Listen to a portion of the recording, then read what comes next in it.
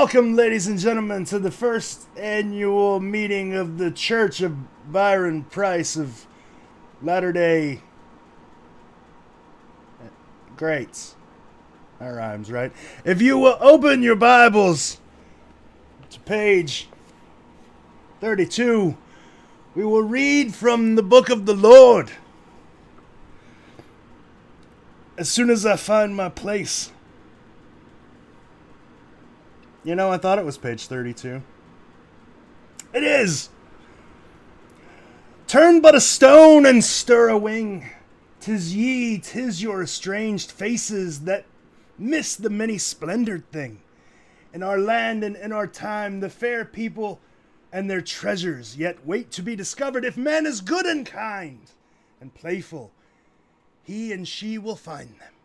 And that is the secret. Can I get an amen? Please? I've never gotten an amen before. I've always wanted an amen. We're currently waiting on Bradley. He is late. He is late as shit. Like an hour and a half late. I don't even know what to do with him. He should be punished. Banished. Where is hell in the secret verse? Where would that be? Wisconsin. Bradley has been banished to Wisconsin. Let's see. I posted a video recently. That seems to, well, piss some people off. Not a whole lot, though, which was good. Just a few. Just people from Category 2 and Category 3. It really pissed off the people who think everything's fake. I got like 7 messages on Reddit from a guy who wants to have a conversation, and I'm just sitting there like, dude, you have my phone number. Like, you could just call me if you want to talk. And then on YouTube, Category 2 got really mad because everything Expedition Unknown says is true. So there's that. There was a lot of, like, we had to employ a drama committee for that video. Like, people who watched it multiple times while I was editing it to make sure I didn't piss anybody off. And I still piss people off. I don't get it. It's whatever. Facebook comments are still funky. That's nice. Jim gave me an amen. Nice. I have a slave today. It's Destiny. She keeps telling me she's awake, which is nice. Should we make the slave do something? Like, bring a Coke or something? We should make the slave wake up Bradley. I was wondering how he was going to fill up 12 hours. Now we know the answer. I'm going to preach! I'm going to preach, Brother Daniel. From the Backyard Barbacreep book of... I don't know. I haven't been to church in so long. I can't even, like, joke about being a preacher anymore. Hallelujah! Are you still in contact with the guy who came up with the original Boston Solve Online? I think Bradley is. I think they still talk. I'm not real sure. But he's out there. You can just message him on Reddit. Just go find that post. He doesn't like us. Like, it would be easy if I could just say his name, but he doesn't. Like, when we first talked to him, he was like, I don't want anybody... He was like, I don't want to be a big deal. I just want to be sort of a part of this, so don't use my name. So now we call him HC. The meeting progress include PayPal. It does, but I got to, like, manually update it. So, yeah, he didn't want us to use his name. So you actually have to find the post, which is kind of hard. But then, once you do, you can just shoot him a message. There's plenty of people out there who know his name. And, like, if you're on Reddit, if you shoot me a message, I'll get you in touch. Unless you just have a question for him. I guess me or Bradley can email him. I don't know. But yeah, there were actually 2 guys. There were 2 guys on Reddit. Well, no, I think one was just on Facebook. So there was HC who had posted essentially everything. It was basically the Expedition Unknown episode in text form. Like, all the points were made. It was crazy. And then there was another guy named Michael who was talking to the construction crew, sort of at the same time Jason was. I don't know where he got his solution from, but it was a little different than what was on EU and what was posted on Reddit. And I want to say Michael was like, he wasn't looking at home plate. He was looking down like the third baseline or something, or the first baseline. Anyway, yeah, so he was talking to the construction crew, and then HC had posted his thing. Jason Krupat got a call back because he promised the gem to the construction crew, which they didn't get. And then, so there were a lot of other weird things about that episode, like the people who in the episode who were like standing outside the fence being all crazy. They weren't, like, we know who they were. They were there because I asked them to go. That morning, I got a call from Michael, and he was like, "Hey man, I was talking to this construction crew and about digging up a casque, and I think they stole my ideas." And I was like, "Why?" He's like, "Because I told them exactly where I thought the casque was, and now Josh Gates is out there digging it up." And I was like, "What are you talking about?" He's like, "No, seriously." He's like, "I just walked by the site to check on everything, and Josh Gates is sitting there with everybody, and they're like digging in the ground." And I was like, I didn't really know Michael, so I was like, okay, I gotta get some more eyes on this. So I called Sarah, who's somewhere around. She's in the Facebook groups. She lived like right across the street, or somewhere near, like a couple blocks away from Pupilo Park. And I was like, "Hey, I just got a call that Josh Gates is at Pupilo Park digging up a casque." And she was like, "That's crazy." I was like, "Yeah, I know, but could you walk by there and check it out?" And she just happened to be with another searcher, like a searcher who would, I'm sure, like to remain nameless, had flew into Boston for work and was hanging out with Sarah's friend Bingo. They were having breakfast. So Sarah calls Bingo, and the three of them all went to Pupilo Park, and they were walking around trying to figure out what was going on, because there were those barriers and stuff. Took a couple of pictures. I think, like, it's really weird the way they were portrayed, because after they were done filming at Pupilo Park, the producer came up and asked Sarah if she would be willing to walk Josh Gates around Boston and talk about some of the older solves. They also asked Bingo and the other guy if they would like to talk about their sort of failed solutions, and they all declined. Josh Gates met with Sarah, I think accidentally, but he met with Sarah up at the top of Copsell Terrace a little later that day. And they talked for quite a bit. Like, everything seemed to be okay. And then the episode came out, and they're like, "Crazy searchers who are trying to steal the casque." It was kind of a shit move to portray them like that. And I think, like, maybe, excuse me, maybe they didn't realize, like, maybe Expedition Unknown didn't realize how sort of ingrained these people that were standing around them were within the community. But that, like, when that was shown on TV, and everybody who knew like who Expedition Unknown was talking about, everybody got pissed immediately, because it's like, how could you say things like that about people who care about this puzzle, right? Like, I don't know, the crazy searchers trying to steal the casque. So, like, why would you do that on national TV? Anyway, I get it's for a story or whatever, but it was a shit move. It was a really, really shit move. That was the stuff I wasn't supposed to talk. That's the stuff the drama committee made me not talk about on the video. But yeah, a lot of weirdness going on. Anyway, let me check the comments, because comments still aren't showing up, which is awesome. We have people watching, but anyway, yeah, that's it. That's it for Boston. Banished to the Shadow Realm. I guess that's it for Boston. Let me think. Oh, I got these cool buttons, and everybody apparently who donates is going to get one. Which I didn't think that through, because I don't have all of your addresses. No problem mailing them to you, but people are going to have to get me their addresses. I'll probably make like a spreadsheet and go and message everybody directly and try to get your addresses. Bradley still isn't here. He is an hour and a half late, but that's okay. My thought for today was we got 12 hours. We got 12 paintings. We got 12 cities.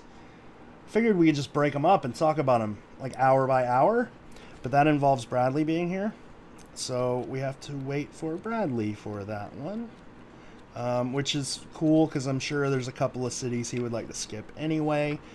So yeah,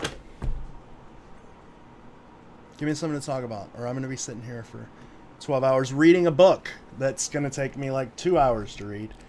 And then I will be bored. Oh, New York Meetup. So we sort of heard everybody's complaints, and we're looking at finding a new venue. Like pretty hardcore right now. Trying to find a venue somewhere in like Manhattan or around Manhattan, just to make it easier for everybody. Because we started thinking like, we did Staten Island, and it was like, okay, this is cheap. We can afford this. And then I started thinking like, but it means like there's no subway. I'm gonna have to rent a car, like, and then I'm just to get shit to the venue, and then I'm gonna have to rent a car just to get like Joellen to the venue, and then like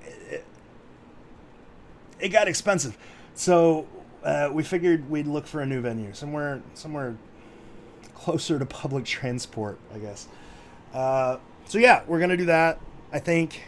If we can find something better that's not going to, destroy us. That's mostly where the donations are going. Like, let's find something better. So that should be fun. Are we planning on digging in New York? Like, not at the meetup. That's not generally what the meetups are for. So generally, like, the meetups are legit to meet other people. Like we tend to get everybody together in a room, and then whatever special guests we have like a Q&A. Think of it like a podcast recording, but live. We have a Q&A with the audience too. Like we don't really prepare anything for these. Like the St. Augustine meetup, I think we prepared like 3 or 4 questions for John Fraser and for Brian Zinn, and then we just let the community, whoever was there, ask whatever questions they want. And that, like, we figured you guys would have enough questions. And then, like, if I'm putting you in a room with Kit Palancar, with Joellen Trilling, Ben Asen, and, maybe a couple of other people, you guys are going to have plenty of questions, and we feel like we should just shut up. We're going to, so what we do is we get everybody together in the same room. You can ask all the questions you want, and then just sort of mingle and meet people, meet other searchers who are also looking in New York. Once you do that, you'll find a team of people. Go out and do whatever. Generally, after the meetups, like, I go out and I have dinner with the guests. Bradley, I'm sure, will too. And then after that, we meet up with whoever. Like, we're in a new city. We want to see it. So if you want to meet up afterwards and go dig a hole, I can't tell you I'm going to dig the hole, but we'll meet up afterwards. It's a lot of fun, though. I'm really excited about it. Bradley says he's joining now. Let's see how true that is. Let's see. I think it's on Ellis Island, but I'm probably just stupid. Ellis Island is not out of the realm of possibility as much as people think it is. Back in the 80s, like, I don't know a whole lot about Ellis Island, but what I do know when I was researching it, Ellis Island wasn't as guarded in the 80s as it is now, and it was not as, like, protected or nice. It's not out of, like, I can't see how he would get the casque there and a shovel there, but if he could, it's not out of the realm of possibility that he would bury something there. And, like, a lot of the clues do, like in the verse especially, do seem to fit. I mean, like, they could be easily explained on Ellis Island, and that bird, that's pretty well exact, and it's only on Ellis Island. So who knows? Like, I'm not gonna knock you for thinking Ellis Island. I don't personally think Ellis Island, but it's not as impossible as people make it out to be. All right, Bradley. Where are you?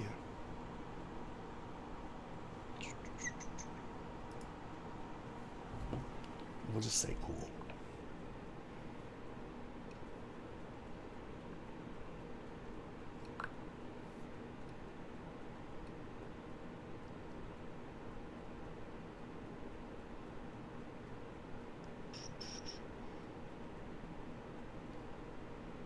Bradley. So yeah, Ellis Island. I'm more in line with Coney Island, and in fact, like, it's weird, right? Because I'm trying to figure out how I can say this. So, a long time ago, back before the Expedition Unknown episodes, most people were looking in Battery Park. Is it Battery Park? Yeah, Battery. Anyway, but the people who were close to Byron always thought it was on Coney Island. Like, there were some weird, like, Facebook status updates that people put out. Not I guess not really knowing that people from The Secret were looking into them, and nobody said like it's buried here. But they all were like, if I had to dig anywhere, I'd dig on Coney Island. Because Coney Island was where Byron loved to spend time and blah, blah, blah, blah, blah. It was his happy place. So, I mean, what do I know? What do they know, really? Like, they don't know. But that's what they were thinking. And even before that, I was kind of a Coney Island guy. Because in the summer, always screwed with me. Like, Jesus, I got the COVID. What is there in New York that you can only really do in the summer? Like, what shuts down for winter? Why in the summer? Why can't you do this any other time? And Coney Island seems to fit that for me. I don't know. But, I mean, there's better examples. I mean, there's better... There are ways of interpreting that line of verse that are just as good, if not better, but they're not mine, so I can't talk about them. But I've heard some really good stuff that's not Coney Island. But nothing has really changed my mind about Coney Island. You know what I really like about Coney Island? I like, let me pull up the verse real quick.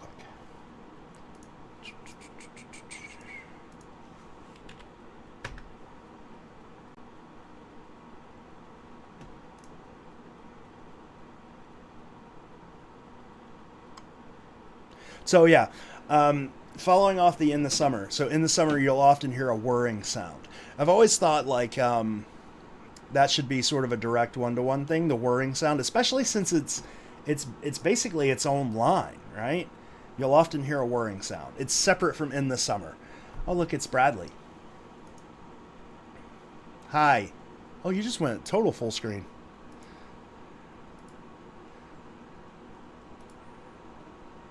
That's better. Can you hear anything? Hey. Hey. Am I echoing? No. Not that I'm aware Good. of. Good. I'm using speakers instead of headphones. Oh. Just giving it a test. Should actually. I don't know if Here for the long haul. I didn't want to have headphones on all day. Are you in for the long haul? That's awesome. Yeah, man. Nice. Yeah, sorry I'm late, but the AC broke, and Bradley does not live in hot weather. Oh. So, had to go get a replacement AC unit and get it going. We live the high life. We have the window units. Yeah. Nice. Yeah, you know what I learned? I learned that there are AC units that have like the crazy big.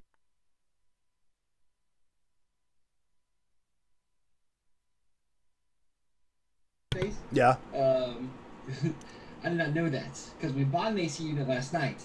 We got it home, and her father came over to help lift it, and he's like, "Where are you guys gonna put this?"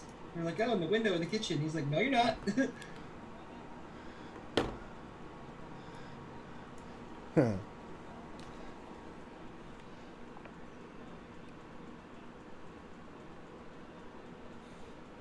Nice. All right.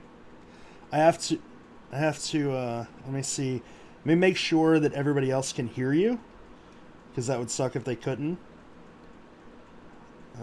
Oh. Yeah, I think we're on Twitch and YouTube and Facebook. For some, it's because it's easy. Like, if you're going to set up one, you might as well set up all of them. Can you hear anything? Oh, yep, I can hear you. Okay. So, one thing I also did was I turned on live captions. I figured that should do some funny shit, but yeah, except we can't see them, so it doesn't matter. So live captions is whatever. No, it's on Facebook. Facebook integrated live captions for some reason. Yeah. Just a lot of strange words in the secret, so I wonder what it's going to come up with. Plus, if it's anything like YouTube, like I love YouTube's live captions, or at least captions thing, because it makes a transcript that I can use later. And I'm just going to love reading through this to try to figure out. Yeah, exactly. Poop alone. So we started out preaching to people. You missed that. Yeah. I was a preacher. I was preaching from our Bible, from page 32. We learned about being nice to people. Yeah. Oh, that's sad.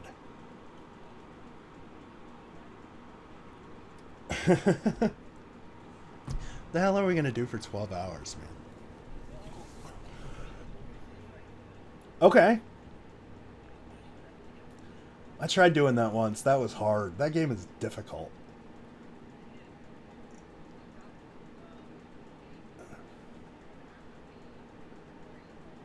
That was Eric Zier got me out of the cave. That's the one where you have to kiss the chick, right? Yeah. So Eric Zier, like, I was playing it on stream, like on my personal account once, and I have someone here. Hello. No one can hear Bradley. No one can hear Bradley? I just was looking at Facebook when I saw you guys. Oh, nobody can hear Bradley. That was Eric Zier. Let me fix that shit real quick. I'm gonna turn off my mic. Talk.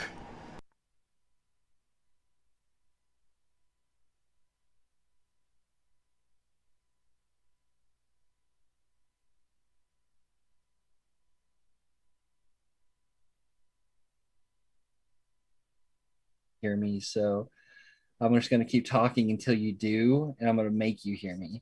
Well, George is going to make you hear me because I don't have any control over what you hear and what you don't hear.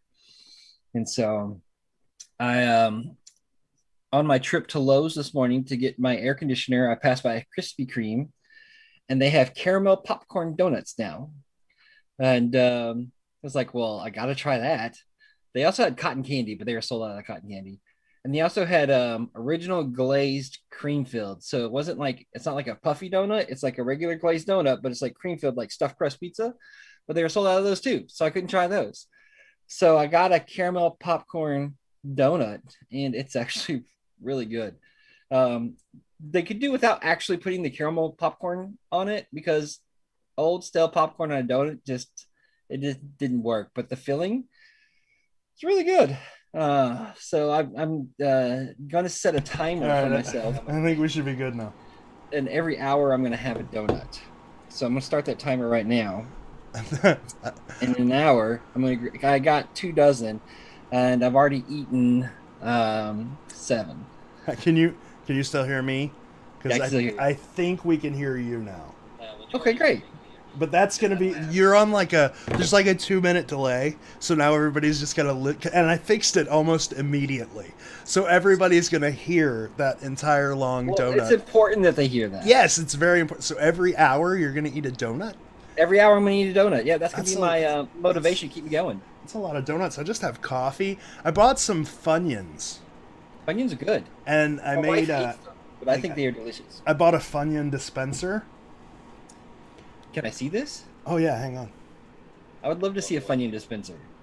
Yeah, How does hang that on. work without destroying your Funyuns? Hang on, I'll do it.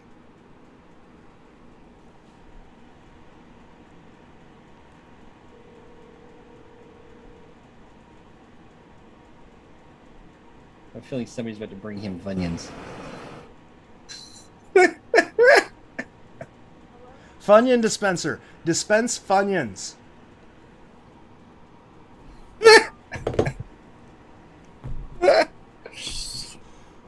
It takes a little bit. Hard It's help. okay. Like good help's hard to find these days. It is. It's very hard. That's because everybody's on unemployment. And they don't want Yes, to get. nobody wants to get a job. Nobody wants to dispense Funyuns. So yeah, I Try my got. best to color coordinate for the show with the background and the shirt. And, so, hopefully it shows.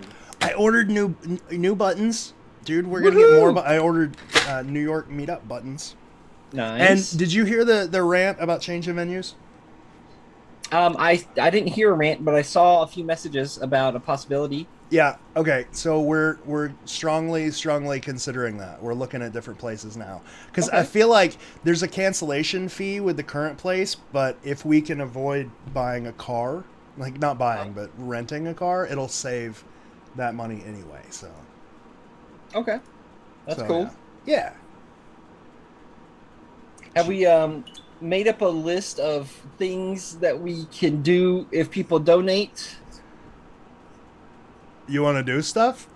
Well, yeah. What do A, you- it keeps it interesting. B, it gives incentive. Okay. What do you want to do? Yeah.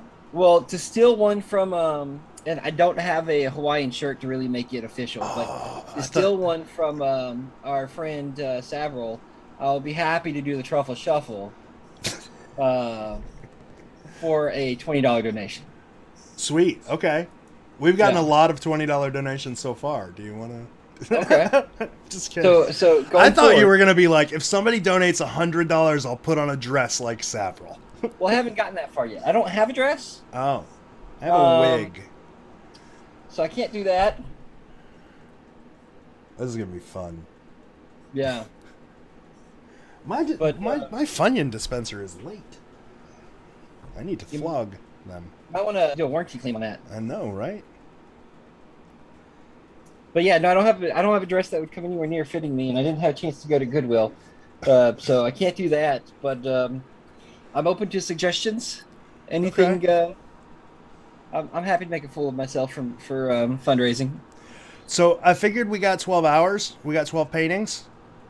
We could just Yeah. talk like loosely. That'll give us some sort of, thing. Yeah. So I should go over here. So you want to start with St. Augustine, or do you want to go in order? I don't care. We were talking about New York earlier. We're talking about Coney. You're talking about what? We were talking about Coney Island, and then you pop. Like I was gonna tell everybody what I absolutely like. The one line I absolutely love. The one match for Coney that I love. And then you popped in, and I was just like, all right, cool, whatever. Oh no! I'm sorry, everybody. And then Jason Olsen's like, keep talking about Coney. Please keep talking about Coney. Well, they have very good hot dogs. Yeah, I assume. I haven't been to Coney Island since I was like 6. That was the last time I went to New York. My mom, so when I was a kid, we adopted this girl. Like, my mom worked with essentially a drug addict who was like abusing her kids, and so we adopted the daughter from this girl, and the brother was adopted by a family in New York. And then a couple of years goes by, and a radio station has this thing where you can win a vacation. So look, Funyuns. Oh, wow. Your Funion dispenser is very human-like. Yes. That's cool. That must have been expensive. So anyway, this radio station had a contest to win a vacation. So my mom wrote this letter. It was like my mom's really good at sob stories. And it was basically a sob story about how like we had adopted this girl and her brother's in New York and we wanted to get them together so that they could have a nice, because it was Christmas. We wanted to get them together to have a nice Christmas. And radio station bought into it, hook, line, and sinker. So we flew first class on the radio station's dime from South Carolina to New York, and they got to. It was the weirdest meeting that I've ever. Even though I was young, it was still weird. But anyway, we got to like ice skate at Rockefeller Center, and we went to Coney Island, but it was winter because it's Christmas, so there was nothing there. We just wandered around. But that's the last time I went. I've never been to Coney Island myself. I have been to New York. My fun New York time. It was Christmas as well when we went. If you've never been to New York and you're only going to go once, go during Christmas. It's pure magic. But we went. We saw Nutcracker, New York City Ballet. That was awesome. If my wife is here, she would tell on me because I have trouble staying awake in dark places whenever I'm very comfortable, and I fell asleep during a portion of it. So I was absolutely terrible. But we also went to go see Evil Dead the Musical off Broadway, and that was phenomenal. Oh yeah. So if you guys don't know what Evil Dead is, it's at this point a trilogy, and then there's been a remake of the original. And it was originally supposed to be like a legit horror movie. And it was directed by Sam Raimi, and Bruce Campbell was the lead. He played a character named Ash. And it ended up being absolutely so ridiculously bad that they were like, let's run with it. So they made Evil Dead 2. That was clearly leading on the comedy side of how bad the first one was. And then it got picked up by, I think, Fox. And they made Army of Darkness, and it had a huge budget, and it was a big flop in the theaters, but it's gained a cult following. Yeah. Did I ever give you one of these? Groovy. No. That's awesome. Yeah. I've got it's from Ash versus Evil Dead. Rachel works for a cable company, so she gets like all these little promo things. I got like a box of these around somewhere. Are you serious? Yeah, I definitely want one of those. Yeah. Groovy. They're making a new Ash versus it's not Ash versus Evil Dead, but they're making a Evil Dead video game, and they're including all the characters from the movies and I think Ash versus Evil Dead. I thought they were trying to put like Ash in Mortal Kombat or something. That'd be awesome. Yeah. Got an Ash action figure in my Doom cabinet. I don't know if you're aware, but he wasn't in Doom. Well, no, but it clearly took heavy influence from him with the shotgun and the chainsaw. Yeah, I don't disagree. Duke Nukem 3D with the one-liners. Yeah. So, getting back to the story, in New York, off-Broadway, they made a musical, which one of our favorite songs is What the Fuck Was That? Which is a great song. And they're killing zombies on stage, and there was a splatter zone. Like, the first 3 rows were plastic sheets because your blood was flying everywhere. It was phenomenal. Then... Well, of course, we went to go see the Statue of Liberty, and saw a couple other shows while we were there. It's a good time. I don't think I got to see the Statue of Liberty. Oh, no. Yeah, we went... you can't go all the way to the top anymore, but you can go pretty far up. Troy asks, how do I get a button? One of these buttons, you have to donate. And I think if you already have, at some point, I've got to go through and make a spreadsheet, because I realized that I don't have everybody's address. Like, I got most of the people who've donated's address, but not everybody's. So I'll have to go through and send messages to everybody and just be like, hey, give me your address so I can mail this to you. But I'll get it to you. What's the donation amount for a button? I think it's like $10. $10. Donate $10, get a button. Now, that's not the New York button. Or is that the New York? That's not the New York button. No, it's not the New York button. You gotta come to the meetups. Yeah. Every meetup has a button and a couple of, like, every meetup has a little bag full of just swag that you can only get. A little swag bag. But yeah, it's one of these that I'm not allowed to sell. So. And the only reason we put it at $10, it costs like $5 to mail it, because it's too thick. Like, normally you can just do a flat pack, like when we have cards or whatever to mail to people, but these you have to mail as a package, and it costs like $5. It's crazy. Whatever. Not to mention, because we need to make up the money so we can make this meetup awesome. Yeah. This is gonna be and somewhere other than Staten Island. Right. Staten Island's cool. I still wanna, even if you end up not having a Staten Island, I still wanna ride the ferry. Yeah, I kinda do too. I mean, I thought it was cool because the Wu-Tang Clan's from there, and I was like, maybe we could get Method Man to just swing by, or RZA or whatever, but apparently we can't do that. So there's no point in having it in Staten Island anymore. Fair enough. So we were talking about Coney Island. So the only thing I know that they're famous for, other than obviously the amusement park, is the hot dogs. And there's only one line in the verse that I know of that really matches with Coney Island. And that's all I got for Coney Island. I don't really have anything good for Coney Island. Oh, we got a donation from a dude named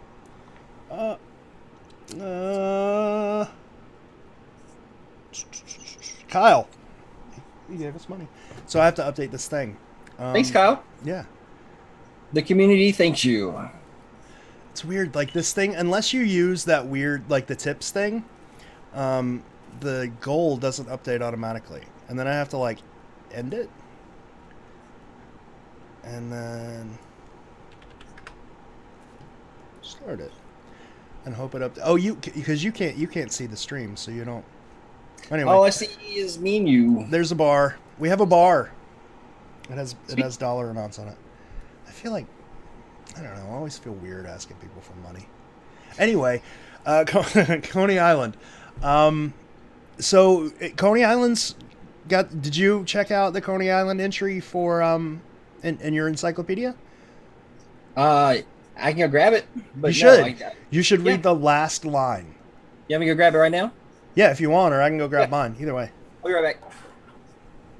As Bradley goes to his library. Yep.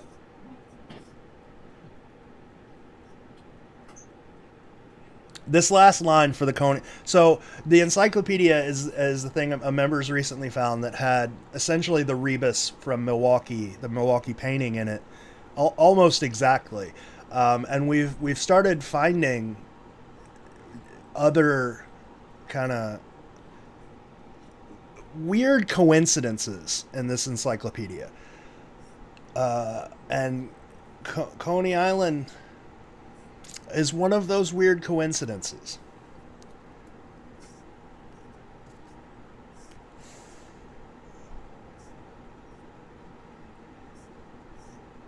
Ryan Gatewood is eating fruit popsicles while watching the stream. That's good. Statue of Liberty, education, and justice for all to see. Okay, so this is a different verse guy. Okay, that's fine. Any idea what the Isle of B is? So, I guess we could talk about New York. I have some ideas.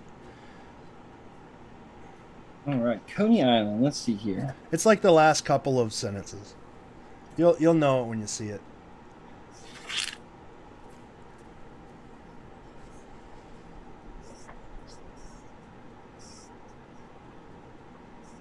It should be like a picture of a wagon or something.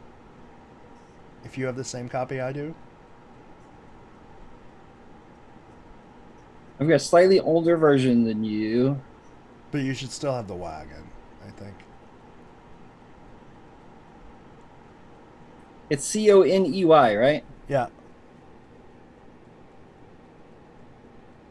You know, I can just read it. It might actually be under New York, but I posted it in the Slack group, so I can just Coney Island. Yeah, there's a picture of a wagon. New York Seaside Resort. Actually, it is an island in name only, and since land has been filled in connecting it with Brooklyn, Coney Island is famous in history as the place where Henry Hudson landed in 1609. Thousands of people seek relief there from the heat of summer. Coney Island lies at the southwestern end of Long Island, about 9 miles or 14 kilometers from the southern tip of Manhattan Island. For locations, see New York City. It is nearly 5 miles long at the longest part and 3/4 of a mile across. Coney Island may be reached by automobile, bus, subway, or boat. Sometimes more than 1 million people visit Coney in a day. Brighton Beach, West Brighton, Seagate, and Manhattan Beach are nearby. A true outing to Coney Island includes a trip along the boardwalk, a wide thoroughfare that stretches along the beach for about 1 mile. The patrons crowd the souvenir stands, see side shows, and visit the New York Aquarium. They also swim, dance, play games of chance, and take thrilling rides. there is little activity at Coney in the winter, and there's a picture of a wagon, and it says, Yeah, it's not for that's Coney a different Island. entry. Yeah, that there's little activity in the winter stood out to me. Coney Island. So let me go back to the stream thing here. James Howell was asking what the Isle of B is if we were doing Coney Island, and I kind of think Coney Island, like if you're in Coney Island, a lot of the stuff isn't going to be. It's going to be like not necessarily a play on words, but a creative way to describe something. Sort of like where M and B is set in stone. It just means Mozart and Beethoven, but that doesn't make any sense unless you're staring at it. Where I see things like you'll hear a whirring sound being like the cyclone, the huge roller coaster in Coney Island, and then like Cars Abound being the bumper cars that are, right near the cyclone. So I think stuff like Isle of B is going to be something that's like I haven't been to Coney Island in forever, so I don't know. But I think it's something that'll be obvious when you're there, or at least would have been obvious when you're there in the 80s, because Coney Island's gone through like lots and lots and lots and lots of changes since then. The cyclone's still there, which is nice. We should go ride that. Are you a roller coaster guy? I am, but the cyclone is like a death trap. Yeah, so... but that's fine. Yeah, okay.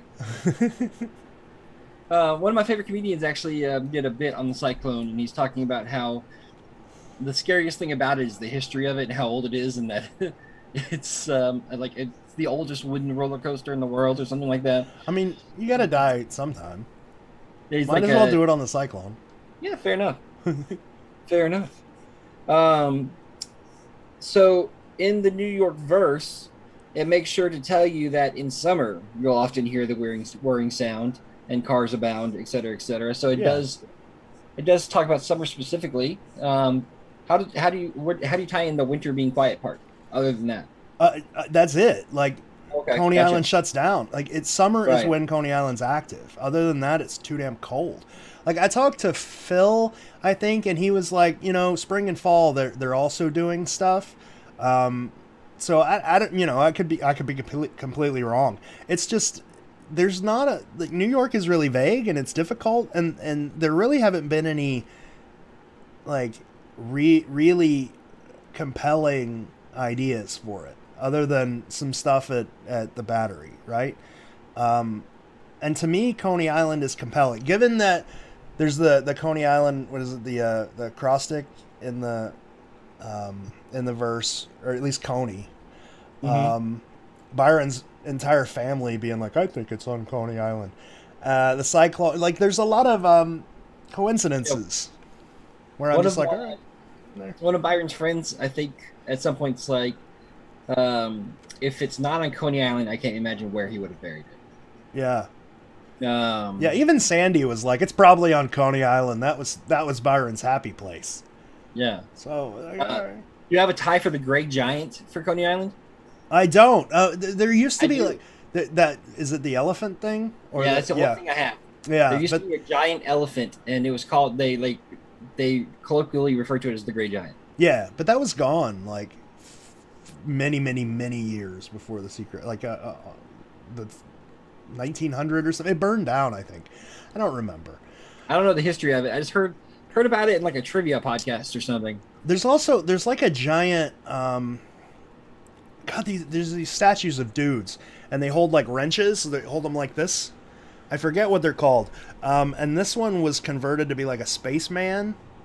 And I used to I saw a bunch of pictures of him, and I was like, oh, this dude's just painted silver. And I thought that would be a great gray giant, because it's literally a giant dude and he's gray. But I've been told that he was colored, like he was painted in colors, but I don't know. It's weird when you're dealing with stuff especially in like essentially an amusement park where things change from season to season. It's difficult. Yeah, from what I understand, Coney Island's history, very few of the rides or places were permanent. They changed, if not season to season, even sometimes like mid-season. Yeah. And then there's pictures of like Google Earth where Coney Island essentially gets demolished and then just rebuilt. Like I don't know, man. Yeah. But anyway, So New York.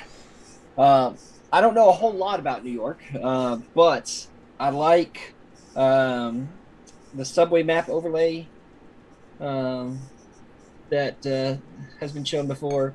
I think that's Carlene. mm. That was good. The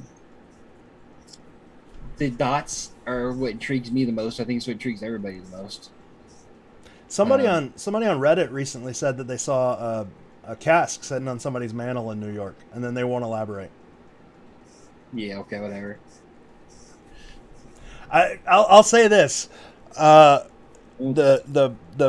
poster who said that, like they're alluding to the fact that they're some well-respected members of the community, and I checked with those specific well-respected members, and it's not them. But the poster who has said that has said shit no one should know.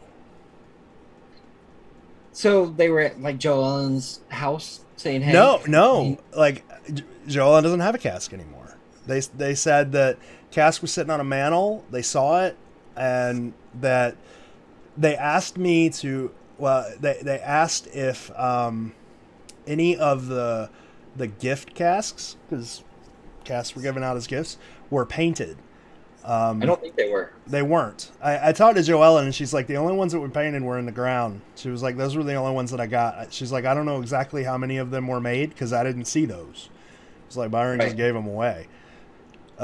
So I don't know. Like they haven't proven it. They say they have a picture, but they haven't posted it. So who knows? Nah. Yeah. I'll say that account knows some shit it shouldn't know, but that's one of the things I'm kind of skeptical of too, because like there's a lot of casts floating around, you know, a lot more than we would think. Yes, and there's people making them. Yeah, that was my first point. Like there was a guy who made some replicas and they looked really nice, but you could tell like up close that they were fakes. Yeah, I think you're talking about who I think you're talking about. He did that intentionally because he was aware that some people maybe use like nefarious activities. So he was like, I'll make sure that it's clear that it's not real. Yeah, they're much bigger and they're not made out of the same material, and they look nice though. They're really cool. Oh yeah, they look great. They would look great on my mental. Yeah, we were supposed to get one, but we never did. Yeah, I think he got mad at me. Well, I know I've talked to him recently. He got sent somewhere like Puerto Rico for work. Oh, and he was there for like 6 months or something. Because he's making me a really cool Doom chess set. Oh, nice. And he's like, I'm sorry, man, I've been out of the country, but as soon as I get back, I'll mail it. Which I mean, I was grateful he was doing to begin with. It can take him 3 years. I don't care. Yeah. I mean, it's really kind of him to do it. But yeah, no, it's really cool.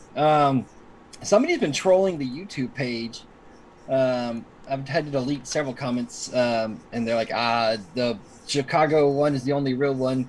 The Cleveland one was a fake, and the Boston one was a fake, but I have the real ones. I have Byron's cast. JJP doesn't know what he's talking about.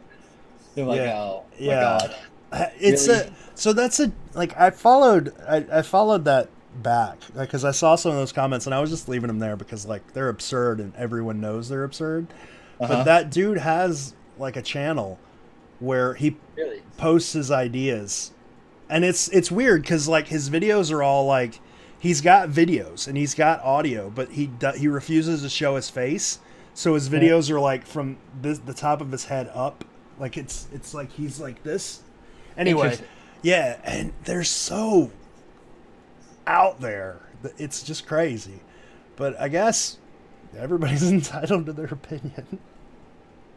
Yeah, everybody's entitled to their opinion, I suppose. I don't think he knows, he or she, whoever it is, I don't think they know who JJP is. I think they're getting their names mixed up. I think they think somebody is somebody else or something. Because, I mean, how could you possibly say JJP doesn't know what he's talking about? Yeah. I mean, how ridiculous is that? Can you do me a favor? Yeah. I've got a bunch of stuff to manage. Could you keep track of the comments on Facebook? And if yeah, give me a second. Okay, that's the only thing. Like, that could be your, because there's a bunch of like Brian Zinn just gave us some money, so I had to update everything. Thanks, Brian. Thank you, Brian. Much appreciated. I love I hope you can make Brian. it to New York, Sorry, I insulted Brian accidentally. even if it's just to go see Andy and not Yeah. see us. That's a good idea. Like we should get Brian to come. Yeah, it'd be a nice reunion. Yeah.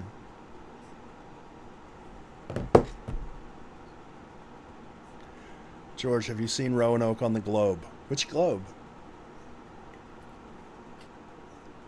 Like, Roanoke on a globe? Yeah, Roanoke's on every globe. I mean, it's small. Is it on a globe? Well, I mean, it's part of the. It's part The of Earth. North Carolina. Yeah, it's there.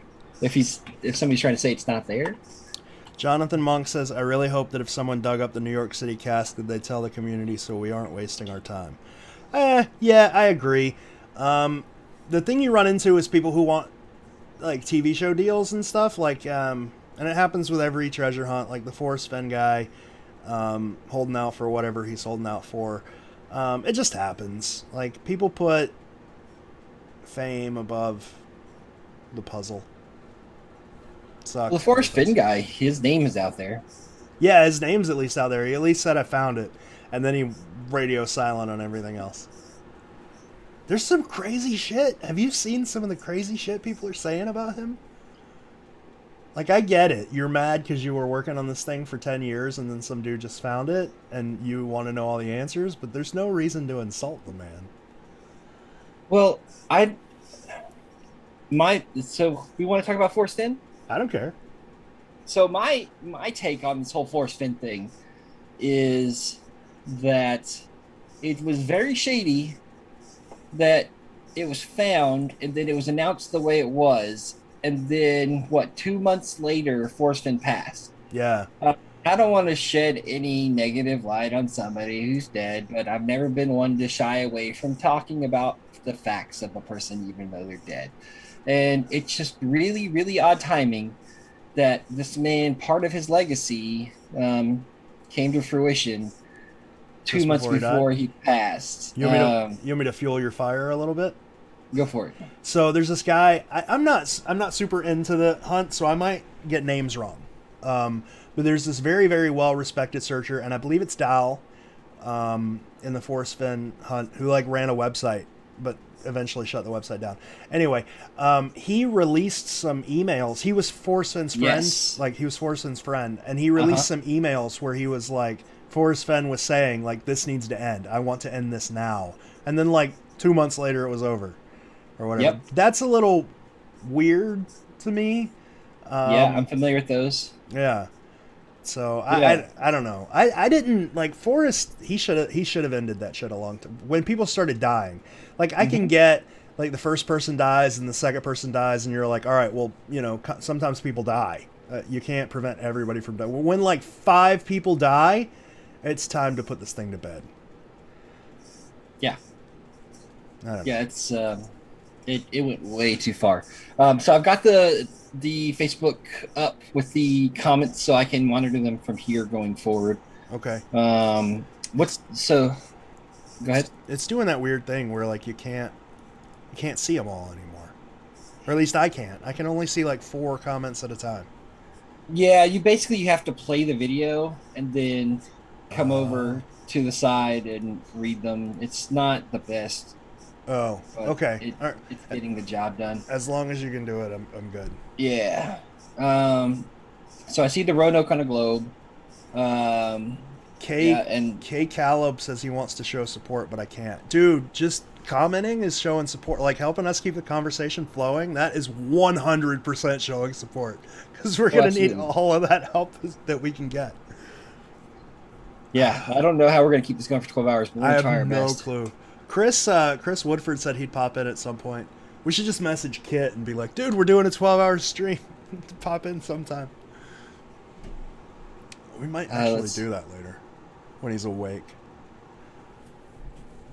So Troy says what? Let's see. Did you see those videos of the painting? The videos of wet painting. There's some app that makes like takes pictures and turns them into videos of like singing, and Brett posted a couple of them where it's like the Boston painting singing "Oops, I Did It Again." That's hilarious. And the I have Milwaukee not seen painting that. sing. Yeah, you got to. They're on Facebook. They're hilarious. Trissa wants to know if we saw their solve that they posted on Facebook for New York. They feel like it's pretty good. No, let's go look. I have not. Let's go look at it. Yeah, We got 12 hours. We got nothing else. Let's do it. Oh, Trissa Zinc Stash. Yes. Stack. I Stock. don't know. I'm bad with names. It's got 45 comments. Let's see. I have a really good location for the New York image, and I'm pretty sure of a really good fit. I'm totally willing to walk you guys through it, only if you promise to be nice and offer ideas and opinions in a mature way. I don't know that we can be nice, but mature. I am not good at the whole mature thing, but I will try. That's probably not going to happen. I'm not seeking your solve or places. I'm just looking for recognition on the place I came up with. I recognize you. Let's see. A bunch of people saying that they pinky swear. Okay, first phrase is, on the shadow of the gray giant. I believe this is the Empire State Building. It's an iconic building. Yeah. Okay. That everyone recognizes. It's also in the outlines of the center of the dress in the image. I mean, I disagree with that, but I agree with everything else that you said. Find the arm that extends over the slender path. The Lincoln Tunnel. She offers no explanation on that. You'll often hear a whirring sound. Cars abound. The entrance to the tunnels from the New York City side. She offers no explanation for that. And then Matthew Sparks pointed out she ignored the line in the summer. Although the sign nearby speaks of Indy's native, the natives still speak of him of hard words and three vols. This is Weehawken and Hamilton Park right on either side of you as you come out of the tunnels and are in the pictures. Hamilton, as in Alexander Hamilton, one of the founding fathers, and one of the three that wrote the Federalist Papers. She posted some pictures that I kind of see where she's going with them. Oh, okay. Is anybody listening? This is where it gets good. Take twice as many steps as the hour or more.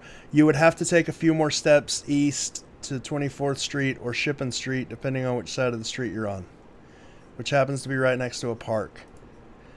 In this park is this weird tree.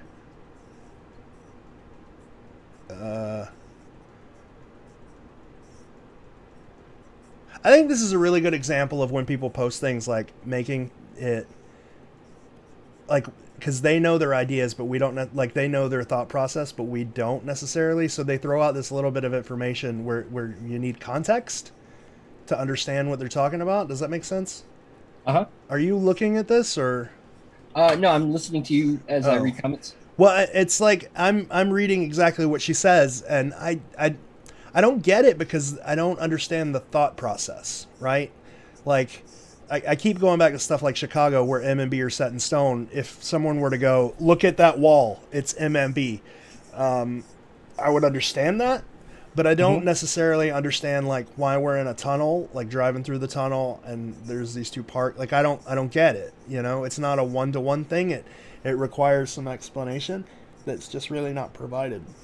Like why would the Lincoln Tunnel be an arm extended? Yeah, right. I get the whirring sound because when cars go by, no matter where you're at. And I guess it would be amplified by a tunnel. It makes that noise. Yeah. David wants to know if we have a PO box that he can mail stuff to for the secret-a-thon. No, just send them to my house, I guess. We really should get a PO box. Yeah, if you want to send stuff, just message me and I'll give you my address. I think at one point we looked into getting Byron's old PO box, but it was being used by somebody. Yeah, that was an interesting conversation to have with New York. Hi, I live in Florida. I don't want a PO box, but I want a specific one. They wouldn't do that. Sherry is saying that she uses the New York verse for Montreal. Okay. And Trissa is saying that she's here in the chat, so if we have any questions about anything in her solve that we can ask her. Okay.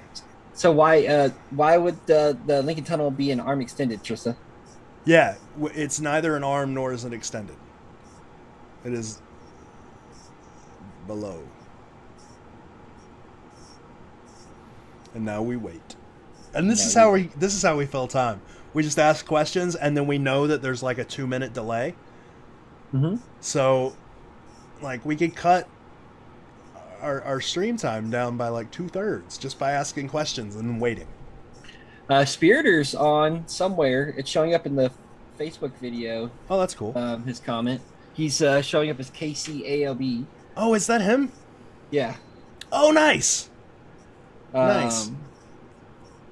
Let's see. Did anyone ever dig near Byron's High School in Brooklyn? I saw theories about it online, but no news. It has Hamilton in it. You just bumped up really high in volume. Oh, and then you went back down. Okay. Oh, so I leaned forward just a little bit. That may have had something to do with it. But yeah, James Howell wants to know if anybody ever dug near Byron's High School. I know that was a point of interest at one point. Near Midwood? I don't know of anybody that's dug near Midwood. I saw theories about it, but no news. It has Hamilton on it. Oh, wrong high school. He's talking about Alexander Hamilton High School. So for the longest time, everybody just assumed Byron went to Alexander Hamilton High School. In fact, I think it's still on the wiki that he did, but he didn't. He went to Midwood. Carlene actually found his yearbook. I think she like bought one of his yearbooks. Yeah, he went to Midwood. And Ben Asen was like, no, he never went to Alexander Hamilton. He only went to Midwood. Oh, Spiritor says he's commenting on YouTube. That's where his comments are coming from. David Foster says, let George set up a P.O. box. George, you are allowed to set up a P.O. box. Okay. For the Boston image, why would the creators include both a latitude and a zip code? Wouldn't the zip code be sufficient? I don't know. In the alternative image, like the, hang on, I gotta look at it before I say this. In the alternative image, I don't think the latitude is in there.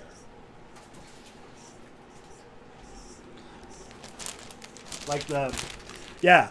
So in the first run of the painting, like there's no latitude. The home plate's still there, but there's no latitude. So I don't know why that would be added. The zip code's still there though. I don't know why that would have been added, like in post. I'm not sure. There might be some longitude coordinates that we're missing. I'm just not sure. I can't answer that question. Why? I mean, why do you think? Bradley, you've seen all of these. Like, you've seen the progress photos for Chicago and for, like, what? There's got to be a process here that we're missing, because it's weird the way these things are put together. It is. And it's, I mean, to understand that, we have to understand Byron versus JJP, because obviously, you know, the relationship and how they work together on this. How many times did it go back and forth? They seem to have worked really close, but they also seem to be sporadic. Yeah. Like the amount, like the times they work together seems really sporadic. So my guess is what you just showed, it was covered up. I don't think it was added after that. My guess would be that for simplicity of the print for the buttons and for it to look good, that all the small details that weren't important for the publicity side of it were removed just to make it look better, smaller. I don't know. You can see brush strokes in that thing. I don't know. I don't know either. Like, especially the box, that had to have been done before and then covered up for the book, because that's painted. Mm-hmm. I don't know. I don't know. No idea. It's interesting though. Like, I haven't been able to get him to answer. As soon as I got these things, I called him and I was like, "Hey, we need to talk about something." And he's like, "All right, well, I'm on a deadline and I'll call you back." And it's like we shoot out emails every week or so, and we just haven't talked about it. So hopefully, I'll be able to get some answers, or at least some sort of idea. Trista says that it's the tunnel because it extends out to the Hudson River. But what makes it an arm? Yeah. Why would I describe a tunnel as an arm? Somebody said that you should check your inbox, that they're sending you Roanoke on a globe. I don't know what that means, but they're sending you Roanoke on a globe. In my inbox. Jim Kinney says, I used that once the first week of the puzzle to get to Weehawken, using the path train through the Lincoln Tunnel to the Helix entrance.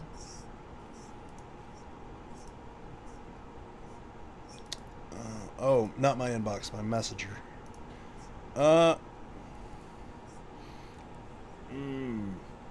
so... Oh, and the whirring sound, they're saying, isn't cars, it's the ventilation towers for the tunnel. So what he sent me... Oh, I can do these. I can do shit like... Okay, hang on a second. So what he sent me, I don't understand. I can set it to where stream can see it, but I don't think I can set it to where you can see it. It's like an overlay of the Boston image on top of the Roanoke image with like Roanoke in the center of the globe. But I don't understand. I don't understand.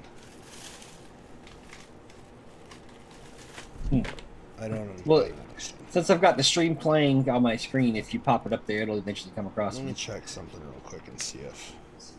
Chris says... Okay. Chris Woodford says, how would you know it was a Boston zip code if you didn't already figure out it was Boston? Right, yeah, you would use the zip code to find out it's Boston, yeah. Well, I mean, like that line in the verse, the first line in the verse, if you would have found that quote, like, I know in the video that I made it made it sound like that had never been found before, but it had been known about for years. That tells you Boston. I mean, it straight up tells you Boston. So I think the first step for me in that would have been figuring out that line. I know it's kind of obscure, but right, that's what my first step would have been if it hadn't been done already. Let me see if I can add this image. I'm adding it without really being sure that he's okay with me adding it, but I'm sure he is, because didn't he ask if he could upload an image? I don't know. I didn't read that. May have been earlier though. Okay, well let's wait and see if he says it's okay. David Foster says, after you cross the Narrows Bridge, you would see signs for Fort Hamilton and Hamilton Parkway in Brooklyn. After then, I'm lost in Brooklyn.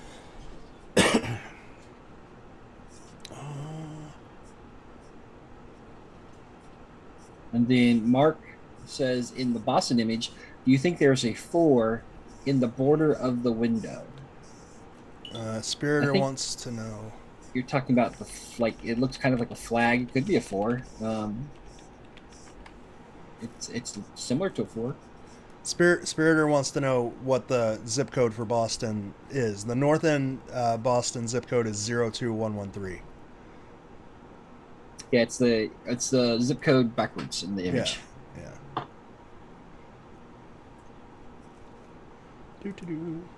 So yeah, we've been going an hour and a half already. Actually, you've been going like a half, like 45 minutes maybe. Yeah. Yeah. So Adrian, that means I've been going for like 50 minutes. So don't worry about it. Adrian says, actually, the tunnel is very possible to be an arm extended. Stupid auto update and move my comments. Let's see. It's very possible to be the arm extended. For example, I-478, the Brooklyn Tunnel, continues from Brooklyn to Manhattan, so the arm would be a road that extends. And for example, I-478 crosses Buttermilk Channel between Governor Island and Brooklyn, which is a slender path that actually Walter White called it like that. Okay, cool. I just figured out I can see the comments on Facebook. They just moved them. Nice. So on the stream, I have like a long list of all of the comments. Daniel, I should have let you read that one so you could pronounce his last name. Yingiz. He asked if JJP painted the clocks on the underside of the lid. No, it was Joellen. Yeah, Joellen painted everything on them, I believe. But she didn't know why. Like, she said that last I talked to her about it, which was kind of recently, because I asked about the New York thing. She was like, I didn't really know what I was painting. I was kind of oblivious. I just painted what I was told on what I was told to paint it on. But she was like, the only casts that I painted were the ones that went in the ground. So it was Joellen, but she doesn't know why she painted the clocks. She doesn't know. She just did what she was told, kind of deal. Chris says coordinates confirm Boston. That gives you context for some random 5 numbers to make sense from a painting perspective. Yeah, it's just kind of like an X-Y coordinates. One without the other makes it a lot easier to confirm one with the other. Is basically what he's saying. I have a 2-minute delay. Yeah, we know there's no delay. Well, she's answering. Troy's answering a question to Kenny. Let's see. So you're reading the YouTube comments, so I don't have to keep up with those? Yeah, for the most part. Okay, good deal.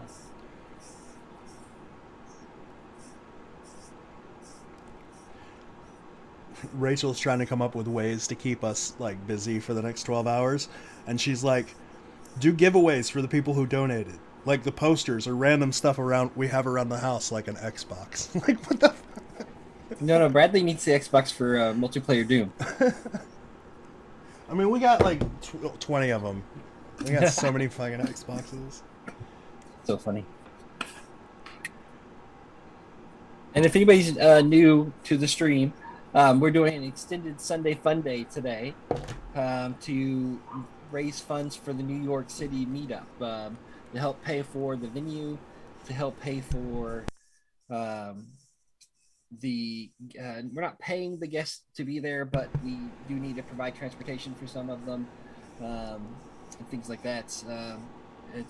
We have to pay for insurance, we have to pay for security, so this is to help raise money for that, so that we don't have to charge admission to the event in order to make back that money, because all this is coming out of, and I'm not gonna say our pocket, it's not coming out of my pocket, it's all coming out of George's pocket. So any help is greatly appreciated. Any donations of $10 or above, we have some cool buttons that George made. We'll be sure to send you one. We are willing, I am willing to make a fool of myself. So anything $20 or above, I will do the truffle shuffle. And if there's anything else that you guys would like to see or like us to talk about or anything like that, feel free to throw an offer out there, and if it's not too ridiculous, if it's reasonable, Bradley, we'll make it happen. Yeah. Boom. Yeah, there's the button. This is gonna be fun. Cole wants to know if anybody else is having issues with GFM. I don't know what that is. GFM. Yeah, I don't know what GFM is. It's probably some Canadian thing. Yeah. It's gold, frankincense, and myrrh.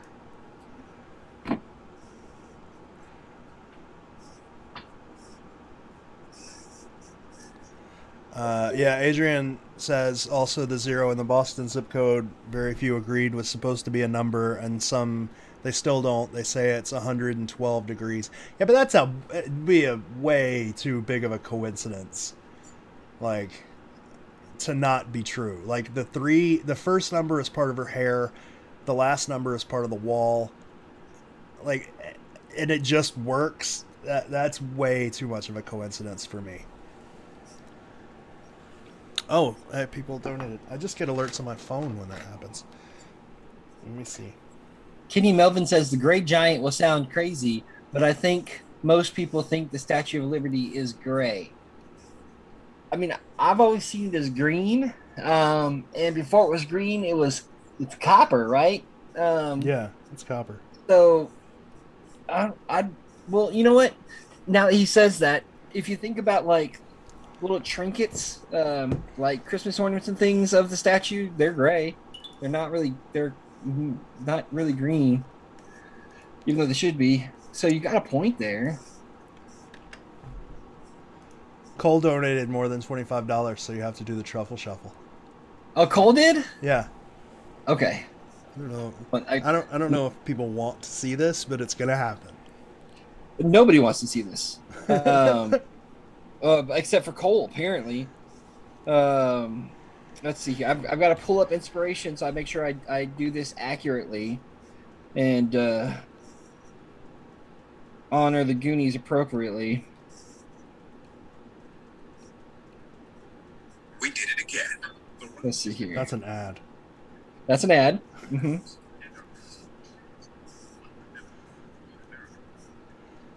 An ad that's not letting me skip. So I got 4 more seconds before I can see this. Here we go. First, you gotta do the truffle shuffle. Come on. Do it. Come on. Do it.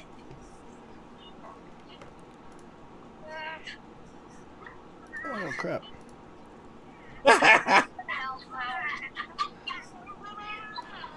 You haven't even done it yet. You're already laughing. Okay. All right. This is your fault, Cole. I don't know if I might. I can't see myself because I've got the video up. Let me see. There we go. Well, that's the important part of the truffle shuffle. Okay, this is.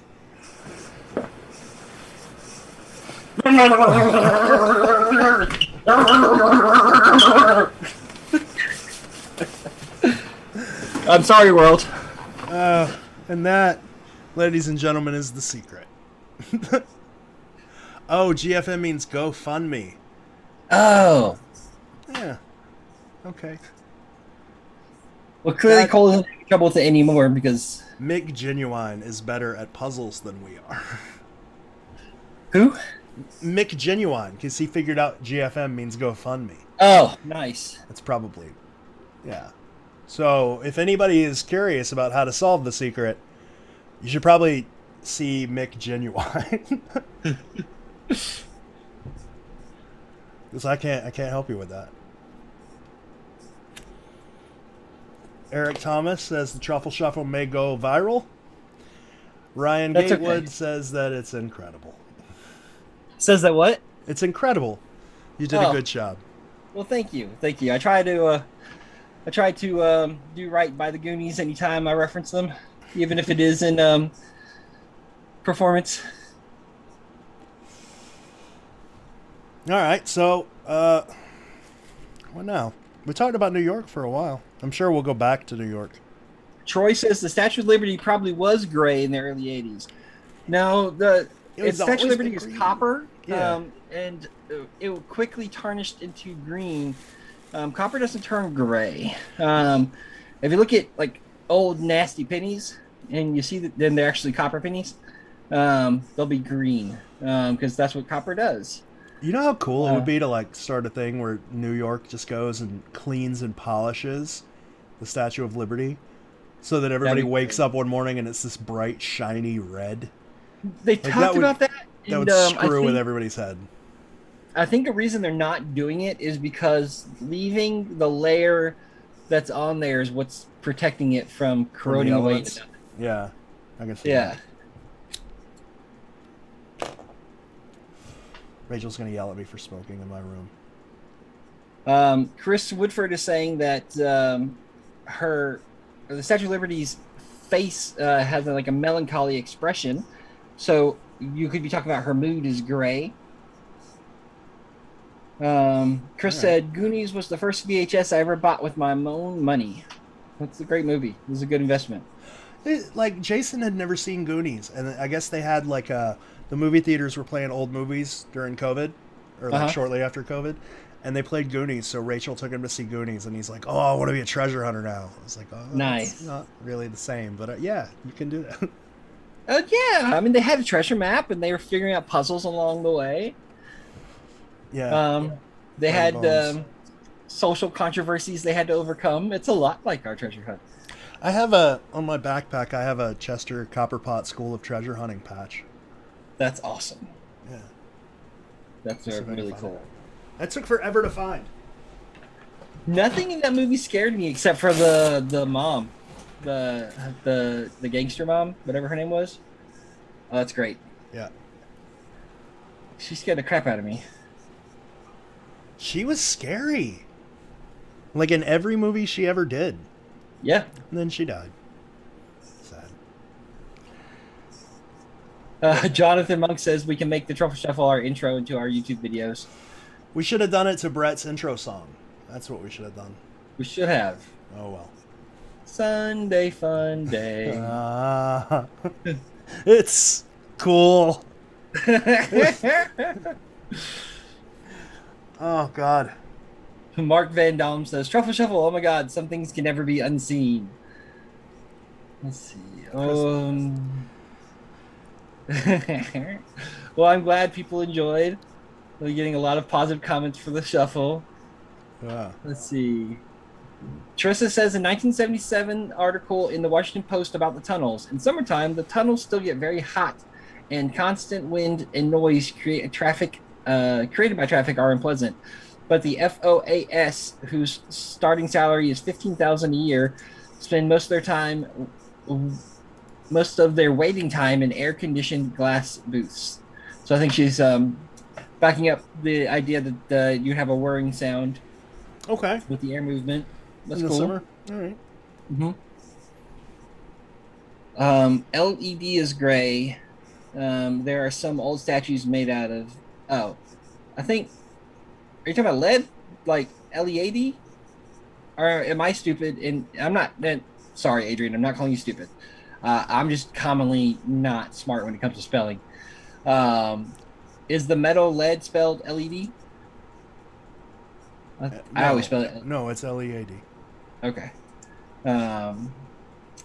So maybe he's saying that there are some statues made out of LEDs, like RGB statues, that you can change with an app on your phone. Yeah, no, he's probably talking about LED. The new AC unit I installed earlier has an app. Does it make a whirring sound? No, it's in the summer. The other, we had a big fan set up with an ice bucket in front of it, and that made a whirring sound. Like a swamp cooler? AC going. Yeah, homemade swamp cooler, pretty much. Yeah. Oh, nice. Those things don't work here. You can't use swamp coolers here. No, the humidity is way too high. Yeah. So I imagine it would work at your house, though. Leanne Yuntis Miller says, and Leanne, I don't think I've ever actually gotten a yes or no from you if I'm saying your name right, because I know you're the third part of your name I'm probably butchering, but she says we have to name that tune or name that song from the 70s and 80s, and they have to guess was it before or after 1982. Copyright. Test our pop culture knowledge from the time of publication. Copyright strikes. We can't do it. I mean, we could sing them. Bradley, sing us a song. Sing you a song? Yeah, and we'll guess before or after 82. But you can't be like you're toxic love. You can't do Britney Spears. You have to do something. Okay. Hold on. I've got one in mind. Give me just a second. I gotta look up the lyrics.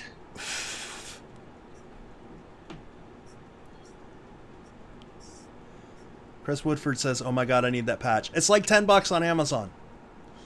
There's a company that makes them, but you have to basically search for like Copper Pot School of Treasure. They're really bad at SEO, and it was hard to find.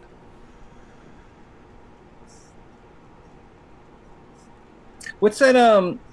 I have brain farts, people, so I have to ask questions of really obvious answers sometimes. What's that movie with the ogre and the donkey? Shrek. Shrek? Yeah, let's have to talk it out. Somebody sent me something. George, I sent you the key with the Chicago find to proof the key. Okay. Let's see. Oh, there's more overlays.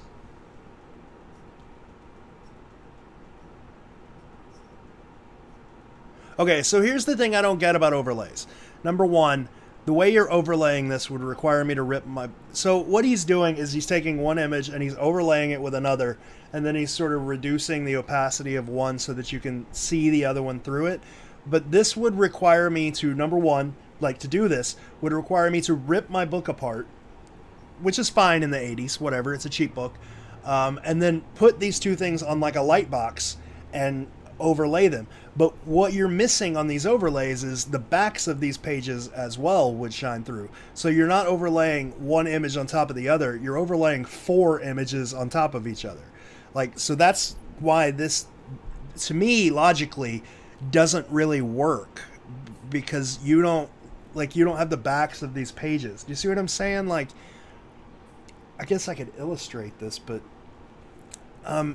these pages that you're overlaying are both front and back, and you're not including the backs of these pages. So it doesn't really work. It works in Photoshop, but it doesn't work in 1982. The donut timer went off. Oh, yay. Is this the one with the popcorn and stuff? I got to see this thing. Yeah, I'll do one of those first. I should have So got this 12 is donuts. the That's weird. Is it good? Yeah. Is it good? it's a caramel popcorn donut. The caramel popcorn on top is kind of weird because it's stale. Oh, yeah. But the donut itself is really good. I mean, you can do whichever donut you want. Okay, you're doing that one?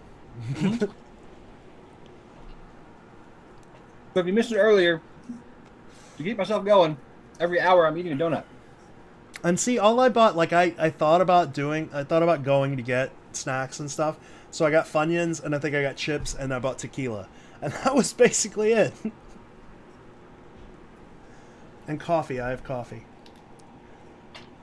So, man, after I eat this donut, I'll sing a song. This is why we love you, Bradley. Oh, my thing stopped working. What the fuck? Well, we got one good groovy. And now I've got to fix it. Braden Kramer wants somebody to do a CG medieval scarecrow doing the truffle shuffle. I think that would be awesome. Yeah. I really want to, like, commission Arthur, we're not even going to try to pronounce his last name, to make, like, 3D models of all of these paintings, because the stuff he's doing is amazing. Oh, yeah. Okay. This one's broken now. The batteries are dead. Christopher Preacher says, Chester Copperpot didn't do very well. I hope Byron Preiss didn't leave traps. I mean, Chester Copperpot did great. Did you see his treasures? He did amazing. It was those kids that sucked. It's true.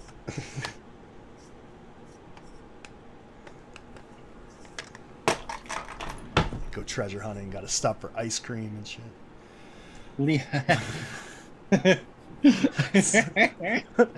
Dude, I would totally stop for ice cream. I know. I was just thinking the same thing.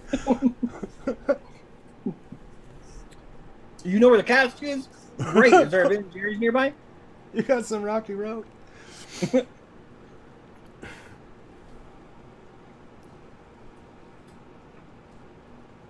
We really need like a sloth. Like, the secret really needs a sloth. I thought we had one. I vote Matt Sparks as sloth.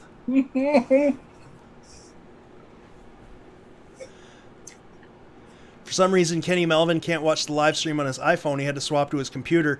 You can if you go to YouTube. So it's on YouTube, and I hear everything's better on YouTube anyway, because, like, for some reason, Facebook only streams in 720p, and this is going out at, like, it's either 4K or 1080. I don't remember which.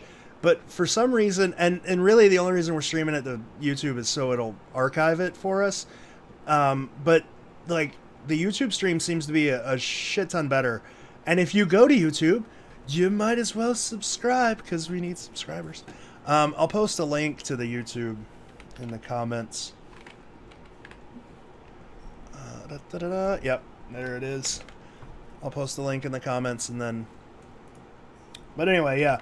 Apparently, like, you can watch that on your iPhone, and the quality is way better. Jonathan Monk wants to know if we're only doing one button per donator. Oh, Daniel corrected me. He's right. Chester Copperpot was the guy that died. One-Eyed Willie had the treasure.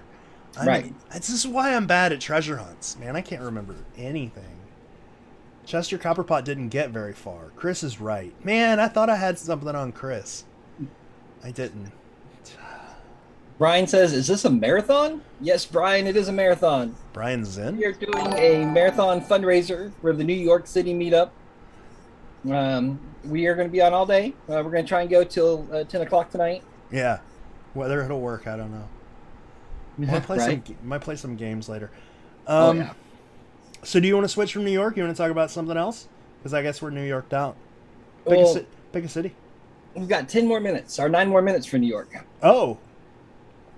It's the city Kelly that wants to never know if sleeps. anybody has checked where the shadow of the sun falls at 11 o'clock. On the ground. I guess that's wonders where you're talking about. The shadow of what and where. And when? Like what Let's day? see. Right? Yeah, what day? Oh man. Hey, Brian. Spiritor wants us to get Chris Preacher on. He's like, get Chris in, but Chris with a K. Like, yeah, Mhm. I would pay money to get Chris Preacher on one of these things. It's never gonna happen. Like, could you imagine the stories Chris could tell? Like, his brain is a library. The stuff he knows, just to get it all on like audio or video, or at least some of it, would be amazing. But he's no. Kelly asked, when is the meetup? October 23rd. Yeah. October 23rd in the afternoon. Or did we say 11? Brian made a good point. He said, we're still talking about New York. How about the anagram? It is at foot of Coney Isle. IL. Yeah. Like, I've only ever worked out the anagram Coney, but a while back, Brian came up with that. It is at foot of Coney Isle. Where's Coney, Illinois? It's, it's next to Chicago. But it's a good anagram. It works. Yes. Things like Coney Island getting a lot better in my eyes. It's just like, where are you going to go now that all of the stalls from the 80s are closed down and everything's been redone? And I don't know. B&T describe people who live in communities surrounding the island of Manhattan in New York City and commute to it for work or entertainment. Bridge and tunnel. I've only heard the words bridge and tunnel associated with really bad things.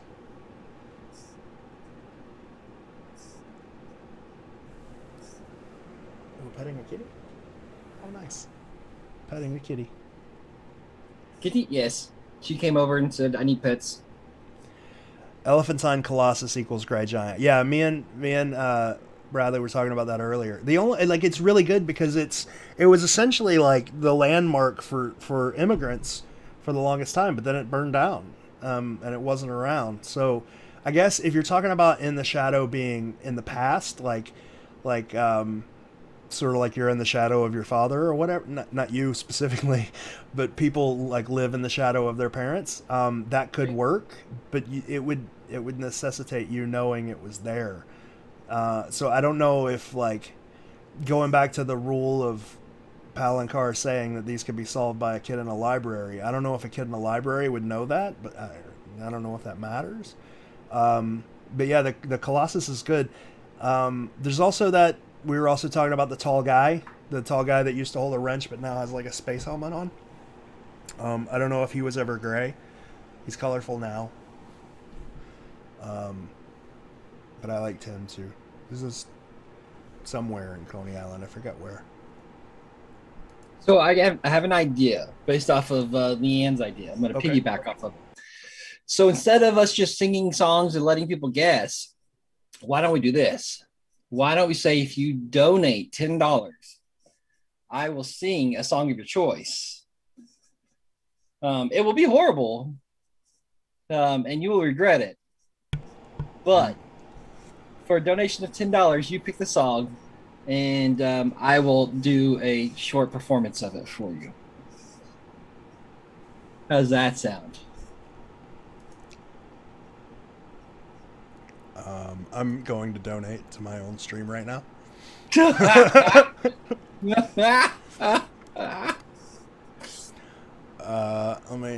Where's my tip page? Brett says, why are you guys talking about all this stuff when you full well know it's a Ralph Bunche park? Who said that? Brett.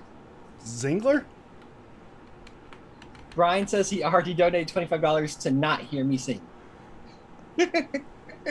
How much do I have to donate for you to sing? Well, Brian donated $25 so that I would not sing. Yeah, So at but least how have much? to- How much do I have to donate for you to sing? $10 a song. $10 a song. Okay. $10 a song, but we'll have to. I'll have to honor his $25 for me not to sing for a little bit at least. Okay. Well, we'll just keep this one in our back pocket. Okay. So after 110, we'll do a 10-minute no singing. After 110, $10 or more. You don't have to do just 10. Pick a song and I will sing it for you, and you will regret it, but it'll be fun. I just donated to my own stream. And So- you have to sing "I Will Survive." Oh, that's one of my favorites. I'd love to do that. If you donate via the tip page, you get this weird overlay thing. It's cool. I like it. Oh, Brian says, kidding, you can go ahead and sing. Oh, nice. Okay. So you want I Will Survive? Yes. Okay, should I do music or should I just sing it? No, because it's copywritten. Oh, right. Okay. Let me pull up the lyrics. Let's see. I love this. I love this so much. So how long am I going to sing these for? Just Just a few seconds. a few seconds? You can Okay. give me like 3 lines. Because it's $10. You know. Let me put Kitty down. I don't understand. Coney doesn't have Hamilton or an I of B, but the anagram is cool. Like, why we gotta have a Hamilton? Like, we're just assuming Hamilton is, you know, the Indies native. So it doesn't have to be Hamilton. It could be anything. At first I was afraid. I was petrified. Kept thinking I could never live without you by my side. It's true. But then I spent so many nights thinking how you did me wrong, and I grew strong. I learned how to get along, and now you're back from outer space. I just walked in to find you here with that sad look upon your face. I should have changed that stupid lock. I should have made you leave your key.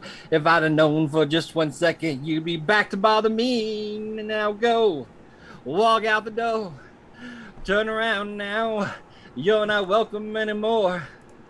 Weren't you the one who tried to hurt me with goodbye? Did you think I'd crumble? Do you think I'd lay down and die? Oh no, not I. All my love to give, I will survive. I will survive. Hey, hey. Graydon would like someone to message him when you're done singing so he can reach. Ryan Gatewood says his ears are crying for how wonderful your singing is. Oh. Why does Streamlabs keep telling people not to spam symbols? Like, you can spam symbols. I don't care. I gotta turn that off. Brett said, wait, Bradley is good at this. I'm good at being bad. Being bad is what I do.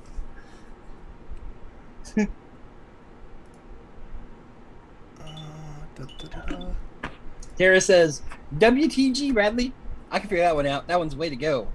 Yay. Where is my...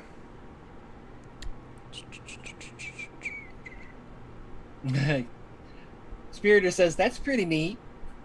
I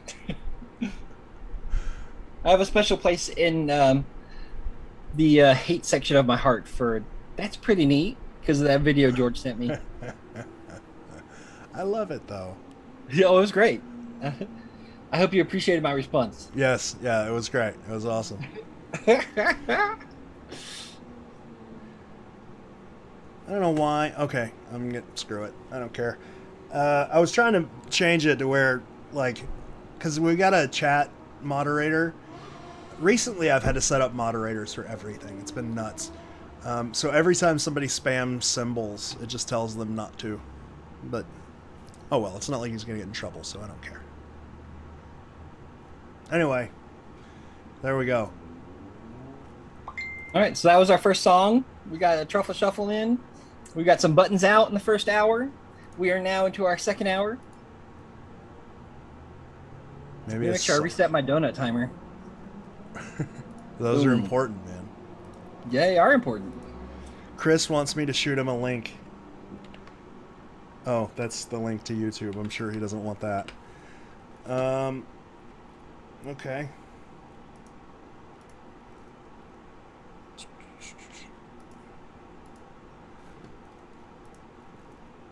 Invite link has been copied. I'll shoot Chris a link. Sweet. And on that note, I'm going to take a quick break. I'll be right back. Oh God, you're leaving me alone? Only for a few moments. I'll be right back. Okay, I'm just gonna eat my Funyuns in peace. Yum, Funyuns.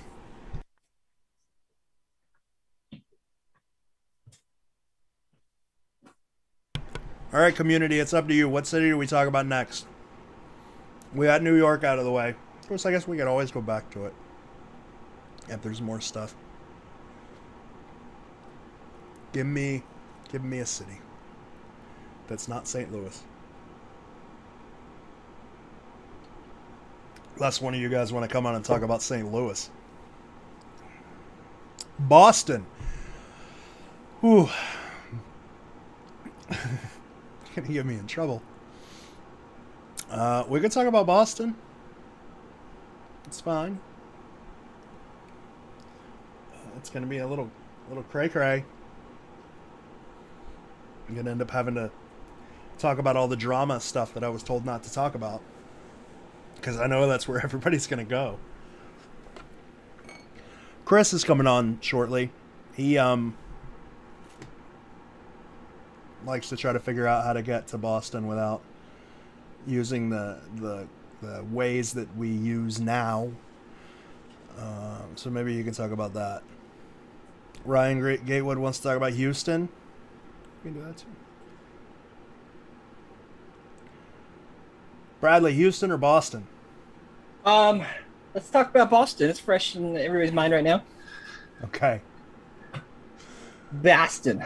Boston Was one that when I got my encyclopedia set and looked it up, immediately I was like, damn, I wish I would have done this before. Was it? I haven't looked at the Boston one. Yeah, because remember I posted it a long time ago when I first got the set, and it wasn't that long ago because it was after the find. But when I got the set, one of the things that points out is the Italian population in the North End, and how that's your if you're going with the immigration link, and we know that's Italian, and we figure out everything else. Then where in Boston are we looking? Definitely the North End. Would have known that if I would have checked the encyclopedia beforehand. Or you just listen to Adrian. Correct. I like to bring up Adrian when we talk about Boston because of the amount of shit I gave him. I was like, I literally, because Adrian Krasnicki, I have no idea if I'm pronouncing his last name correctly, but at this point it doesn't matter. Because he's now Krasnicki.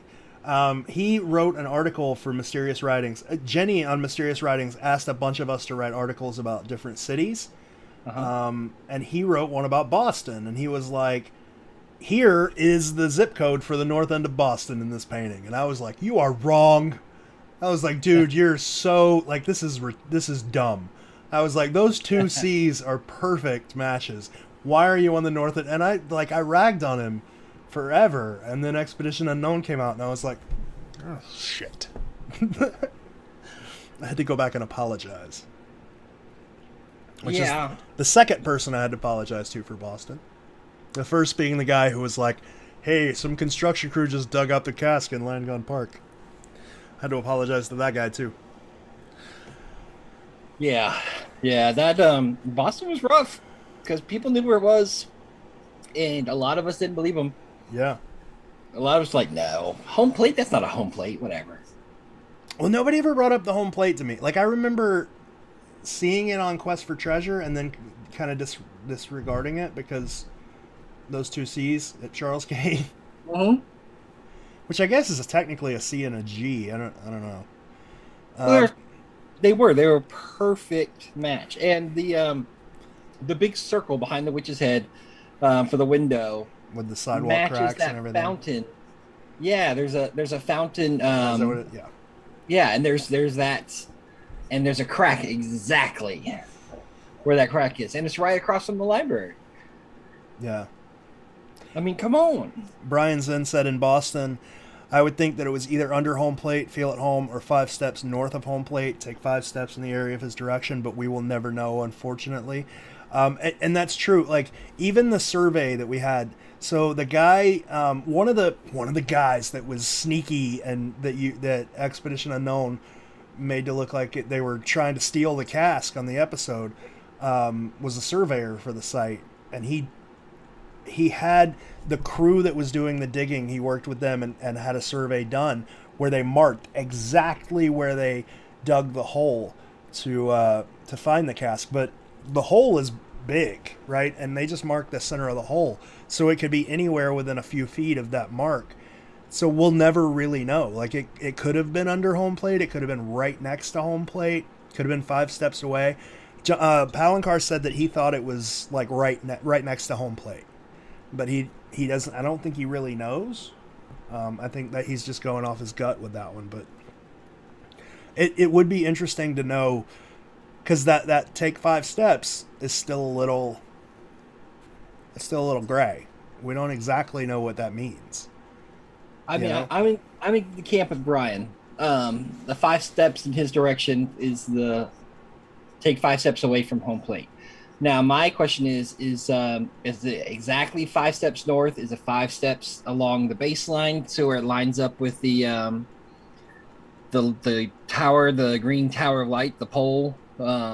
Is that your cross reference of where you dig? Well, I mean, like the only thing that it could be, judging from the survey, the only thing that it could be is 5 steps directly out towards the pitcher's mound, which, if you don't have a compass, you could say is north, because it's kind of north, but not really. But it's you're facing in a way where you could be like, okay, that's north enough. So I could see that. But down the baselines and stuff, like I could make an argument for it if we didn't have that survey. You know what I'm saying? Yeah, that's true. Because with the survey, we at least know the general area, and it's not down baselines, and it's not behind home plate. Spiritor says the notion of under home plate is not possible. Really, in the 80s, it's not. It is now. Like, if you were to bury something in a baseball field now, you could totally bury it directly under home plate. But in the 80s, you really couldn't, just because of the way it was constructed back then. Like I posted a video a long time ago of me trying to dig up home plate in a baseball field that I built, and like I bent my shovel trying to get home plate out of the ground. Because it's Chris is here. In the 80s, home plate had a metal bar underneath it that you would stick into like a thing of concrete, and it would just sit there, and you couldn't really move it. You could move it, but you couldn't really dig underneath it because it had concrete. Now it's not that way. Now home plate's just a piece of rubber.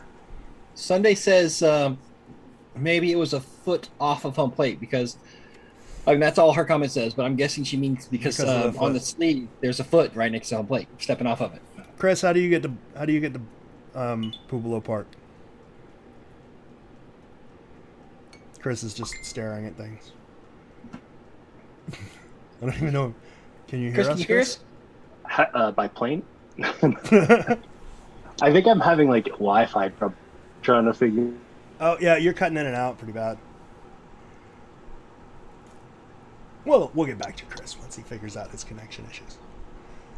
Could also be 5 steps south of home plate, since the verse says, if Thucydides is north of Xenophon, take 5 steps in the area of his direction. But his is ambiguous and could be referring to Xenophon's direction, which is south. But that would put it behind home plate. It's that survey that screws us up. Because we at least, like, there's a lot of crap in the Expedition Unknown episode that leaves us guessing, because, like, if we know that a lot of it's vague and not true, and it's, like, sort of made for TV, which isn't necessarily bad. Like, I don't want people to think that's necessarily bad, because TV needs to be entertaining.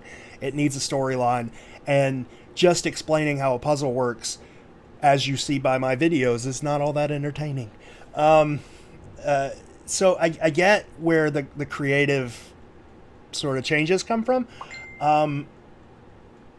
But, like, one thing we absolutely know for sure is that survey. That survey shows exactly where that hole was dug.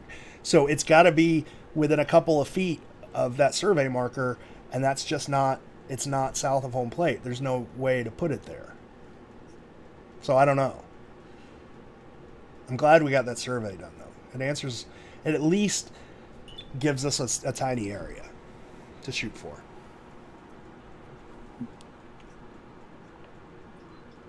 Cool. We are officially going to save San Francisco until around 6 o'clock. Oh, okay, cool. Yes. So just keep that in mind because I will forget.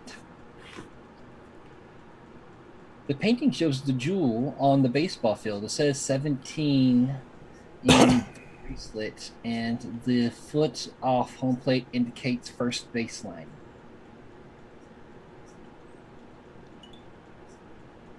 George, check your messenger. I sent you an idea to boost donations. Okay. I'm going to look at that, Christy. I don't think I've ever taken note of that. Let's see. So the jewel is... Oh, I see what you're saying. So her hair's the baseball diamond, and you're saying... So that would be well past first base, and if that's the baseball diamond, that would be more like in the outfield. But I see what you're saying. But we know that it was found much closer to home plate because, like what George was saying, the survey that was done by the digging team, and they pinpointed the middle of the hole they found it in, and the hole was big, but it wasn't that big. So we do know exactly where. Oh, she says nope. So I misinterpreted. So maybe she'll clarify. Debbie Koenig says that if people want during the Milwaukee hour, if they donate money, that her and her half brother will go downtown wherever anybody wants, and they'll live stream. Like, if you want them to go count the steps, they'll go count the steps. If you want them to go check out the lions and shoot like live video for you, they will do that. Oh, that's awesome, Debbie. It is super awesome, and Thank I'm you. very excited. Yeah, she said that she was going to do it for like anybody who wanted something. If they donated like $10, she would do it, and then she remembered it was 90 degrees outside.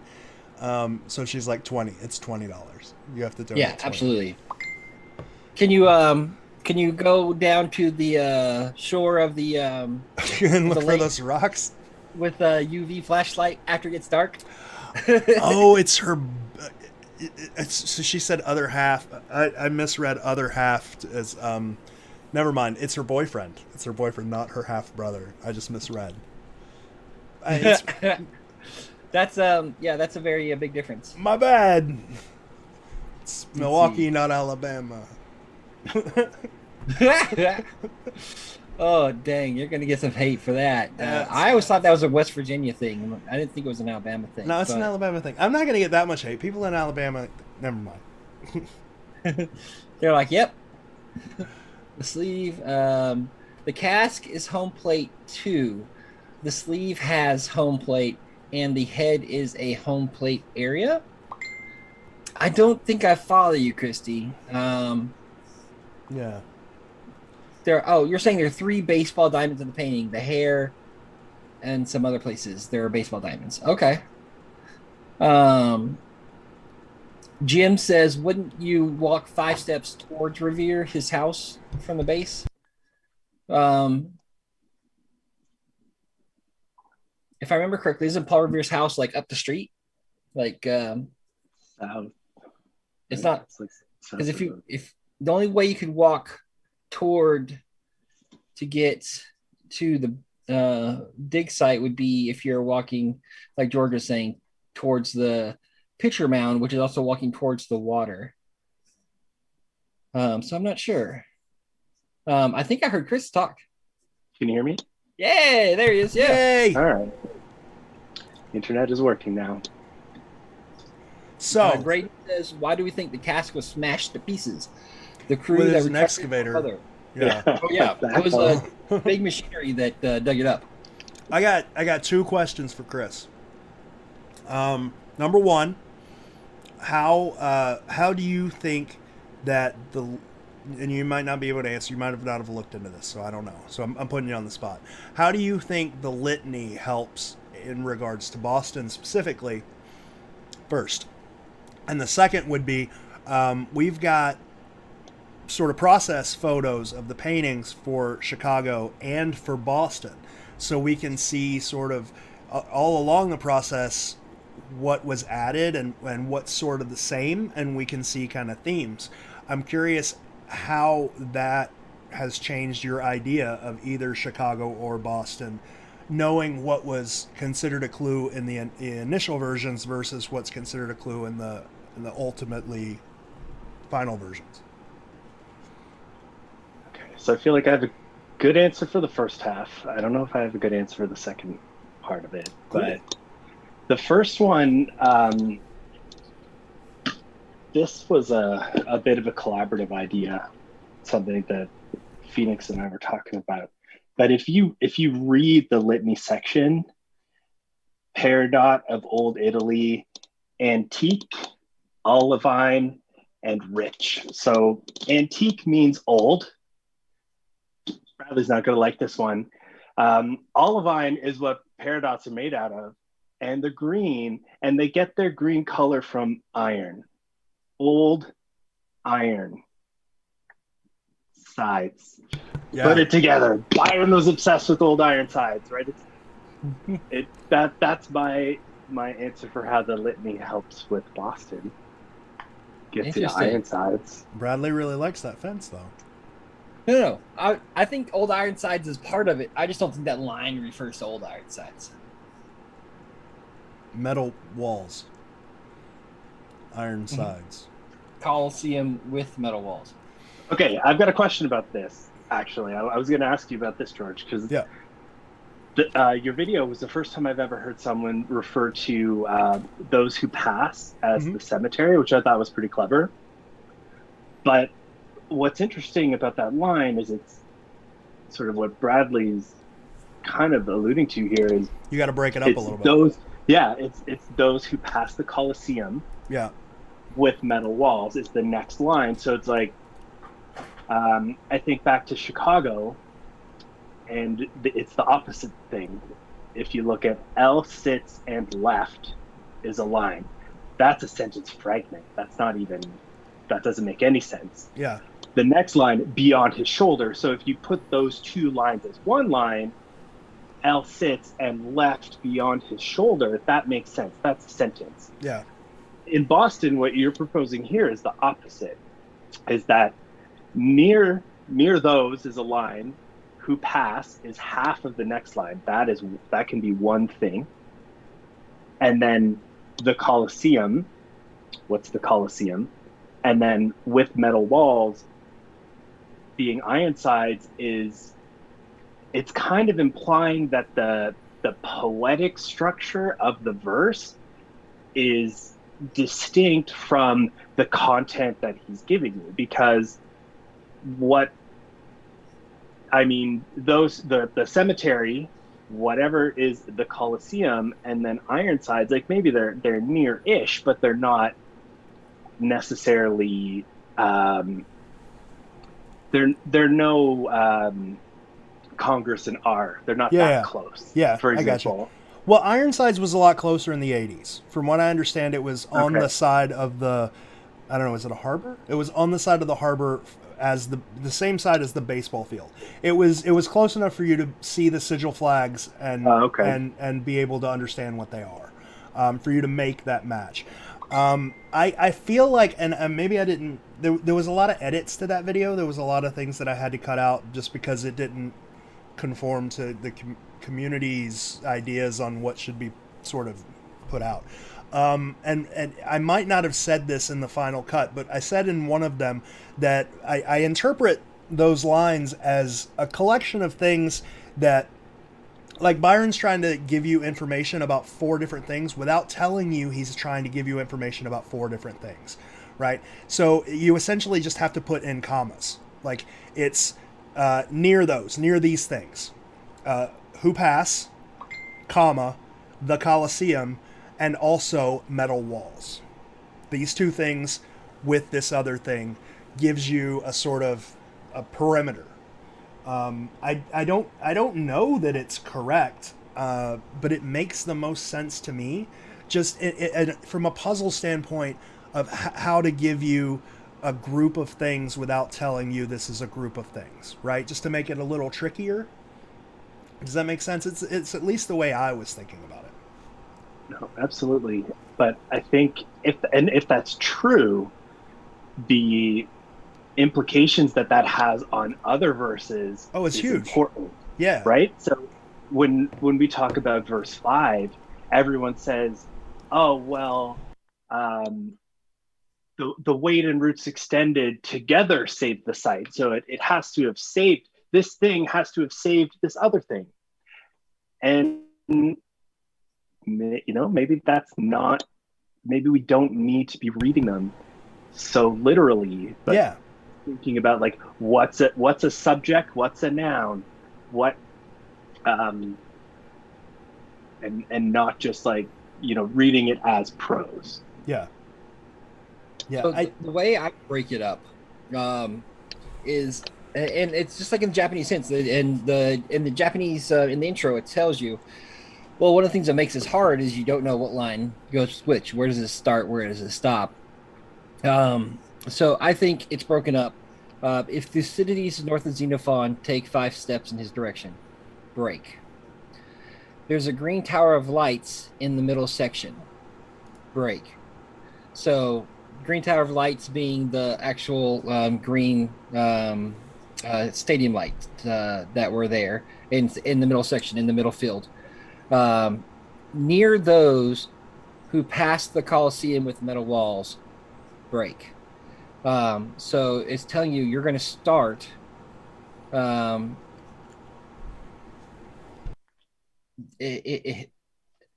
that section. So if you're there, you have your back to the stairs, right? We know that. And the rest of it is telling you, okay, so it's all out of order. Just like the other verses. It's giving you a dig spot, and then it's telling you where to go. So the green tower of lights in the middle section, okay, near those who pass the Colosseum with metal walls. So that's telling you it's going to be closer to the actual. So in the baseball field, you only have the metal walls there where behind home plate and around the first and third place, first base and third base lines, about halfway where a ball could go foul backwards. So if people are passing there, passing the Coliseum with metal walls, they would be walking by that section of the ball field. So it's near there. It's telling you face the water, turn your back to the stairs, feel at home. You're at home base. All the letters are here to see. That's the only line in the verse I think is talking about the old Ironsides. 18th day, 12th hour, lit by lamplight. Obviously, we know that reference. In truth, be free. All of us are just kind of guessing what the last line means. But that's how I see it broken up.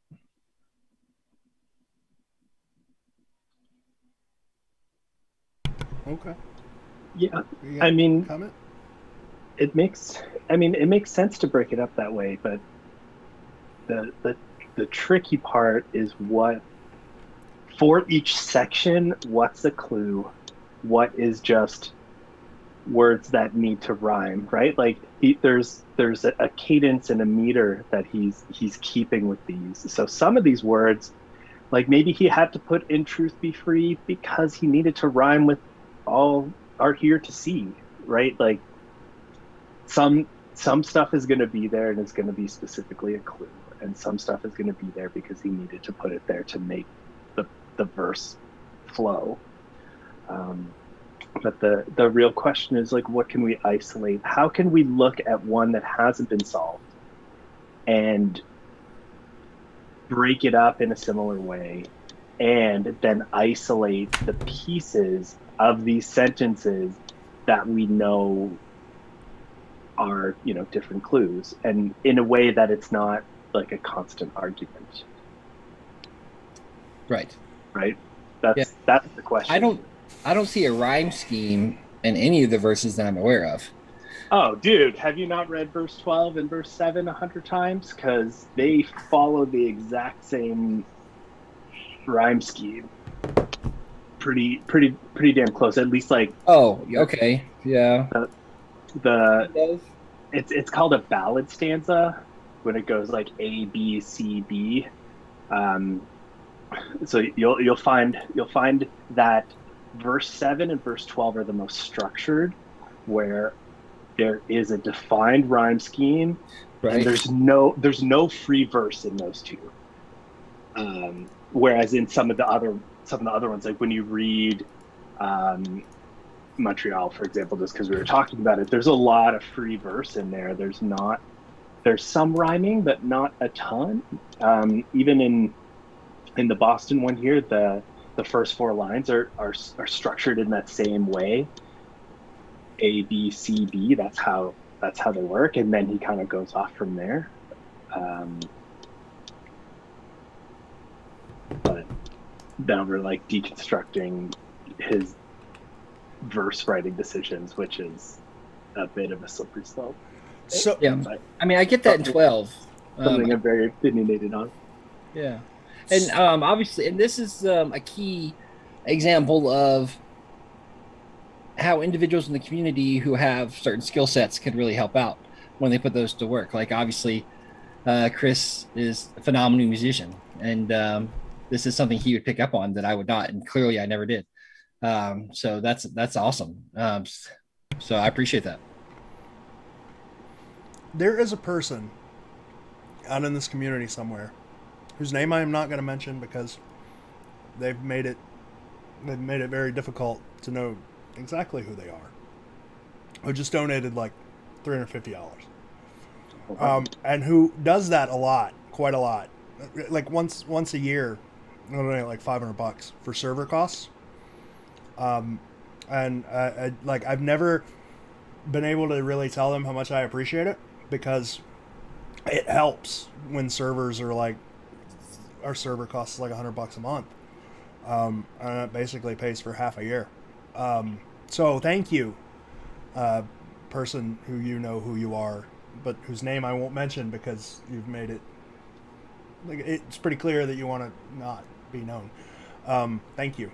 I appreciate it. That was Yes, it. thank you very much. Yeah. It is greatly appreciated. So we're like halfway to our goal now. We're like we legit just got like that and a couple other. We got like $500 in 10 minutes from 3 different people. It's crazy. I love the community. We're not gonna have to worry. The meetup's gonna go great. Does the stream stop when you hit the goal? Like, No, I'll keep want you to going. Shut up. Just keep it. I'll keep going. Yeah. Well, I mean, if you guys start donating with like the tagline "Shut up," I'll do it. We can get Destiny in here. She can like yell at people or whatever for the rest of the time. So there are a bunch of comments on the YouTube stream. They kind of went by. I didn't catch them. I can't go back and see them. So I don't know if you can, if we missed anything important there. I will go look. The person that's in Milwaukee did ask if I was looking for a certain type of something, and I missed the word, but it looked like a fun word. And I don't know if that's what they're called or not, but if that's the glowy rocks that are on the shore that you take a UV light and shine to find at night, then yes, that is what I'm looking for. And that would be amazing if you could find a couple of those. And I'd be happy to pay for your time and shipping to get those. But onto the stream. So yeah, no, the rhyme scheme, I see what you're saying. And that's something, because I actually, so there is a, as George likes to point out, how poor my taste in music is. There's a nerd rapper that I really like who is he was an English major, and a lot of his study was obviously being an English major was on poetry. So I sent him the verses, and I was like, if you don't mind, just taking a look at this and just tell me what you think. Is this like MC Chris? It wasn't MC Chris, but it is like MC Chris. Okay. I hate MC Chris. That's really the only reason I make fun of you for your. Oh no! Is because of MC Chris, because he is a dick, like a huge dick, to his fans. I don't like the direction that he has taken in the last like 3 years. But I'm a fan of his product. But no, this is not MC Chris. Okay. But anyway, so yeah, so he took a look at it and he was like, I mean, this is interesting. It's kind of all over the place, but it's interesting. He didn't really have any insight to share. Yeah, if somebody can take away anything, just like Chris was saying, that we can kind of break that down. If there's some method to the madness that would help us break these up to better understand what the clues are intending to be, that would be great. I don't know that we're going to find that, though. Like, the more and more that I talk to people and look into it deeper, it seems like this really is maybe two guys who really didn't know how to make a puzzle, who was making it up as they went, right? Because nothing seems to fit. I mean, some things fit a structure, but the important things to get you to the end goal don't seem to. They really, like, the more I think about it, the more I think Palancar's being honest when he's like, we would just come up with an idea and then we would do it. And we would do that for each puzzle. Like, they weren't worked on as one whole puzzle. It was 12 individuals that they would just come up with shit and do it. Yeah, and every next one that they did, they didn't want to repeat what they'd already done. Yeah. Because if you figured that out, you'll figure this one out. Or like, this is a cool way to do something. Let's do that, but let's find another way to do it. Right? Yeah. So like latitude and longitude coordinates, but also rebuses and zip codes or whatever. Even though I get why the rebus in Milwaukee would be there specifically. But it's getting you the same information, but just in a slightly different way. And it sort of does follow the whole, like, two guys who don't know what they're doing making a puzzle. And it follows the progression of difficulty, too. Like, the more they've used up the obvious stuff, the harder it's going to get when they start trying to figure out new ways to encode this information. Like, if you look at just the structure of verse 7 and verse 12, you might think, because those have like clearly defined rhymes that you can break up into the chunks, sort of like you did with the Boston verse Bradley, like you can do that in Chicago really easily, and you can see how these first two lines are describing this place, and these two lines are describing this place, and then these 4 lines are telling you about Lincoln, and then these 4 lines are telling you where to dig, and these last 5 lines are, telling you how to get to the starting point in the first place. And you can do that same thing in San Francisco and hypothesize about whether they mean the same thing, but you start to you lose the ability to do that. So if those are the easy ones because they're clearly defined, by the time you get to verse 10, you all that definition is gone. I think only 2 lines in verse 10 even rhyme, and you've got a single word on a line. You've got them broken up in ways that make even less sense than some of the other ones. Like, a way to impart difficulty is to make it harder to understand the structure of the verse. Yeah. And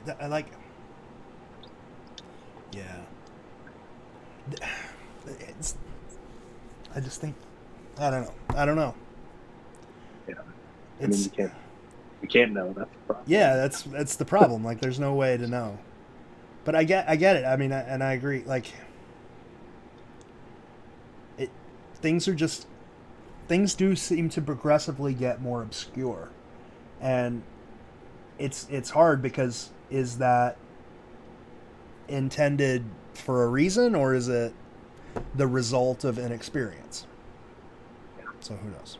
Or but it could be both. Like, I don't think those are mutually exclusive. But if it's both,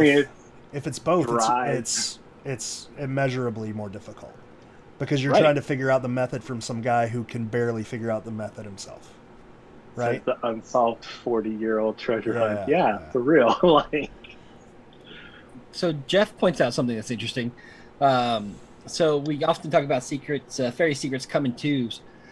And we often talk about how certain ways of solving parts of the puzzles, there might, it might expand to maybe there's 2 rebuses, that sort of thing. And he says, well, maybe 7 and 12 have a rhyme scheme, and that's part of the fairy secrets come in twos. Like maybe they're paired that way for a reason. I don't know that I get. I don't know that I totally agree with, like sister puzzles. At least not in composition. The composition of the puzzles, right? I could see similarities between cities, and that makes them sister puzzles. But I don't know. Like, it would be difficult to. It would not be difficult for an experienced puzzle maker to make sister puzzles in composition, but it would be very difficult for an inexperienced puzzle maker to do that. So maybe what Chris was saying is I don't know. It's all like there's no way to know, I guess. Yeah, we need to focus less on knowing and less on trying to come up with the perfect solve and talk more about possible. Is this possible? And if we at least can say yes, then we can like logically follow possibilities and remain open to the fact that we're probably not right. And eventually, hopefully, we will be. Yeah. I need to grab something real quick. It'll take me like 5 seconds. So I'll be right back. You guys keep going. Graydon, I agree. It seems like if there is going to be another image that has a rebus, it would be Roanoke. Just because those items are all in a circle there, just like they are in Milwaukee. So I agree with you on that point. And Troy, yes, the Weebus swabbles, but they don't fall down the rabbit hole. So yes. There were some comments passing in YouTube. I think somebody was wanting to know why popular opinion doesn't lend more credence to the skating rink as the Coliseum. And I don't know a lot about the skating rink. Chris, do you know about the skating rink and how it could fit into that? Not really. It seems kind of often it's around the harbor to the other side, right? It seems kind of far away to me from the perspective of things being sort of clustered. Mm-hmm. But I mean, going back to what I was just saying, it's like, is it possible for the skating rink to be metal walls? I don't know. Or the Coliseum, was that the question? Is that the skating rink is the Coliseum? Skating rink being the Coliseum with metal walls. Yeah, I just don't know much about skating rink. Yeah, I mean, I actually don't have, like, on the one hand, I don't even know if it's supposed to be the Coliseum with metal walls. I don't know if those are two separate things or one distinct thing, you know? So gotcha. on the one hand, like, I'm not even in a camp where I'm gonna like lay a bet on that. So back to that idea. So it could be saying there's a Coliseum, and then there are also these metal walls here, and these metal walls in that case would have to be Ironsides, I would assume. And I kind of like so Jeff is saying in the comments, and he's kind of taking the Matthew Sparks approach in a lot of the arguments I get into, and that's, you're both right, stop arguing, you're both pretty. And he's saying, well, maybe Byron is talking about, when he says the Coliseum with metal walls, maybe he is talking about the baseball field and the fence around it, but he chose to say metal walls because that also references Ironsides. And that's a good point. Yeah, that's a slippery slope too. All of a sudden everything can have a dual meaning, like where we exponentially expand the difficulty of the puzzle. Right. You know, so it's like, I'm hesitant to go down that road, but I also am not going to deny it. I don't think we have enough information to do that, but it's that's a tough road to tread. And I think that kind of brings the conversation about what's possible, and how far should we lean with what's probable. Yeah, that's true. I mean, there's stuff that is there's a certain amount of objective stuff that's not possible, right? Like it's not possible for this verse to not be possible. Right. It's not possible for that image to not be possible, especially after it's found like the possibility of it being anything but what it was goes to zero unless you're the denier. Right. But so we can take that approach to some of them and say like it is highly probable that the first image is San Francisco with very little doubt in my mind. Someone would have to have a real good reason to justify those numbers as something else. Right. Todd says it's philosophy 5. Did you say philosophy or psychology? It says philosophy 501 dilemma. Why is the chair there? And then he says, who cares? It's there. Let's move on. We don't just go straight into Descartes and start talking about like beginning of fundamentals. What do we know to be fact? Right. That we exist. What do we know beyond that? What can we build from that? Whether we solve the secret? I don't know. Let's see. The double meaning doesn't matter. Graydon says things having double meaning doesn't make it harder, it makes it easier. There's a difference between double meaning that opens another door / possibility and one that confirms the same location from a second way. Fair. Let's see. Right. If there's a scenario where in Chicago B could mean Beethoven or Bach, and it doesn't matter. So it can be both. It can be Schrodinger's B for all that we care. But there's no situation where L sits means both Lincoln sits and something else. Right. Sorry, I realized that I was having a hard time paying attention, and I was like, why is that? And then I remembered I forgot to take my medicine this morning. Debbie, don't worry. We are fluffy as well. I totally understand the struggle. I did the steps once, and I never want to go up those steps again. I did those steps with John, with Phoenix, and he's a buff dude. You can tell he works out. And he was just like, I'm just going to hop up all of these steps. Like he was almost running. And I was like, dude, I'm going to die. He's like, I pretty much felt the same way. He's like, let's stop at this landing and we can take a selfie. It's where all the wedding photos are taken. I was like, yes, let's stop. That's fun. And guys, I'm only catching a few of the YouTube comments because I don't have the ability to scroll through them. So George, if you just keep an eye on those, yes, make sure you're not missing anything. Todd says, Sunday question. Let's pretend for a moment and assume that we have all 9 images and verses matched to the correct city. All latitude, longitude coordinates are correct as well as triangulation, and they confirm the correct pairings. In addition to zip codes, the litany of jewels is 100% correct.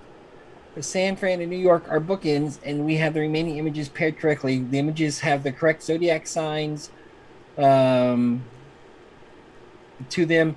We have found the correct immigration group for each city. We figured out the front and back of the book, hence the clues. What happens when we eliminate the noise, for lack of a better word, and have only image and verse? I mean, I think most of those things are correct now. That's the world I live in. Yeah, that's how I operate with the puzzle. So, George, while you were gone, we had a brief conversation about possibility versus probability. Like, are things possible? Are they probable? And for example, Chris said, well, we know that this verse in this image is Boston. It's not possible for it to be anything else. Yeah. And I was thinking, well, do we know, because that's something that people argue all the time. Do we know for certain that the rest of these are paired properly? In my feeling, and this is obviously open for debate, but my feeling is that, yes, we have all of the images correct and that has been verified, but we have not received the same verification for the verses, and that it is possible that the verses may not be 100% matched specifically two of them.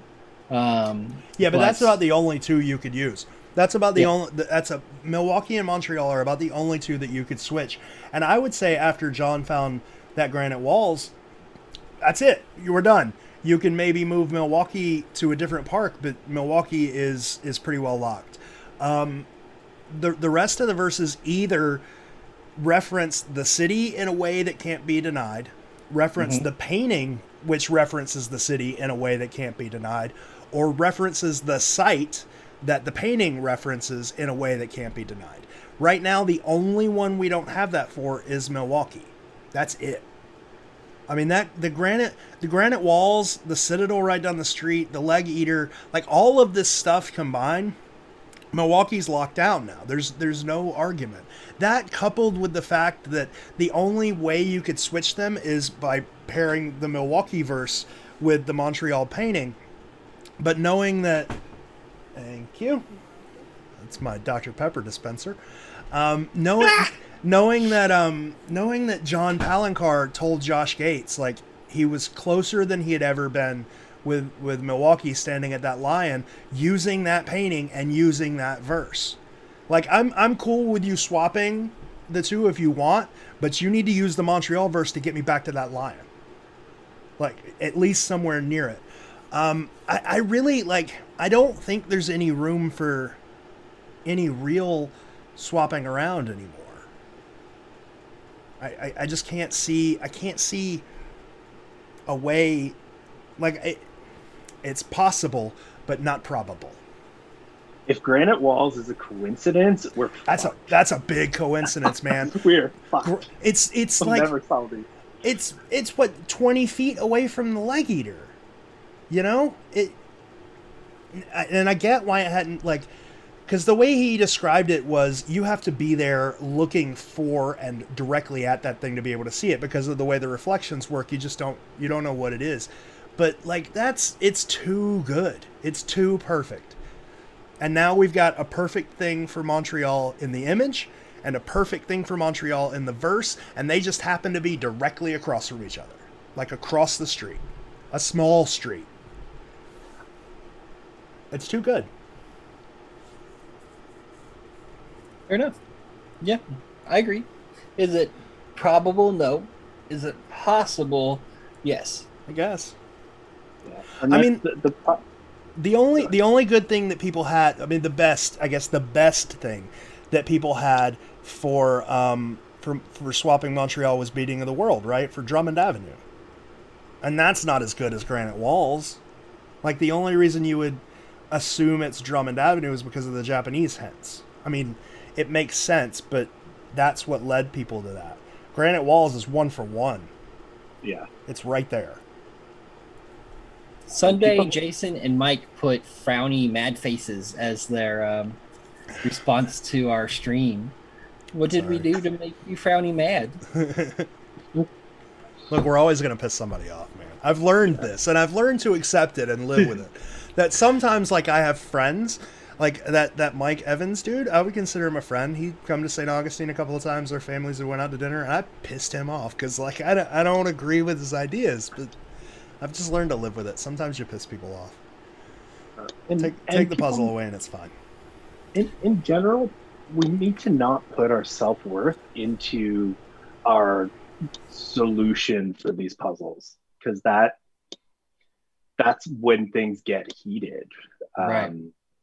And that's where it comes down to talking about possibility. It's like, yours is possible, mine is possible. Like, we can't objectively prove that you're right and I'm wrong. Can you in some way there's a disconnect there, yet people hold their one solve close to their chest and freak out when any criticism comes by. But so Debbie made a comment. She said, for Milwaukee, after getting a feel for JJP, all Josh Gates had to do is be anywhere in Milwaukee to be closer than he has ever been before. But that's not true. That interview came out after Boston.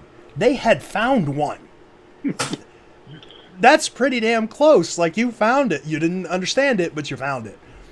Like, for him to be closer than he has ever been before, I don't know. You got to get me somewhere near those lines. Surely he wasn't talking about compared to Boston. I don't know. No, I mean, that's obviously But, like, not. Oh, don't feel conspiracies. I'm not, I'm not gonna, like, I get that people like to say John talks in puzzles, but he doesn't really. Like, he does sometimes, but it's obvious. It's obvious when he's talking in puzzles, right? I don't know. Sometimes you never know. Like, he put that Muse and Reverie up and was like, oh, hey, you ever tried to count the trees? Uh-huh. But was he even talking about that painting? You know what else says trees? Cleveland painting. Yeah, but I mean, I guess, like, because we nailed him down, like, I made him explain that. I was like, no, you have to explain that. And when he did, it was like, oh, that makes perfect sense. Like, we're just reading too much into it. Wait, what? The Muse and Reverie. Oh, you're talking about, like, the homage? Yeah. Not the counting of the trees. Well, you can't see the forest for the trees. Right. Count the trees. Okay, I see what you're saying. Graydon, so in response to your comment about the verse for Montreal and the match that's been made with the granite walls, Graydon says, "But the beating of the world Japanese clue still drives me insane. What are the odds and how perfect to Drummond it is? Beating of the world, Drummond." Yeah. I mean, that's a good point. It is. I mean, it's good, Oh, it's good. but it's not But you as know what? good as Granite The Walls. The 2Cs in Boston was really good. Yeah. That crack in the fountain in Boston was really good. So I have a feeling as more of these come out of the ground, which will probably happen, relatively sooner rather than later, because people always say, like, it's been 40 years, but they forget there were only like 30 people working on this back then, and none of them traveled. None of them. Yeah. Like, before I came along and went on my digging spree in the Q for T days, I think Chris is like, I dug a hole once. And, like, John Michaels and a couple other guys on Q for T, they dug a hole. And then, I came along and let's dig all the holes. But, like, for 40 years, people were just trying to figure it out and not really digging anything. So now that more people are involved, I'm sure more are going to come out. And as more come out, I think we're going to find out that all of this stuff that was really, really good was just that. It was a good match, and it wasn't right. I think Boston proved that. I don't know. Yeah, I think part of that is because we're still missing. There's some piece that we haven't figured out that relates to how we're supposed to solve these, or what I should say is how they expected or intended us to solve them. Right. Well, I mean, John's alluded to that twice now, right? He's alluded to us missing something twice, something big. He's alluded to the one thing in the paintings that's staring us right in the face that we haven't figured out. And he's alluded to the code in the back of the book. Or at least, I guess the way he put it was a code in the book. But I sort of took it to be in the back. So there's at least two things that we're missing, at least, that are big enough for him to be like, I remember these things. Yeah, like, and the Japanese hints also imply that there's some objective way to pair the verse to the painting by starting with the verse and doing some magic with some stuff, and then bam, you get there. Yeah. And I think there's been some good ideas coming about that lately, so hopefully someone's gonna like lock that one down soon, because that'll mostly stop any discussion around swapping verses hope. and stuff. I hope. Do you think you're going to lock it down soon? Have you? I'm always like noodling in 10 different things at once, so I don't have the focus required.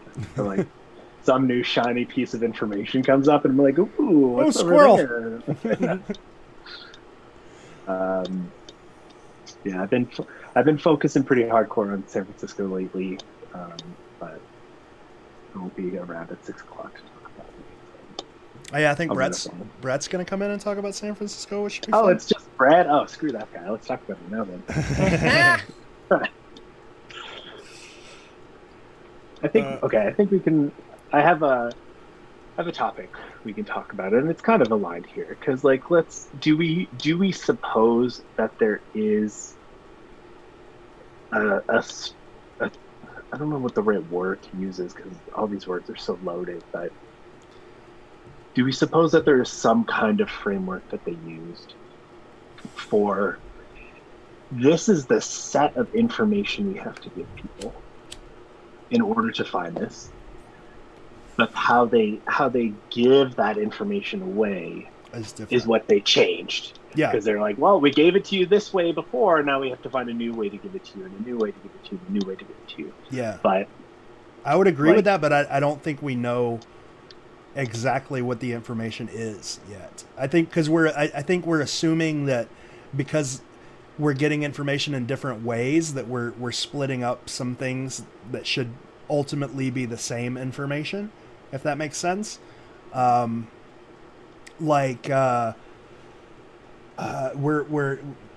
you have to give location, you have to give city, you have to give state, but or something to that effect, and we're grouping, say, the latitude and longitude coordinates together when they should be grouped with in the same group as like the Ohio outline. Do you see what I'm saying? Like or something to that effect. Like these two things are ultimately trying to give us the same piece of information, even though they're sort of doubled in the painting. They're ultimately trying to give us the same information and should be grouped together. So I don't know if we know exactly. I mean, I know we don't know exactly what we should be looking for, the grouping.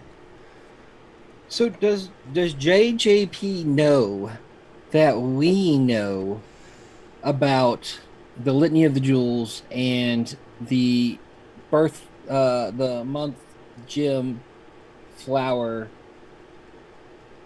connection? Because I've never actually said that to him. Has anybody ever actually said we know this to him? Is that one of the things he thinks we're missing?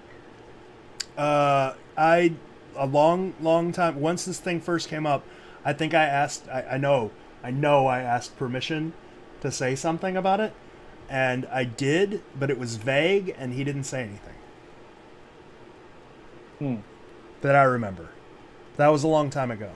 I remember saying something like, a group of people figured out. I didn't show him like the chart or anything, because this was like right when the chart came out. I was like figured out how to use words to make connections, and I used the marigold example, and he was like, "That's very interesting," which is his default answer to anything I send him about the puzzle. Yeah. So I wonder if he remembers that. And this is the first time I've thought that. It's just the first time I thought to talk about it. I can't help but wonder if that's one of the things that he thinks we haven't figured out. I don't know. Do we know we figured it out? I mean, it's interesting. I think that's a definite, right? I mean. Oh wait, you're talking about just the month jewel. You're not talking about the chart that Chris and Phil were doing. No, very good chart, and I like it. But I'm talking about Jason. I was talking about that. You're talking about Jason's chart. Yes. I assume so. Yeah, I've always assumed as well, but then I realized that we just assumed this whole time, and I don't know that we ever actually told him that we know that. Didn't they talk about it on Expedition Unknown? He's at least seen those. I don't think so. No? Did they? I don't know. I don't remember. It's been so long ago since I watched that. I don't watch those episodes as much as other people, yeah. I don't know. I could ask him, I guess. Yeah. This is awkward silence. Okay, I could ask. Okay. Well, yeah, because I mean, it's we know, and I don't think it's something that he would be like, well, that's interesting, like he usually does. I think, and I think the amount of stuff that he realizes we know about this puzzle is a lot less than I thought. Because when we had him on the interview and he didn't know when the latitude and longitude coordinates were found out, like he didn't know any of that history, which I figured he did because he used to actually read Quest for Treasure. So I figured he knew that. But he didn't. So it's donut time. That's a that's a good question to ask him. This hour, we will be enjoying a strawberry frosted with sprinkles. Every time I go to Dunkin' Donuts, you make me get those. They're the best donuts. Yeah, it's the Homer donuts. Mm-hmm. But yeah, I mean, when we met him for dinner, we had a long conversation. He was taken back by how many details we knew about things. Yeah. So I don't think he knows that we know that, and I can't help but wonder if that's one of the overall things that he's like. It's staring you in the face in the paintings. I remember. Yeah, No. I remember that the dumbest I felt was after that meeting or that dinner, where I was talking about Fort Hamilton, and or Fort Raleigh. I was talking about Fort Raleigh and the trouble that they were having, and he was like, "I don't know where that is," and I was like, "Oh, it's on an island called Roanoke Island. It's in," and I was like describing where it is, and he's just sitting there like, "Yeah, okay, whatever." And then I was like, "Oh, I'm an idiot." He was just okay. He knows where it is. And then later on, it's like, "I don't know where St. Augustine is." John, you mail me shit. You know where it is. So, with the hourly donut, will come the hourly reminder that we appreciate everybody that's on the stream. Thank you for watching. We will be here until about 10 o'clock tonight. We're doing all day Sunday fun day. We are trying to raise money for the New York City Meetup. The New York City Meetup is happening October 23rd in New York City, obviously. We are in the midst of possibly changing to a cooler venue. So we're not sure exactly where it's going to be right now. Because, like I said, we may change that venue. But along with the cost of this is coming, and this is coming solely out of George's pocket. I'm not going to claim any of it because I have not put any money towards it because I am broke. But to recoup some of this cost, George has paid for a venue, which may change to a different venue. He's got to pay for insurance. He's got to pay for security. We have the most special guests that we've had. Not that they're more special than other people, but we have, in number-wise, the most special guests. We have the artist from the book, Joellen Trilling. We have the photographer from the book, who's also going to come, Mr. Ben Asen. I think Kit Palancar is going to be there as well. Says he's coming. Has Andy committed? Yeah, Andy's committed to being there as well. Andy is the other half of Andy and Brian, who found the Cleveland casque. So we need to pay for the facility. We need to pay for the insurance, the security, and some travel costs associated with the special guests. So that's going to be roughly $2,500. So that is our goal. If you donate $10 today, George is going to send you a really cool button that he made for the secret. Yep, they're pretty awesome. It says 12 Treasures has the secret. It's if you don't know the history of that button, there's a promo button that Byron Preiss had for the secret when the book came out that he dispersed that says Bantam has the secret, and George has one of those buttons. There it is. So he used that design to make these new buttons. So you have one of those for just a $10 donation. He'll mail it out to you. And the reason we're asking for $10 for that is because shipping itself is going to be somewhere near $5, unfortunately, because they don't fit in a standard envelope. So we appreciate any support you guys can give. If you donate $20, then I will do the Truffle Shuffle, which has already been done once. And I apologize for any viewers that had to see that, but it's out there for anybody else that wants to donate. And apparently I did a very good job. And then we also have Bradley will sing you a song of your choosing. If how much did we say? $10, I think, for a song. So if you donate $10 and send the title of a song, I will sing a bit of that song for you. And I'm sure Chris will cringe heavily. Yes. Especially Debbie Coing at 5 Central Time, which I don't know what that is, Eastern Time, is going to be in Milwaukee, I guess live, and she will go to any spot you want. So if you make a donation, you just give her a spot, she'll go and she'll take a video. It's like yeah, 80 or 90 degrees there right now. So We're asking for a $20 donation, and she will go anywhere you want to there, and give you live video of that spot and talk about it for you. Chris, did you get your button? Not yet. No, it's in the mail. It's customs and whatever, I guess. Yeah. Customs? Yeah, it only got mailed out like 2.5 weeks ago, maybe.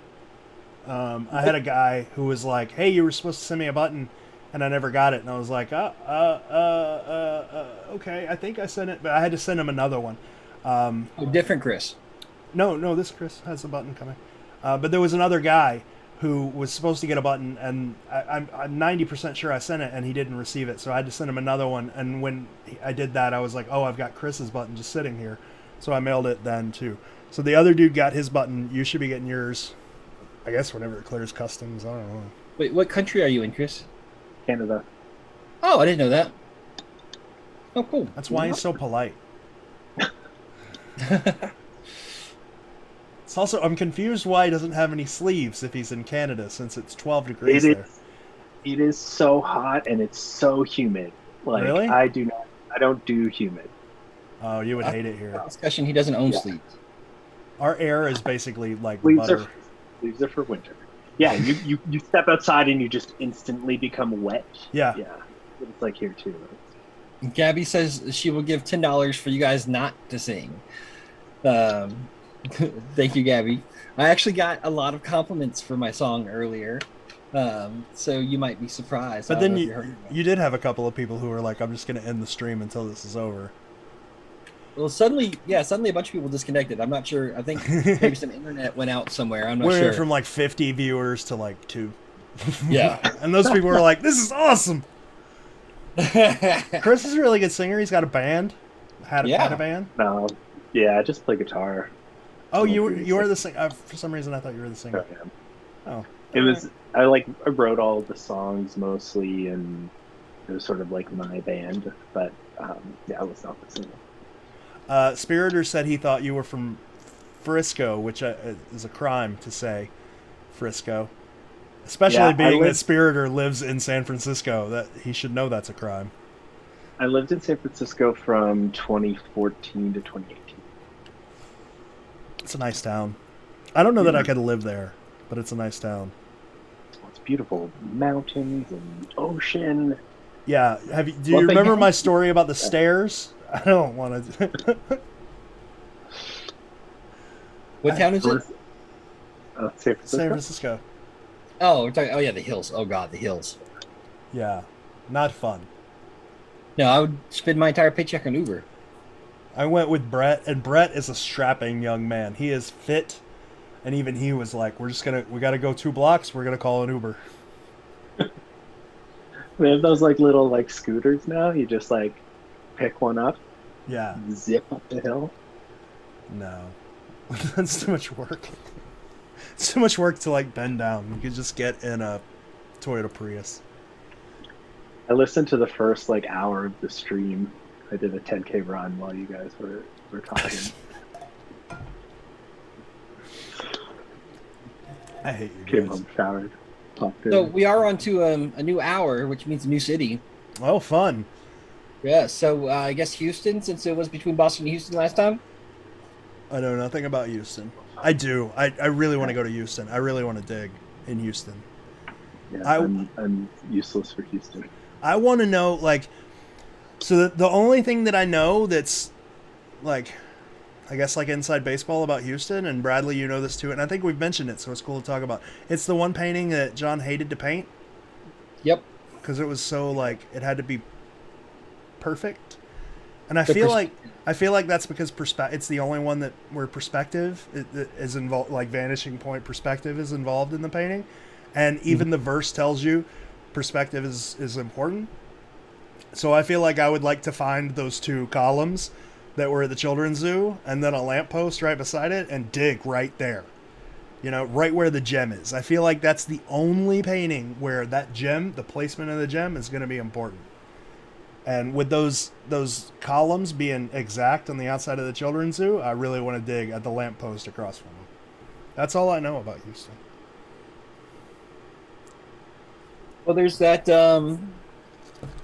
section in Harbin Park with the columns and the fountains. That's a really good match for this. That people have posted online. What's really interesting too about this is the uncropped image has the Latin long, whereas the cropped doesn't cut some of that out. Yeah. So that was interesting. And it adds a little more to the train track thing at the bottom. Mm-hmm. Yeah. Houston has water towers, Eric Thomas says. Columns are water towers. They're not really, though. They're water towers. It's the first verse, right? Yeah. Houston? So what? There's an acrostic in this one. You called me out last time for it being only 3 letters, but it's TWO. Yeah. The same acrostic that's in that like treasure poem that comes immediately before the first verse. What's up with that? Is that just like random coincidence, or are they just telling us, that's the one we talked about before, to match 12 verses with the site of paintings 12 in color light, TWO, and then the first verse, lines 15 to 17, three-winged and slight, what we take to be our strongest tower of delight. What's up with that? I don't know. I can't. Why 2? Paired verses? Is it that all it is? Maybe. I don't know. Two is just keeps coming up. Yeah. I don't know. It's so like short of an acrostic. Yeah. It's difficult, but it works. I guess this is what you were saying before, where possible versus probable kind of thing. Like keeping an open mind. Is this possible? Yeah, totally possible. It could even be probable. I don't know. It's just like without instruction of some sort, it's difficult because the possibilities are limitless. They're only limited by your imagination. Mm-hmm. So without some form of instruction, who's to say what's right? Who's to say what's wrong? Who's to say anything? So when we talk about Houston, the one thing that I always have trouble with, it being anywhere but inside the children's zoo, is just the history between Wheelhouse and Byron and that conversation. Does anybody feel differently that Byron wasn't sure and he really had to go check to see, is that where I buried it? And I have this relationship with this hunter, and so I'm willing to go check?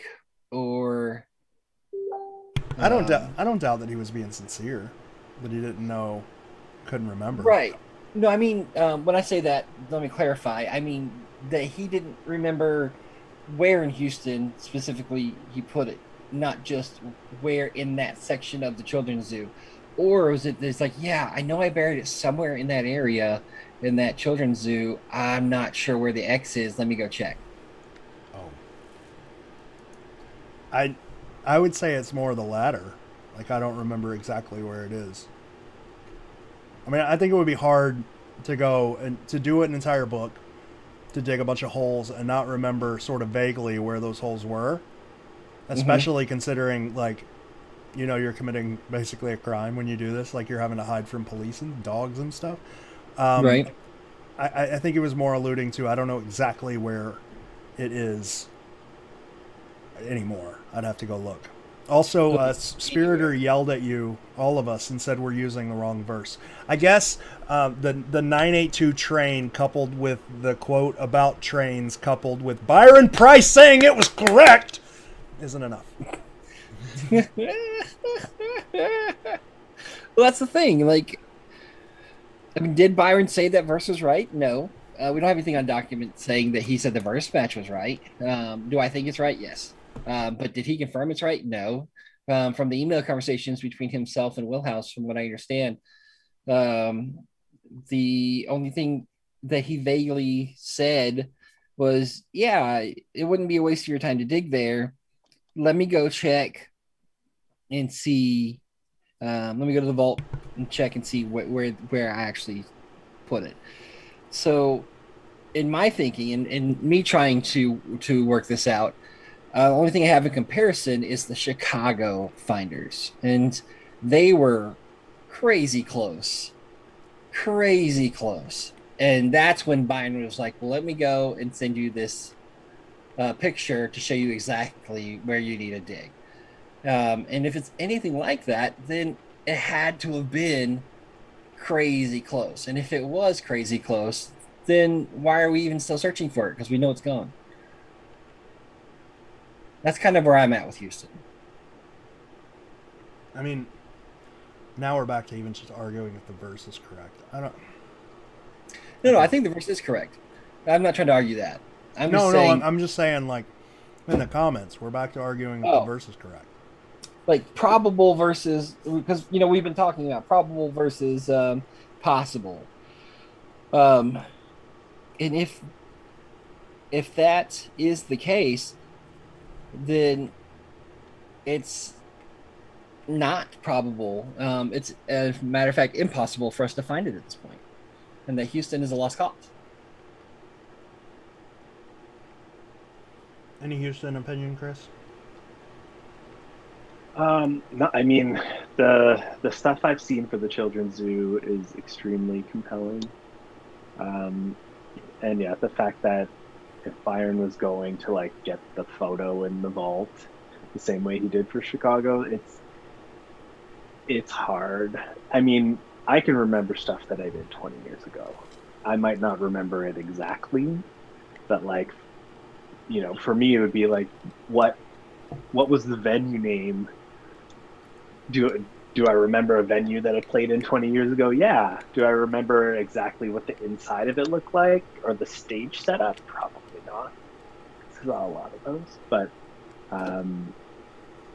I don't think he would forget that it was in the Children's Zoo, especially with someone he had a relationship or like had like a bit of a friendship with over email.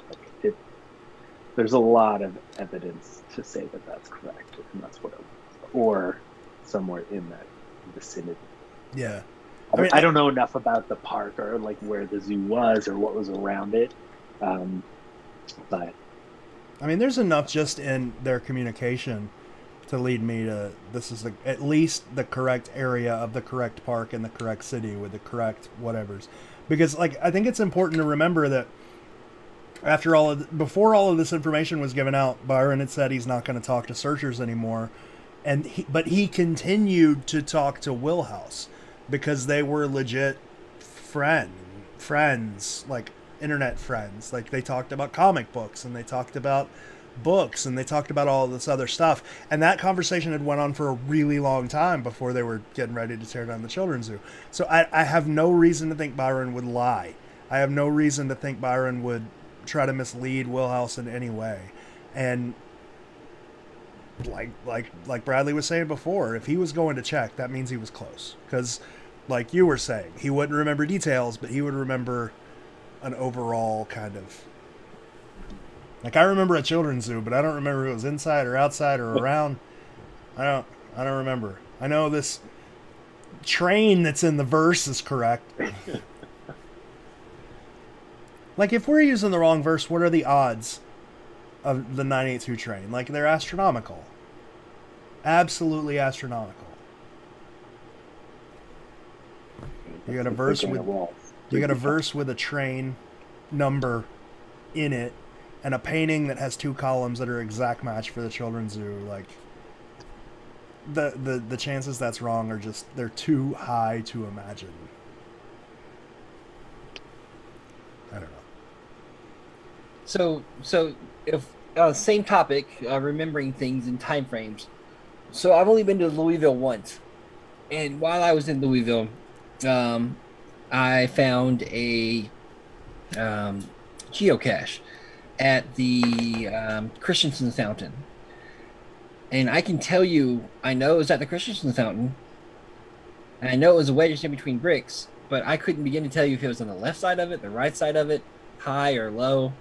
And that was just 3 or 4 years, whenever this happened. It started 2.5 years ago, something like that.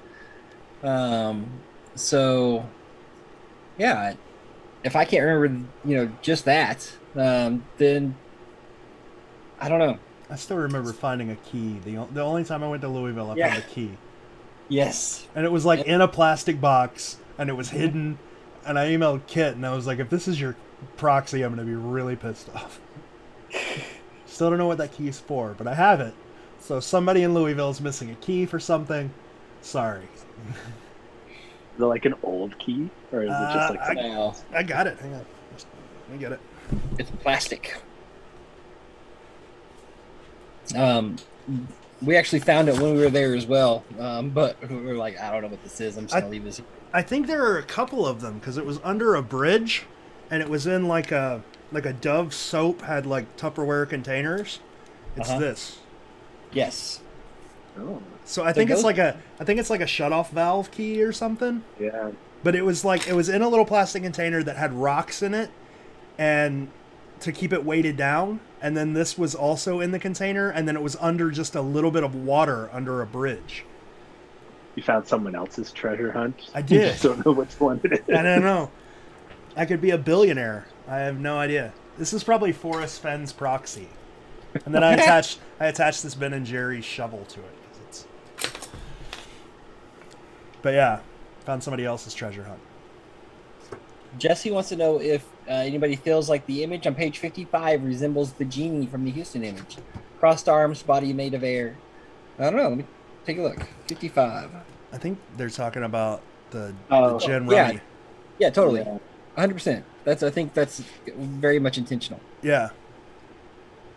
I remember Ben had like really awesome stories about taking that picture and people thinking that dude was homeless.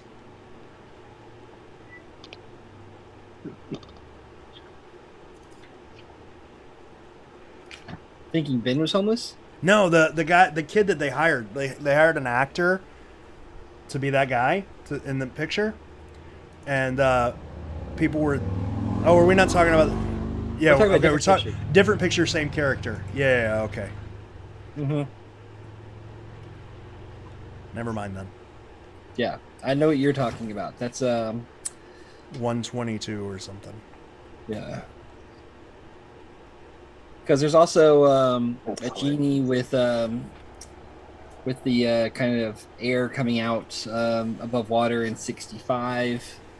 It's referenced multiple times. I remember, like, looking at this picture, the page 55, I remember how absurd some of the conversations on Quest for Treasure used to be before Expedition Unknown. Like, when we were trying to identify the leaves and the plants that this picture was taken on so that we could try to find a geographic location where they took the picture. And then I guess, like, when the podcast started, we realized, well, shit, we could just ask Ben. Like, where were these pictures taken? But it's like the stretches that we used to go through or go to back in the day just to find, whatever little bit of information we could. Yeah, that's, crowdsourcing at its best. I mean, that's like the craziness that happens on Reddit, People get found by the craziest things. Yeah. Reddit's gotten a little nuts lately. What's that? Reddit's gotten a little nuts lately. Oh, yeah? Yeah. Who's that actor that was in the Transformers movies? And Shia LaBeouf? Yeah. There's that whole Shia LaBeouf thing with the anti-Trump flag or whatever. It's like, he will not divide us, and he had to move it. That was 4chan, but yeah. Oh, was it 4chan? Okay, Yeah. well, same thing, though, yeah. Do you know, they, this is... cross-reference, flight plans from, and times when you hear planes going over to find out where it was. It was crazy. Yeah, and eventually they had to, lock it behind a fence on the top of a building, on top of a museum, and somebody used a drone and fire to steal it. Yeah. That was nuts. That's insane. Do you want to know how far that meme's gone? I went to buy new shoes the other day, and we were in the Nike store, and Jason pointed at a sign and went, why are they using a meme? Like, why? He's like, that's a meme. I was like, what? He's like, just do it.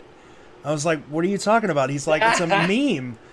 He's like, their logo is a meme? No, that's funny. That's good. Like, oh, yes, child. Learn the ways of Shia. So Eric wants to know, what's the proof Houston is Houston? So let's talk about it. So It's on a map, for one, and it's named on the map. Yes, It's named Houston. that's true. I know what he's saying. So the 982 train. So Eric, as you don't know about the 982 train, so there's a train that is Herman Park. It's been there since Forever. Herman Park, I think. Yeah. And it's the number 982 train. And in the verse, let me pull the verse up here. Let's Take your see. task to the 982. Yeah, take your task to the 982. I mean, And if you look in the images in the back, for those that believe that there are hints in the back of the book, there is a train that is numbered 982. I can't tell you off the top of my head what page it's on. Oh, it's numbered like 98, I think. It's missing a number. Let's see. I will find it. It is page number 199. It's 92. Okay. 92. Yeah. Or 82, one of those two. Well, Well, that coupled with the fact that Herman Melville's quoted in it, and this thing's in Herman Park, and the latitude and longitude coordinates in the painting, and the Ayn Rand quote about railroads, like, Houston's pretty well locked down. and what we were talking about at the very beginning as well, the children's zoo, the image matches are ridiculous with the columns and the animals on top. There was a Jin, whatever you would call him. His name was Brownie. Oh, yeah, Brownie.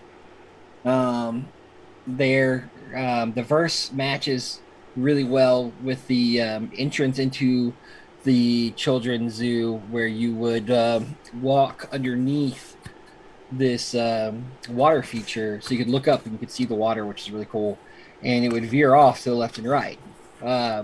And that's I still haven't actually pulled up the verse. There we go. So in the sky, the water veers. Smaller scale, there's a you have the 982 outside, and on the inside in the children's zoo, you have a little children's train that would take the kids around. And so that would be your small scale, and the Japanese hints that kind of links it to that as well. Step across. I'm assuming he's talking about stepping across where the train. where the tracks were, where the little train would go. Perspective should not be lost, and we were talking about the perspective of the image being important. It's the only one that JJP mentioned he had to be so precise about as far as the perspective goes. In the center of four alike, that could be a couple different things, but I think in this situation, Wheelhouse was referencing it to the was it the columns? Oh, I think it was like a. I don't know that if he's told everybody his full idea. Okay. But there was it's like a plaza.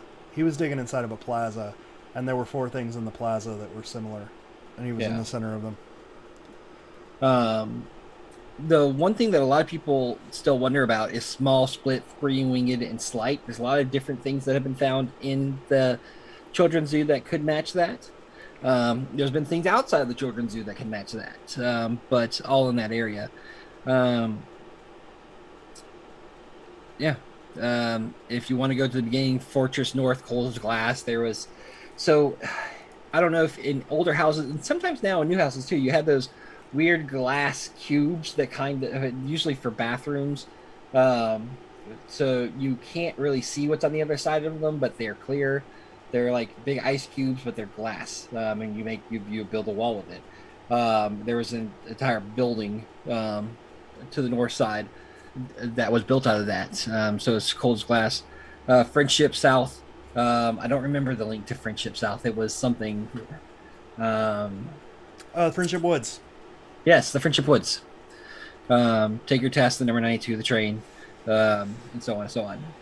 And obviously, the image matches. So that's why we think it's Houston. Not to mention that Byron Preiss was like, yeah, Let me go to the vault and pull out the picture so I can see exactly where I buried. And like, you can even add in the content of the rest of the book, right? Page 23. It says that Jin and Perry settled in the New World Southwest, the sort of place to which spirits of Araby were naturally attracted. So that's going to narrow you down to at least 3 or 4 states at the most. There's enough information in there to get you into Texas for sure. And if you see the uncropped version of the painting, there is longitude and latitude. And some people argue the shape of Texas is there in the brickwork. Or in the shadow, I think is what Willhouse used to talk about that a lot. Yeah, it was in the shadows. Part of the pavers as well, but yeah. So those are the reasons, but the biggest reason is Byron said it was. So I mean, I don't know what else you need, but that's how we got there. It's not good and enough. when I say we, I mean Willhouse, along with everybody he was working with, got there. So that's why it's Houston. It's pretty hard to argue anything else. So I just got a message from I don't think they'll care if I say, from Nadine and Kim. They're coming to New York. Yes. Yeah. And Cole's coming. Apparently Cole's flying down. Good. We got to get John. And Chris, you got to come too. Come on. How far Yeah, away? I'm going to try. To get to New York is super easy, but I'm supposed to be in San Francisco that week. So. Oh. We don't need you there the whole week. Yeah, just for the day. Come. Phil's going to. Phil, I'm sure Phil will be there. I know we can get John. I'll buy John's plane ticket. Yeah, I'm trying to figure that. I have like a. Because what day is it? It's a Saturday or Saturday? Because if I can come in on the Saturday and then go to San Francisco for this Sunday, because I don't actually need to be in San Francisco probably till Monday, or obviously Monday. So yeah, I'm gonna see if I can swing it. That would be awesome. There's a lot of people. Just judging from the amount of people who are flying in, I'm worried that we're gonna have space requirements, because generally at meetups, like, only a quarter or a third of the people who actually show up RSVP, and then on top of that, you've got everybody always brings someone with them. Like, husbands bring their wives, they bring their kids, they bring whatever, and I don't know how many people have RSVP'd so far. Let me look. So far we've got 64. Oh no, I'm sorry. 20. Yeah, about 64. And if 3 times that many people show up, like, we're screwed. We're looking at places that are like 100, 150 max. And I was like, that's going to be plenty. But I'm starting to work, just because, like, the people who are telling me, like, I'm flying in, they're not RSVP. and people in New York, I guess they don't do the RSVP. So I have no idea how many people are showing up. It could be like show up till 12? midnight anyways. Yeah. It's probably going to be like 12 people. We're going to spend all this money for 12 guys. But I figure, like, if close to 100 came just to meet Brian and John Fraser, how many people are going to come to meet, like, Joellen and Ben and Kit? And possibly some others. And possibly others. Yeah. Haven't nailed that. Anyways, guys, I gotta go. Okay. I gotta go take the Chris, kid at thanks the for park coming and- on, man. Yeah, thanks for coming on. Always a pleasure. Happy to try to help fill some time. It really did. Yeah. Good luck on the rest of it. I'll tune in the comments later. I'll probably need to heckle Brett around 6 o'clock. Oh, absolutely. Yeah. Okay. All right. Cool. You can have a go. day off. Take it easy. If anybody else wants to come in, just let me know and I'll send you the link. Because I can't make it public. I mean, I guess I could, but that would be crazy. Oh yeah, because there's no, we don't approve you to join. You just join. Yeah. Yeah. Todd wrote QI, but I see. He didn't finish his post. Question: the camel column doesn't cast a shadow. What if it was a reference to the camellia which doesn't require a shadow to grow and gives us a different reference point. And that was also asked by Jesse about the camel not casting a shadow.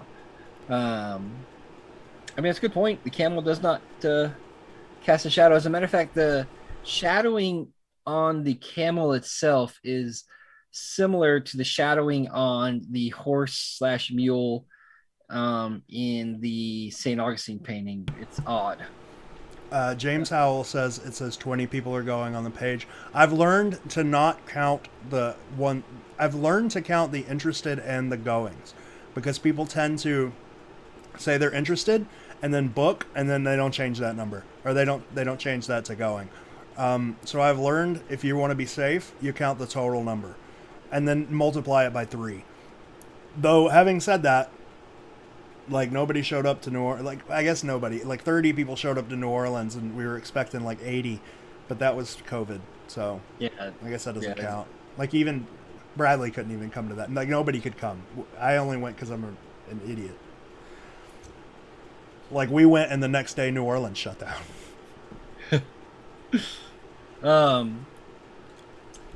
Let's see. Oh, okay. So Sunday has private message us each separate questions, so that we can ask each other trivia questions. I hope she also gave us the answers, because I don't know that I'm smart enough to get them. She doesn't want to come on a host?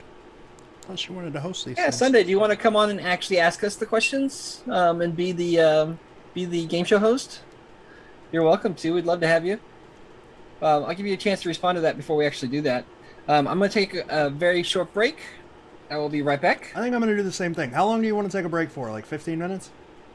Or 10? I was just going to run real quick and come back, but we can take a longer one if you want. Let's take 10. Let's take 10. Okay, do you want to play, like, can you play something? Sure. So there's something going? Yeah. I'll do that Cool. now. All right, awesome. 250.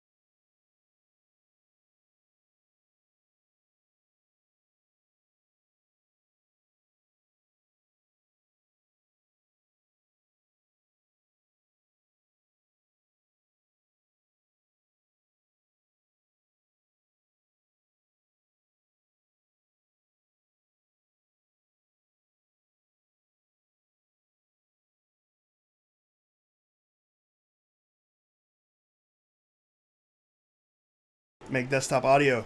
Turn on the audio. I have an idea. It involves this Super Mario bag. Oh. Super Mario Tracks, or Mario Kart, that's called. Let's see if I can make it work. I figure if we're gonna talk about cities, and I live in a city, we can go through the city. Huh? You'll see. When do you want to talk about St. Augustine? What hour do you want to do that? We can do it at 3 if you want. Destiny just went to the store. I was thinking, when we talk about St. Augustine, I can just go drive through St. Augustine. We can go see whatever anybody wants to see. Yeah, sure. Might as well, right? If people are interested in the city.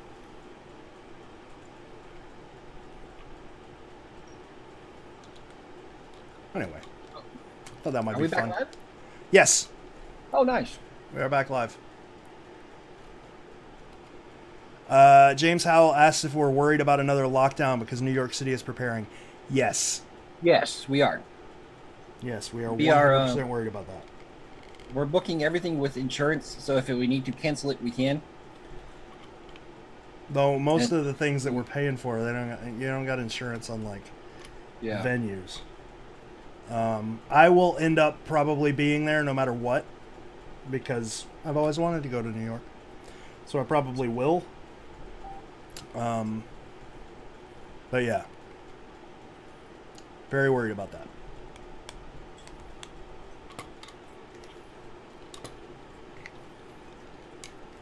Because I'm sure, like, if the city's locked down, guests are not coming. Like, I'm not gonna. Right. I don't expect Joe Ellen or Ben or Andy or Kid or anybody to come Right. out in that. Even though I think everybody's vaccinated, it doesn't really matter. Yep. So yeah, I have the ability now that I've just made this rig to go drive through St. Augustine. So we can do that whenever Destiny gets back with the car. Because the Jeep's still sick. Oh no! What happened with the Jeep? We got this place by our house. It's a bunch of like, Florida was gonna build a really big subdivision that took up like half the size of an entire county, and they like some private person came in and bought it, and then they couldn't get all the this was like in the 70s. They couldn't get all the permitting and they couldn't get everything settled, so it was never built. So it's just this like half a county of dirt roads that has no electricity, nobody lives out there, nothing like that. So it's like it's a paradise for people who own Jeeps because it's just trails, nothing but trails. So I went out there with Jason and I went into a really big puddle and flooded something, and it like my starter was already going out, but it caused a short in the starter and broke one of the terminals. I don't know. I had to replace the starter. So I took it off, and it's sitting in my front yard waiting for me to replace it. Cool. Kind of sad. I miss my Jeep. Well, starters are easy fix. Yeah. I really wish I could. Derek wants to wear his top hat. Okay. Debbie is preparing to go to Milwaukee, and her Oh, nice. boyfriend wants to wear a top hat, which I have a top hat somewhere. I could join Wait, him. boyfriend or Significant other? or brother-in-law? Are we getting top hats now? Okay. Well, I heard top hat, so I just thought I'd prepare.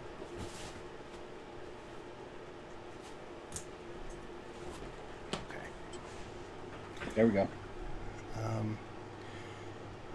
Yeah. And the cat is trying to eat my lunch. Boyfriend and or brother. And or. So yeah. This is what I feared would happen during the live stream. We would get like 3 hours in and run out of stuff to talk about, and comments would slow to a crawl. Still got a decent amount of viewers, though. Mm-hmm. Anyway. We're at 3:00 ish, so I think we've exasperated Houston mainly because there's nothing to talk about because you can't find it because it's gone because the gorillas have it. They're throwing casks and poop at zoo visitors. What about Charleston? What about Charleston? Now, Charleston's interesting. It's it's weird because we've got so many exact things in White Point Gardens, and White Point Gardens is so small, yet nothing's been found.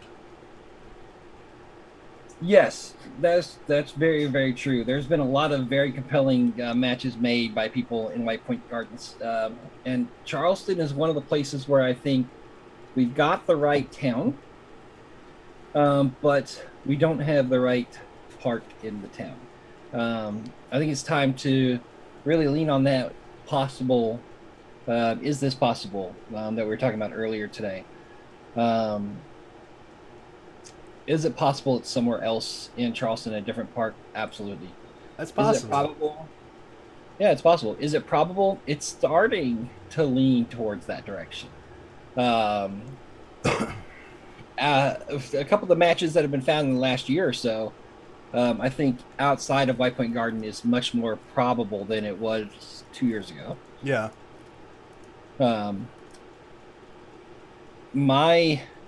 So I always talk about putting things out there. My spot is in Charlestown, which according to a community member who does tours in... The cat's unhappy.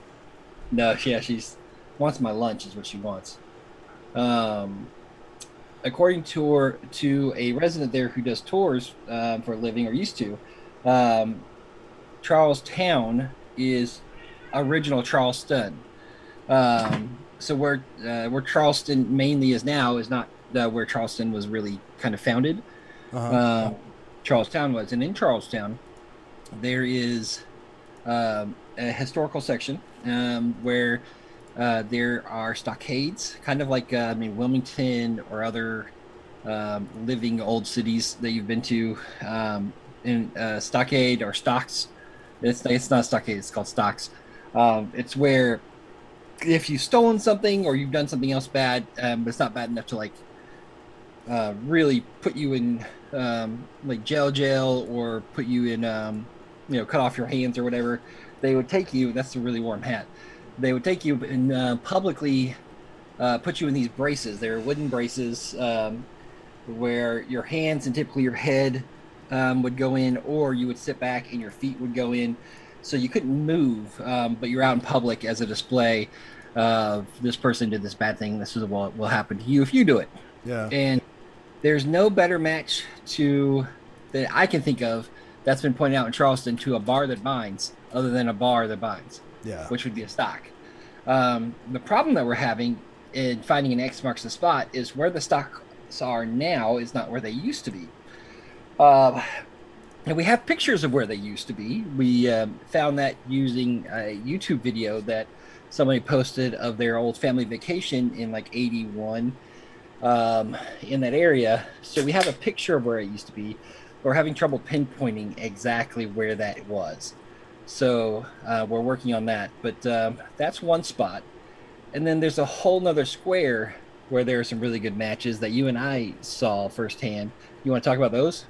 No, yeah, but give me a second because I'm having trouble with the stream.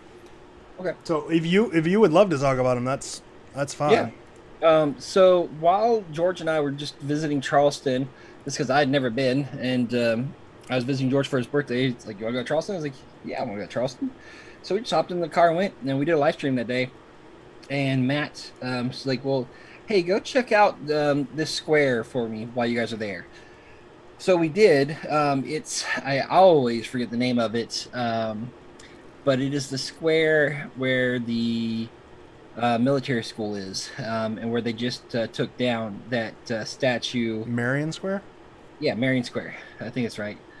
And in this square, you've got a couple of very intriguing things. One, at one end of the square, you have a large fountain, and in this large fountain's decorations, you have birds all around it, and people have typically linked them. Pull the verse up, and when I say pull it up, let me turn to that page. Let's see. All the area. Oh, We just got a group call from Sunday. I don't think we can take that. Join and do the trivia. Oh, well, I'll just send her the link. But yeah, send her the Zoom link. So you have hear the cool, clear song. Stand and listen to the birds. Hear the cool, clear song of water. So a lot of people in the past have referenced that to White Point Gardens, and there's a little fountain there, and they've referenced that to the birds and the water. However, this fountain is much louder, much bigger, has the bird decor on it, and is really more of a noticeable large icon there in that square, on one corner of the square. And then as you walk around the square to the other end, you have this really big old church. And in the image, when you look at the African mask, The windows. you'll see the shape of them and the slots. Well, if you look at the windows of that church, it's an exact match, and that was pointed out by I want to say Nick and Caroline on the somebody that was watching the live stream while we were there pointed that out. I want to say it was Nick and Caroline, but I'm not 100% certain on that. If it was somebody else, I apologize that I forgot. But that was a really good match. There's the way the walkway is marked out. There's a giant X with a diggable center. So I'm just saying, like, if you really wanted to do X marks the spot, there is a giant X in the middle of that. So The thing I like about that park that nobody talks about is, like, on the sidewalk in front of all of the trees are the scientific name and the nation of origin of each of them. And it's like, it's in a way where, like, if you weren't there, you wouldn't notice it. But once you get there, it's very sort of prominent and sort of fits within the theme of the secret in a really good way. yeah. So Jeff's talking about Washington Square. That's not a bad park either. That's where John Michaels was digging for a long time, years. In fact, one of the first times we met, we're in Charleston. It wasn't the first time we met, but one of the times we got together was in Charleston, and he took me on a tour of all of the places the casque wasn't. Like, he was trying to avoid digging and what. Because I was all like, let's dig in White Point Gardens, and he was kind of trying to avoid that. So he was like, let's go to Washington Square, and I'll show you where it's not. We lost your video, Bradley. Did we lose you completely? No, I'm still here. I'm just I'm gonna eat my lunch, and I was trying to eat as politely as possible, but I'm just gonna dig in real quick. Nice. But I'm still here. I sent Destiny to the store to get bread so I could have sandwiches. I'm totally just gonna chow down on stream. I don't care. That's what the Nice. Funyuns are for, anyway. Mm-hmm. But yeah, Good Washington Square was. It's got a couple of nice connections, but, like, it doesn't fit in total, right? Like, a couple of lines seem to fit, but the rest of the lines really don't.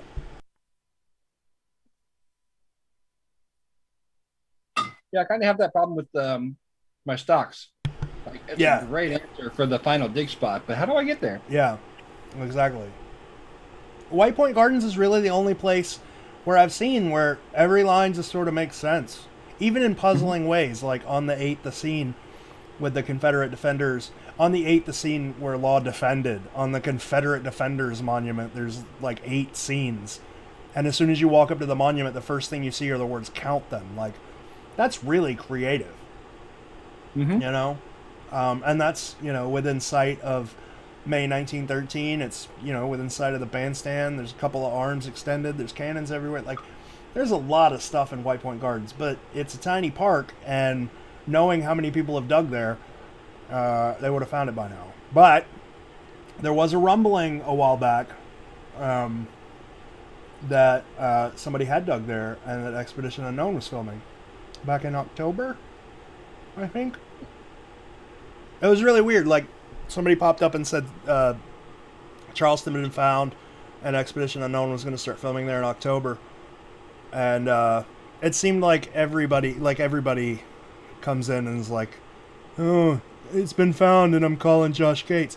But this one had a little bit of credence because Expedition Unknown really did start filming back in October. Like, that was when the COVID shutdown lifted, and there's no real way that dude would have known that. There's no real way anybody would have known that unless they were involved in the digging. So, But did they film in Charleston? I don't know. I never checked. I just never looked. But they did make that post that said there were going to be two. It alluded to 2 secret episodes, and there were rumblings that Charleston was found. There was rumblings about St. Augustine as well. So who knows? It was really weird, the St. Augustine one. It was right after Steven posted all of that stuff about the amphitheater, and then like the amphitheater just got destroyed by a digger over the course of like a weekend. They just went and dug holes everywhere and then stopped. Like, all of a sudden, no more holes. I mean, they didn't fill anything in. It still looks like shit out there. But then it just stopped. And then somebody was like, hey, there's a Expedition Unknown film crew in St. Augustine this weekend. It's like, oh, all right. Now, I don't know if that's true. This is what I was told.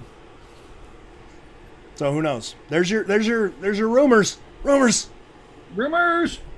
Charleston, St. Augustine. Fine could really be hidden for more than, I'd say, a month at the most. I mean, I think Expedition Unknown learned from their Boston episode that you got to keep this shit quiet, like really, really quiet. So I don't know. It's possible. It's not likely, but it's possible. Yeah, no. Especially in like a tourist town. Like, tourist towns tend to use that stuff like, oh, this famous TV show is here. St. Augustine 100% doesn't do that. They issue film rights sporadically, and they're very cautious about it. And when they do, they don't publicize it. They haven't since the 90s. There was this movie called Illegally Yours with Rob Lowe, and it was supposed to be like a summer blockbuster comedy, and it bombed. It was stupid. It was horrible. And since then, like back then, they pushed that really, really hard before the movie came out. Like they had the premiere in St. Augustine and everything, and then the thing bombed. It was a horrible movie. So they haven't publicized filming much. They did the same thing with a movie called The Celestine Prophecy, and that movie also bombed. So they don't. When people film, they don't really talk about it. They keep it under wraps. So who knows? Who knows? I will say the St. Augustine one. A member of Facebook came on and told me that there was going to be a film crew in St. Augustine, and then a waitress that's a friend of mine was like, "No, yeah, there was a camera guy here, and he said he worked for Expedition Unknown." So who knows? Sunday is kind of here. She just popped in. All right, let's see here.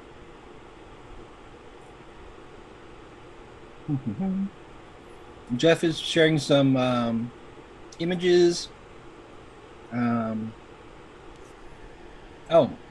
Troy wants to know, if you wear a top hat, do you have to speak with an accent? Oh. You don't have to, but I think it's common courtesy. I did not follow that, so my apologies. I feel like you have to have a pipe in order to have to speak with an accent. Like if you have a pipe, you have to speak with the accent. That makes sense. A cup of tea. Who knows? Oh, I keep going. We have so Sunday. They're asking if Sunday's going to come on and do trivia. But I think we sent her the link. So once she gets the link and gets Zoom going, we'll have her on. Let's see. Jeff says Washington Square near the old slave mart, the bar that binds based on Japanese hints, picks to come. Okay. Yeah. YouTube's gotten kind of quiet in comments. So,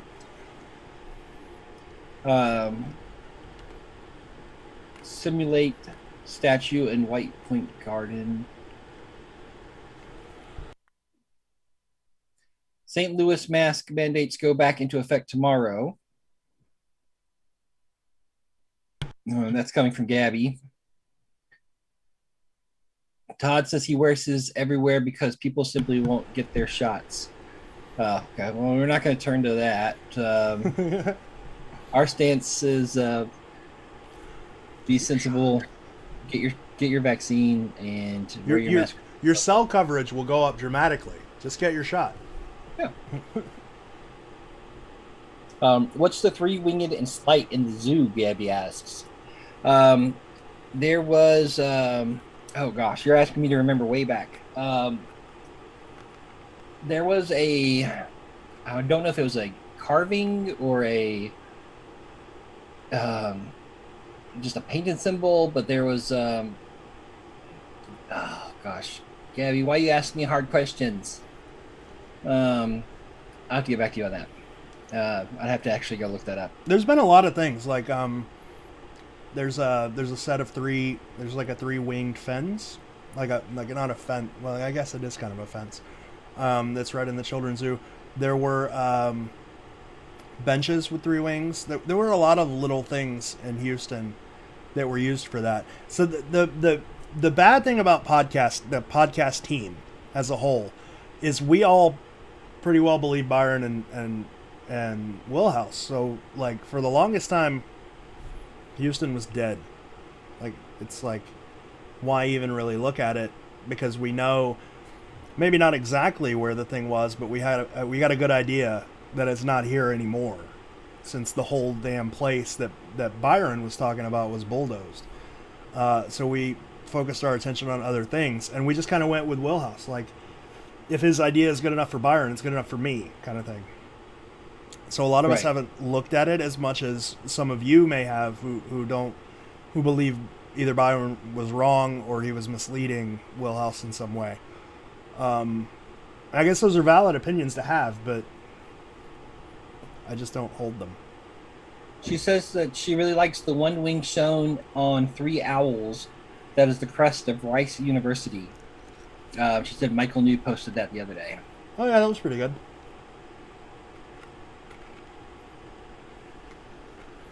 I think we fall into like a weird thing where we don't take the clues as literal as we should. Like, 3 owls, 1 wing is not a 3-winged anything. It's a 3-1 wing. It's like people in either Montreal or Milwaukee or wherever are using like a statue of a dude with wings for a wingless bird ascended, where that thing is neither wingless nor is it a bird, nor is it ascending, right? It just sort of has words in common. It's got wings. It's got, you know what I'm saying? So I think we fall into a trap of trying to get too poetic with the verses, where we know once we solve them, the solutions are not that poetic. They're fairly direct, if that makes sense. But then again, I could be wrong. Jason says he would like us to do a podcast on, do we believe a single word BP ever said regarding The Secret? I believe most words Byron said about The Secret. I believe most words that we can prove Byron said about The Secret. I don't, like, Byron, there have been lies that have come out, but we don't know. I don't know. Okay, that's a tough question. That probably should be a podcast, because the St. Louis thing, like, we can't really go on what he said in St. Louis because we don't know what question he was answering. We don't know the context of that conversation. It's like, I mean, it could very easily just be taken out of context. We can't go by the there's no treasure in Central Park, because we don't know if Byron said that or if his secretary said it. We don't know who said that. Same with the there's no treasure in Chicago. We don't know who said that. the guys remember it being a woman. Remember it being a secretary. So I don't know. There's Byron himself has said very few things about this puzzle. Like very, very few. Is there anything that you can think of, Bradley, that came directly from Byron that's a lie? No, everything that I've read that she said, I've only read in like interviews, things like that. And I don't think he said anything that was straight up attempting to mislead anybody. I believe that you really only need an image and a verse to find the cast. However, I don't think that's the only thing you can use. I think there are other things in the book that help. But no, I don't think anything that I know of that he said has just been a straight up lie. James Howell asked if Byron said there are no clues in the field guide. Kind of. It's in interviews, in articles. He said that the one article said the book has no impact. Like the back of the book has no relevance to the treasure hunt whatsoever. And that it was put there to fill pages to sell a book. Other than that, I mean, other than in interviews like that and articles that say the field guide has no relevance to the puzzle, then no. Sunday is trying to join the Zoom, but she's having trouble. She wants to know if you saw her request. Yeah, she popped up and then went away. Like she was in. It's not a request. She just goes in.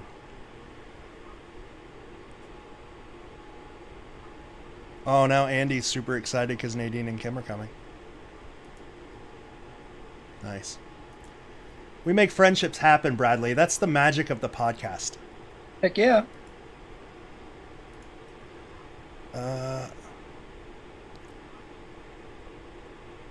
Okay, hang on. Okay, so Debbie Ebert sent me a message on Facebook. I just saw it. I don't know how long ago she sent it. Oh, she just sent it. Okay, cool. She said, "Hey, George, I have a question. I hope you're willing to answer. In a live you did the other day, you mentioned a fort being in the San Francisco painting. Could you tell me where in the painting it is or give me a clue as to what quadrant it is in, please? I appreciate all your help. Thanks." I think she's misremembering us talking about the fort in the St. Augustine painting. I don't know that I know of a fort in the San Francisco painting. Can you think of a... No forts. Yeah. There's Alcatraz, which is called the Rock. Maybe. But I don't know of any fort. Yeah.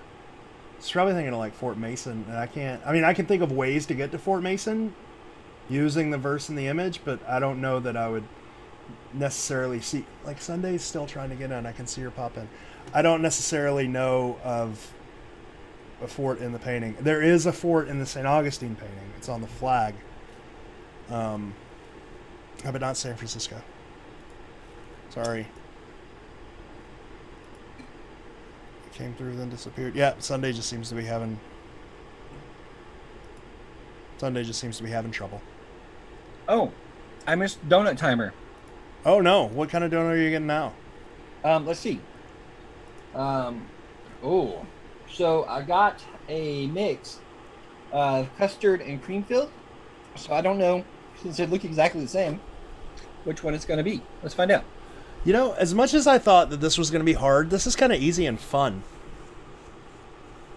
Those are cream filled. Oh, nice. Mm-hmm. Boston cream donuts are my favorite. Yes. So restarting that timer.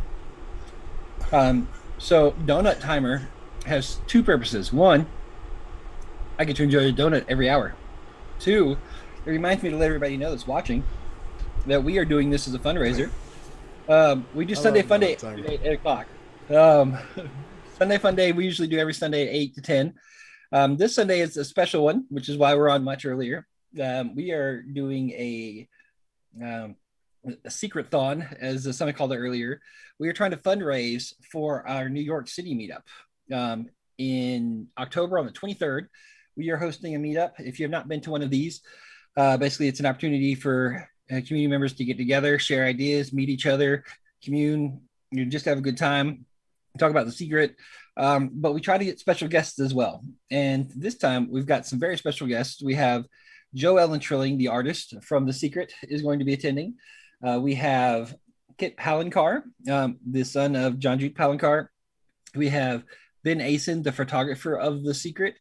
We have Andy, the half of Brian and Andy from the Cleveland Finders. We'll have a lot of great friends coming. We have some other special guests that are pending that we hope will come, but have not confirmed yet. And these get-togethers, especially since this one's going to be in New York City, is going to set us back some. And typically, we're able to cover the costs without asking for any sort of money. And we never want to sell tickets or make it admission required, because we don't want money to be a barrier for somebody to be able to come and enjoy this. So what we're doing is it has cost about $2,500, and that's for the venue where we're hosting the meetup. We are required to have insurance and security at the venue, and we're going to be providing transportation and meals for the special guests. So all that's coming to around $2,500. So what we are asking is that if you can, obviously you don't have to, just being here as part of the stream and carrying the conversation is greatly appreciated. But if you can, we greatly appreciate it if you can donate some money towards the goal to kind of offset this cost. 100% of this has come out of George's pocket. So we're very grateful for him doing that. And it would be great if you guys can help support putting some of that money back in his pocket. None of this is going towards any personal costs, if that's a question anybody has. George and myself are paying for our own travel and for our own hotel stay and for our own food. So we're not asking for any money for that. It's not going towards us. We are going to enjoy this as much as you guys are. We are also giving out pins that George has created. They're buttons. If you've never seen them, during the publicity tour, Byron Preiss had buttons very similar to that one. And he gave those out to publicize the book. George has gotten a copy of that image and was able to make 12treasures.com has The Secret, where the original one said Bantam has The Secret. So if you donate $10, we'll send you out a button. We greatly appreciate it. If you would like to donate, what did we say? $20 for Truffle Shuffle. Yeah. You just got a $25 donation, by the way. Oh, I don't know if you want to sing a song or if you want to do the Truffle Shuffle. It's up to them. Whoever just donated the money. I don't know that there was a... If they said who it was? No. I mean, they said who it was. They gave me their address, though, thankfully. But no, they didn't say either of those things. So, person that just donated, let us know, would you prefer a song or a Truffle Shuffle or neither? Any of them is fine. And yeah, so we greatly appreciate it. If you guys can donate, wonderful. If you can't, don't worry. But that's the main reason we're doing this extended Sunday Fun Day. Rachel wants to give other stuff away too. She said that everybody that donates, we're gonna put their name in a hat and give something away. I don't know. We've got like those dolly prints. We've got a bunch of crap around here. Actually, I was thinking about like a Fountain of Youth pack because I like making those for people. Like a Fountain of Youth gift pack with like some tickets and a whole bunch of swag from the Fountain of Youth. So that's donut time. I think we might do that. Thank you for donut time. Sunday's still trying to get in. I don't know if it's working. I don't know.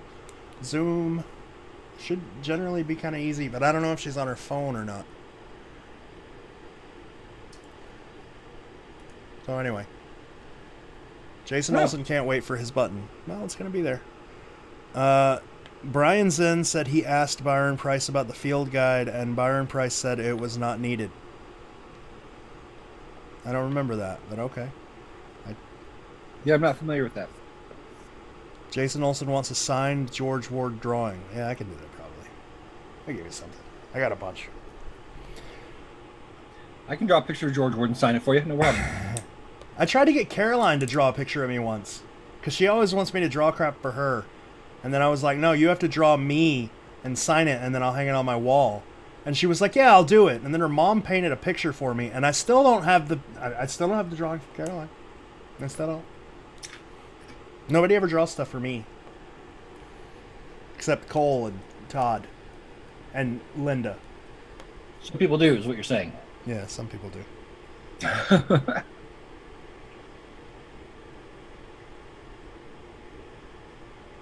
Let's see.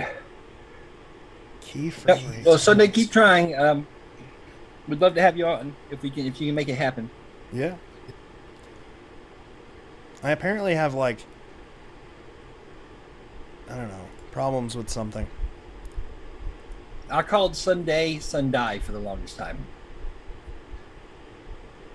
And I just found out, I think last week, that it's Sunday.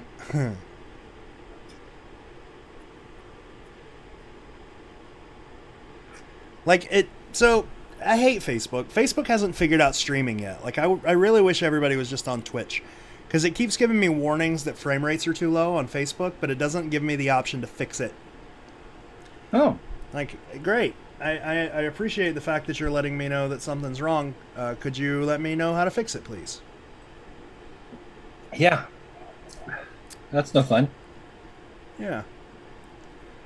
Anyway. Somebody earlier asked if they could donate to get a second button. Yeah. It's fine. Just make a note.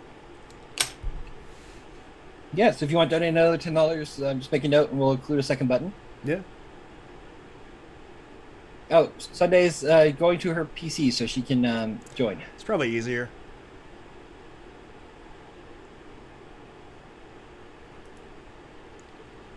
Yeah, I don't know. Oh, Debbie is offering to draw Elvis. Oh, that'd be awesome. Nobody ever draws my dog. She said once she's caught up on her commissions, she'll do that for you. Nice. He's getting old. Love that picture of him the other day with the mohawk and the jean jacket. Oh yeah, that was like we had to get him. English bulldogs have this weird thing, like they're called hot spots or something, where they just like itch and they get like a rash. And he got that on his shoulder, so we had to get something to cover that up. So we got that jean jacket, and then Destiny was like, "I'm just going to use Snapchat filters and give him like it's Sunday." These look exactly the same. Oh, hello. What he's gonna be. Oh, we can hear ourselves. As That's much all as I thought that this was gonna be hard. Sunday, if you're watching the Oh, that's really delayed. Oh yeah, okay, she muted it. Okay. Oh, no. Aw. Hold on. No, you're not muted. You muted the video, which is good. That way we didn't hear Oh, ourselves. yes. Yeah. Yes. Cool. So what's Welcome, up? welcome. Welcome. Hi. Sorry. I hear. Sorry about all the No, popping up, popping down. You're fine. I hear you're making a game show. It's gonna be fun. Yes. Yeah. So as you guys know, not a whole lot of other people in the community it hasn't been announced yet, but I guess that's what we're doing now. Oh, you don't have to. You can keep it quiet. No, I It's think like- it's exciting. Yeah. Okay, cool. So just a game night, just do you know the secret? Game night. I've been sending out some invites to just like fun searchers across the community, kind of getting some ideas. And That's why you didn't get one, Bradley. I got one. Sure. did. You have to be fun. Bradley sent me a sound clip that was it made my day. I was over the moon. Nice. I was hoping, Bradley, that you would play the same game today for a donation. Yeah, Okay. absolutely. Yeah, okay. That'd be great. So, so the game that Bradley played on Messenger with me the other day, we were just kind of like trying to come up with an idea for some things, and I called it something like Poetic Justice or Poetic Flair, something like that. We're still kind of hammering out the names. But he read a portion of the verse, and we had to guess what verse he was reading. And I apologize, guys. Hold on just a second. Do we have to guess the verse number, or can we just say like? Oh, just the city. Just Okay, the good. city. Because it's I'm all screwed just- if you want to do it. No, it's all just designed to just be fun. Easy question. The questions are easy. It's it's just something fun. Hopefully they're worded in a little bit of way that's something funny comes out of it, or something like that.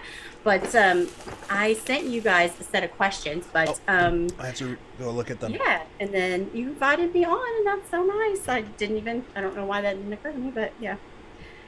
So do you guys want to play it as for example, like I asked you guys the questions, or Yeah, why You just not? want to Sure. Yeah. Okay, so if blank is north of New York, Milwaukee is west of. I don't know that I understand this question. Okay, Because so what do we know that Thucydides is north of New York. or Boston? Yeah, Yeah. for the cities. Yeah, okay, so we'll name the cities. So if Boston is north of New York, Milwaukee is west of, and then you just name anything, because Milwaukee's pretty Oh, far okay. west. I got you. So, I got you. yeah. Okay. Yeah, All right. yeah, Nice. just fun stuff like that. So Okay. like It's west Pennsylvania. of Chicago. Yeah. Yes. So see, yeah, perfect. Chicago would work. And then, okay, so let's do, for example, another category would be what time is it? It's Okay. And then- 3:29. So then we would be talking about images with the clock in them. Okay. Oh. I got you. So kind of get in your mind like images with the clock. And what cities could be said to be on military time? Charleston. That's good. Yes, Charleston. Yeah, because the clock is on the fort. Yes. Yeah. Nice. Okay. What city's time could be said to be written in stone? Can we cheat? It's probably New York. It is New York. Yeah. Nice. Yeah, because it's Yeah, it's like Because the it's the Yeah. The Times Square block. Yeah. Yeah. This is fun. so so just kind of things like that, but different categories like know your fair folk, which would be like Not for me. no just for folk in the verses. So we're talking about like stuff everybody knows, just because it's just designed to be fun, just to be just worth some laughs and stuff. All the questions have actual answers, like verifiable answers. But maybe they're just worded a little bit tricky. So like if we know we're talking about fair folk, then we could say, what L could also be said to be a fair folk? Leprechaun. Yeah. All right. Yeah. Nice. Yeah. So, what fair folk would delight at Mardi Gras? The Faye. Loop Guru. The what? Oh, Yes. Yes. my that bad. Would be a good one. I thought we were That would talking about totally count. something. Okay. That'd be an Well, extra point, George. thank you. I have an extra point. Yeah. But so the hopes are eventually to put together just a fun game night for just people can tune in and live stream. But as you can tell, my technical abilities, I totally underestimated what it was going to take to put together a live It takes stream. a lot, yeah. Yes, I was picturing when my partner and I, who were throwing this thing together, were talking about it. We were just getting, like rooms on Facebook, kind of thing, and then that would do it. But as I'm learning. If you want like interactive stuff and borders, Yeah. it takes a little bit more. I can help you with that though. I mean, I'm not really great at it. You have, yes, and so George has been helping me behind the scenes a little, like giving me, the importance, use this program. Huh? Use this program. Yes, exactly. Exactly. So one of the funner games, or one of the things that kind of came out of the original idea, was sending out requests to people in the community to kind of get them joined in the fun, kind of like Video Clue on Jeopardy, or things like that. Yeah, absolutely. And so we have some exciting stuff lined up. We have Linda Spalding is going to be a co-host. Nice. Hoping to get a couple of co-hosts to just kind of like rotate through, and so that is super exciting. And then Bradley, do you have the message that I sent you earlier? Yeah, I can pull it up. Give me a second. Okay. Let's see. So one of the funner ideas that came out of just kind of brainstorming some ideas was something we called like a poetic flair, where you actually read one of the verses backwards, a portion of the verse backwards, and with kind of dramatic pauses and just a little extra flair in there, and it's really funny. But then people have to try to guess the verse, so we'll see. Maybe we can see if George can guess this verse. Okay, yeah, I've got it. Okay. No, I'm kidding. First to thee, soil and rock over southeast. Oh, Milwaukee. Preiss 100 walk, Yeah, it's bridge the below. yeah, Milwaukee. Or Yeah, Montreal very good. if you're someone. Exactly. Well, that's fun. Bradley, you want me to, I got one for you. You want me to do yours? Yeah. Yes, please. Hear birds the to listen and stand of old eyes be here seen bold and cruel. Is that it? That's it. That's Charleston. Okay. That's the one we're talking about right now. See, you guys are pros, so. You gotta make them a little harder. Well, see, that's where I'm trying. Like you said, first time puzzle makers. That Yes. It's like a big thing. It's like, where do you, Yep. like it's. Like, So I like so you added one here, lost in translation. yes. Yeah, that's cool. That's Yeah. cool. What if Yeah. you mix the two? Yeah, that would be very, very cool. That was one of my favorites too. And depending on how many times you run it through, it just gets sillier and sillier. That's good. Yeah, I would mix that. I would the, mix the two. Yeah. Yeah, with the reading it backwards. With Yeah. The, Put everything in backwards and then run it through. Oh, that's a great idea. That's Yeah. a great idea. Cause like right now, like I could like this the one that you sent me for Lost in Translation. Like Yeah. I know Bradley will get it with one word. okay, Sure. try me. Oh, You I mean can always it's skip that word, George. It's a couple. Okay. Yeah. Yeah. All right. Or even you could I'll even just like skip mix it that up. line. You could like choose a couple of keywords and see how Yeah. Bradley, you can do like, I can get that verse in 5 keywords. So here you go, Bradley. Show it to everyone. Voice from heaven. Run north, but past first, towards a gem. This is an object. That's San Francisco. Yeah. It's pretty cool. Yeah. All right. Nice. Okay. Yours is. Let's see. Under the shelter, the elves admire.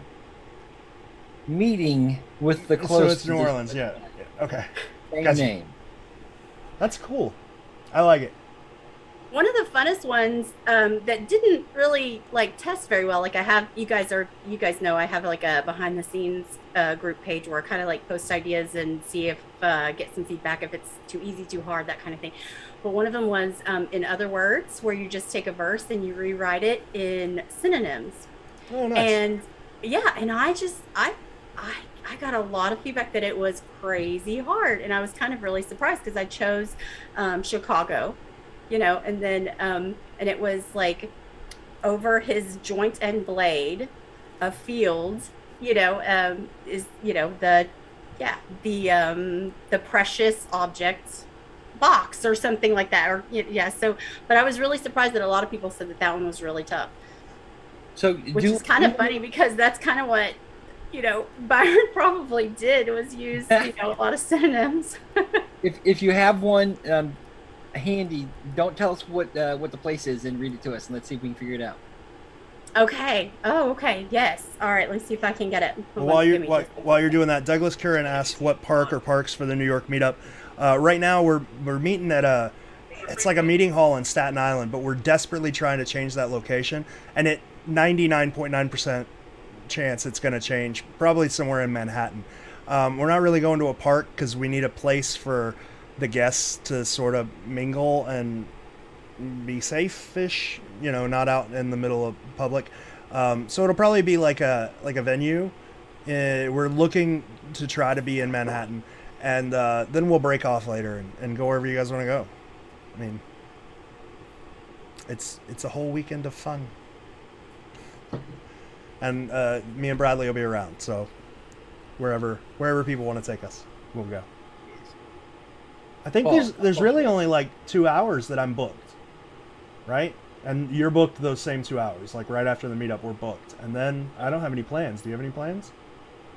That evening, no. Okay. Other times we do, different days, but not that day. Okay. James Howell is mean.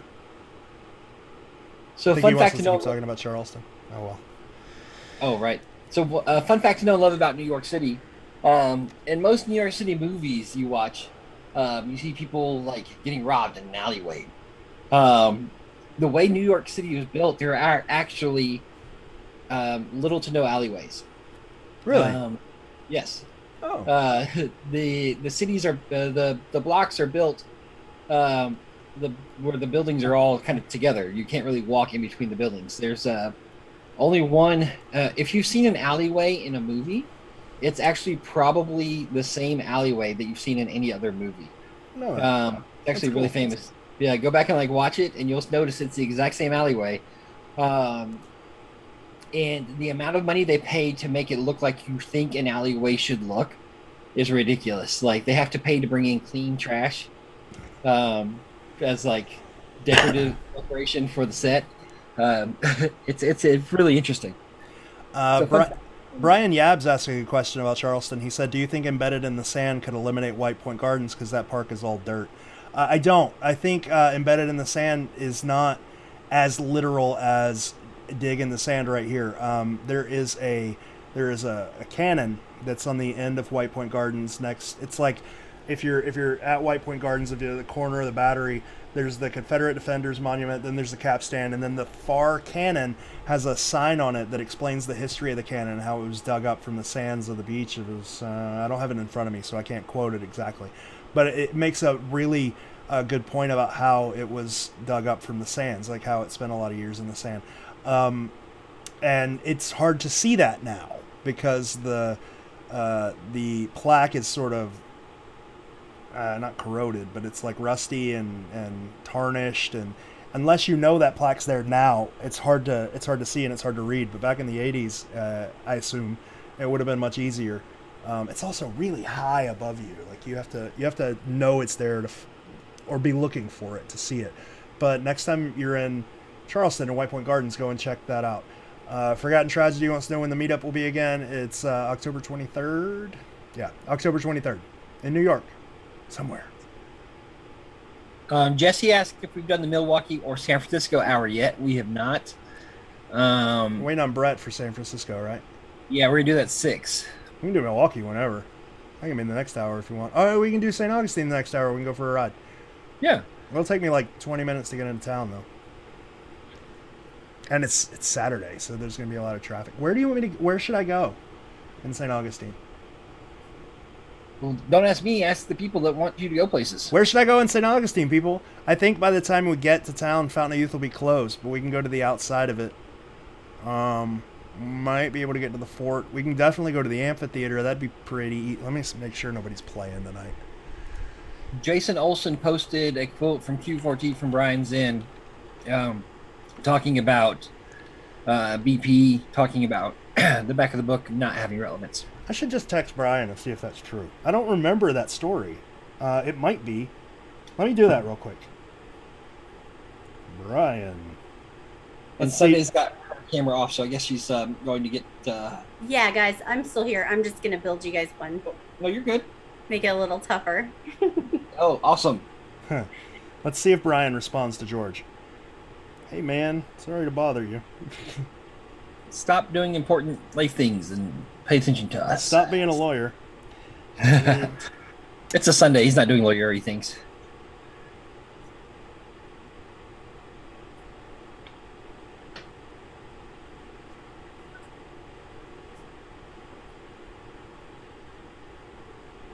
Okay, so I'm texting him, hey man, sorry to bother you. Did BP tell you guys the back of the book didn't matter when you met him? That was a question from a viewer on the live stream. We'll see if he responds. Cool. I realized I was holding my phone slightly down. I hope nobody could see his number. It's all right. Oh, George. I did that once, man. Like I did a thing, like a live stream where I was opening a thing and it had like, Somebody's address. yeah. I had to shut that off real quick. I do. Who was it? Oh, I have these moments where I can't think of a name.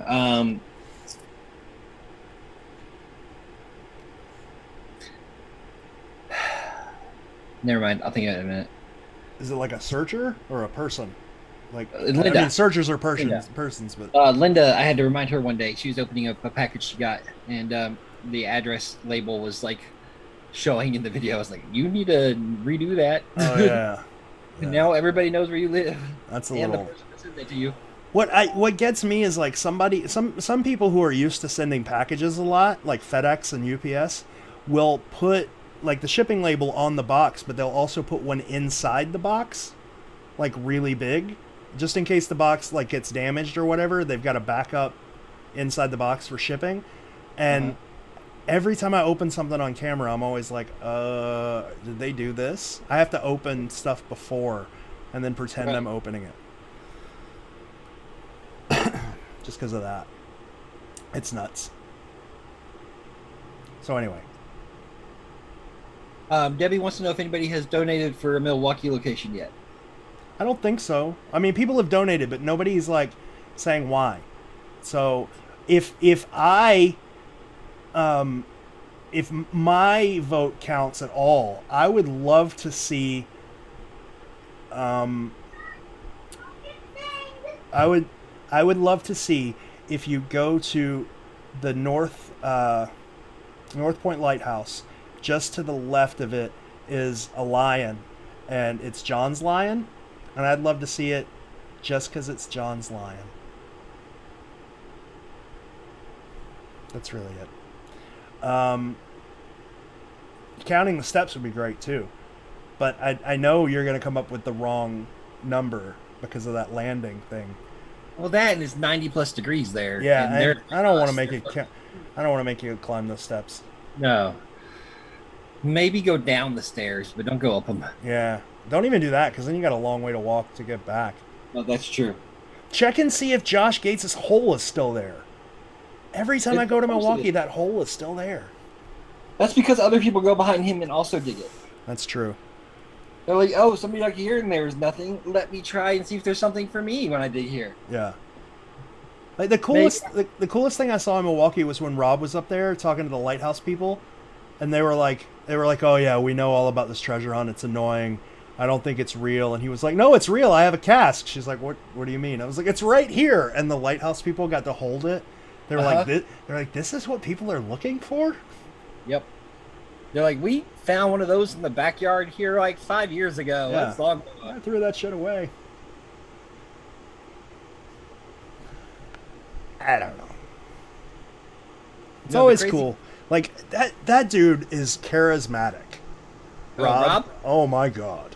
Oh yes. He is everyone's friend. Mm-hmm. Flirting with the little old ladies that were coming out of the bar. That's crazy. Don't get too drunk. I'll have to take you home, ma'am. Okay, guys, I have one if you're ready. Okay. Oh, snap. Okay. Okay, so this one is in other words, so it's all using synonyms for each word. And I made it a little tougher as requested, so we'll see how the pros can do it. Okay. We're pros. Contour, tween, that's Tween. So contour, tween, the nondescript Leviathan. Occurs appendage. So sometimes you can find an anchor word like appendage to like. You know. Yeah. Uh-huh. I'm thinking New York. That's going to be New York, yeah. It is New York. Yeah. Yeah. So contour is actually, I didn't know this is a synonym for shadow. So yeah, so in the shadow of the gray dry. So nondescript is gray. Mm-hmm. And yeah, I made that one a little tougher, but I don't know, like the extended appendage gave it away for me. Yeah, that was the appendage. Yeah, it was a little confusing. Leviathan, I was like, that's a giant. That's good. Yeah, I like it. Oh yeah, kind of narrows it down automatically to like San Francisco or New York, and then yeah. I like it a lot. All right. Do you guys want to do one more, maybe? Sure. Yeah, sure. Okay. How many can you name? So this one is like something that reoccurs in the verses. Oh gosh. So Okay. how many can you name? The sounds we seek. I'm sorry. The laughter of friends in the afternoon hours. Yeah. The whirring sounds. Oh, that's a good one. Mhm. Sounds of rumble. Yes.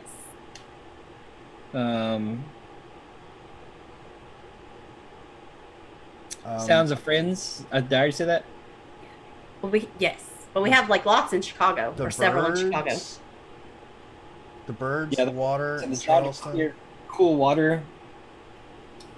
And we were talking about Houston, so bonus point for anybody that can name the sound.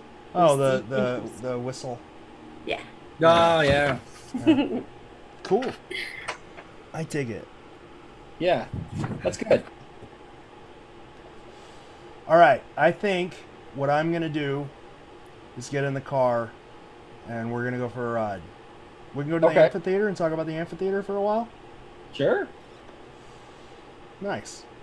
Why Do you not? want to keep playing with Sunday while I get in the car? That'll take me like 10 minutes. Yeah. Does somebody else want That's to join Stephen in? Puff. Oh. that live stream was amazing. Yeah, the one with Steven. Yes. Yeah, Bradley, the link that I sent you to get in, you can send to anyone else. So if anybody Yes. wants to get in, and then I guess YouTube should know that your comments are going to basically be ignored for a little while. Except if you pull up the stream on your phone and just mute it, you can see the comments from YouTube on the stream. If you pull up the stream, you'll That's see what it. I'm doing. That's Okay. where I've kind of picked them up here and there Gotcha. earlier. Okay. Well, I am going to go grab my crap and hop in the car. Okay, cool. Does anybody else want to jump on and play the trivia games with Sunday? Anybody That's wanna- not a little heavy. Somebody want to step up and compete against this pro? Love that we're By the way, I pros say now. that jokingly. I don't consider myself a pro whatsoever. But if you want to join, just go ahead and Debbie says she has to run out for a bit. When she comes back, she'll see if anybody's donated. Take your time, Debbie. George is going to go to St. Augustine and do kind of like on the boots on the ground video for us. Let's see. Jason says, "Show me the shovel." I guess he wants you to dig holes while you're out.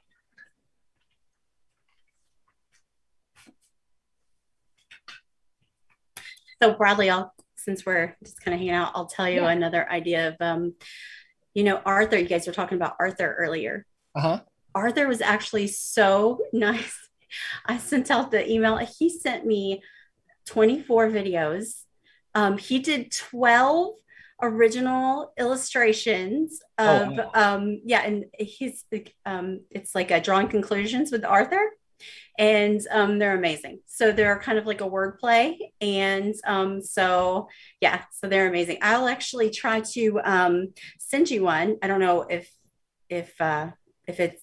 there's ability or whatever. I'll send it to you and you can watch it, but it's really cool. Okay, yeah, that's awesome. Do you want to? You can share your screen. Is there? Okay. Yeah. That'd probably be easier than me sending it. Okay. You're welcome to do whatever you'd like, but that makes sense. Let's take a look. I have practiced this on another platform, but not on Zoom. So let's see. I don't know that I have the share my screen. I have across the bottom, but let's see. Oh, yeah, I do right there. Okay, let me pull it up really quick. Okay, cool. So Arthur sent 12 videos with the original illustrations, and then 12 others where he is asking a trivia question, and they are great. They're really funny. Let's see. So give me just a second to find it.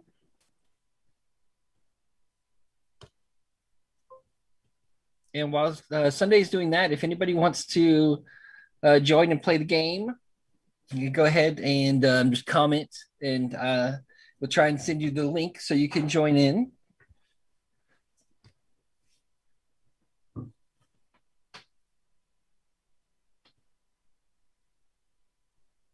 Okay. Yeah, it looks like I don't have the screen sharing, which is okay.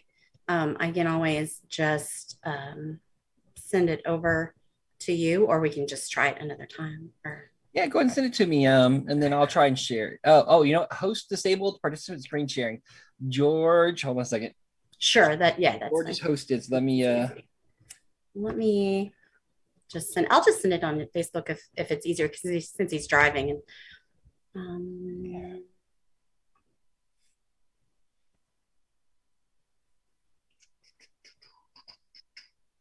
okay, give me a second.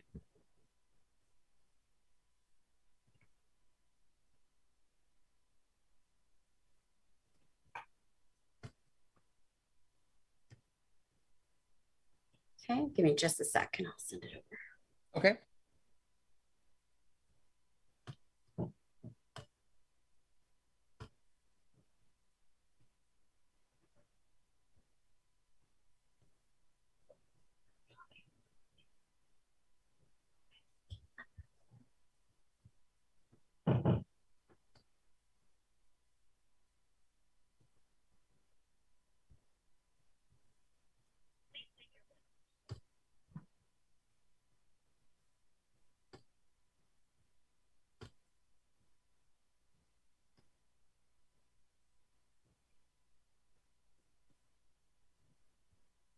Okay, there it is.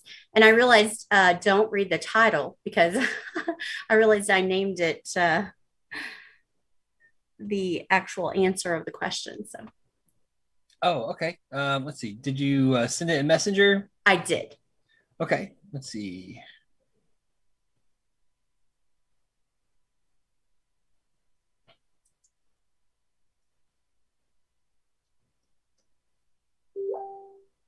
Oh, I just got a new message. Oh, also, if anybody wants to sign up their spouse for a fun game called Let Me Ask My Spouse, whenever we do the live streams, I thought it could be fun to like call up an unsuspecting person that's not a searcher, but is like searcher adjacent, and then try to get them to say a certain term like lily of the valley or something like that, without using the most obvious clues to lily of the valley. Oh, this is fun. If I can get George to turn on screen sharing, I'll see if I can play this. Okay. For everybody. But if not, I can always post it on the page too. But yeah, Arthur did an amazing job and was very kind. Yeah, Arthur's awesome. He really is. He goes way above and beyond. He does. Really appreciate everything he does. Let's see. I think we haven't had any responses. At least I'm not seeing any responses in chat for anybody else that wants to play. So I'm happy to continue trying. If you've got some more you want to throw my way. Oh, sure. Okay. Do you want okay, here's one. Let's test this out. These are it's kind of like beta testing. Yeah. Categories. I apologize. No, it's good. Give it a thumbs down. It's kind of put you on the spot. So no, it's fine. Okay. So things in common. So this word is used in multiple verses and has been described as dark and to the south. Dark and to the south. Friendship to the south. That's not it. Friendship north. Dark is probably going to be the bigger clue for you. Is it forest? Yeah, it is. Okay. Yeah. And then let's see. Let's play another one of those things in common. So again, this word's been used in multiple verses and has been described as green and strongest delight. A tower. Yes. So that's kind of like the tough part is trying to gauge how hard these are, because everybody's kind of like got different specialties or different things that they work on in the puzzle. So Cool. Yeah, I mean they're super hard. I'm just getting them because I'm a pro. You know. That's right. That's what I think that's true too. Oh goodness. No, that's fun. I like this. I can't wait to do this like full out game show style. Yeah, so I'm hoping to do both kind of like live contestant live stream, which I think would be really fun for like games like Pictionary and you know, just like word association, just silly stuff. And then maybe also like where comment driven, you know, where you just yeah, and then the answers are in the comments and stuff. But we have to get you one of those mics, like the really thin, long mic that I do a pin mic, I guess. Yeah, pin mic. Yeah. Mm-hmm. Yeah. Yeah, we definitely. If you don't already have one, we got to get you one of those. I don't, but I'll just like a pipe cleaner. I'll just pretend. Oh, there you go. No, that's awesome. I love it. Yeah. I wish Linda was around because she's going to be the one of the co-hosts, and I'm super excited about that. Well, and she's had some great ideas, and so we're going to do unboxing with Linda. Nice. Yeah, she has a lot of experience doing unboxings. She does. Who could be better? Let's see. I'm gonna message her and see what she's. Oh, there's George. Oh, did he jump back on? There he is. Can't hear you, George. He's in the car. Oh, I think he sent himself the link, so he's not gonna be able to change the host settings from there because he's logged in as himself. So I can, like I said, I can post it to the main page since we've been chatting about it. Absolutely, I think it's really cool. He's random George face. Random George face. I'm not used to seeing him in a car. I'm used to seeing him in a Jeep. Yeah, I had to take Rachel's car. It's really weird. This is probably illegal as shit. Yeah. Probably should have waited until I got there to do this, but you know, whatever. Yeah. They're gonna have to invent a form on the ticket. It's like texting while driving. Nope, live stream. No, I am zooming while driving. Driving while streaming.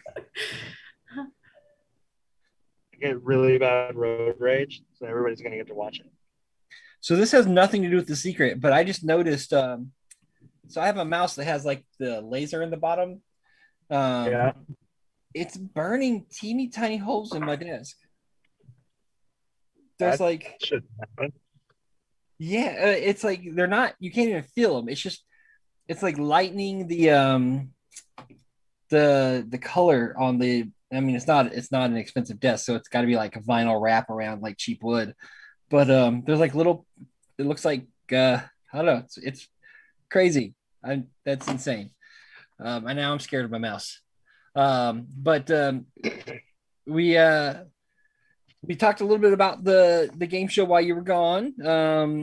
Arthur put together some really cool content for the game show. He sent some videos to Sunday. She's going to post them to the group chat so other people can see them as well. I told her we need to get a one of those pin mics like that Bob had for Price is Right.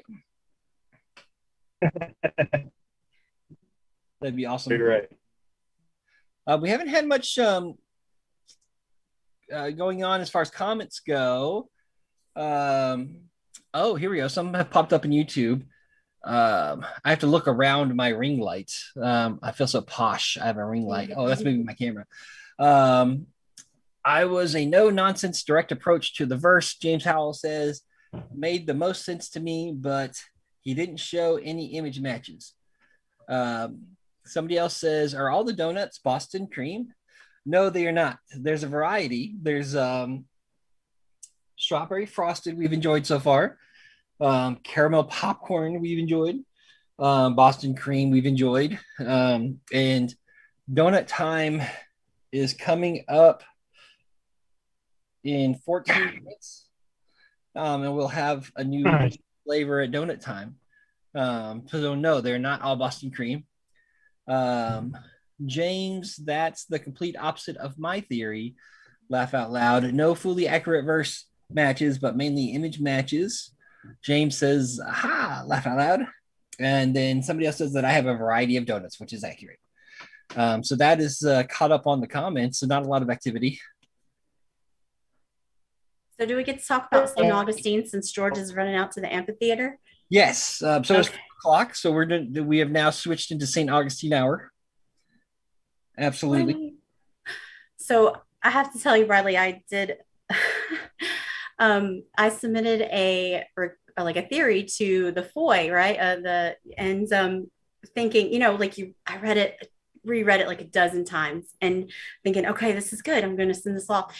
And then through one of another post, I posted a little bit of it, and somebody was like, I have no idea what this is trying to say. And I was like, oh God, it's like, you can't, I reread it and it was just terrible. It was completely confusing. And so I asked George to take a look at it, and he gave me some really good advice about, streamlining it and just kind of getting rid of a lot of the bulk, just the wording and stuff and everything like that. So I wanted to see if at some point I could get you guys's thoughts on it, as far as I don't mean to put I don't know what to do it right now, but we could totally do it right now. Okay, that's what the stream is for. Let's do it. Okay, so basically so if you skip down to base of a tall tree, and let's see, let me pull up my stuff here. I should have, if I was going to ask you, I should have already had it out, but so base of the tall tree, and actually give me just a second and I'll send it over to you if that will work better. Okay, yeah, go for it. Okay, and you'll have to read it because sorry, George. I didn't George, think that through very well. To stream and read and respond while you are driving. Destiny could drive. I brought Destiny. She's my assistant today. She's my Funion dispenser, my Dr. Pepper dispenser, and my assistant. She's very quiet right now. Destiny's smarter than most of the people I've ever met in this planet. She's crazy genius. Yeah. Good job, Destiny. So what Sunday was saying, a lot of people seem to have a problem with this. A lot of people, especially when they're in contact with parks, they talk themselves out of being able to pick. And they do it really, really quickly because they just send this book of information to parks departments that parks don't really care about. Nobody, parks don't really care about your solution. In order to get permission, what you want to do is not convince people you're right. It's that you want to get them interested in what you're doing. You want to grab their attention and get them involved. So elevator pitches are always better than files. What an elevator pitch is, you should be able to explain what you want to do while riding an elevator, with another person. So you should be able to explain it in a couple of minutes.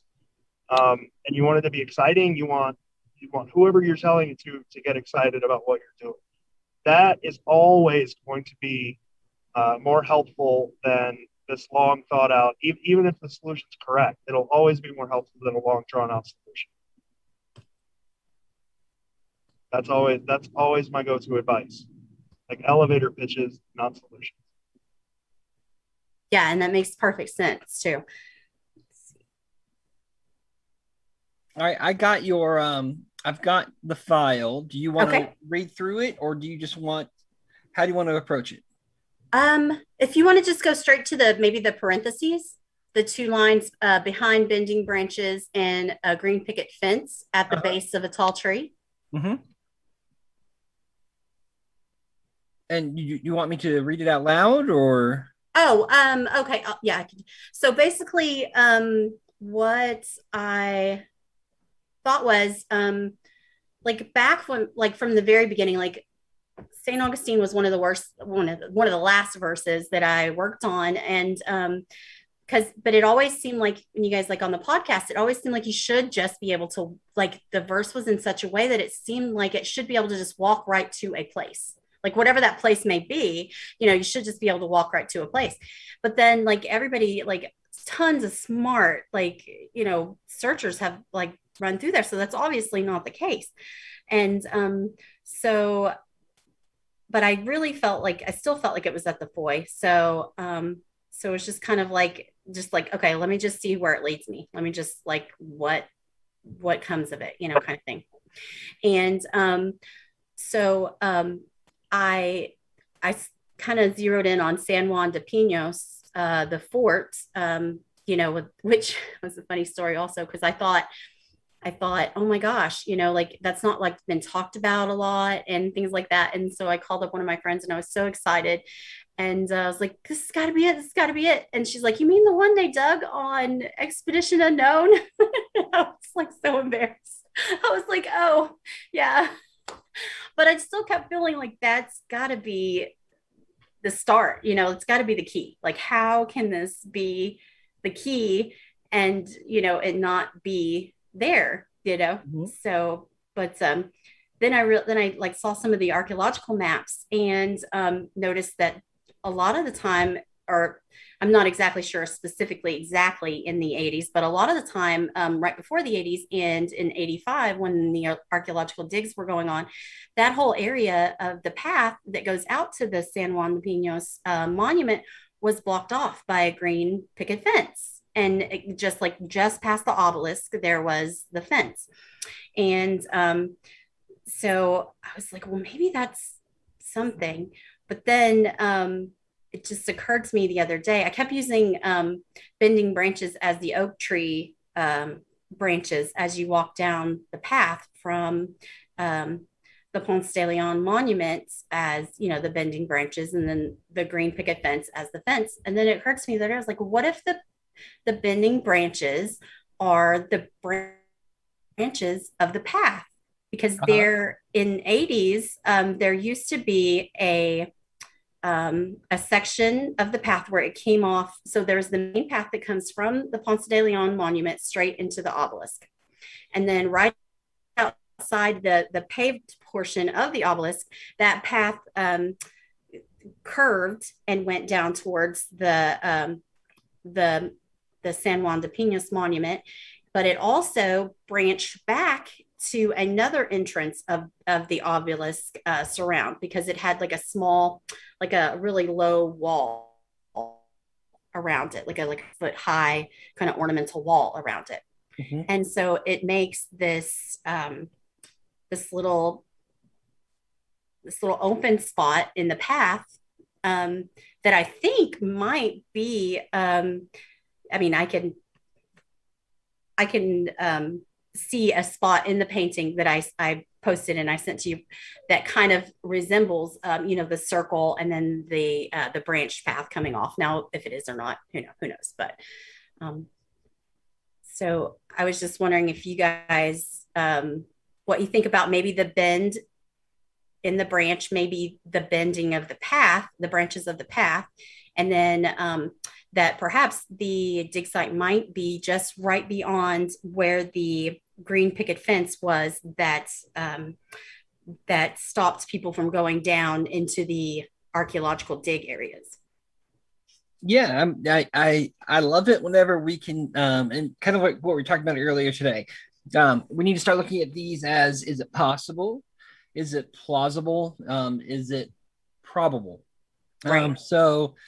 Looking, and so, for instance, before I start talking about the bending branches, your interpretation of the base of a tall tree, when we did the St. Augustine meetup, George, myself, Brian, Nadine, Kim, and John Frazier all went out to the park per John's invite, and we were digging a spot for John that he had. And while we were there, we were like, well, John, do you mind if we just look around for a minute? We want to check some things out. And we walked over to that. If you walk towards the very back of the park, there's like a foot, there's a plaque commemorating the San Juan de Pinos fort. Mm-hmm. And Brian was like, I don't know why, but this has always caught my attention. I feel like this is important. And so we were thinking together, and we were like, well, so what is a base? A base is a type of fort, just like you said. A base, another word for a base is a fort. And a tall tree, well, a pine tree gets to be a pretty tall tree. Sure. And they grow just straight. Just straight. Yeah. Exactly. So yeah, the base of a tall tree, San Juan de Peña's fort, makes so much sense. So we were right there with you on that. And George actually went and dug. They got permission from John to come back later, and he dug all the way around that. Because we were like, it's got to be right here. That's if it's at the base of a tall tree, it's got to be right here. It wasn't, unfortunately, or else we wouldn't be talking about this. So I really like that you're thinking of the bending branches, behind bending branches. So yes, if we first think behind bending branches, we think, okay, tree branches. But what else branches out and bends? Well, yeah, the path, well, just like you're saying, the path branches out to different ways you can go. And they are bending. They're bending towards different directions. So I like that. I like that a lot. Yay. Yeah. George, I don't know if you can hear or not. I can. It broke up a little bit. I don't. I would have questions. I would have questions. I would have a lot of questions about the area in the 80s. I like your ideas. Like your ideas just on their own, that I like them. I could follow through. Like I could get behind it, basically. And I think they were presented in a decent enough way. So yeah, I agree with what Bradley said. Yay. Cool. Yeah. So you've sent this to John already, I'm assuming? Okay, so yes, I did. I sent it back in April, but however, that was the kind of garbled, like not great, not to the point, not concise and version. And so then when I realized, hey, this really doesn't make much sense at all. And so I messaged George. I was like, George, what do I do? Do I, resend it? Do I, and then that's when George was like, just bring it, like, make it concise. Like, get rid of a lot of this, just a lot of the bulk and just like, what is it? So that was great advice. And so now I'm hoping I have an idea to resend it. And hopefully with something, attention catching enough that the little note that says, please attach this to the one in April, like the place, like put me in the stack in April, is attention catching enough. But one exciting thing is, Bradley, is like through the pictures and stuff on the thing, there's a shallow trench, I guess, not really a trench, a shallow depression that is still there outside of the obelisk that might be the path of the picket fence, like that was there for years and years and years because of the archaeological stuff going on. So it might be pretty easy to using the archaeological maps and the overheads, the current overheads now, it might be pretty easy to, pinpoint a spot to, like a pretty small spot of possibility. So, yeah. Now, obviously, George is far more familiar with St. Augustine than I am. But that sounds really, really exciting. I would definitely, once you've finalize it to, the point that you're happy with it, I would totally resend it. George knows John better than I do, obviously. But from the interactions I've had with John, he's a super nice guy. And he is super invested in this hunt. And he really, really, really wants that casque to be found in his park. I know. Wouldn't that be amazing? Yeah. And for many reasons. But mostly because of his father and the history of their family with the park. That would just be really, really cool for him.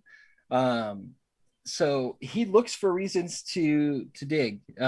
So just keep that in mind. It's kind of like whenever I coach people for interviewing, I let them know, the company you're interviewing with wants to hire you. They're looking for somebody for the job. They're not looking to eliminate you. They don't want to keep interviewing people.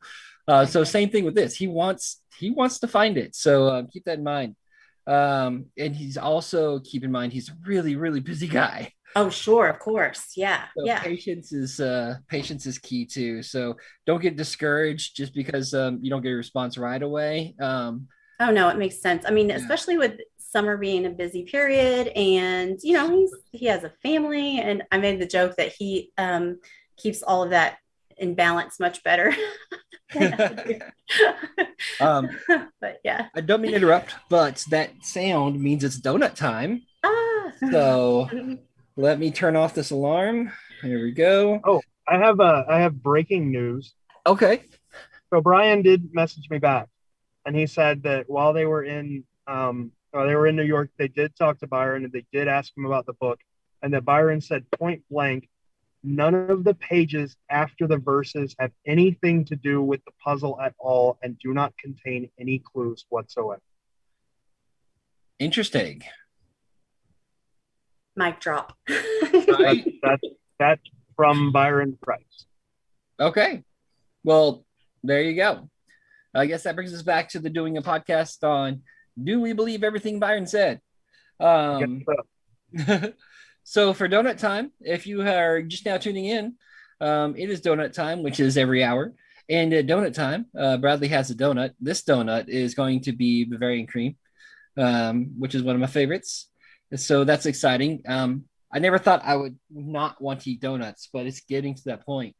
So while I know this is gonna be tasty, I'm not super excited about eating another donut. But what we do during donut time is we let you know that today we are doing a extended Sunday Fun Day stream. We started this morning, and we are going to try and continue on till 10 o'clock. And we are doing this in hopes to raise funds for our New York City meetup. We are doing a meetup in New York City on October 23rd.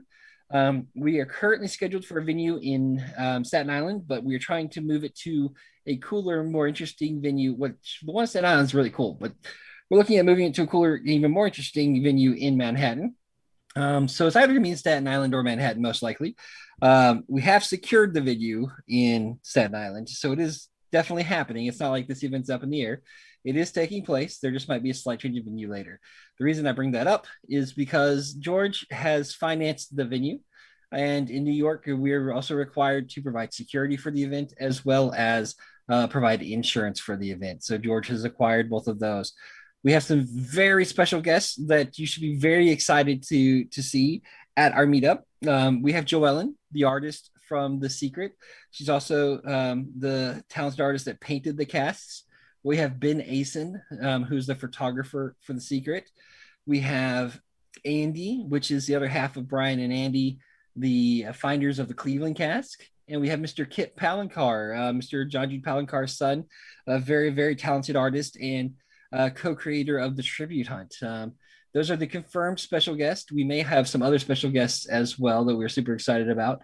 So we are trying to raise funds to cover the cost of the venue, the insurance, the security, as well as cover cost for travel and food for the special guests. We do not want to charge for tickets. We've never charged for tickets for meetups. We don't want money to be a barrier between individuals and their ability to visit and be a part of these community gatherings. So we are doing fundraisers like this. A $10 fundraiser will get you a button. Our $10 donation, I should say, will get you a button made by George Ward.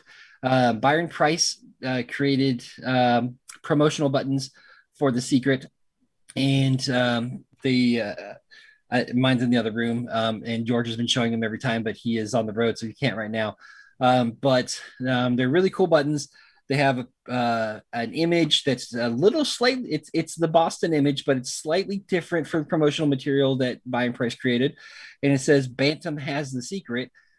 George was able to acquire the original art for that. So he was able to make buttons that says 12 Treasures has the secret with the same art and the same, and actually has the podcast icons, I think, instead of the Bantam icons. They're really cool. We're only asking for a $10 donation to send out a button to you. If you would like for Bradley to sing a song of your choice, you donate $10 and choose the song. Bradley will sing the song of your choice, and Bradley will do the truffle shuffle for you for a $20 donation. So throw a $20 donation in there and you'll get a truffle shuffle. We got a lot of compliments on the first one. I tried to stay true to the talent as much as possible.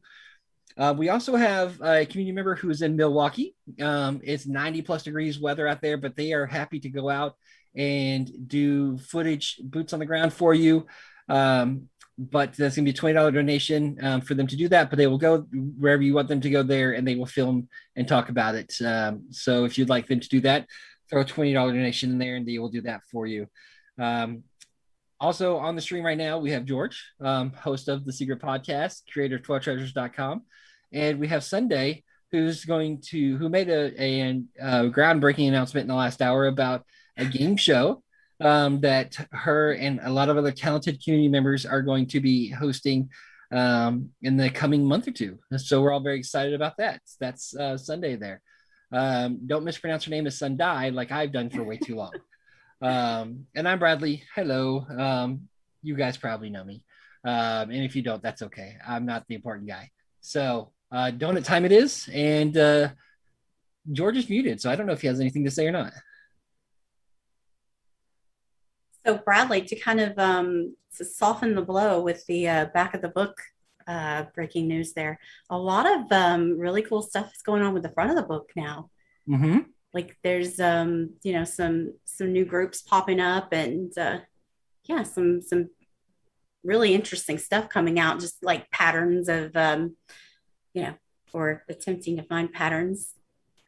Yeah, there's it's probably important to note that when Brian asked Byron that, Byron specifically said the back. Like he didn't say nothing other than the verses or the paintings. He said no pages after the verses contain any clues. Like that leaves the front of the book wide open. Mm-hmm. I mean, and for him to make that distinction, like if there wasn't something there, he could have just said, no, man, it's really like it says in the book, all you need is a painting and a verse, like nothing else is clues. But he said no page after the verses. But it's also, we want to keep in mind the context of the conversation. So like with the whole St. Louis thing, do we know exactly what Brian asked him? Did Brian say, does anything after the verses count towards the puzzle? Or did Brian say, is anything other than the painting and the verses going to be hints? Because well, I don't know. We could ask Brian, but the context of that conversation is at least well known. They were, talking about the puzzle with the guy, like the guy that created the puzzle was talking about it with two guys that had solved it. Like he was answering a lot of questions for them. I'm sure I can ask Brian what he asked. I'm not sure he'll remember word for word, but he'll at least remember the context. Yeah.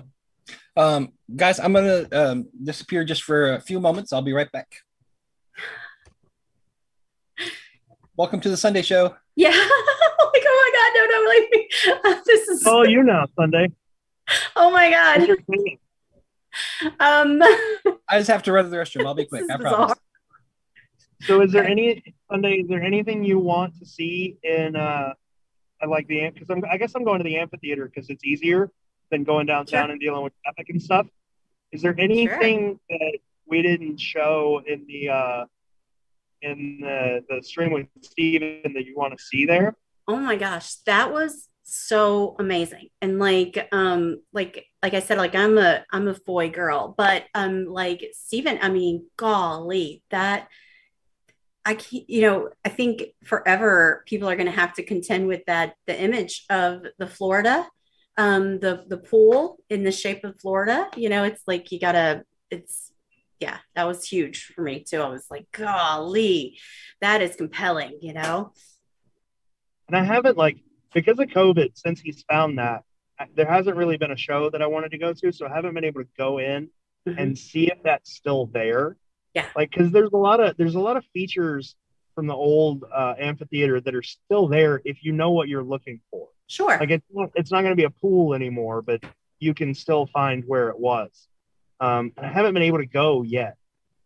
There's a concert coming up. I might use that as an excuse, though. Maybe.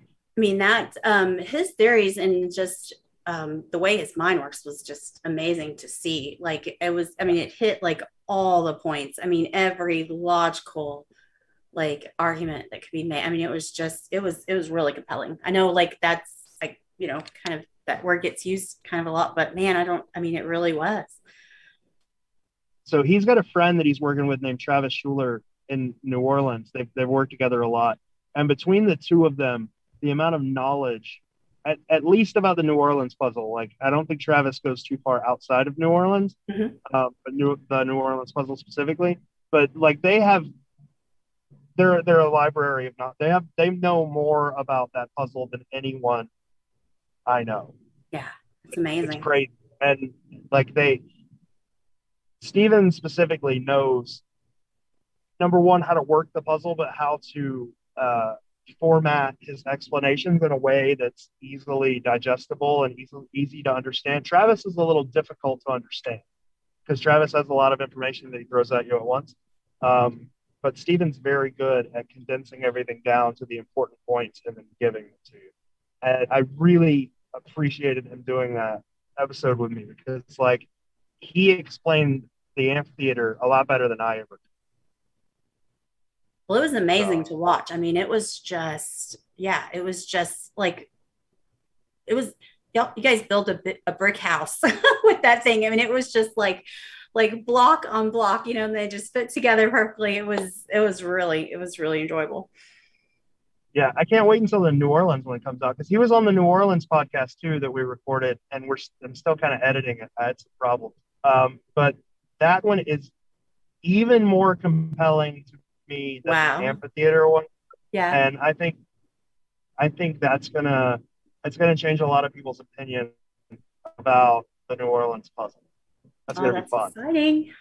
When it comes out, I don't know when that is, but when it does. Will never change my opinion on New Orleans. What's your opinion on New Orleans, Bradley? I don't have one. It's a fun town. I mean, the banana cluster is great. After doing the podcast, I'm a firm believer in that area. Yeah, that was good. Yeah, I had to take a page in the Chris book and go to the seamless option and burn it up. This new AC is not cooling quickly. Had to represent. Rather death metal now.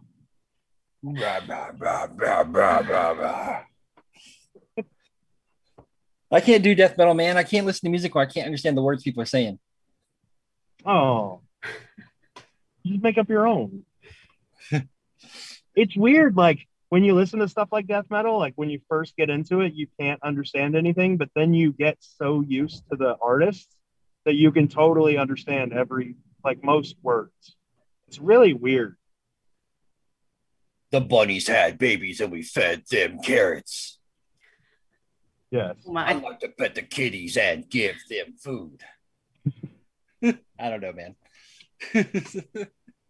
Every stream has to have a death metal segment, and this is it. Yep, this is it.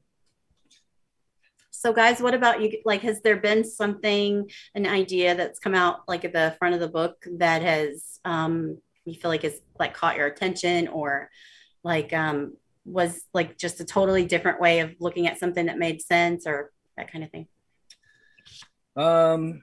It's kind of hard. I mean, yeah, I didn't mean to put you on the spot. No, you're fine. I haven't paid a whole lot of attention to the illustrations in the front of the book until this came up. And there's a lot of really interesting little things. So I'm sure there's something there. There's like a bird on a moccasin in the front of the book, which is an exact replica of a bird that was above I think it was the children's zoo entrance in Houston, in Herman Park. I mean, it's like you can't argue it. It's exact. It's like fence and fixture exact. It can't really be coincidence. So that's interesting. My thing about the front of the book is I don't think the way people are looking at this is they're like trying to find one little thing that's going to confirm this other little thing in a verse. You know what I'm saying? They're like trying to find little things that confirm their ideas. Where I don't know that the front of the book works like that. I think, like Chris had been talking about, I really think the front of the book is going to end up being a framework that teaches you how to do stuff. It's not like it's not like a tool for confirmation. It's going to teach you how to work the puzzle, or at least how to organize it a little better, how to organize the information. And I think until people start looking at it like that, instead of trying to find one good thing that works or one little convincing thing, and start to use it as a framework, I don't think it's going to be as helpful as people Right. want. Yeah. No, But I totally think agree. once that framework's found, it's going to blow shit wide open. But it's going to require people to look at it a little different.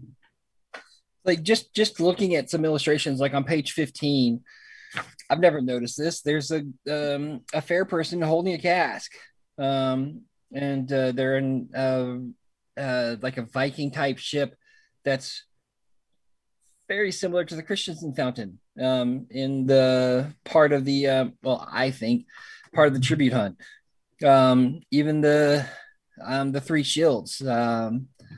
So I don't know. Maybe that's something that JM and Kit use for the tribute hunt as well. There's little leprechauns on page 14. There's like the fair people are all throughout this. There's your wolf in grandma's clothing on page 13 for the New Orleans hunt. Never noticed that before because I've never actually sat and looked at this. Wow. Have you noticed that on 13? Yeah, that was pointed out in the episode that we did. Well, I have a terrible memory. Don't worry. There's the castle from Castle Hat. Even with the wood post sticking out with something hanging from it, that's also in the tribute. One of these days we're gonna have to.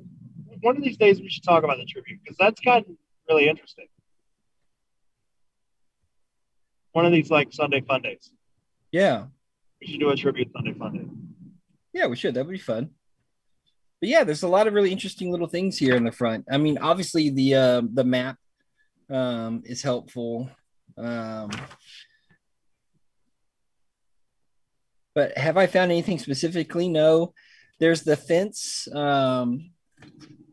that people talk about with the fairy sitting on the post at the end of the fence, that there's certain words written in that fence, and I don't doubt there are, but there's so many curls and twists that I feel like if you picked out a word, you could probably make it spell that.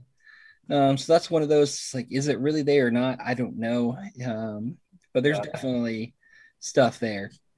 I really liked when Arthur traced the thing in the column as like a little dog. That was cute. Yeah, he did the same thing for Houston. In like the trees, he found a cat. He was like, yeah, you can find what you're looking for. Yeah. Well, cats rule, dogs drool. That's another conversation. Have you found anything, Sunday? Well, I was trying to find, I had an idea the other day. I was trying to find it so I could actually read it coherently instead of try to go off the fly. But Chris liked it, so I kind of used that as a like a bar. It's like, oh, okay, maybe it's not so bad. But with the litany, I noticed that there was three sorts of kind of three categories, and let me see if I can pull up something. But it's like it has in one category they have, like, it mentions the fair folk. So it says fairies of England. And then in another one, it mentions like a specific culture or heritage, like Celtic folk. And then there is a third where it just mentions like the actual country. And what I kind of noticed was like for like one of the ones that mentioned the specific country was Russian Preiss. And then there's also the Bordeaux of Italy. No, I'm sorry, not Italy.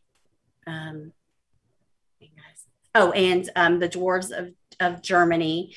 And so I kind of almost wondered, are we looking, it seemed like the Chicago verse had the country of origin. No, I'm sorry, it had the heritage.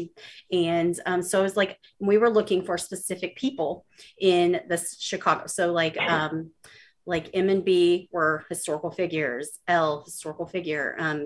And so I was almost wondering, does that translate? Like, does that give us a clue that we could be looking for, like in New York, we think we're looking for specific historical figures, and then there was another category that it seemed like with Boston, it was a very noted cultural center where the casque was found. So maybe the ones that are listed like Boston are in like a very noted cultural center, where like as in Houston, there's not really, the park is not you can make cultural ties to Houston and immigration ties to Houston.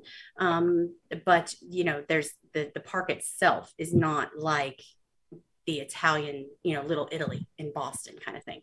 So I was wondering maybe if that was a sort of a subtle hint towards what we may be looking for, or at least maybe not so much like what we are looking for, but like it could kind of help with weeding things out, a couple things out.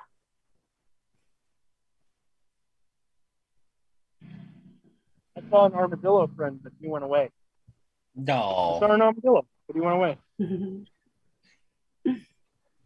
So we're at the amphitheater. I don't know if there's anything people want to see.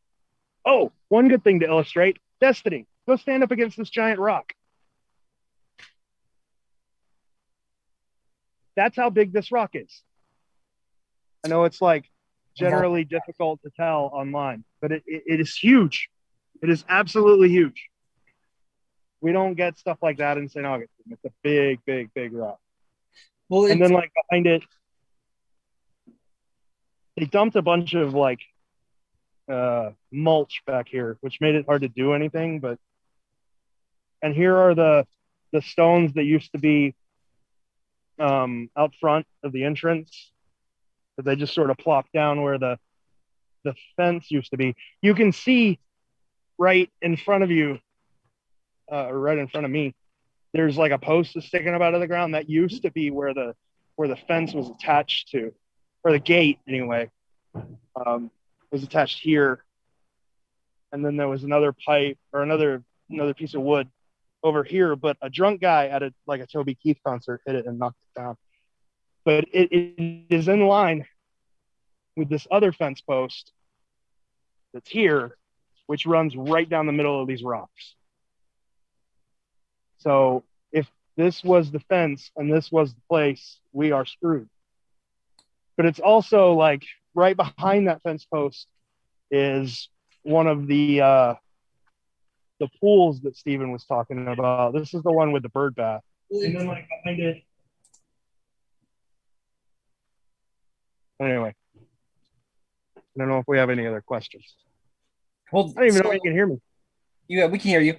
Okay. So it's important, I think, to mark that that's not a large rock. It's a slab of coquina. Right? Oh, yeah, okay. It's a slab of coquina.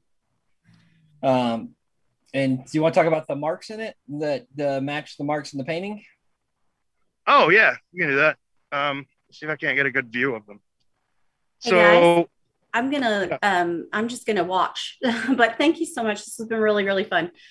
Sunday, thanks so much for coming on. I cannot wait to take part in your game show. I think it's going to be awesome. And I appreciate you sharing your ideas about the front of the book. And I completely agree with you about the cultural epicenters in the different areas and how some are a lot more obvious than others. So we should definitely talk about that more later. I wrote it up a little bit better than me just trying to remember it off my head. But thanks, guys. This has been really fun, and I'll be in the audience now. All right, have a good one. Thank you. Bye. So yeah, so these rocks have marks in them. They're really hard to see now because it's dirty, but like it's hard to see in video, but in person it's really easy. There are lines here, same lines down here and here, and then there's a bunch of holes, but that's where the cross and the sword was attached. There's lines here, and what happened here and here. What happens is, so this is basically ground. It's laying flat when they mine it, and they drill holes into the slab horizontally, and then they stick giant steel, almost like pry bars, inside the holes, and then lift up, and that separates coquina into sheets. So when you see big chunks of coquina with lines, that's what it's for. In fact, if you walk through the quarry, you can still see a bunch of the drill holes, like in the bedrock. That just sticks around forever. But yeah, it kind of explains the lines in the white stone of the Florida painting, I guess, if you're an amphitheater guy. Sorry, guys, that was my fault. Had to What did you do? I had to reload the video, and it played the audio for a few seconds because I lost the comment thread, and I realized that I've missed a lot of comments, and that's my apologies. Let's see here. I don't know if I answered this yet or not. I think we did answer it. Jesse, has there been a Milwaukee or San Francisco hour yet? So there's not. San Francisco will be at 6 o'clock. Milwaukee has not been done. At 6 o'clock Eastern, or oh, is it our time or Brett's time? I don't know if he said. Let me check. I assume he knew it would be our time. But that was a big assumption to make. Let's see. So the pool that Stephen is talking about, where he said that if you're here you can see it, but if you're not you can't, is right here. It's covered in ferns. Like, unless you knew this was here, you can't find it. But if you step down, you can see that there's a brick wall. Like, this was a large pond that ran to a water wheel, just like wandering through the ferns now. This is new. Oh shit, that hurt. Here is one of the rocks Stephen was talking about that would stick up out of the water, which I just tripped over. And the water wheel is right here. So the water wheel feeds this whole pond. Really, the only light in the area is there's a light pole right here. You could probably barely see, but it would have lit that stone. And the stone, I think, was also a fountain. Yeah, you can still see, like, well, there's power coming through it, so I don't know. Could have been the pump.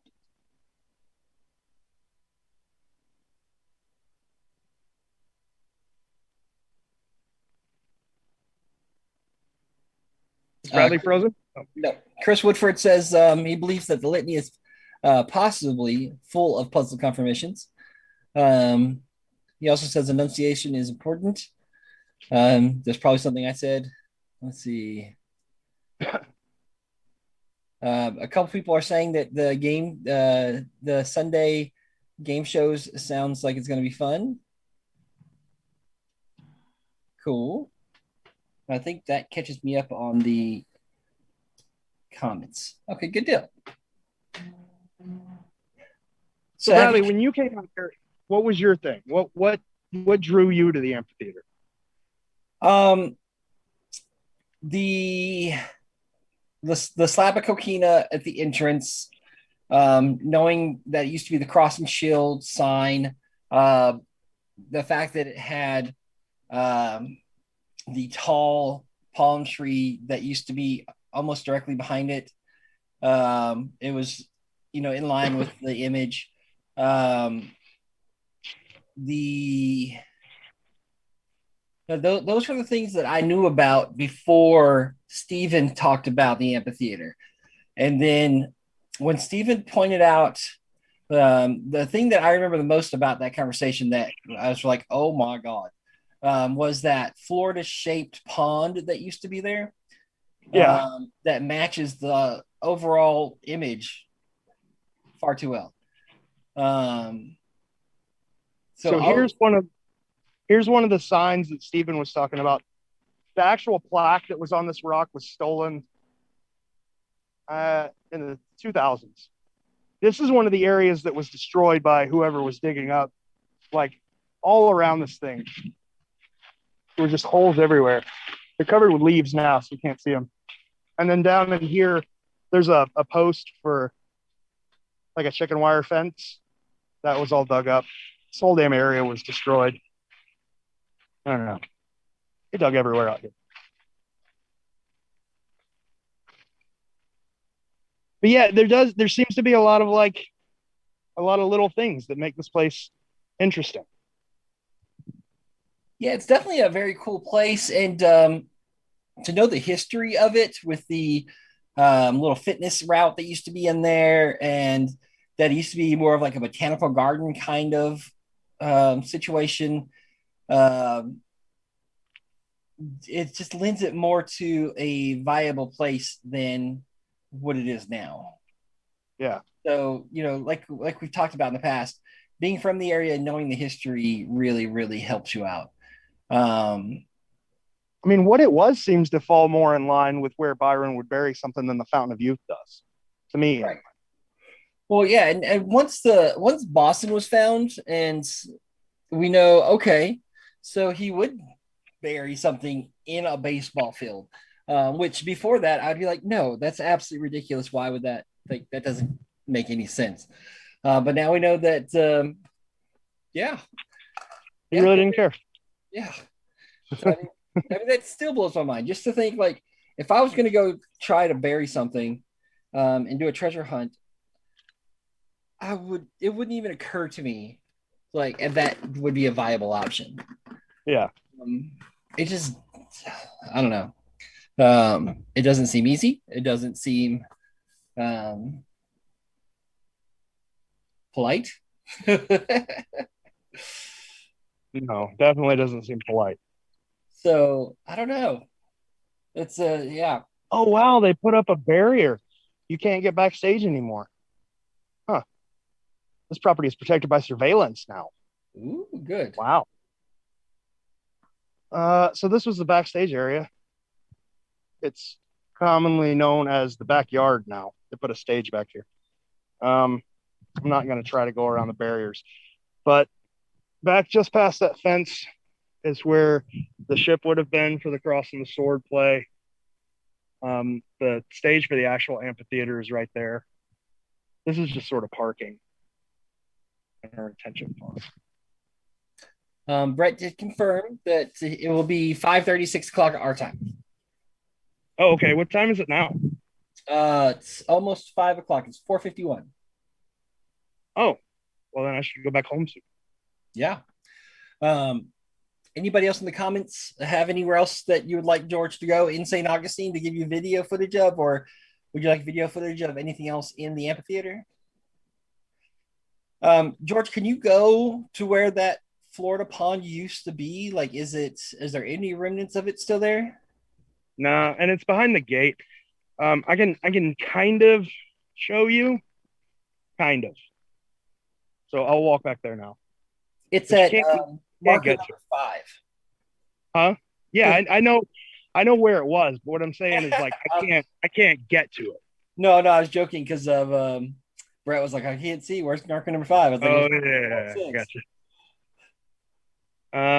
Yeah, I can walk over there.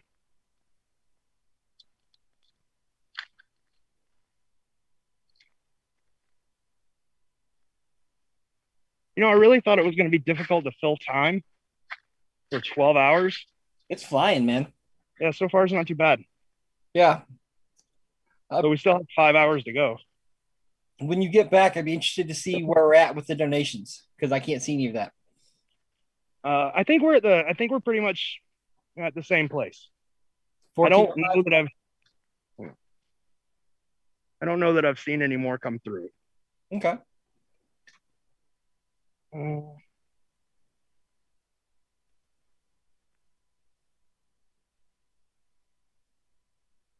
Let's see.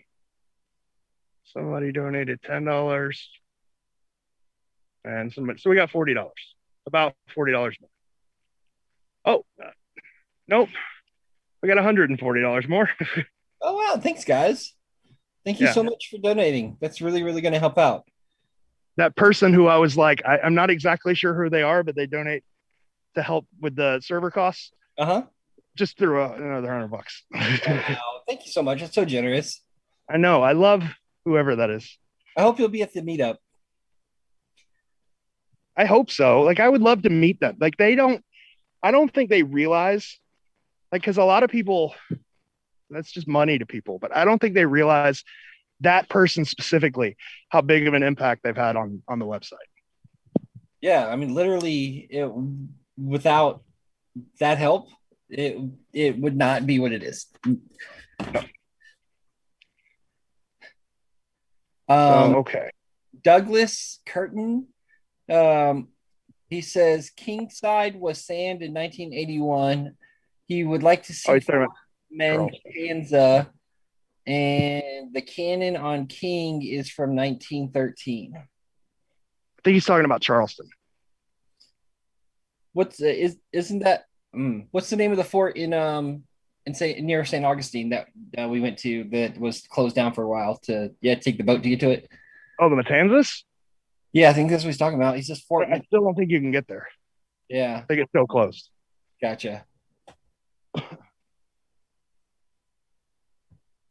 There's church going on. Somebody's gonna get eaten by an alligator out there one day.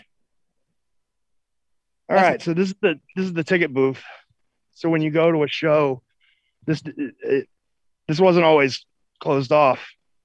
When you go to a show, you basically go through a couple of these gates, and you can see like two sets of green guardrails, like fence rails or whatever. The Florida pool was kind of in the middle of those. Cool.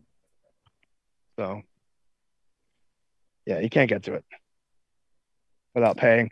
But there's a Descendants concert coming up, and it's like $35 for seats, which sucks, but whatever. So maybe I'll go to that and use that as my excuse. There you go.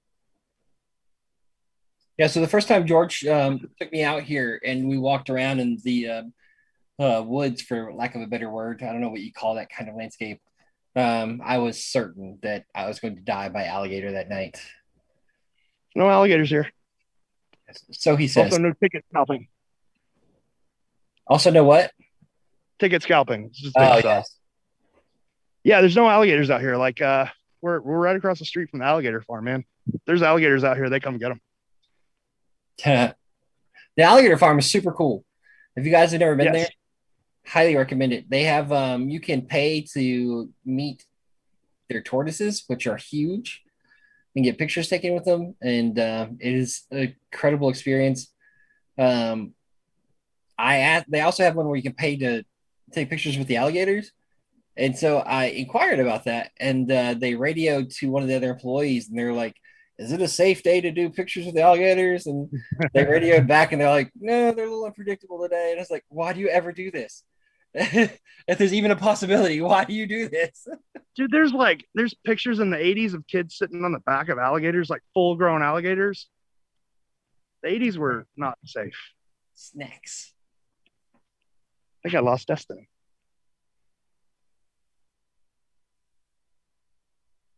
Huh.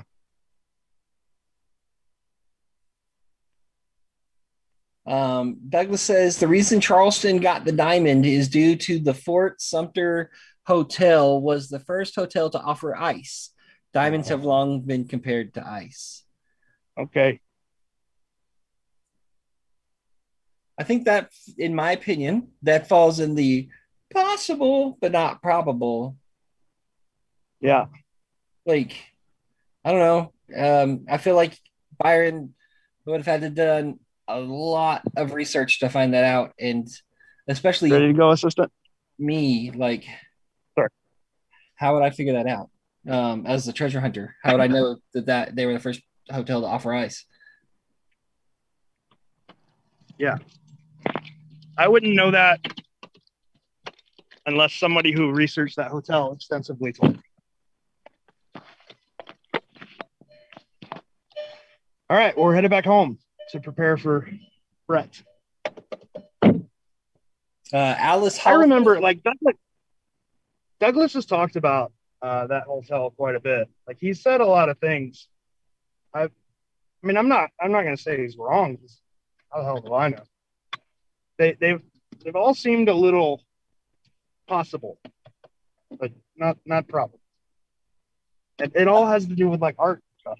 I really like. I would love for him one day, because I don't know if his ideas sometimes come out a little scrambled, and I don't know if that's because we don't have a full picture and we're just getting like little snippets. So I would love for him one day to lay it all out so that we kind of understand, start to finish, the finer details or whatever of it. I think maybe that would help people understand a little better. Maybe, not sure. Maybe. But I would hope so.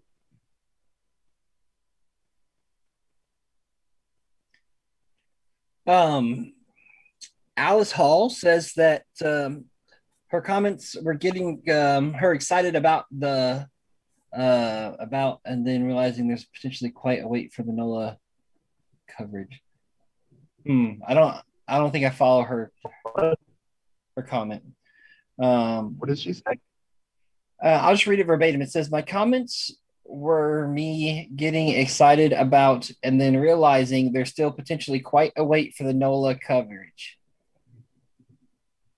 I guess she was saying something about the New Orleans live stream and then realizing there was a potential wait. It shouldn't be that long. Like I'm going to try to get it done this week coming up. Yeah, so George not only hosts but also edits all of the content that we put out. So that podcast it was video, and it had several guests. So that's going to be a lot of work to edit. So we'll take him some time. More than that, I forgot to change a setting on my camera when we were doing live streaming, and I was pushing 4K video through a service that only accepts 1080p. So all of my video is just frozen. So I have to re-record myself saying everything that I said in that episode, which is okay because I didn't say a lot. I was quiet for most of the time, but yeah, one thing I really like about that episode is that most of the, I don't even say this in the episode, most of the talking is done by the guests who are experts on New Orleans. So I'm excited to see it in, because obviously I don't remember even everything we talked about, because I just brought up something earlier that apparently we talked about. I didn't even realize it. Yeah, it was a good show, especially because it wasn't let's go through our ideas, right? It was let's focus on one area and just say everything we know about this area. And when you bring a bunch of experts in one area together, you learn a lot, but they also learn from each other, and they sort of, piggyback on each other's comments. That made that episode really special, and I don't know. I mean, I like it a lot. Oh, I agree. I think it's one of the better ones we've ever done. Houston TX Dave, I'm guessing it's Texas, says, hello, Secret Hunters from Houston, Texas. Well, hello, Dave. Hello. Thanks for joining. Oh man, I am sugared out. Donut time is in 17 minutes. I don't think I'm gonna actually eat another donut, but I'll still do donut time. I just won't actually eat because man, I'm feeling it. I had 12 donuts is a little crazy, man. Huh? I don't think I could do it. I don't think I could do 12 donuts. Well, I've done 6, 7, 8. I've done 11 so far today. Wow. Yeah, and I'm feeling it. So a lot of donuts. Yeah. I'm a diabetes. Diabetes. I'm gonna get the sugar. That's what they call it around here. I got the sugar. That's a really nice way of putting it. You're gonna die of too much sweetness. Well, when you got the sugar, you got to watch what you eat. Yeah. Oh well, that thing from Brian was crazy. I couldn't remember him telling me that. I mean, I'm sure he has before about the back of the book. I mean, that basically seals it. Well, he Like, pulled a quote from Q4T. So apparently he's posted in Q4T as well. huh? Kathy wants to know if you ate all of your Funyuns yet. No, I just got a little bowl and they were sitting on my desk. They're still there. And he's not going anywhere without his Funyun dispenser. So don't worry. He's not going to run out. I found your dispenser. Hi. Thank you. Simon says hello from the UK again. What's up, Simon? Simon had a decent idea about like some back of the book stuff. I don't like. He tried explaining to me what he was talking about. He was talking about like a spreadsheet that was editable by a bunch of different people, and it was like war game style editing where everybody goes in and edits what they think about the back of the book, and then we all come to a conclusion. And I was just like, that game's going to be won by number one, the person who can type the fastest, and I just didn't know how it would work. But it was a good he had a good idea. I think personally, I've taken a kind of stance on the back of the book, but as far as the podcast is concerned, I haven't. And I don't feel like we should, as like whether or not it's useful or not. We do need to spend some time with back of the book people to get their idea. I think that's only fair. I don't know if Simon's way is the correct way to do it, or if it just be chaos, but in some way we've got to spend time. Yeah, we've done a back of the book podcast with was it Corey? Carly. Yeah, with Carly. Carly and Carlene.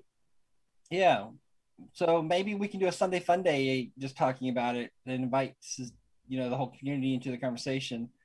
Yeah, I think I'm gonna have to get some duct tape for my mouth because it's weird because my personal opinion of it, I hate it. I'm having a hard time balancing my personal opinion of it with my opinion that it should be talked about. Does that make sense? I feel like people should be discussing this, but then on the other hand, I'm like, well, I have an opinion too, and I need to learn to just shut up. Dave says it's taco time in Houston. Enjoy those tacos, Dave. Simon says he is going to do that group thing that you're talking about, but he's going to get a new microphone because he felt like he sounded like a 55 on Sunday Fun Day. Sherry asks, when is Debbie going out to Milwaukee? Well, I don't think she's going to go out unless people donate for her to. It's $20, and she will go to and film and do boots on the ground for anybody. It's possible people have, and because I can't see the comments, I can just see alerts that people have. So if you already have, when George gets back, he'll see that, and we'll let Debbie know. Or just put it in the comments that's what you want your donation for. Yeah, absolutely. You can do that too. Let's see. It's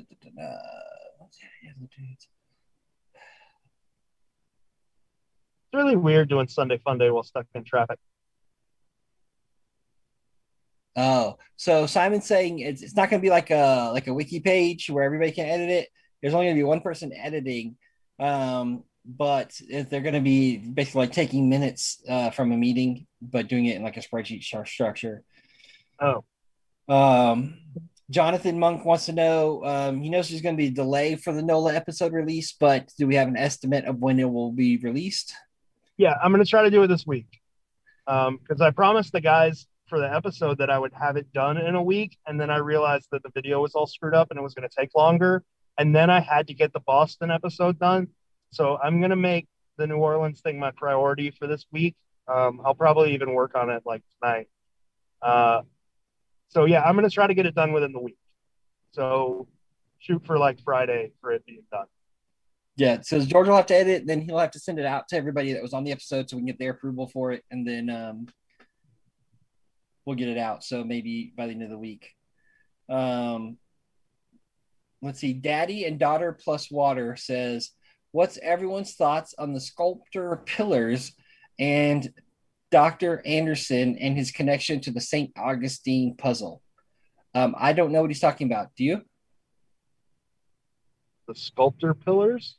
The sculptor pillars and the Dr. Anderson and his connection to the St. Augustine puzzle.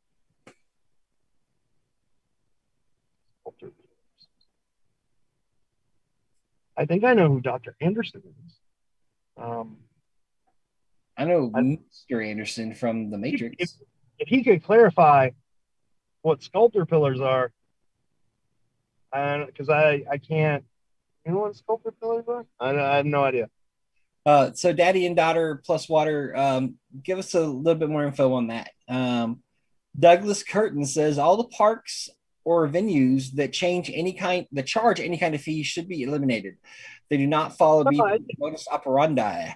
Boston was free. That's not true. Like you shouldn't eliminate anything. Like just because it doesn't fit with what you think the puzzle is supposed to be teaching doesn't mean it's necessarily correct, right? Like that's a trap people fell into with Boston. Nobody would have looked into a ball field until one was found in a ball field. We don't know that it's not going to be in a park that you have that they charge an entrance fee to get into until we know, right? If one's found there, like all limiting people does is limit the ability to pull a cask out of it because we don't know. The book gives us very few rules, and none of those rules are if you have to pay to get into somewhere, that's not where the cask is buried. It could be in your own backyard, for God's sakes. At least the book says that. The possibilities are endless. It could be anywhere. Yeah, that's my thought.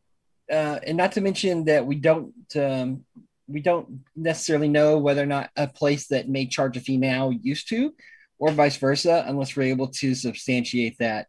For instance, the Fountain of Youth. You used to be able to get in there no problem without paying. You just walk right in. That's not the case anymore. So see where you're coming from, but going with I like the conversation we had earlier, and we keep bringing it up. Instead of talking about things as definites, why don't we talk about it? Is it possible at all? And if it is at all possible, is it probable? Let me point this out for the Fountain of Youth. Let's say what Sunday was talking about is true, and that the San Juan de Pinos monument has something to do with the puzzle, right? If Byron were to have buried, now there's a lot of reasons you could dig at that monument now and not find anything, even if it was buried there in the 80s. Number one is backfill, because since the 90s, they've done a lot of backfill there. So there could be 2 or 3 feet more dirt now than there was in the 80s, just in that one little area. So let's say for pretend, there's a possibility that the cask is there. If that's true, that was basically just shoreline in the 80s. Like you could drive down Water Street and walk directly across, not even really knowing you're in a park. You could just walk right up to the monument, just because of the way that the land was. It was legit just shoreline. You were essentially walking along. George, you're breaking up real bad. So if you say like spot completely, when there is, I'll finish that thought later. Yeah, because you were breaking up horribly towards the end, so I'm not sure what you were saying. It actually sounded really, really funny. Houston, Texas Dave wants to know, is this New York or Milwaukee? Well, the meetup is going to be in New York. Debbie is going to do Milwaukee walkabouts for those who are interested. For a $20 donation, she'll go and do video for you of any area. The donation is going towards the New York City meetup. Daddy and Daughters Plus Water clarifies. Says Pillars is the name of the guy who did the Medici Lions. World War I flagpole and other sculptures. He was hired by Andrew Anderson. Oh. Sculptor was So what's my opinion on the lions? They're very pretty. They're really, really nice lions. Somebody recently has tried to do an overlay saying the clouds are like the lion's mane, I think. Yeah. I've seen that. I've seen some good evidence for a lion being in the clouds. Are they part of the puzzle? I don't know. They're not exactly historic in any way. Neither is that bridge. And there's not a lot of places in the 80s where you could have dug. I I don't really have an opinion other than I don't necessarily think it was part of the puzzle, but it may have been. Following like, let's say like back in the day, Matt had his like icon to path or whatever theory where sort of the same way Chicago worked, you would go along a path and every time you had to turn or make a choice, you would see something. That would be a good way to get you to the island from the fort. But that's the only compelling way I've ever heard the lines used. Houston, Texas Dave says Houston Zoo was free or like $2 back in 1981. Now it costs $25 to enter the zoo. It was known as the Houston Zoological Gardens in 1981. Well, that's cool. I thought the children's zoo was free.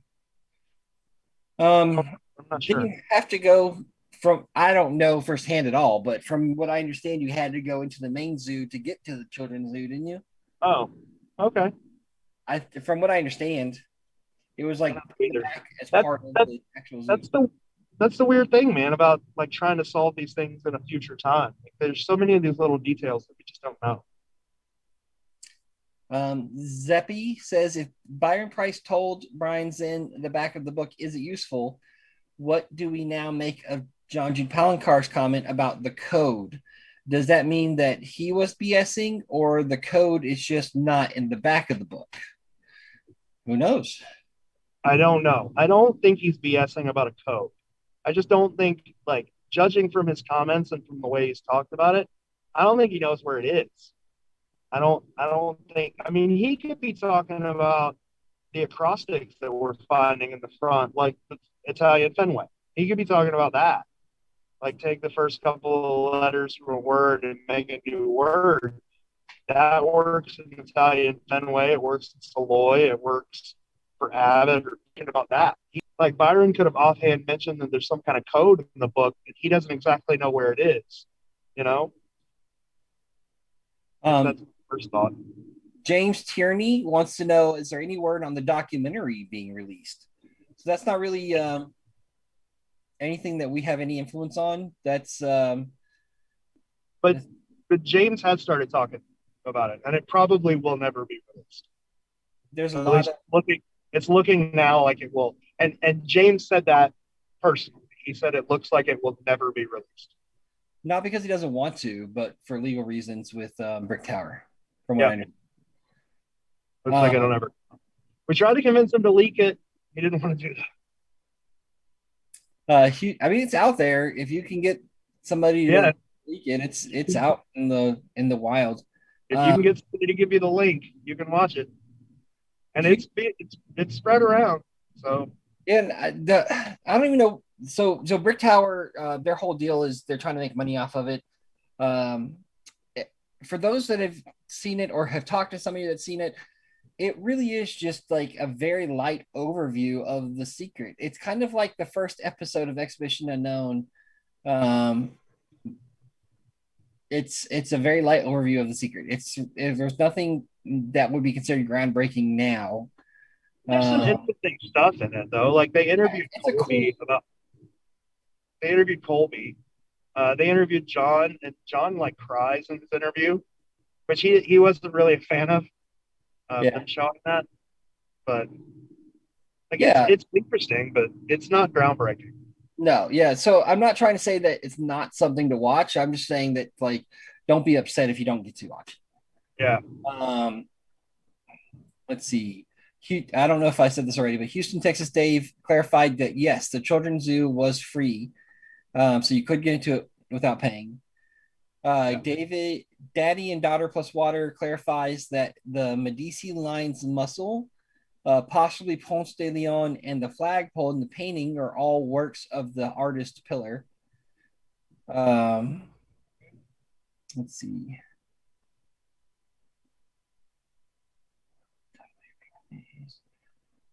Jesse Wiesner says, what was the reason for posting 2 Boston Solution videos on the YouTube channel? Were we supposed to spot the difference? So maybe you accidentally posted twice. I did. I accidentally made the pre-edit. I accidentally put it on a playlist. so people were able to see it for like a couple hours. Okay. So there were not supposed to be two. There's only supposed to be one. What about limiting national parks? Asks Mark Van Dam.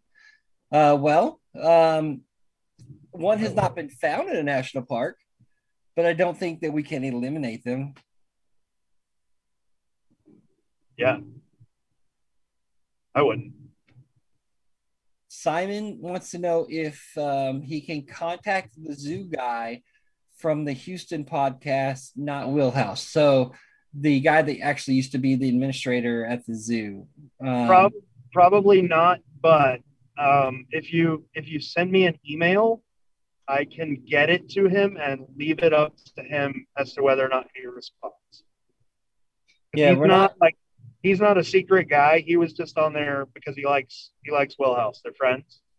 So we can get him if he responds.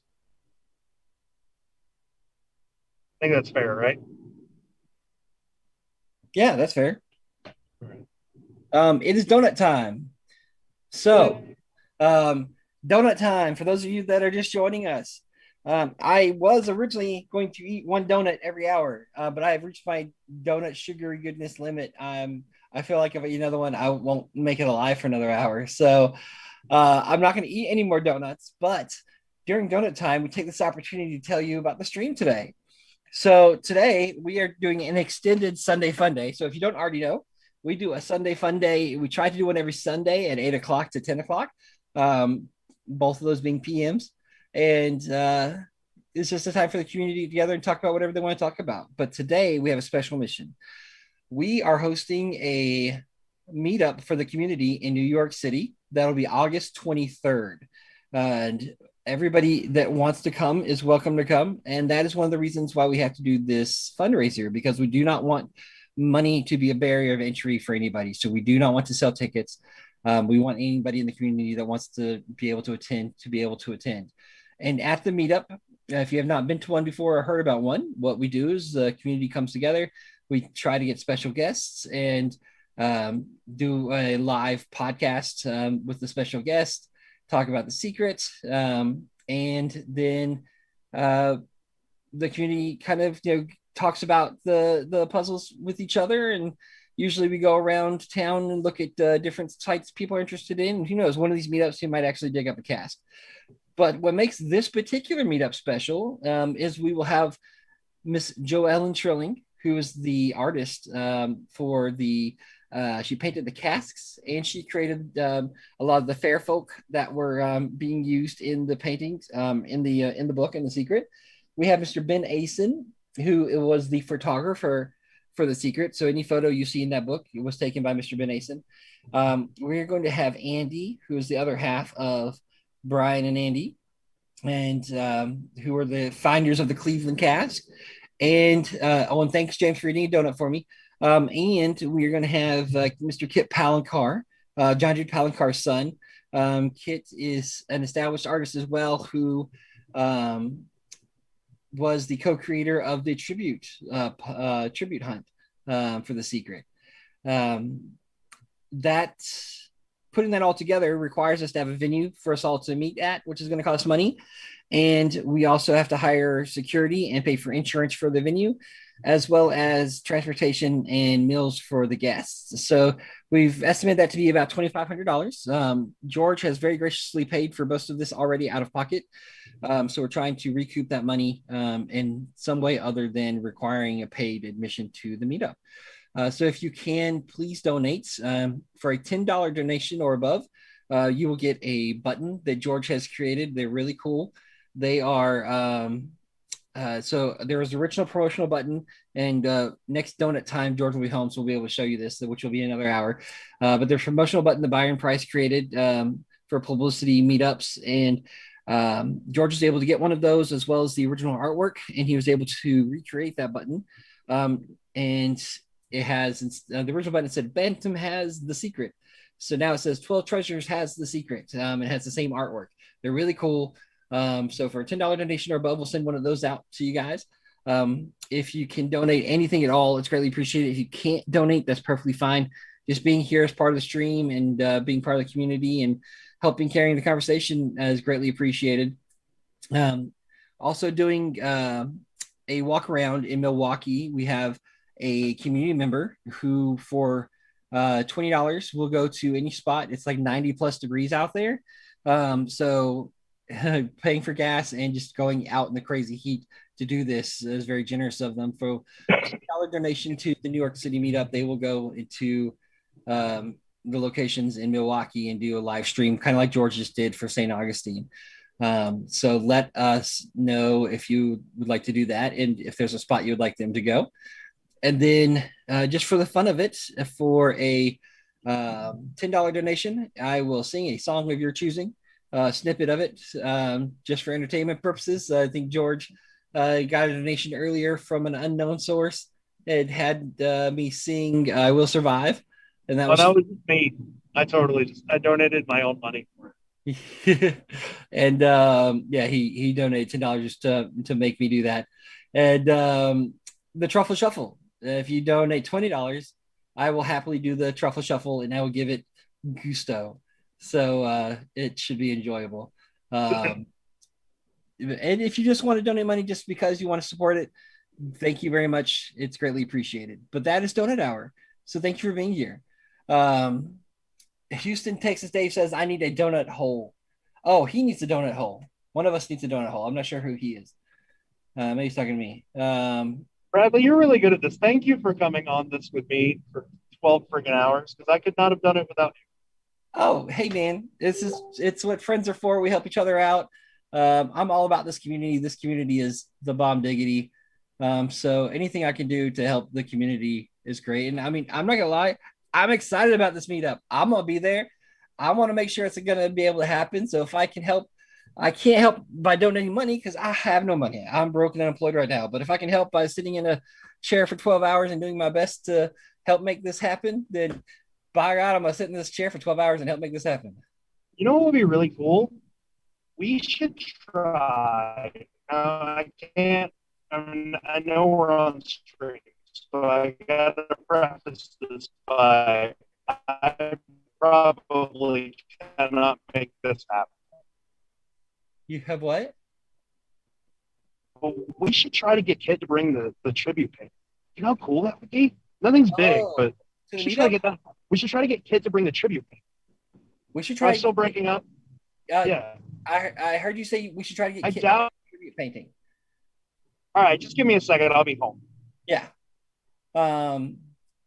Yeah, we should try to get Kit to bring the tribute painting. We should also try to get Kit to bring his dad and bring the New York painting, but that's a whole nother conversation that's probably not going to happen. Debbie has messaged me and she says $10 for, oh, okay. So she's saying that just for a $10 donation, she'll go anywhere in Milwaukee for you and do a video because she really wants to help make money for the meetup. And she also says, oh, she's also saying she will climb and now, guys, it's 90 plus degrees in Milwaukee. And Debbie is like George and myself. We are fluffy. So she is saying that if somebody will donate $20, then she will do the lake park steps. Or if we can get somebody that I like this, if we can challenge the community to donate $1 per step, she will climb and count the steps. So however many steps there ends up being, then we have to have that much donated for her doing that. So if somebody will step up and commit to doing $1 per step, we will once and for all on video, live in front of the community, get a accurate count of how many steps are at this park. Because I tell you, I have climbed steps, George has climbed steps, several people in this community have climbed steps, and I have not seen two people say the same amount of steps. I kind of feel like we're like Pat Robertson or like Creflo Dollar right now. If you will commit $6 million, I will buy a new G4 airplane. I'll buy that for $1. That's from RoboCop. Let's see. She has to run out for a bit. Just let me know. Oh, that was earlier. She came back. Okay, so that's what Debbie's got on the table for us. So I'm excited about that. So hopefully we will get that. Houston Dave says, where do we donate? There's links in the description. So Houston Dave, you're on YouTube. So if you look at the description of the broadcast, there should be a link there. There's 3. I don't know if I'm sure the links have shown up on Facebook.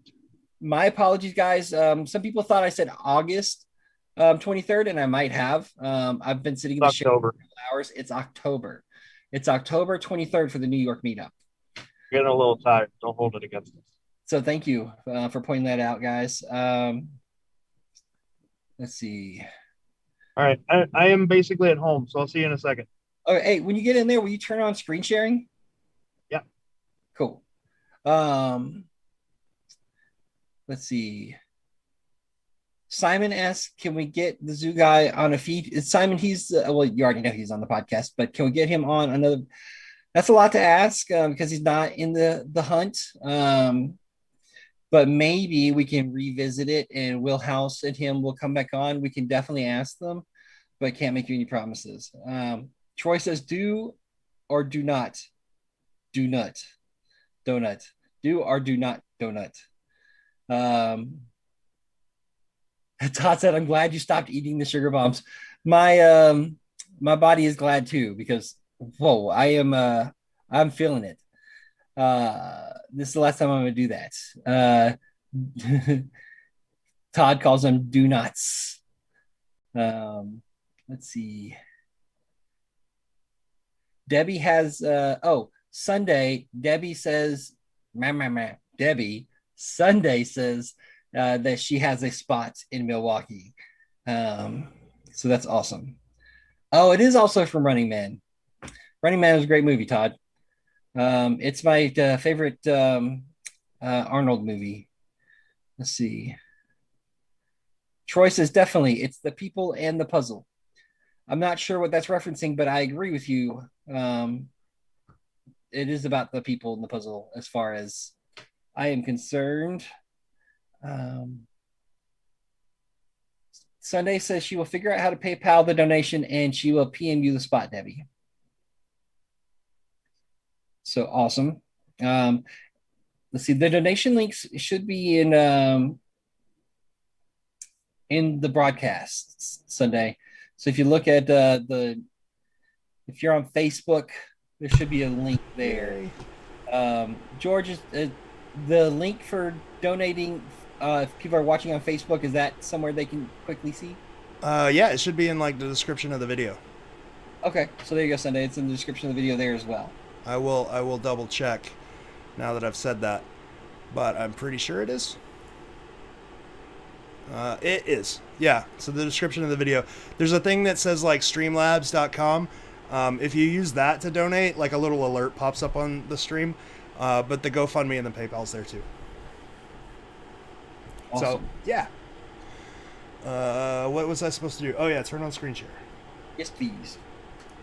That way we can share stuff. When you were gone, we were going to share something, but that's okay. I think like it says that you should be able to.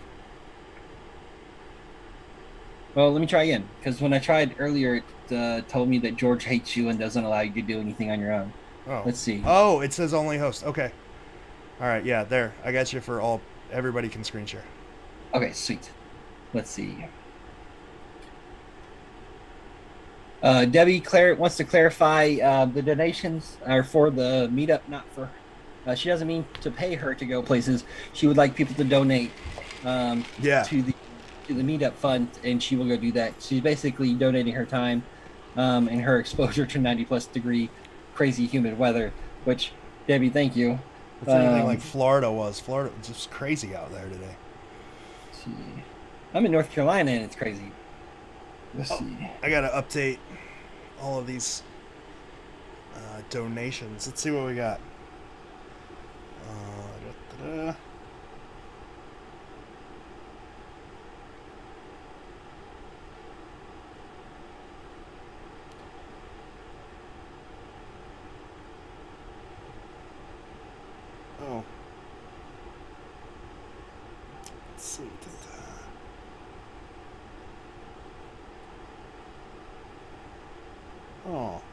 So Craig, David, Brian, all donated. So thank you guys for all of that. They didn't put that they wanted any songs. So Well, I don't. It was a pretty terrible rendition earlier. Huh.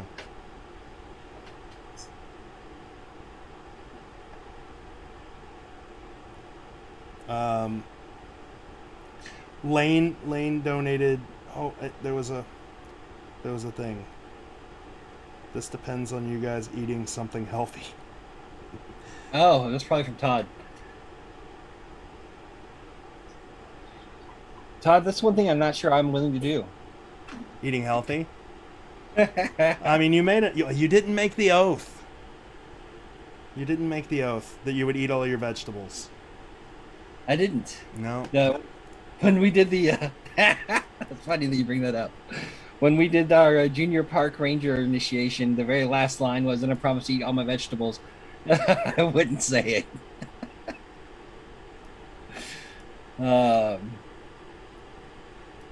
Ooh, we just got a lot of comments also. Okay, let's see. Sherry says that she would like Debbie to show her the front and back of the Wisconsin Club and the Joan of Arc Chapel at Marquette. She uses verse 7 for Milwaukee, by the way. Cool. So I'm sure Debbie will see that. She donated to the GoFundMe. Thank you, Sherry. I haven't checked that in a while. Let me check that real quick. Simon says, I think JJP should have a creator cameo channel where you can pay to say you're soft to him and he just listens, maybe a video selfie at the end. Kind of like a confessional. Maybe he absolves you. But because it is paid, it's not a waste of his time. Chris, that would be awesome. And then at the end of every video, he just looks at the camera and goes, interesting. Chris Preacher donated $92 with the message, there are 92 steps, damn it. Okay, well, we have the $92 donation. There's your $92. So take a cold bottle of water with you, and if there's more, then Chris will give the more. Yeah. And if there's less, then thank you, Chris, for the donation.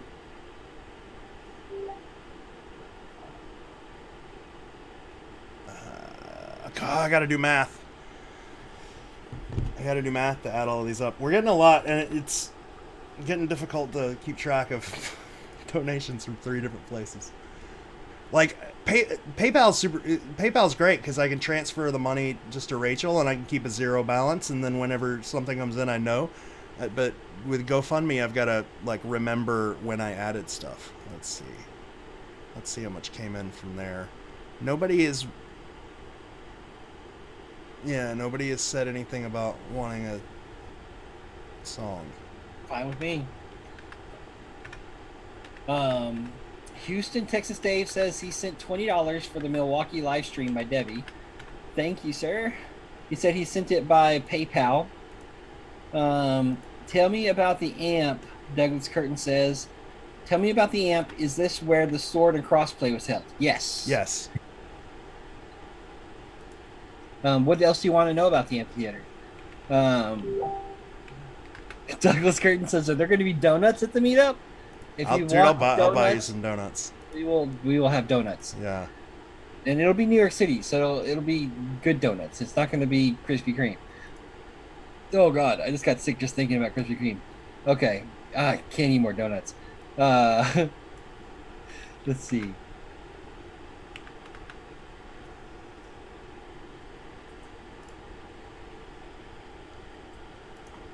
I mean, we just got crazy close to... We're like $1,890. Nice. Yeah.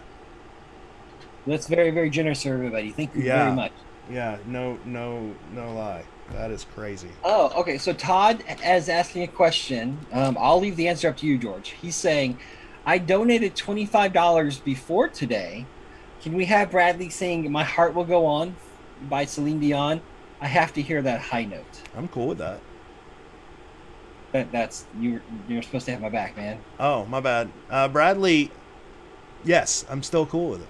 I know. I know. Okay.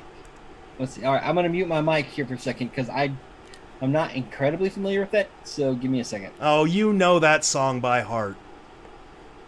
Dude, don't tell all my secrets. At least let me create the illusion. We're the king of the world. I need to have plausible deniability here. Come on, my man. Bradley, would Yo. you share the door with me? Share that? No. Oh, I'll never let go, George. Never. okay. Well, never mind. You can hang in the water, but I promise I'll never let go until you're frozen and dead, and then I'll drop you. Okay. Let's see here. My Funyuns have been sitting on my desk so long that they're stale. I think they come out of the bag still, don't they? That's part of the No, they're amazing. I love Funyuns. Let's see.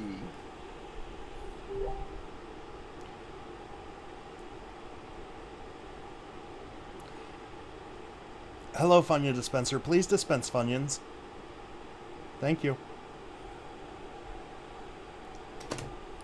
My heart will go on. Okay, I gotta mute this so we don't get copyright stricken. I'll be back.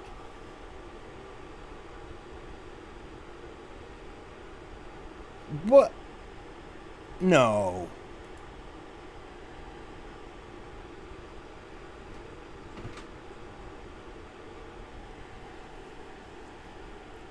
Thank you. Christopher, there's no nicer, more gracious person in the secret than Christopher Preacher. I just figured I should point that out real quick. Did Bradley freeze? No. Okay. Oh, he's still looking up the lyrics.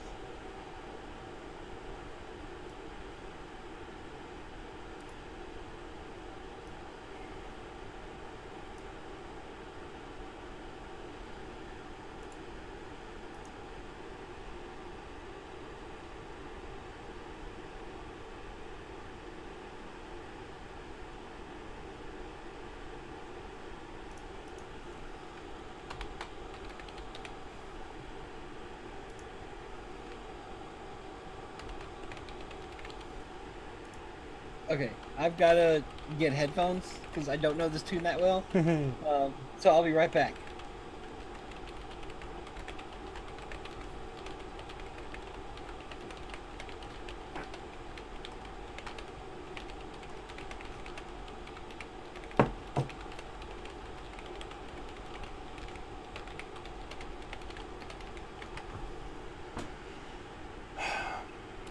I can't believe somebody's making Bradley sing Celine Dion.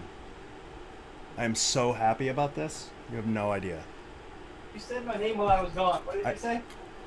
I said you're my best friend. Liar. All right. God. This hurts my throat just like hearing it. Oh, nope. Hold on. Maybe I can play that.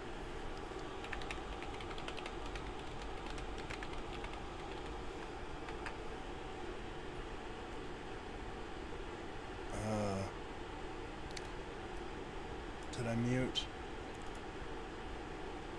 Can you hear this? Well, don't play the music. It's not. Can you hear it? No, I can't hear it.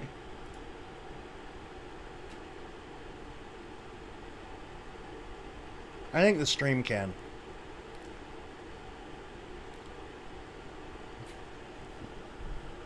Okay. Let's see.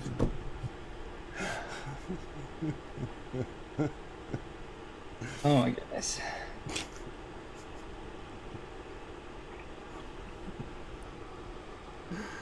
Oh God.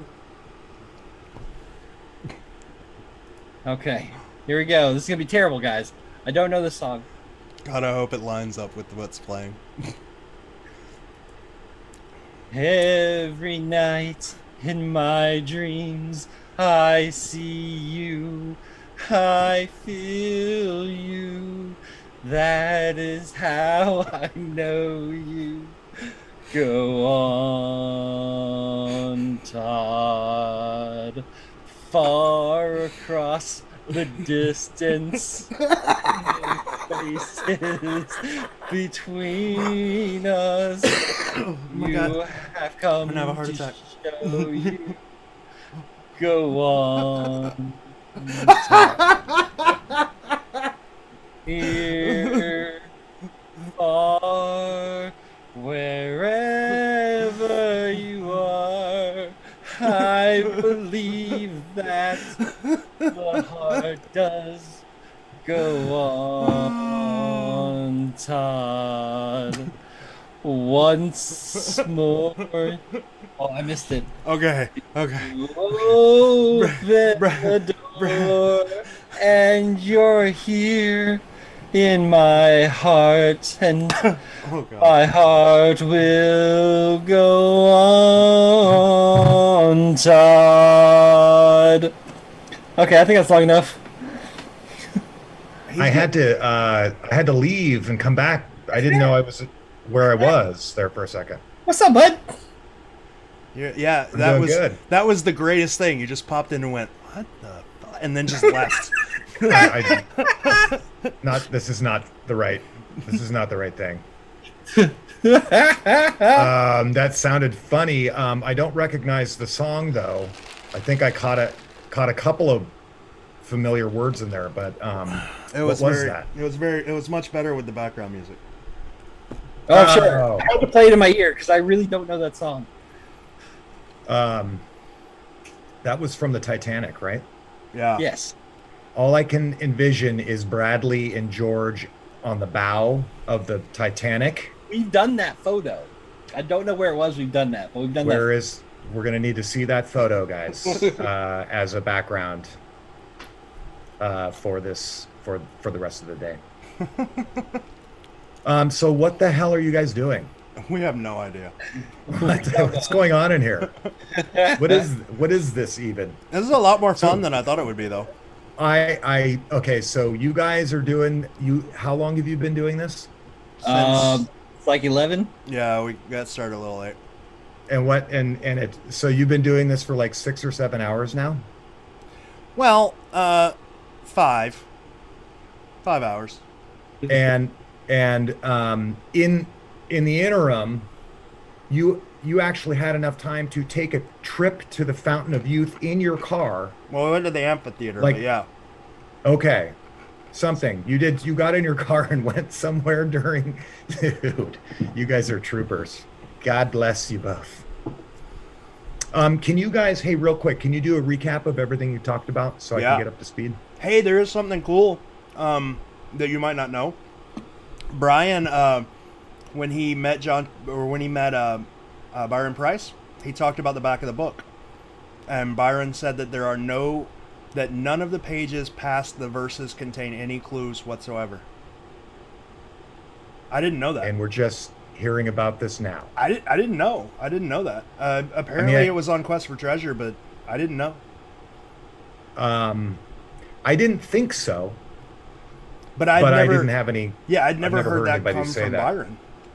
No, that's interesting. But he specified after, no pages after the Right. verses. So anything before the verses would be Fair fair game. game. He didn't say Would he- only the verses and only the paintings. He said nothing after the verses. So I got to go back and read the first part of the book, I think. Yeah. Go check it out. Yeah, that's quite a development. Yeah. So that happened today. What else? What else do you guys talk about today? We played a Just video. We played games with Sunday. Just repeat the whole thing. Oh, okay. For me. Yeah, just jump back to the beginning of the video and just let us know when you're cut out. Oh, Yeah, it's like 'cause I missed it. We're halfway through the stream. Why don't we just replay it for Brett, and that'll kill the next 5 hours. Yeah, there we go. You Done. guys, right? You guys don't have to do anything else. Just Yeah. I'll sit and I'll do one of those Mystery Science Theater 3000 things where I'm commenting on what happened. Yeah. Are you guys up for that? Yeah, but it's got to be your silhouette, and you've got to get like a gumball machine or something next to you. My head looks like that one skinny robot guy actually already. Perfect. So yeah. Perfect. So Chris Rieger is asking, do Funyuns dissolve in vodka? That's a good question. Like I onion don't know. vodka? should we try? Yeah. I feel like this is like a challenge more than a question. Science experiment. I don't think I have any vodka. I have scotch. That would I've got taste some. gross. That would be very gross. James Tierney asks, so what are your guys' thoughts on solving the puzzle from home without being in the city? It would be difficult. It's going to be difficult. It'd be super difficult. It'd be impossible, I dare say. Well, that's how Boston was solved. On Reddit? Yeah, on Reddit. There it is. Going with the Shots narrative, the Boston narrative. Shots fired. I don't know, man. I'm on Team HC on that. Yeah. Well, you can do it. You can do it if you have a construction crew that's working on your behalf at the site. So you can combine forces. They do the digging, and Yeah. you're at home. You're at home on the internet. But in all seriousness, I think you can find the city. I think you can find the park. Yeah, I think you can find where to Past dig. that, I think you got to be there. Yeah, I mean Boston. In- like I could see coming up with okay, let's dig at home plate in Boston from your house, but and it'd have to be in hindsight. I couldn't see it without the internet. If you were just sitting with a set of encyclopedias, I couldn't. No way I could do that. I could. Yeah. I could sit at home and look at books. Yeah. I'm good at that. Yeah. That's my contribution to this whole thing. I'm getting mentioned in comments, but I can't see what they are. So Yeah, where do I go keep to? getting mentioned in Simon? comments. Do I do it on my phone? I always have my roll of toilet paper next to the computer. Yes, you're absolutely correct. And I suggest everybody does. It's great for many purposes. Dude. Look at my face is priceless. Thank you, Bradley. You're welcome. Todd says Brett's look was priceless. I had no idea what I was jumping into either. That was I'm gonna have to go back and watch awesome. that. It was. I'll tell you what's priceless is your gorgeous, stupendous singing voice. Yes. Oh yeah. You know what? I will say this: if it's a song that I know and a song that I enjoy, in my brain, and I feel like it's like the American Idol people that really are terrible during auditions. I feel like I sound good, but on songs that I don't know anything about, I feel like I sound horrible. Like that, I knew I sounded terrible. Do you but want me the to? first one wasn't half bad. Do you want me to clear up any confusion about that for you? Go for it. No, the first one was awesome, dude. And in fact, I was in a band. So do you know that I think it's Cake that covers that? Love Cake. Yeah, Cake's right? great. And don't they cover I Will Survive? Yeah, I like Cake Yeah. a lot. And so my band, my cover band that I was in tried to get me to do that. And I'm like, that was too cool of a cover, and me trying to like copy that. Cause I couldn't think of anything else to make it fun and cool, on stage. So I said, no, we're not doing this. I tried it a few times. But that was really good, dude. I appreciate the compliment. You're like, the second one, not so much. Okay, now here's the other thing. So what are you guys, how much money are you guys trying to raise? 2,500. We are currently at 1,890. So it looks like my $5,000 hasn't made it through yet. Let me yeah, you're just going. let me call my banker. Okay. Probably need to call your I'll get- bookie. Yeah, and my bookie. Let me call a guy who knows the guy who can get this done. Okay, guys. And have you revealed that the $2,500 is solely for flying me out and putting me up at the Ritz-Carlton And Ruth's Chris. Dinner at Ruth's and Chris. eating at Ruth's Chris, Yes. which I find is a strange name for a restaurant, don't It you? really Ruth's is. Chris. Yeah. Like, Yeah. is that is It's not my there's Chris, a it's not your Chris. It's Ruth's. It's Ruth's Chris. it's Ruth's Chris and like what? Keep what's your the hands off relationship? Chris. Yeah, I mean, geez, talk about possessive. I wonder if we can get. Did he say, was it no clues in the back of the book, or you don't need the No, back he of- said there was nothing. He said there were no clues past. There was. Oh, God, I'll reread That's it. what That's what Brian said? Yeah, he said. Seems pretty definitive. And I He do said trust Brian a lot. He told me all of the pages following the verses have no connection with the puzzle and contain no additional clues. It's pretty like. There you go. Put That's a explicit. stamp on it, yeah. That's not even like up for interpretation. No. Unless Brian is He's just liar. He's sick a of liar. us. Yeah. He's sick of us talking about the back of the book and is lying. You know, like I did the Boston thing, and the big thing now for people who don't believe that Boston, like, who believe it was faked, is now like saying that John Palancar and Joe Ellen are liars. Oh, this is the actual. My God, of Yeah. course. And this is. Todd Desper wants to know if we've ever been to Chris's Ruth. So this is live, so I can see Brett. Now- I've never been to Ruth's Chris. You start with dessert there, and then Really? you move on to the steak. It's amazing. I Yeah. heard it's like So he's- it's like $25 basket of fries kind of thing. Like the Uh, mashed Ru- potatoes is $40. I went to Ruth's Chris at one point. There was one in San Francisco. There's one I around here somewhere. I'm pretty sure there's one was one in San Francisco. But I always just tripped out on the name and talked about the name the whole time, and then I got kicked out. Did me and Bradley tell you about Capitol Grill in Milwaukee? No, but that So- place is. We had no idea what it was. Like yeah. we were driving around Milwaukee and it was like 9:30 and everything was closed and we were trying to find a restaurant that was open and we were like, "Oh, Capitol Grill, that seems like a little diner." And so we set our GPS for Capitol Grill and we showed up and there was like a coat room with actual coats and a really hot door lady who sat like it, and it was like I think we spent like $300 and something on dinner. It was an expensive diner. It's very hella expensive. But you know what? It was so worth good. it. It was worth it. It's great. I went in Boston actually a couple of times just because I was there on like conferences or something like that. So somebody else was paying. Yeah.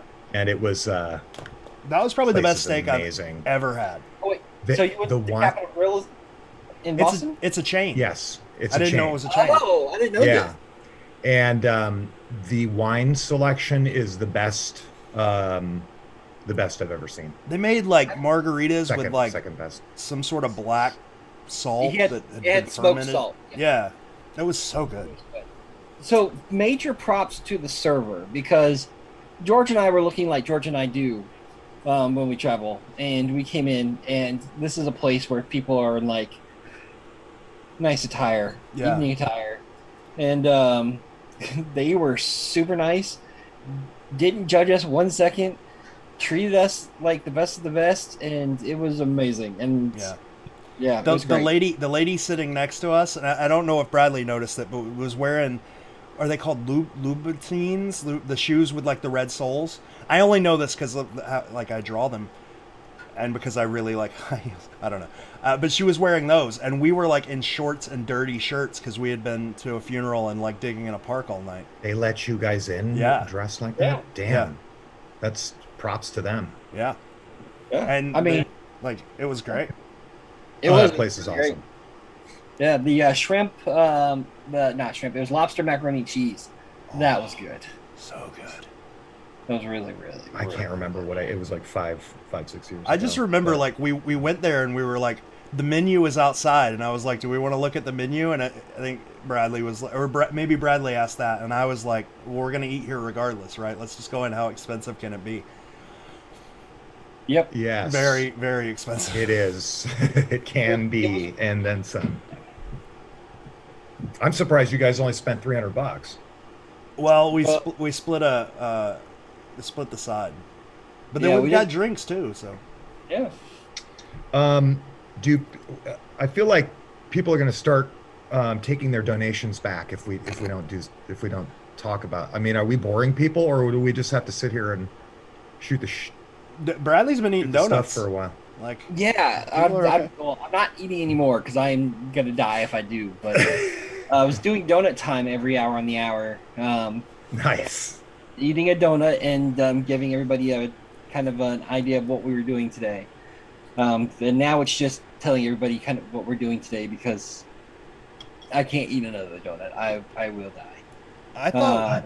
I thought we were gonna dip below like like 10 watchers or whatever, but we've stayed steady at like there's been like 50 people for this entire thing, at least Cool. 50 people for the whole like via YouTube, Twitch, and this like 50 Really? 50 consecutive viewers constantly.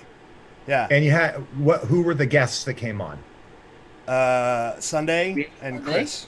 And Chris. Oh, cool. And we've been going Awesome. like there's a counter. I didn't realize there's a counter. We've been going for 7 hours.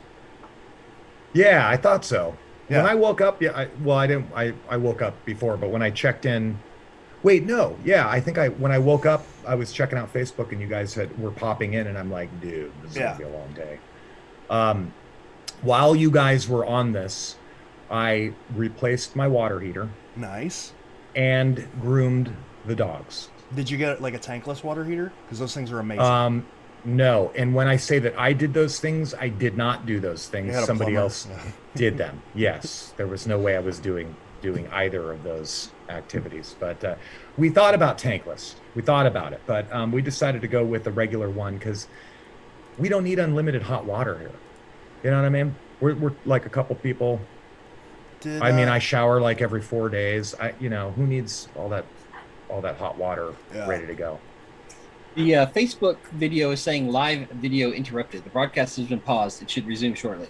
Oh, okay. Let's. I'll end it and then we'll start again.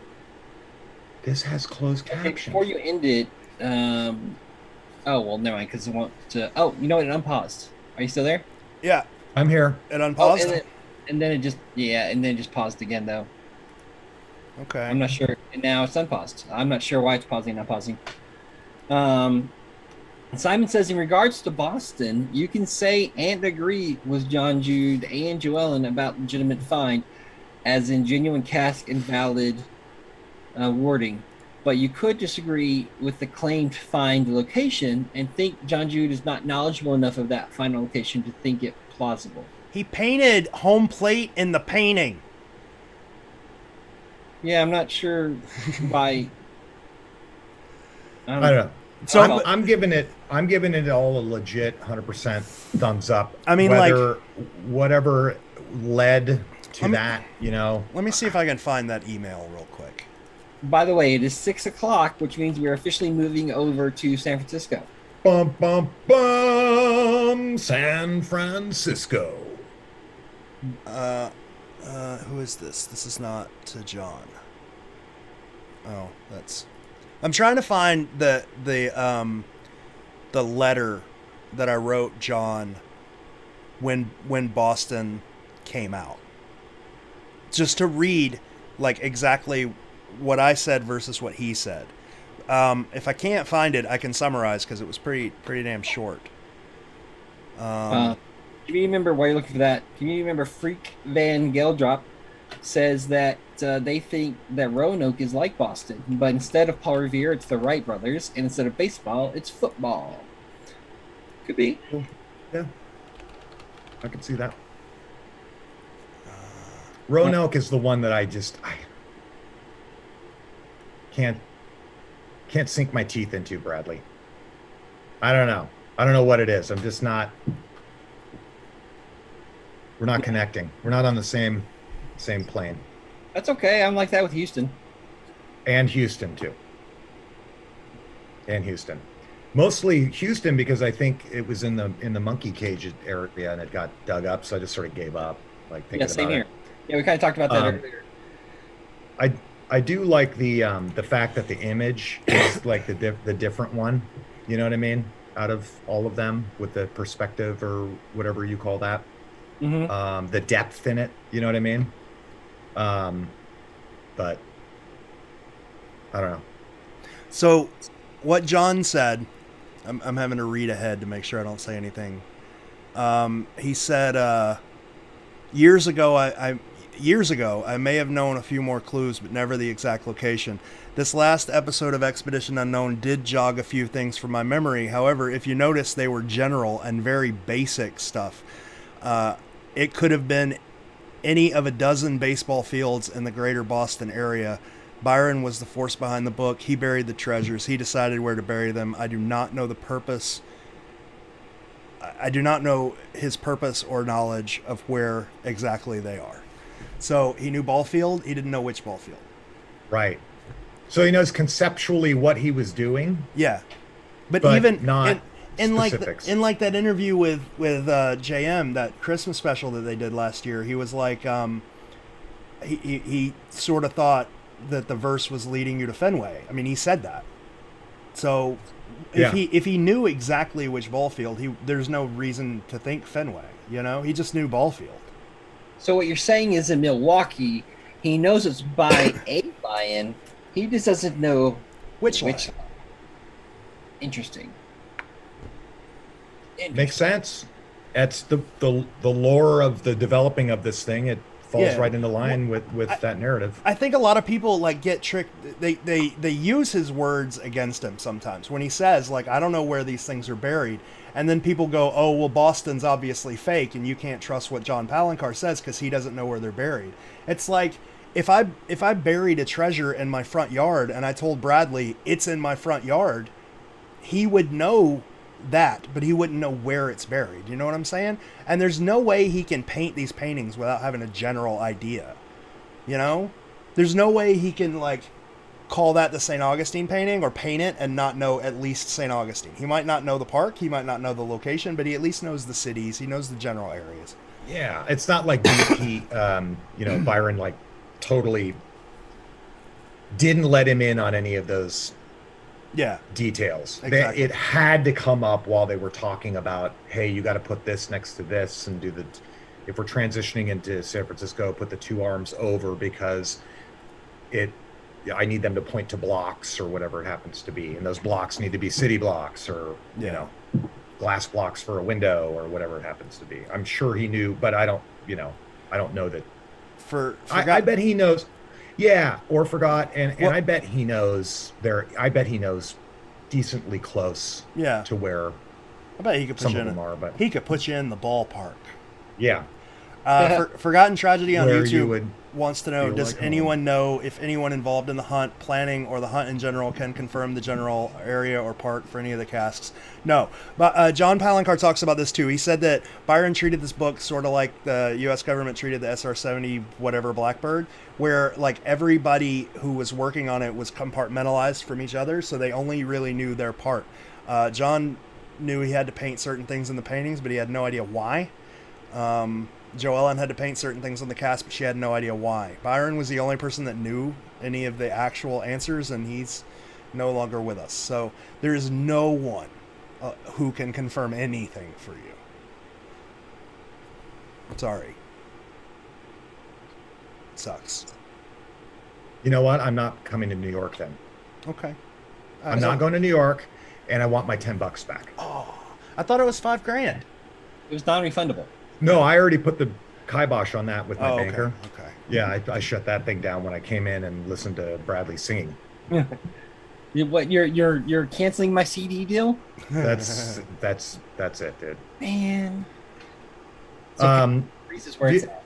I do think you should do a song. Well, I guess that's kind of over now. But I was saying that like for Boston, you should have done a Boston song. Trot, to Boston. More than a feeling, or something like that. You know what I'm saying? In San Francisco, you could do I Left My Heart in San Francisco, whatever. But for Chicago, you could do Saturday in the Park. Oh, good one. Yeah. Yes, I love that song. Well, really if anybody wants me to sing one of those, just throw a donation in there and we'll make that happen. Okay. So those are a couple like secret-esque options for people if they want to toss in some extra money to hear those ones. Okay, so what do you guys want to talk about San Francisco? Sure. Well, first I have to ask, Brett, since you're the actual vocalist here, are you up for offering yourself up to sing if somebody donates? We know how that goes. We make theme songs when you sing. Yeah, I can. Yeah, I put you there.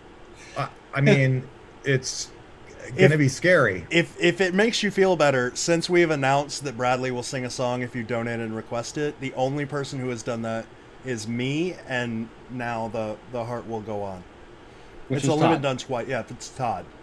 Yes. So it's There twice. doesn't seem to be a lot of interest. No. Wow. What if we what about a $10 duet? No, it would be $20 for a duet, and duets are near impossible. Okay. We would have to call each other so we could hear each other and make sure we're synced. Even funnier if we're totally off. That's true. We could do some Peaches and Herb, Captain and Tennille, Abbott and Costello. What's that Abbott one Costello. song? I want you that? guys to do Endless Love. Just that, What's like, that? turn the lights down low Endless love. and do an Endless Love duet. Yeah, that's it. Todd says he'll do another 20 for a duet. Oh my God. No. I'll do it. No. We could, you know what we could do is we could do a Stevie Nicks, Don Henley, or a Stevie Nicks, Tom Petty duet. Oh, I have water. We could get some water. Hey, you stop listening to me when I'm talking to a microphone. Oh, so we'll think about that. Okay, so what else? What were we talking about? San Francisco. Okay. What do you want to talk about in San Francisco? I'm going to let you take the charge on this one. Is it true that you can't say Frisco without people getting mad at you? Please don't say Frisco, and please don't say San Fran. It's the city, right? We do call it the city here, but I think other places call their big city the city too. Yeah, right? but So you which may one's not- really the city? Okay. Like, Okay. is I it always New York or is it San Francisco? Leanne also says she will give another 20 No. if we do a duet. Oh my God, that's $40. $40. There's money on the table. So we'll keep talking about San Francisco, but just consider. Okay, so we got to do it. And it doesn't matter to me. You know me. What I think It's you gonna guys suck. should do is make up your own song. Brett I think takes we should like we should 15 let them seconds pick. and then okay, yeah, we'll let him pick. We'll let them pick. Leanne and Todd. I think it was Todd, right? Leanne and Todd. You guys decide what would you like us to duet. And while you guys are thinking about it, My heart in San Francisco. Houston TX Dave says Union Square in the city by the bay. Union Square is good for a place to. Well, I mean, it's not good anymore for a place to dig, but it was in the 80s. No. You know, speaking of City by the Bay, I was really sad when I found out that that Journey song, Lights, about him talking about his city and all that stuff. It was originally written about Los Angeles. Oh. Blah. Los Angeles steals all the glory from San Francisco. They do. They do. That's because they got Britney Spears and shit. Yeah, they do have Britney. the only Hey, person speaking that has Britney is her dad. It's true. He has like full control over her legally. Free Britney. The Secret Podcast is officially taking a Free Britney stance. Hashtag free Britney. Leave Britney alone. Hashtag don't talk about Britney if you don't know about Britney, says wifey. I don't know anything about Britney, so I shall cease speaking of her. I know she keeps doing it again. And it's playing with my heart. Oops. Those videos that you posted, those were hilarious. Okay, that was that other dude's idea. But Yeah, it was but so awesome. It was great. But also creepy. Did you guys get creeped out a little bit?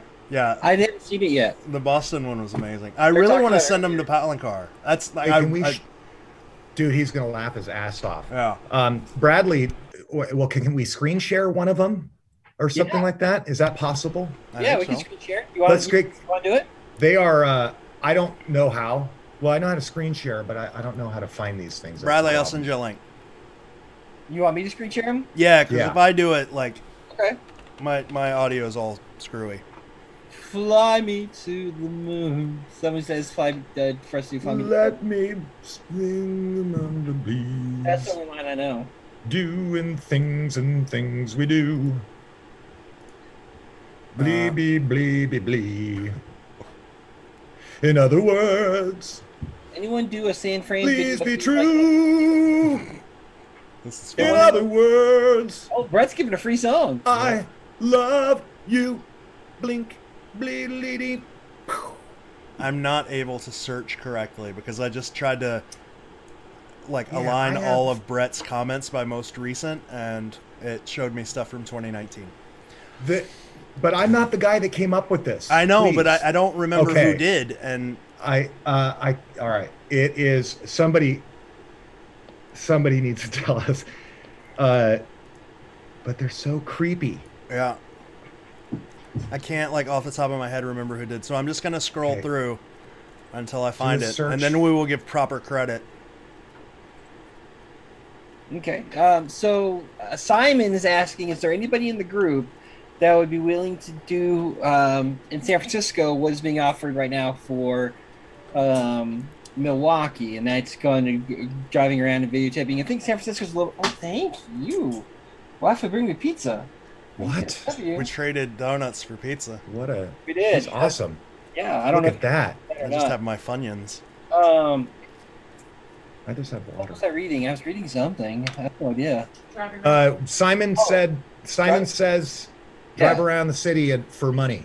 So driving around San Francisco is going to be a lot more difficult. It's a much bigger area, and the spots are far more spread out. So I don't really ask somebody to really do that, but maybe somebody will do that at a later time. Driving around San Francisco, it's going to be tough. You would have to have 4 or 5 people at different locations already there. You can't. I mean, that would take you 3 hours just to get from the Golden Gate Park to Aquatic Park. Oh, Simon's saying he just wants Golden Gate Park. Oh, thank you. Somebody will do it, sure. Probably not today, but somebody will do it.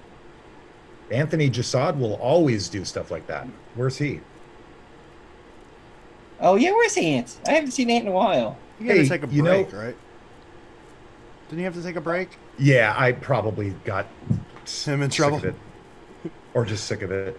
The other thing is that rumor has it, and I don't know if I can say this here, but Chris Woodford might be out in San Francisco at some point. Oh yeah, he And talked about it if earlier. You mentioned earlier that he's been working on the puzzle. So if he comes, I will definitely meet up with him, and maybe we'll do Golden Gate Park together. Nice. There you go. Now, he and I have never met, so it'll probably be a little awkward. And he wears those tank tops. You know what I mean? And it's They're like, not tank tops; they're just sleeveless shirts. oh, that makes it better. Well, yeah, we'll be fine then. Yeah. I cannot. But I yeah, cannot find these posts. To save my life. Simon, the answer is, oh crap. It Todd's- will happen, just not today.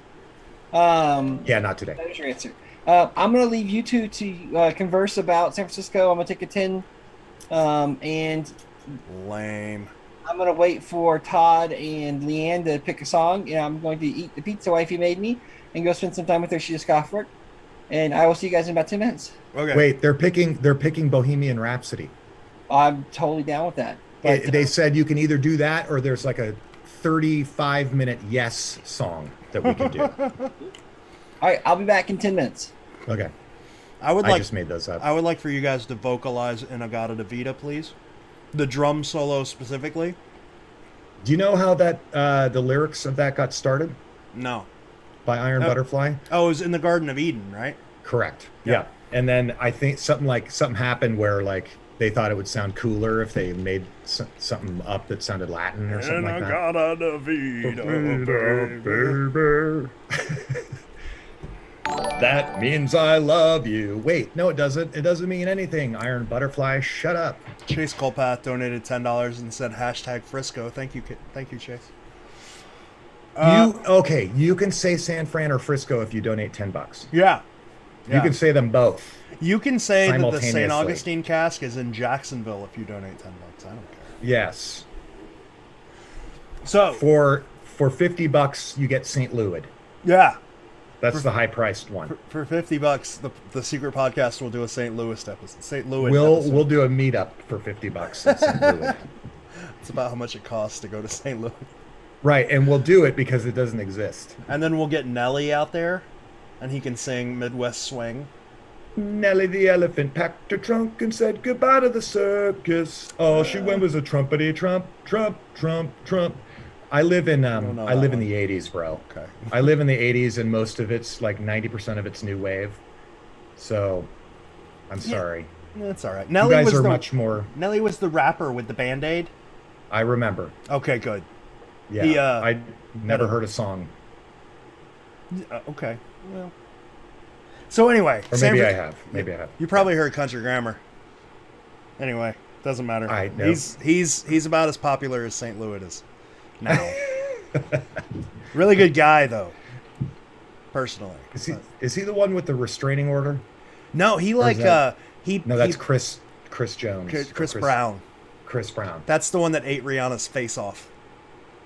Oh, that guy. Yeah, Yeah. he's exciting. Nelly, like personally and on the down low pays for one person's college tuition every year. I love him. Yeah, he's a good dude personally. It could be two. That would be better. Not but such a one is great okay, too. rapper, but I wouldn't know. I don't even know what good rap is. Actually, you know what? DMX. he was good. He was good. He's got that one song, X is Gonna Get You, or something like Yeah. that. That's like my favorite rap song of all time. Did you know? So DMX was constantly getting in trouble with the police, but it was because he was driving without a license, and he would go to jail because he was driving without a license. And the judge, like during one of the court cases, he was standing in front of the judge, and the judge asked him why he didn't just like why he kept doing this, and then the dude was like, "Judge, I got to get around. What do you expect me to do?" I was like, "That's the most baller answer. That's almost as baller of an answer as like Tupac's last words." Which were... Oh, you don't know? So when Tupac got I shot, can't remember. When Tupac got shot, about to get a little adult in here. When Tupac got shot, he was laying on, like the cop pulled him out of the car. He was laying on the ground and Yeah. he was dying, and the That was cop bad. was like, who shot you? And Tupac looked at the cop and was like, "Fuck you, pig." I was like, Yes. that's even to gangsta. even to his own detriment. Yeah. And I now, that being said, there are thousands of people who know who did it. It's just nobody's fessing Yeah. up, and nobody's going to call them out on it because they like living. Yes. Hey, I'm wondering if does Bradley know Saturday in the Park? I don't know. That might be fun. I don't want to pick our own song, but I think somebody said it in here. So Leanne said it. Okay, yeah. What were you saying? San Francisco. What do you like about Yes. Aquatic Park? Because that seems to be like everybody, like before before the San Francisco episode of Expedition Unknown, everybody was in Golden Gate Park, and then after the San Francisco episode, people tended to move to Aquatic Park, and the vast majority of the activity on the Facebook pages that I see now is in Aquatic Park. So I feel like we should talk about Aquatic Park. Let's talk about Aquatic Park. Let me pull up the... Okay. Well, first of all, I know this is gonna be unpopular, but like if I'm looking at the image, there's not much in the image for Well, Aquatic Park. there's a little bit. There's the Ghirardelli sign, and then there's like if you're saying that the table. Okay. Let's take a step back and Okay. talk about the Ghirardelli sign. Okay. Now it's backwards, right? The G and the H are backwards. Yeah. Is that how you see the G and the H from Aquatic Park? I mean, that's true. That is Right? true. Yeah. Didn't he put in backwards letters? Like, how far do we need to go with that besides saying like that it's behind the G and the H from Ghirardelli Park? But or that really only Square? leaves that Russian hill. Or he's saying the general area is Yeah. behind the G and the H. Hey, look out, in this city. So, but my thought is it's a city confirmer. The G and the H is a city confirmer. Just telling you, look for this basic font, Yeah. a G and a H in this basic font that would be something unique to a particular city, right? Like he has done in the other images. Maybe he's saying behind it. There must be a reason for it being backwards. There's got to be. Well, I right? mean, also we used to talk about this all the time, but the Roman numerals are backwards. The yin yang is backwards and upside down. There's a lot of like backwards stuff in that painting. Because it's yin yang, right? And it's opposite. Yeah. Not opposite, but they represent like two ends of the. I forget what I've looked into that before, and I. Totally It's basically like two opposites. But basically, the black and the white, right? Yeah. So G and the H are backwards. So is there more stuff in here that's backwards? Yeah, probably. So that very well could be that it's just he didn't want to put a GH front ways because he thought that would be too easy. Too easy. Yeah. But I mean, hey, like there you've got the cable car turnaround, you've got the giant speaker tower things. Doesn't look like that. The steamboat. Yes, the speaker tower I love for Sounds in the Sky. That's why I was going to go to the verse because there is more versey type stuff in there. Yeah, there's not a lot of image stuff there. That's what I'm saying. So like you could say, yes, the cable turnaround. Sure, that'd be also very San Francisco-y, right? Yeah. Would you be expected to identify that as a tabletop? Maybe if you got to the right place. Yeah. But like, Well, I mean, I think that coupled with the cable car outline in the leg of the table is pretty good. That I like. Yeah. That I do like. Now that took me a while to get behind that because to me it looks like a lamp post or something like that. Yeah. Right. But or at least when I first started, I could get behind it being the oncoming cable car, and then if you put that with the turntable, and maybe if you turn it upside down, it's a cable car on the turnabout. Because you're supposed to turn this thing upside down and read it backwards. I don't know. Again, I'm just vamping. I have no clue. Okay. I like some versey things there, though. You know what I mean? Yeah. I like versey stuff there. But I think it's important to point out, like, especially with the G&H and stuff, if you look at Boston, we know the Boston Pops is a clue in the image, but it has nothing to do with the solution. Nothing at all.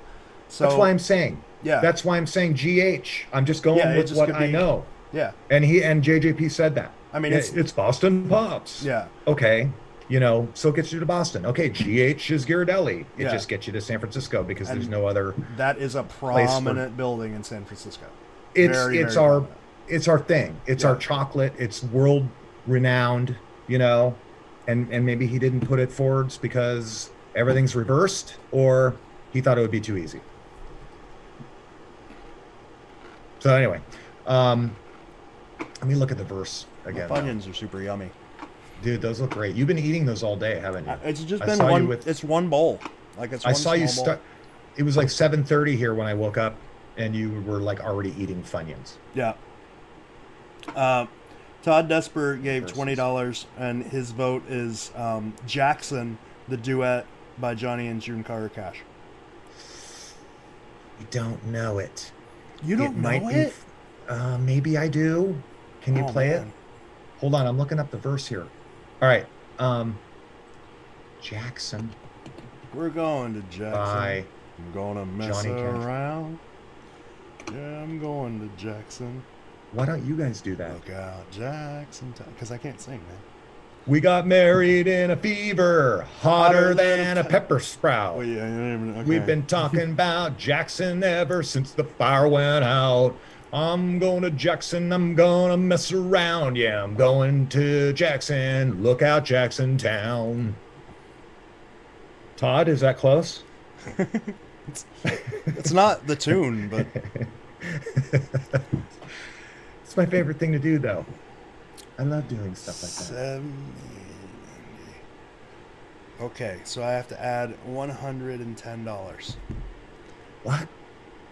We're getting donations, man. $110. Oh yeah, dude. I'm thinking penthouse for me now. I was just thinking regular room at the Ritz. I'm thinking top floor, buddy. No more Motel 6 for this guy. Okay, damn. So it's stone walls door. The air smells sweet. I mean, so I don't see anything for that. High posts I like. High poster 3 are the Clutha. Yeah. There's other posts there. Not far away is great.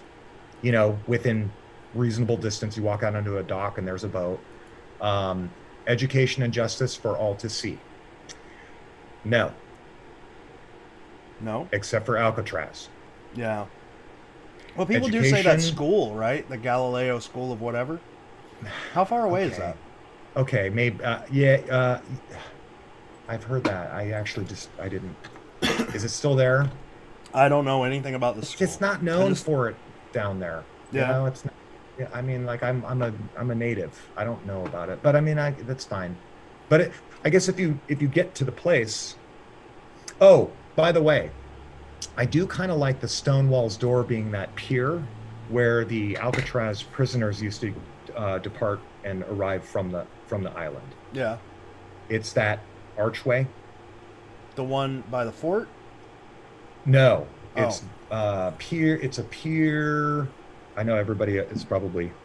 Oh my God. Diane donated $50 and asked us not to sing. So you know what, Todd? You got to step your game up.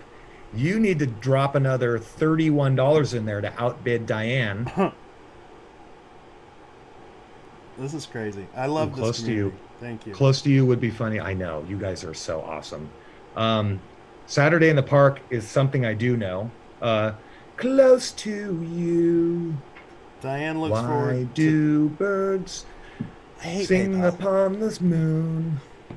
Because they do. Hoobly hoo. PayPal is only like showing me half of people's Terrible. comments, and Diane is looking God. forward to talking theories with us. Oh. Somehow, but Instead I can't figure out exactly. Instead of singing? I can't read the rest of the thing. Wait, okay, so Pier 39, what is it? Is it Pier 43? Pier 43. Are you talking about the big major SF. pier that you sent me to? It is the Ferry Arch. Yes, Pier 43. For people on the internet, check out Pier 43 Ferry Arch. Kind of a nice stone walls door. Rumor has it they used to call it the Stone Wall. And it would smell sweet because that's where prisoners were getting released from Alcatraz. All the ferries would take off from there, but specifically the ones where they transported prisoners from. All right. So it would smell sweet of freedom, unless you were, of course, going to Alcatraz. That would kind of blow. Yeah. That would not be freedom. Okay. Have you so ever, that is it. Have you ever been to Alcatraz? I hear it's like a thing where like Yeah. normal people don't go. Have you been? I did. I went with a group when we were kids. Oh. So maybe like 7 or 8 years old, maybe a little older. And it was like a field trip, class field trip or something like that. That's so- something we do in St. Augustine too. Like when you're a kid, you have to go to the fort. And then when you get to be an adult, you don't ever go to the fort again. No, you would never go back. And the other thing is like the teachers wanted nothing more than to get me the F out of there. So they're sending me to Alcatraz and they're like, keep this guy. Yeah. You Put him know in what I a mean? cage. Put him in here. And so, dude, by the way, solitary confinement is brutal. And I'm not kidding. So they put you in a solitary confinement room and close the door on you. Wow. And it was a nightmare. So that was scary. And the whole thing is just kind of scary. The thing I thought was weird is that it was smaller than I expected. Yeah. That's all. And as a kid, you would think things are bigger than you expect, but it was smaller than I There's expected. so there's a jail that I went to. I want to say it's the old jail in St. Augustine, but I'm not sure. But it was one of those like tourist trappy jails where they put you in a solitary confinement, but the solitary confinement room was too small to lay down in, but the roof was angled and it was too short to stand up. Oh, So you had to like crouch That's the entire time terrible. you were there. Yeah, it was crazy. that is terrible. We wanna had be a a group prisoner. of people in there. I remember you people that have been there can probably correct me on all this stuff, but I think we had like 3 or 4 people in there at the same time. In solitary? It's not I really think solitary. I know, right, but it was big enough to fit that many people. I certainly wasn't in there by myself with an adult. I would remember that. Brett, you're a cutie. Let's go to solitary. I pick Brett to be my partner in this 7 particular minutes in experiment. solitary. It was more like 30 seconds. So let's see here. Okay, so that's Pier 43. Now I kind of like that. And that's a rumor that it was called the Stone Wall. But I do like it playing into the Japanese translation because smelling sweet, sweetness of freedom, sweetness of love right. Okay, so that's that. So that could work. I like the High Poster 3. Okay, we'll go with your Galileo school. We'll say for all to see will be Alcatraz and Galileo. Sounds from the Sky could be that big speaker there. Yeah. And I love that. That's cool. Near Ace is High. Sure somebody has a idea for that. I didn't see it there when I was there. I've been there several times since I've known about the secret. Running North, but first across. I mean, I don't know. I don't know. On a cable car? Maybe. Cable car would run. Doesn't the cable car run north? Is that north or west? But first across. Columbus. Columbus was apparently the first across the Atlantic, right? Yeah, it gets a little stretchy once you start getting into it. I've heard that. In Jules' direction, there's no jewel in the casque, so I don't know if it's telling you to head towards Byron's bank account or safety deposit box in New York City, so you go east now, or is he saying Jules' direction as if that's the casque is an object of Twain's attention? I like the steamboat thing. So there is quite a giant pole, giant step that will elude people until we actually figure it out. I really like that Russian Hill for the step, man. That is a big step. What was it again? Russian Hill, that little park? No. I know Russian Hill. What was the step? Oh, that giant set of steps. That giant staircase that ran up the side of Russian Hill. Isn't it Russian Hill? You and I went there by the park. And it's huge. Yeah, it's huge. It's huge. And then they have a big-ass flagpole or something in the middle of it? They did. I think they took it out. Yeah. But you can see the GH owning. Yeah, from those stairs. From those stairs, backwards, exactly the GH. Yeah. Now that's what I'm talking about. Yeah. And that's not an aquatic park. Now, who knows? High Poster 3 wood. Gabs says High Poster 3 wood posts on top of the Fisherman's Wharf sign. So I love that. Because that also draws you in the direction from Pier 43 would draw you down to Aquatic Park. Okay. Right, so it could be a direction. Yeah. Go down past Fisherman's Wharf and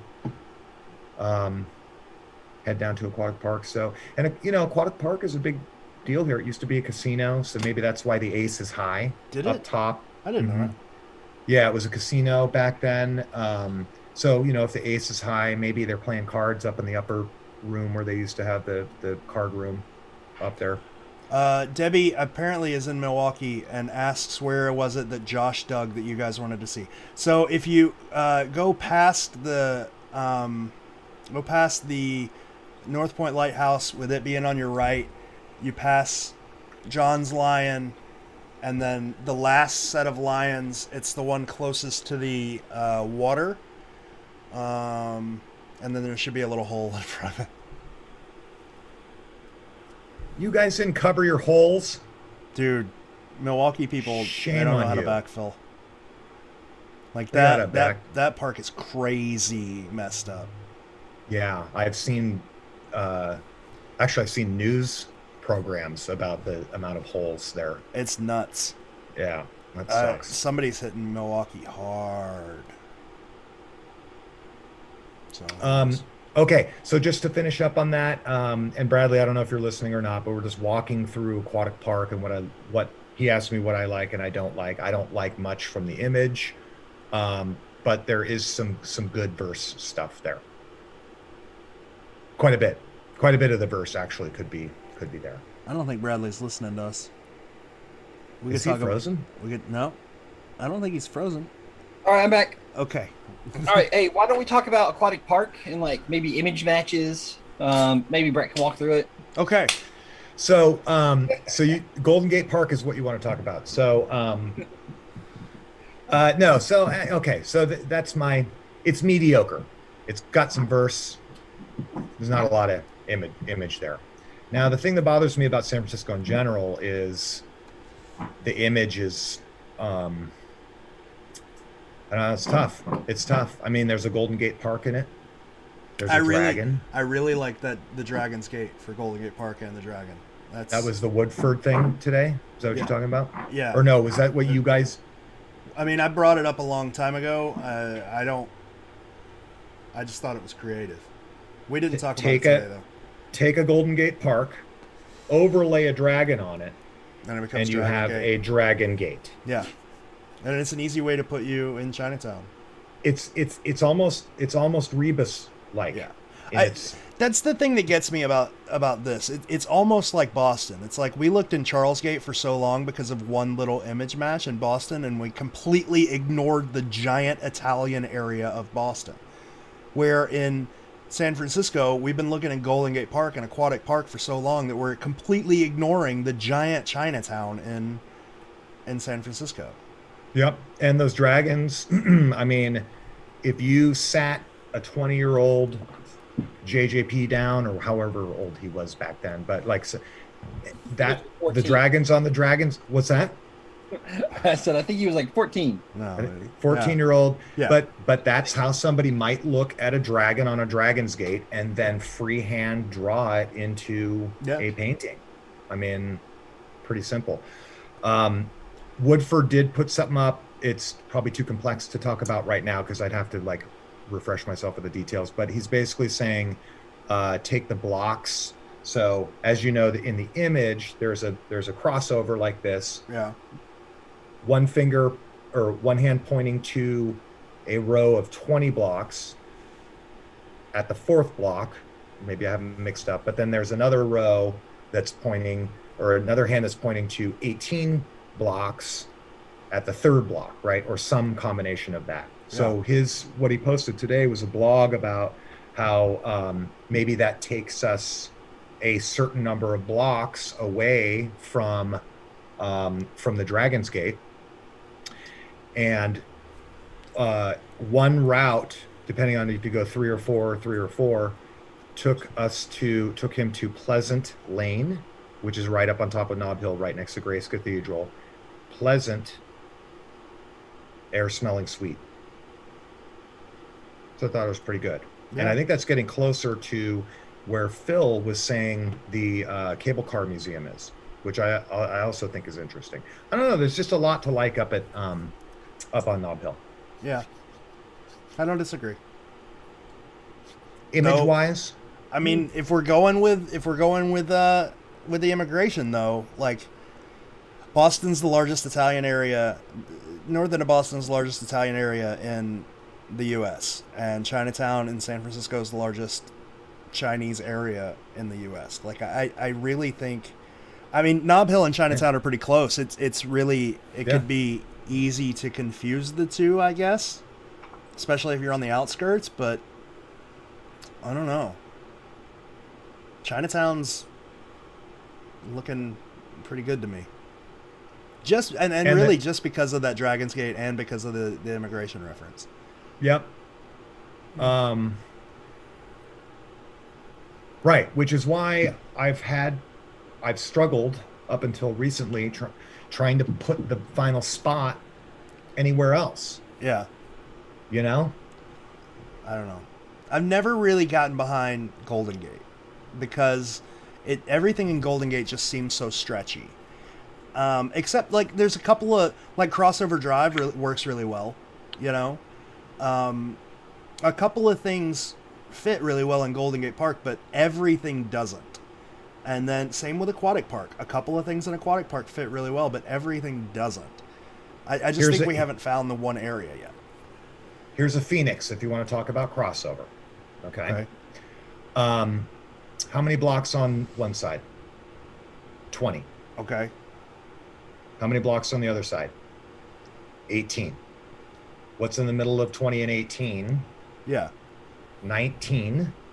19th Avenue that happens to cross over or cross through Golden Gate Park and is actually at some point called Crossover Drive. Yeah. That's pretty good. Yeah, that's really good. but then the rest of the rest Yeah, of it then I kinda don't know is, what yeah, happens. then it isn't. I don't You get a and I don't crossover think drive and Phoenix. then I don't think he ever had delusions of like that being the big. Oh, we're talking about John Phoenix. Yeah, he had some Hard to really beat. good stuff Yep. with the counting with the blocks and stuff. But Yeah. I think I don't want to speak for the man, but I think I could say that even he was like, there are some good things here, but there's not enough. You know? Well, you recall, I was in the music concourse Yeah, for a couple of years, and that was I really got good too. Yeah. I got a permit to dig there. I dug next to the Grant bust in out in front of the Asian Museum of Asian Art. There's a huge flag. They dug the whole area up, so I didn't even bother to dig next to the flagpole that I knew, like they had dug that whole area up and put in like some parking garage there. But Rachel's here. yeah, no problem. You keep talking. But I like the Grant bust as object of Twain's attention, because a bust is an object, and besides Joan of Arc, Twain's other massive area of concentration was Ulysses S. Grant, right? And he wrote this huge thing on him, and I think he did his eulogy and things like that. But so I thought that was pretty good, and I could wind my way around. Stars. There's a Francis Scott Key memorial there, so I'm thinking sounds from the sky. Bombs bursting in air are sounds from the sky. There's an education and a justice. There's a school right there. There's statues. So I thought that was a pretty cool area, and it's all right within 100 yards of each other, a couple hundred yards of each other. But who knows? So that's why I like Golden Gate Park, but I left for a couple of different reasons. That's it.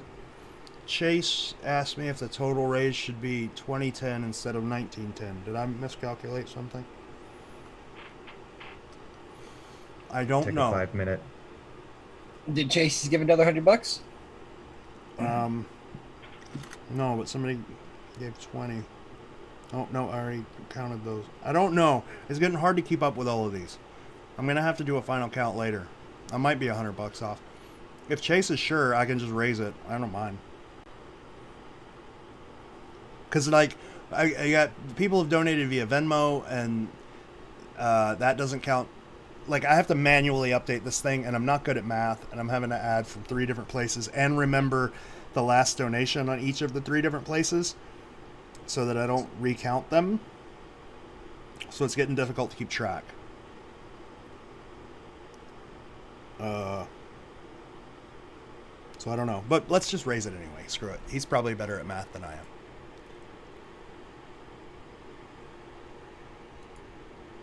Let's go with 2010.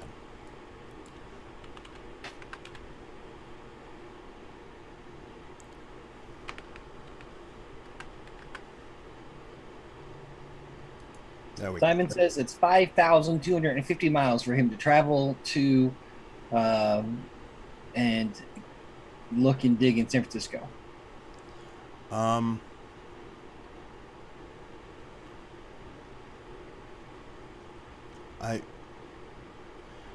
There's a bunch of comments on YouTube that I don't quite understand. Someone named Secret Solve says, I think the area in Boston is a huge African American community of grave markers. It was a large settlement of African Americans historically. I don't get. Maybe that was a comment. I don't know. Maybe it was a comment about something we were talking about. I'm not sure. But they also say the tea garden in Golden Gate Park is the best option in the Golden Gate Park. The first park superintendent was Asian. I feel like a lot of people in San Francisco are Asian. Okay. And then Japanese horticulturist Meiko Hagiwara was actually the first to tend to the garden. McLaren was the superintendent.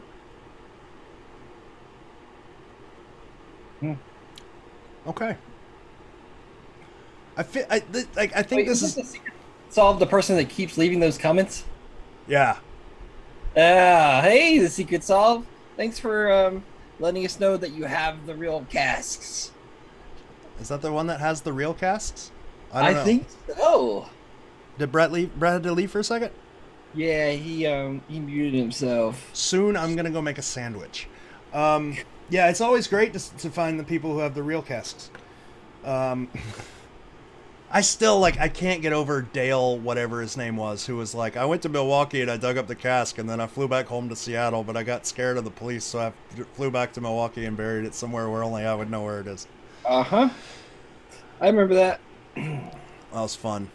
Chase said, I don't know, you said 110 and it was already at 1900, so just going off what you said, I assume you'll do a final count at the end.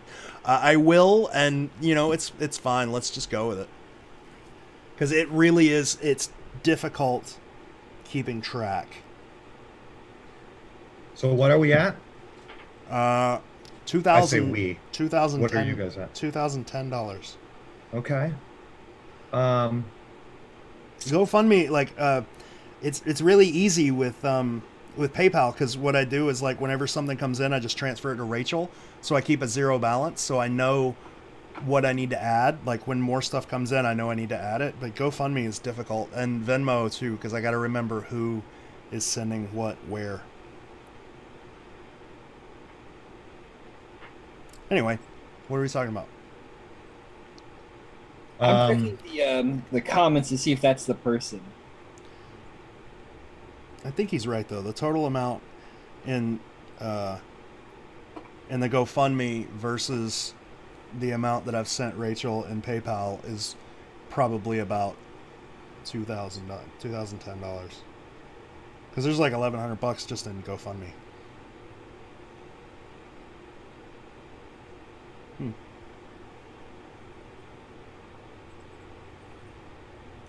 Pretty cool. So what were you saying, Bradley? Oh, I'm checking the YouTube comments to see if that's the username that Thought, keeps posting that. are they like?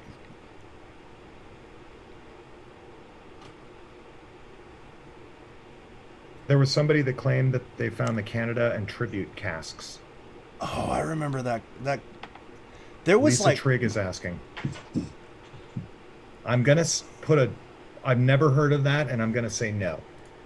So there. Okay, yes, there is an update on that. They're in jail.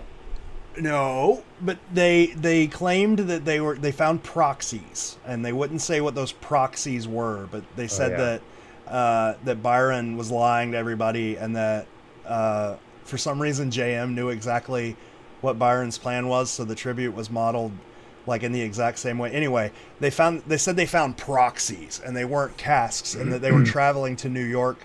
They were currently traveling to New York to find Byron's children and present Byron's children with the proxies, which is What? stalkery. Don't. So we reached out to Byron's children, and we were like, hey, this person's coming to find you. Oh my Be God. careful. What better way to say that you found a cask without having actually possession Found of it? one than Yeah. say that there's by saying that you found a proxy? Yeah. So I've got all these Oh, proxies. it's not the secret solve, it's treasure gold is the username. Oh, okay. Okay. I don't know who the secret That solve sounds is. Fenny. My dog came Fenn. to say hello. Fensky. So Houston Dave wants to go back to San Francisco. San Francisco. Okay, San we got Francisco. another like 10 minutes.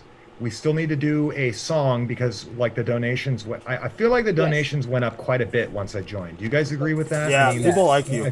I As a matter feel of like fact, you should close it out and do the rest, and George and I will take the rest of the time off.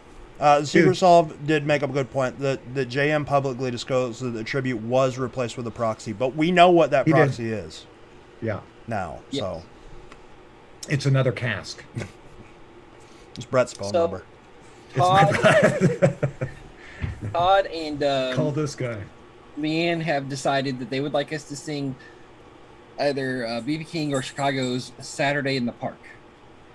So while you were gone, BB King did that. Nice. Johnny Cash. He said BB King. Oh, They put BB King. I don't know. Oh, I don't know this song. I looked it up and listened to it earlier. You don't know Saturday in the Park? It's No. You'd think it was the 4th of July. Okay, Dude. can I take like 5 minutes while you guys sing the song and talk amongst yourselves and go make a sandwich? You don't have a sandwich dispenser? I don't trust the sandwich dispenser. Sandwiches are an important thing. Like, you got to get the mayo just right. Yep. You definitely can go. Okay, I'm gonna do that. Yeah. I'll be right back. No, you don't have to worry about that. Okay, have fun. Have fun singing. Yeah, we'll figure something out here. So, so if you don't know that song, Bradley, if I try it, will you, or are you just, why would we bother singing a song that Oh, I'll totally do it. one of us doesn't know? I just have to read the lyrics while I listen to it, and just like I did with the last song. Maybe we should do something we know. Okay. Although I don't want to, these people, Todd, they paid for this. Yeah. So, guys, can you give us a different song? Unless they insist on doing it, then we'll figure it out. BB King, I don't. BB and the Kings. BB King, I don't know any BB King. Neither do I. And if they're just saying any BB King, I mean, there's got to be, there's nothing easier to sing than the blues, right? You can just make it up as you go. Right, Bradley? Yeah, sure. So let's see if there's any popular BB King songs. Okay, let's see. I mean, it's all blues. Why I Sing the Blues, 3 O'Clock Blues, Every Day I Have the Blues, Chains and Blues, Bluesy Blues Blues. It's a lot of blues songs, dude. Don't Answer the Door. If it's Friday night and it's the 13th and you hear a knocking at your door, don't answer the door. If you live on Elm Street and you're feeling sleepy and there's a knock at your door, don't answer the door. If you watched a movie on VHS and it's 7 days later and there's a knock at your door, don't answer the door. Okay, just to follow up on that, there's a BB King song called Ain't Nobody Home.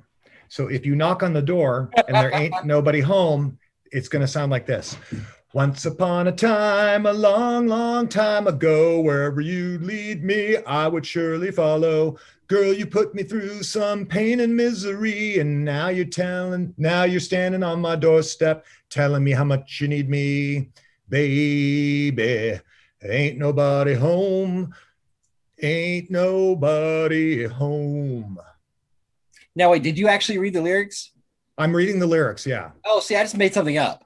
Oh, sweet. Oh, I should try that. Yeah, I was just ad-libbing. I was doing I was giving you like scary movies. You were pulling a Brett. You were pulling a Brett Ziegler. You just make it up as you go along. Yeah. Okay, that makes sense. Yeah, that sounds like if it's Friday, it's the 13th, and there's a knock on your door, don't answer the door. Okay, so what if we do this? What if we trade made up lyrics for our duet? Okay. So the theme, so BB King was a big San Francisco guy. I'm sure, I'm wondering if there's any San Francisco, sitting on the dock of the bay, watching the tide roll away. That's about San Francisco. Yeah. But that's not BB King. Correct. Sitting on the dock of the bay. Wasting time. Go away so I can probe and dig. Sitting on the dock of the bay, Todd smoking some weed. What? Huh? Todd is saying BB King, Brett and Bradley King. Oh, that was cute. Okay, so we went on a rabbit hole that was unnecessary. Yeah. Okay. All right. So bring up the Saturday in the Park lyrics. Okay. and I will walk you through. I will try to like hum a little bit of it for you or something like that, and then we're gonna sing it together. Now it's a big horns song. Chicago had a big horns section. I don't know why we're singing Chicago when we're talking about San Francisco, but that's okay. It's a good tune. It's a good tune. Plus Saturday in the Park. I've got the YouTube video pulled up so I can listen. Okay, so why don't you just at least listen to that, and then we can close this thing with while you're doing that, somebody asked for Somewhere Over the Rainbow. That was Christy. Well, they got a dub name for it. Somewhere over the rainbow, way up high. Now, see, we're just gonna trade off verses. Okay, what are we doing? Okay, so are we making them up? Well, we can. Why don't we make something up? Okay. Okay, so the theme is going to be so we can do like somewhere overlaid on the image. But the melody of the song should be totally impromptu. Oh, like the whole thing. Yes. So here's there's an imaginary artist that I just made up. Cool. His name is Michael Stipend. And he wrote a song called I Dig You. Okay. So do you want to take the first verse? Well, I mean, everybody knows the first verse of Michael Stipend's I Dig You goes something like this. It's hey baby, I know you want to take me 'cause I dig you. We both know this song is totally awesome. I want to give you a nice flower blossom. Hey, backyard, I was using my metal detector. It went beep, beep. And so I looked at my shovel to select one. And I dig you. And you dig me. And we dig we. And bleebly blee, because we dig each other. Yes, we do. Come on, Bradley, join me. We dig each other. Yes, we do. A doobie doo. Roses are red, violets are blue.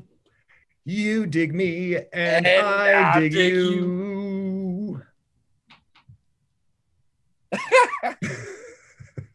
Okay, do we want to try this Saturday in the Park thing? You're going next level now because I know this song. Okay, I got it in my ear. Give me a second. Okay. I'll start it off. Dude, it ain't easy. It is not easy. So it's not like a blues song or something like we just did. Like it's got a rhythm and the rhythm is gonna get you. Let's try it. Here we go. Okay. Saturday in the park. I think it was the 4th of July. Saturday in the park. I think it was the 4th of July. People dancing, people laughing, a man selling ice cream. Singing Italian song. Hey, comparis, sonari. Can you dig it? Hey, yes, I can. And I've been waiting such a long time. For Saturday. For Saturday. Yeah. Okay, there we go. We did it. Chase asked if we had shown any of those weird singing artworks yet, and we wanted to, but we couldn't find them on the Facebook page. Oh, there they are. Just missed the duet. No, I didn't. George put the hat over us. Did you see that?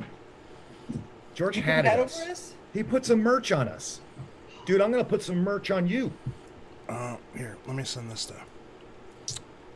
The Gnome, Pink Floyd. I know some Pink Floyd. I don't know the Gnome. Send this to Bradley real quick. There's a gnome in my garden. What am I gonna do? There's a gnome in your garden. What are you gonna do? Gnome. There you go, Bradley. I sent you those videos. At least are you satisfied? A link to the threads. Simon, are you satisfied?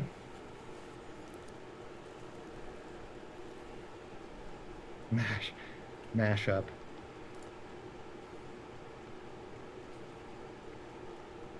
The So- reface app. Merch alert, major merch alert, major. Now, is this going to have copyright issues? I don't think so because it's short. They're too short. It's for copyright. karaoke. They basically like they would arrest everybody in a karaoke bar. Okay. Know what I'm saying? Hold on. Let me share my screen here. Go ahead a sec. Let's see.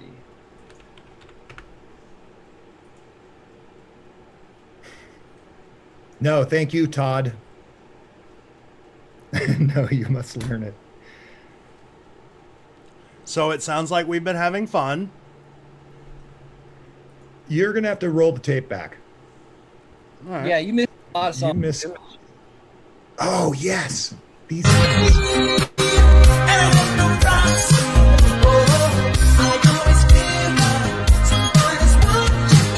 Okay, I don't want to let it play too long because I don't want to. We're not seeing the whole thing. We're not even seeing the face because it's down at the Oh, bottom. really?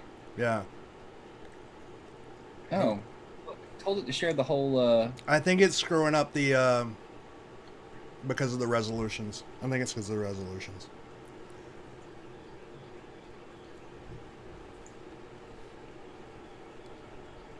You looked up the Saturday in the Park lyrics. Oh, look, it's Capital One.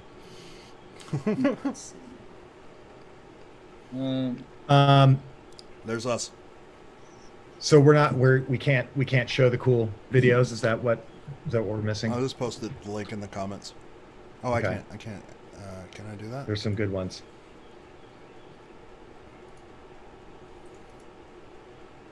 Jim Keeney wants to know when this telethon became a combination of the Gong Show, the Jerry Lewis telethon, and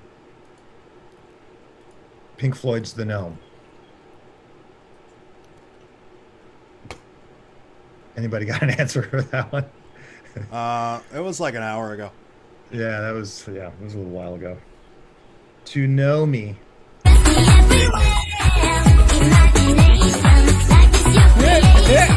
These are funny. Yeah, they're really good. That's the one I did. But my favorite is the Boston painting. That's the best.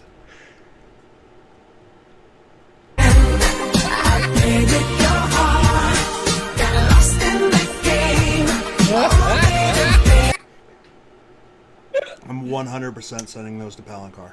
Okay, who is the guy who started this? Because he deserves massive props for this. What's who posted His it? name is. Uh-oh, the live video ended.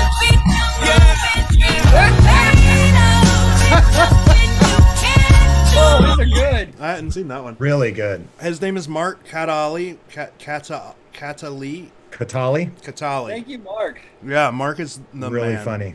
I should- Made Really it funny. with the reface app. So great. Oh, I downloaded it and like 30 seconds later and did a couple of them. That's how funny they are. That's awesome. Yeah, they're hella creepy though. Yeah. Seeing that Louis Armstrong face move like that and say it. You did the Louis Armstrong one too? There's one in there, yeah. Oh, I haven't seen them all. It's a good one. Nice. And it was like, you're simply the best. Debbie has an update. They say we are on the road and should be at Lake Park in about 15 minutes. Nice. So why don't we it's now 7 o'clock, which means, A, it's donut time, which Eat I'm a not donut. eating a donut. Oh, Nope. I'll have a Funyun. It is donut time, but I'm not eating a donut. But I will take this opportunity to let everybody know, if you are new to the stream, that we do Sunday Fun Day every Sunday. We typically do it between 8 and 10 p.m., where we just get the community together online and we all just talk about whatever we want to talk about. It's Sunday Fun Day. And since Brett's on, maybe he'll do the theme song real quick for us. I think George should do the theme song, which is the remix. Chicka chicka. Sunday Fun Day. It's cool. Wait, Nice.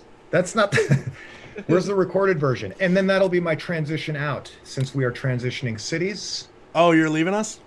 Brett Ziegler over and out. Oh, yeah. okay. So do you want to play my outro? I didn't have that lined up, and I don't know where it is. Okay, well we can kill some time before you find Yeah. it. Oh, you don't, want to find it? unless you don't want to play it. I will finish donut time while you look for it. I don't Okay. mind Are you playing it. I just don't know where it is. Wait, I So- thought you weren't going to eat the donut. You're eating No, one. I'm not. So donut time consists of a lot more than just eating a donut. Oh, I see. I missed a whole bunch of stuff here. It's okay. So, I would like to take this opportunity to talk about why we are streaming today. So this is an extra special Sunday fun day. Even though it is almost 8 o'clock, about an hour away. We started this stream this morning around 10:30, 11 o'clock, and we have been streaming continuously ever since. And the reason we are doing this is we are doing it as kind of a telethon, or we like to call it a secret-thon, to raise money, because we are doing a New York City meetup on October 23rd. It is going to either be in Manhattan or on Staten Island. We have currently a venue booked on Staten Island, but we are looking to maybe move it to Manhattan. Facebook. We have Facebook lost their feed, by the way. Okay. Yeah. So Well, I got to start it back up. Yeah. That's fine. I'll finish donut time while you're doing that. Where was I? Oh, yes. So we currently have a venue booked on Staten Island. We are looking to possibly move it to Manhattan to an even cooler venue. But with these venues comes the cost of the venue rental. We have to hire security, and we have to pay for insurance. We are going to have some very special guests at the meetup as well for you. We are going to have Miss Jo Ellen Trilling. Miss Jo Ellen Trilling is one of the key artists for The Secret. We're going to have Mr. Ben Asen, the photographer for The Secret. We're going to have Andy, the other half of Brian and Andy, the finders of the Cleveland cast. And we're going to have Mr. Kit Palancar, a established artist who's the son of John Jude Palancar, and is the co-creator of the tribute Secret Hunt. We also have a few other guests that are currently lined up but not confirmed, so we don't want to promise anything we can't provide. We do not want to charge people to have to take part in our community meetups. We've never have, and we would prefer not to. What we are going to have to do, because we do need to make up the money that we are spending to make this happen, and when I say we, I mean George. George is out of pocket about $2,500 is what we estimated. That's for the venue, for the insurance, for the security, for the guests, food, and travel. So if you can assist us in recouping some of that money for George, it'd be greatly appreciated. So our goal for the day is $2,500. We are asking that if you can donate anything, please do. If you would like a button custom made by George Ward, they are made in the same fashion as the promotional buttons that Byron Preiss was giving out for The Secret when he was out promoting the book. If you donate $10 or more, you will get a button mailed to you. If you would like, we will sing you a song. A solo song is $10. A duet is $20. A song of your choosing. And if you would like, I am happy to do the Truffle Shuffle for a $20 donation. We've done it once today. The world is a sadder place because of it, but if that's something that makes you happy, feel free to donate 20 and we'll do that for you again. We have Debbie in Milwaukee, who is going to be on site at Lake Park in about 15 minutes. If you would like her to go and videotape any specific spot of Lake Park for you and talk about it on the live stream, she's happy to do that. But please keep in mind, it is 90 plus degrees in Milwaukee. Debbie is close to 50 years old, and Debbie is very much like George and myself, fluffy. So it is a big deal that she's going out to do this for us. It is greatly appreciated. And if you'd like to donate $20, she will go to a location. Well, I'm sorry, she actually lowered it. She was being very generous. She originally asked for 20. She said, if you will donate $20 to the cause, I'm sorry, 10. Jeez, get it together, Bradley. If she will donate 10, she will go to any specific spot. She did put it out there that if somebody in the community would donate $1 per step, she will climb the steps and verify the count. And Chris Preacher has generously donated $92 because he believes there are 92 steps. So she is going to, on stream, live count the steps. So if there are more than 92, Chris will owe a few bucks. If it's less than 92, thank you for the donation, Chris, for keeping the whole 92. Notice, by the way, that he got out of the 982 thing for Houston and decided to opt for the 92. Yes. Yeah, you're right. Cheapskate. Yeah, Chris. Ugh, I know, cheap right? librarian. Chris, we of course appreciate you tremendously. If you guys don't know who Chris Preacher is, he is an integral part of The Secret, the history of The Secret, as well as if you want to know anything, he is the librarian of The Secret. He's awesome. He's a crazy smart dude. I've been lucky enough to be on a treasure hunt group with him for another treasure hunt, and just watching him work is amazing. Yeah, so that is why we're here today. So please donate if you can.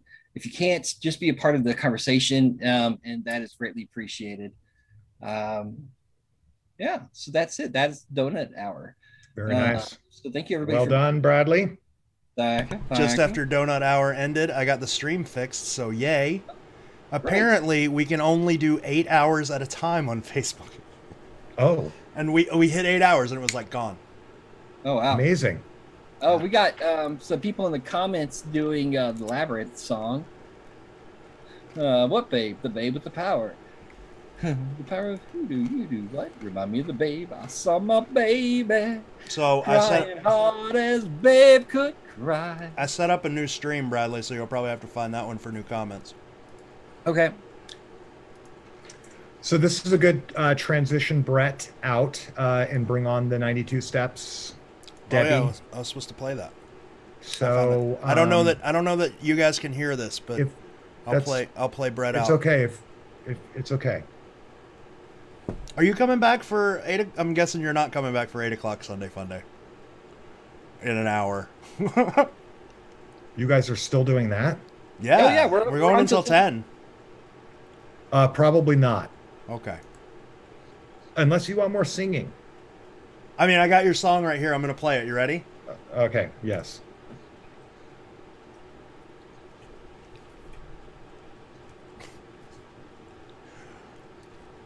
I hate that you guys can't hear this. Can't hear it. I can't hear it.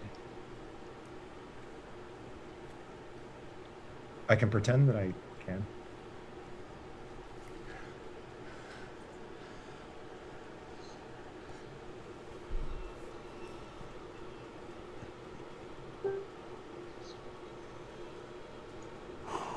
Oh my god. I can't hear anything. I can. I just. All right, it's all take your word for it. So with that, hey, I wanted to say, guys, what an amazing thing you guys did today. I'm super impressed. We sat at our desks for like 10 hours. I mean, that's hard for me to do. I'm That's sure true, it's I hard guess, for yeah. a lot of people. But I know, just raising money for I think an event that everybody's going to enjoy. And Yeah. Good job. What I saw today was super entertaining, and good luck getting to the goal. Hopefully you get there. Thanks for doing a duet, sir. I feel honored. Yeah. Super fun. That was super fun.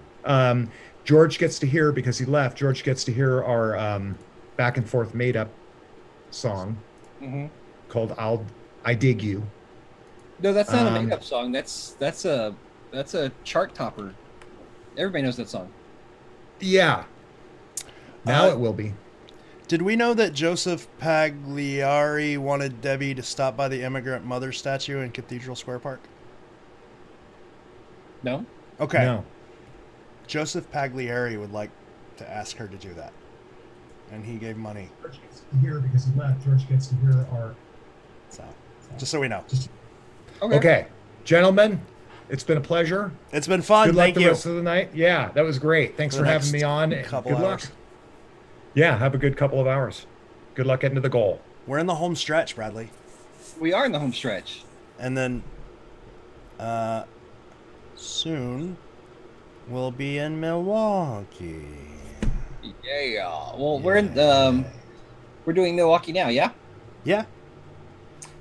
So we have Jesse Wiesner says he has a question about the Milwaukee image, if you don't mind. Well, that's what this hour's about. Any question about Milwaukee, throw it out there. Yeah. By the way, I love your I'm not going to read it out loud for obvious reasons, but I love your avatar sticker, or whatever you want to call it, your image for your face. Jesse, that's funny. I like it. It is. I went and looked at it. That's very funny. And somebody posted the YouTube link for the. Okay, thank you. Okay. Sorry. What were you saying?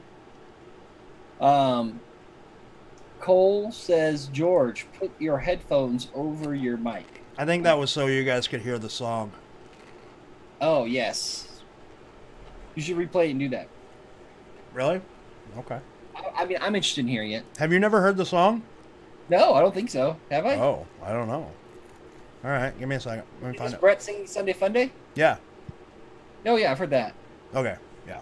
That's it. Okay. So this question about Milwaukee, it hasn't come through yet, I can see. No.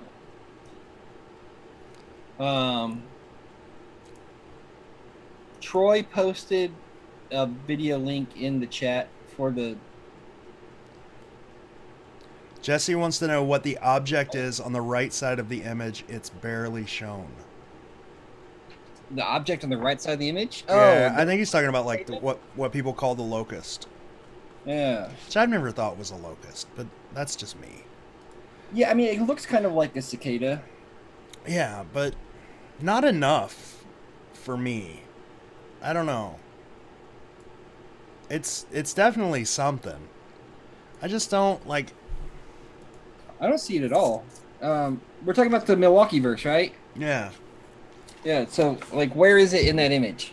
It's right beside the millstone. Millstone? Yeah, and also we can't see anything because of your green. Are you holding up the Montreal image? You can't see anything because your green screen. Your green screen blots it all out. Yeah. Oh, that sucks. I don't know. It's something, but I don't know what. And a lot of people think it's like a locust for, was it Locust Avenue or Lane or Road or something that cuts through Lake Park? I don't know. I think that's one of the things that we're always going to argue about. To me, it looks like shadow. Like, I don't know that it... I just don't know. What do you think, Bradley? I know you've seen it. Yeah, I've seen it. I've seen a couple of compelling things that people have posted. I personally have no idea. But there is the lighthouse, and I don't know if you can climb the lighthouse there or not, but some people have said it looks like lighthouse steps. Let's see. I mean, it looks like a cicada to me, but I don't know what it's supposed to be. Somebody else has posted something, an image match, but I don't remember what it was. But yeah, I mean, to me, it looks like a bug. Yeah, a lot of people seem to agree that it's a locust. Lisa Pagliari said JM thought it was the arch for City Hall. I don't know. You'd have to show me that. That has to be like a newer thing, because he always, like, he was kind of like when he and I talked about it, I guess privately. I don't remember what we talked about on the podcast, but it was always sort of the same as my view. It's like it's probably something, but I'm not exactly sure what it is, and it doesn't really look like a locust, but I can see how people, see that. Like, I just don't know. But that's not really cut off in the image, so if it's not that, I don't know what they're talking about. Huh? Oh, okay, yeah. So on the very edge, there's something, and that's what they're talking about. I don't think they're talking about the bug. It's like a long line on the side of the image, perhaps cut off. There's something on the very edge of the image. Yeah. Okay. Yeah, I have no idea. Yeah, I don't think I've seen this one uncut. Yeah, I haven't seen it uncut. I mean, it could be another, like, judging from the left side of the painting where it's got that mountain just off to the left, it could be just the edge of a mountain, like it got cropped but not enough. I don't really know. I mean, there's background, like, silhouette mountains. Who knows? You know what I'm saying? Yeah, I haven't seen this one uncropped, so I don't know. But what's really cool that none of us knew about until somebody found it in an encyclopedia recently is that's a rebus for Milwaukee, and I'll explain it to you.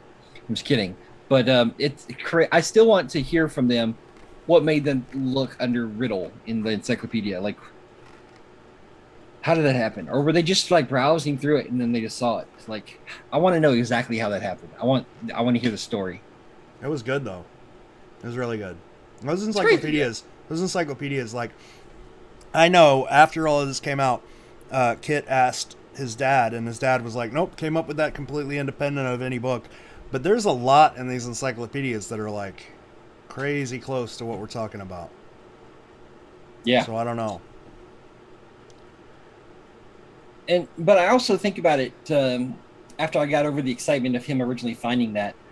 Cole says, wrong image, Brad. That's funny. After I got over the excitement of it, I started thinking, I remember in elementary school, just as like exercises, they would give us like puzzle sheets, and it would be like, I don't know, like 20, 30 puzzles that you have to figure out on a page, and a lot of them were Rebus's. Yeah. And if that was an encyclopedia, maybe it was just a common Rebus example. I don't know. I don't know. Milwaukee. Yeah, Milwaukee.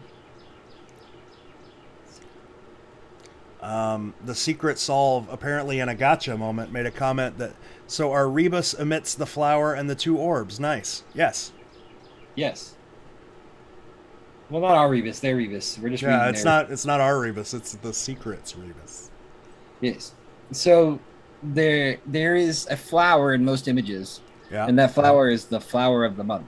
There's like a whatever gem month next to, and there's a gem, and that's the gem that corresponds to that month. And that's the one that Jason Olsen's fond of being like, why isn't it purple? Yes. I don't know why it's not purple. But yeah.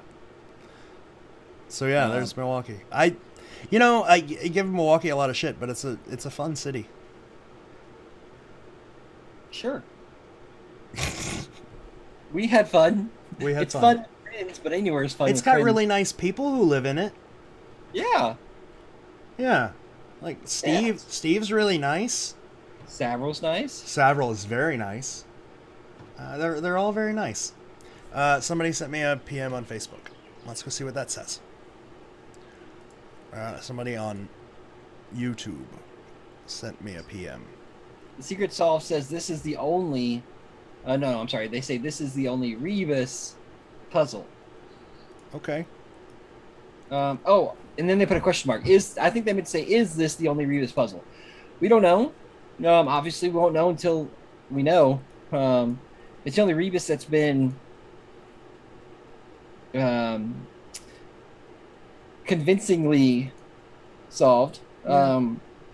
There appears to be a Rebus in the Roanoke image because all of those items in a circle just like this. So it appears that there may be one there as well. Brian's in a moment of genius because he's crazy smart. In one of the podcasts, just like tossed out round, O, and then angle, and key or something to have Roanoke, which could work. It's not nearly as clear cut as Milwaukee, but yeah, we don't know if there's any other ones. Yeah. Houston, Texas Dave says, why red balls and not blue balls? That's funny. I really do. I like John's old thing about the par 3 golf course and the ladies tee box with the red balls. I don't really know. It's a juggler. Like, he could be juggling whatever. Wasn't there like a bocce ball court or something people used to talk about? Yeah, there's a bocce ball court too. But like, I try not to get tripped up in some of this stuff, right? Because art needs art. Art needs a subject. Art needs stuff. So not everything can't mean something. Some of this has just got to be art. And if they were blue, they would not really stand out. Yeah. Everything else is blue, so it wouldn't contrast very well. So some of it, I'm just like, oh, well, okay. Art's art. I think basketball just happened while we were doing this. Because people are talking about the Bucks, our world champs. No. Basketball team, I think? It is a basketball team. I don't know that... I'm not a sports guy. I watch sports ball every once in a while. Just not that much. Oh, I guess... okay. Troy says Rebus, like inside the bottle caps of Lucky Lager. Do they put Rebuses inside their bottle caps? That'd be cool. Do you have a picture of one you could share?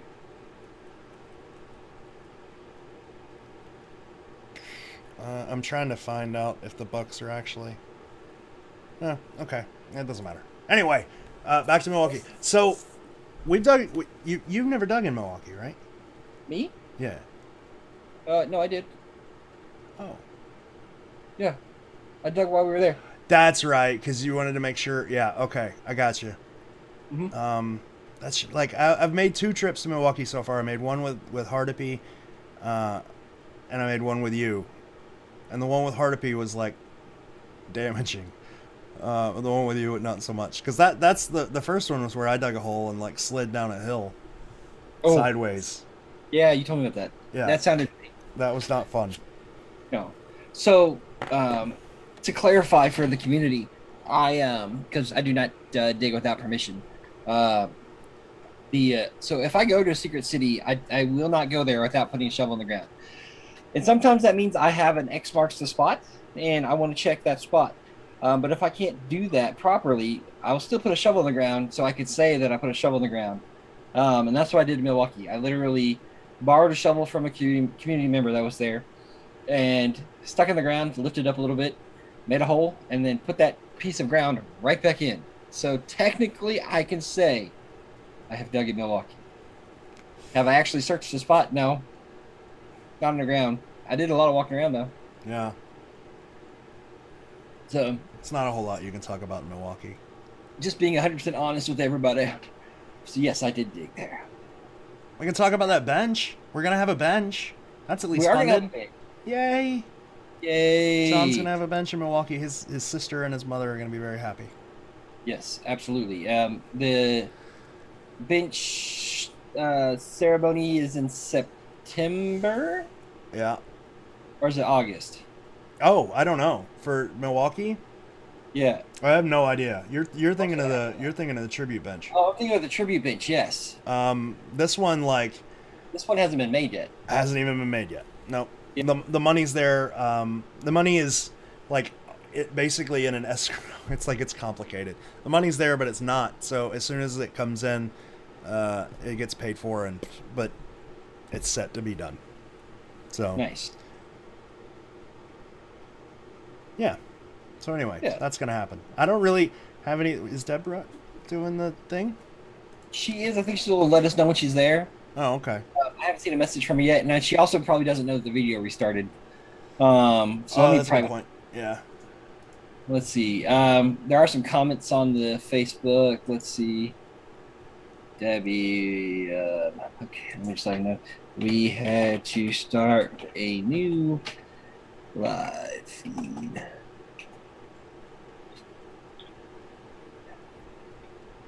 Facebook. Eddie. The baseball field in Lake Park looks like a compass from above. There is no diamond, at least on Google Maps. There's a baseball field in Lake Park? Have I just completely missed this? Really? Have I just I'm about to Google that. Just missed a baseball field in the middle of this park for all these years? There is a baseball field in the middle of Lake Park. Lake Park Fields Athletic Complex. It's behind a bunch of trees. They hide their ball. They hide their baseball in Milwaukee. Wow. I didn't know that. Those trees look like they're really, really close to the... This is in Minnesota. This is not the right place. No. Just as sad, though.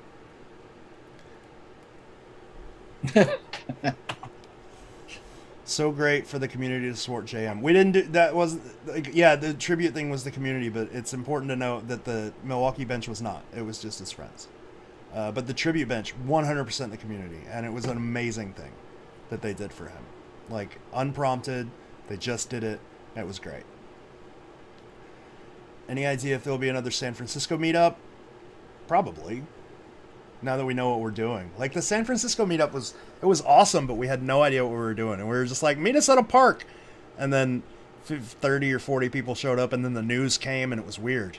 Now we actually know what we're doing, so we can set up some sort of proper meetup. So maybe. We've been promising a New York one for so long, though. We got to get this one out of the way. And then probably let COVID, like the whole thing, settle down and make sure people aren't going to shut down again. Because I can guarantee you, if New York shuts down again, San Francisco will too.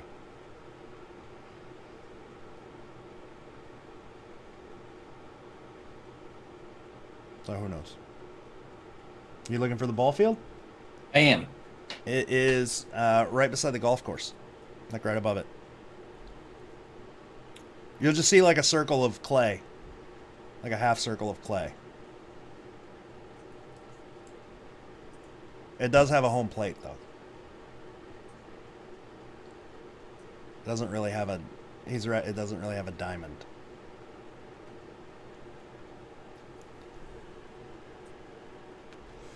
Like Park. Houston will stay open. Yeah, Houston will probably stay open.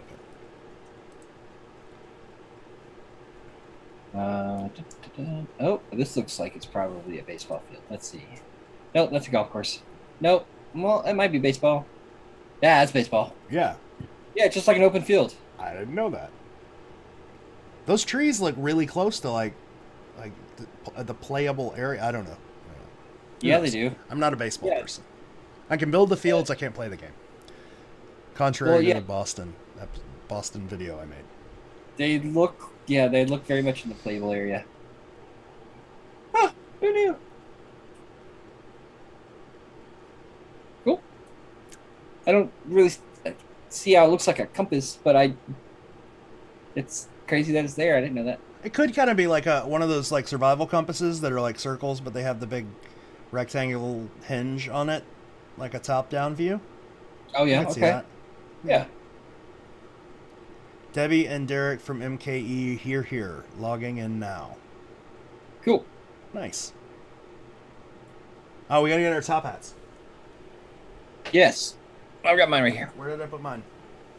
Bradley, where did I put my top hat? You probably left it in the car. Did I take it in the car? Oh, it's way back there. I don't know. They said ready.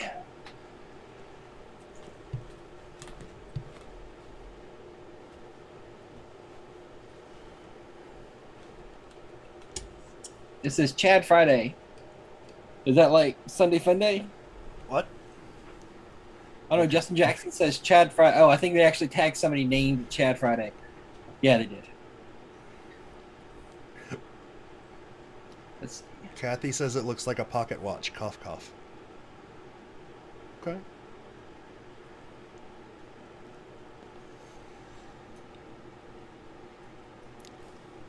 So, okay, they're at the lighthouse now. So we're probably just waiting for them to get to, like, the bridge and stuff.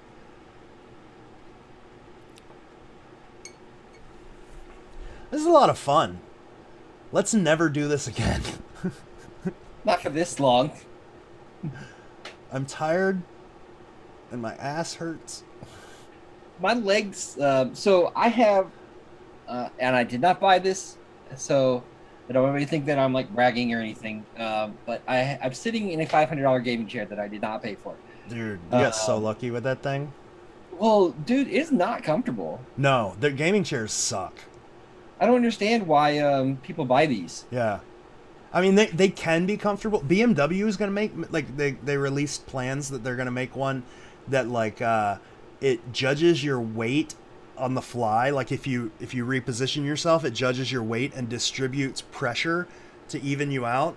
And then it has, like, air conditioning and it has multi-area air conditioning. So if the small of your back gets a little too warm, it blows air out of that. Also, your hands, it's really, I mean, I want one, but it's BMW, so they're going to be like $40,000.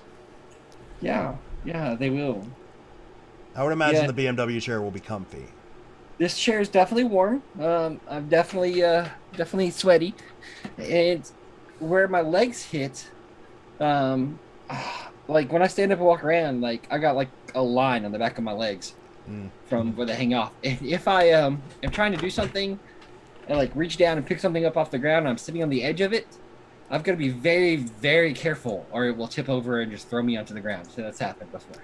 I stole this chair that I'm sitting on from my old office, It replaced a chair that Rachel stole from her old office. Nice. Shane Barton wants to know what cities you've discussed already. We really haven't done many. We've done, like, we did San Francisco, we did St. Augustine, Milwaukee, Boston, Charleston. Yep. So we've done 5. It's hard to remember. We sang a lot. And we played games.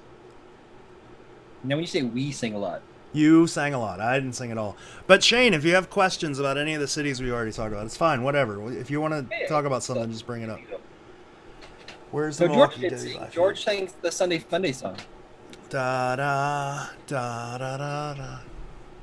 It's good. It's really hard to tilt a top hat. Like, I live my life on the. There's a Dean Martin quote. I think it's Dean Martin. It might be Frank Sinatra because it's from a song and it's hard to remember. But it's from a movie called Robin and the Three Hoods, and it's a hat's not a hat till it's tilted. And I kind of live my life by that. It is Dean Martin, but it's hard to tilt a top hat.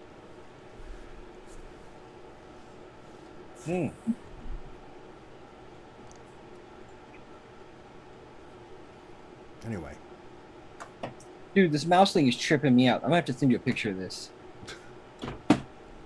How about Montreal? We've talked a little bit about Montreal, but not a lot. Mainly just some stuff around the George Stevens Club. Well, we can talk about Montreal next. It's fine. We talked about how the Milwaukee verse and the Montreal verse are mismatched. I'm gonna shoot you. I'm not really. It's just... You can't say that on a live broadcast. I forgot. I'm gonna get pinged for bullying. Mm-hmm. I lost my actual hat now. Jeez, man, I'm losing everything. And I was gonna say something, but I forgot what it was.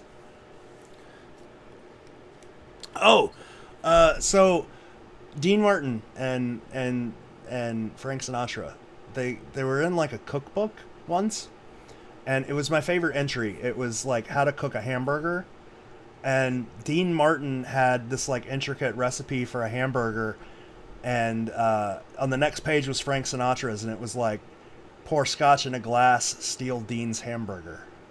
Nice. There's nobody as cool as Frank Sinatra and Dean Martin. Nobody's ever been that cool. While I'm waiting on Debbie, I'm going to go make a restroom break. I'll be right back. Okay, I'll talk to myself. Let's talk about Montreal. Mojo. Let's talk about Montreal.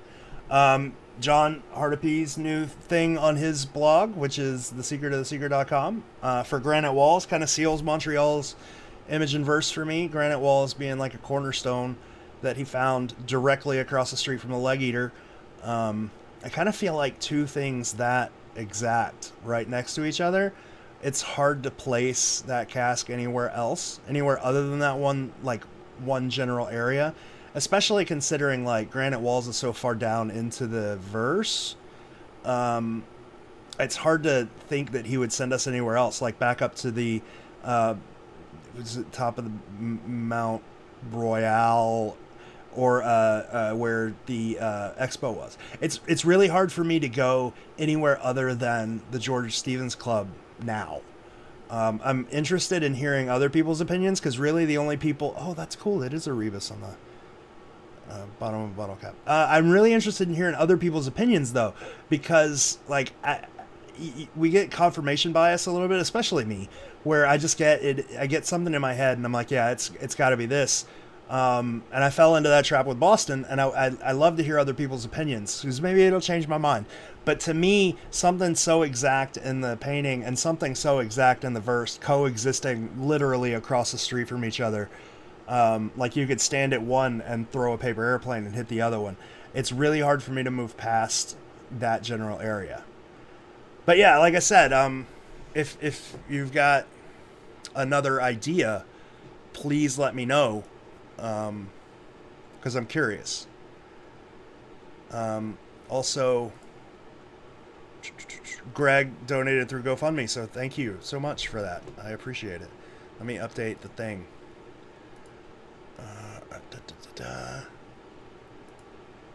What's your opinion of what Stonewall's door is? I think it's a stone wall with a door on it.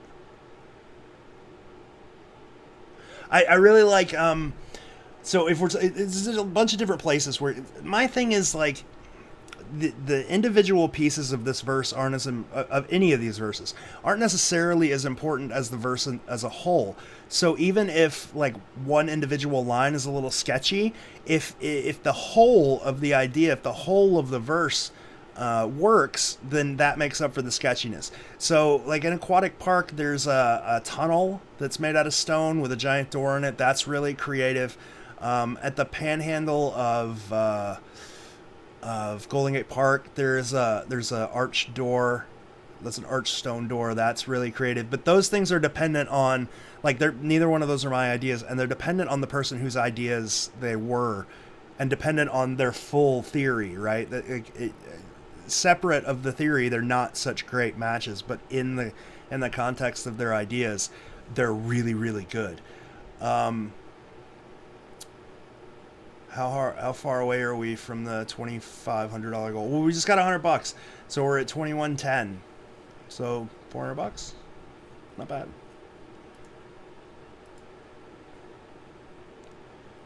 I just got to update that.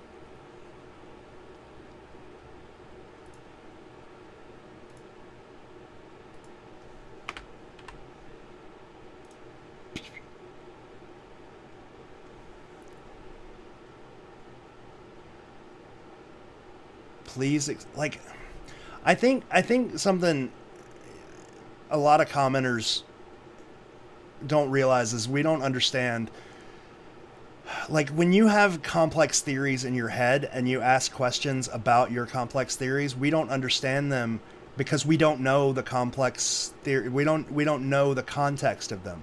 So the Secret Solve asks, please explain the fingers in the image in relation to Stephen. I'm assuming we're talking about Montreal. I'm assuming we're talking about the George Stevens Club. I don't know. You explain them. Like, to me, it doesn't matter that much. Like, the Milwaukee painting also, the man also has fingers, and they're fingers.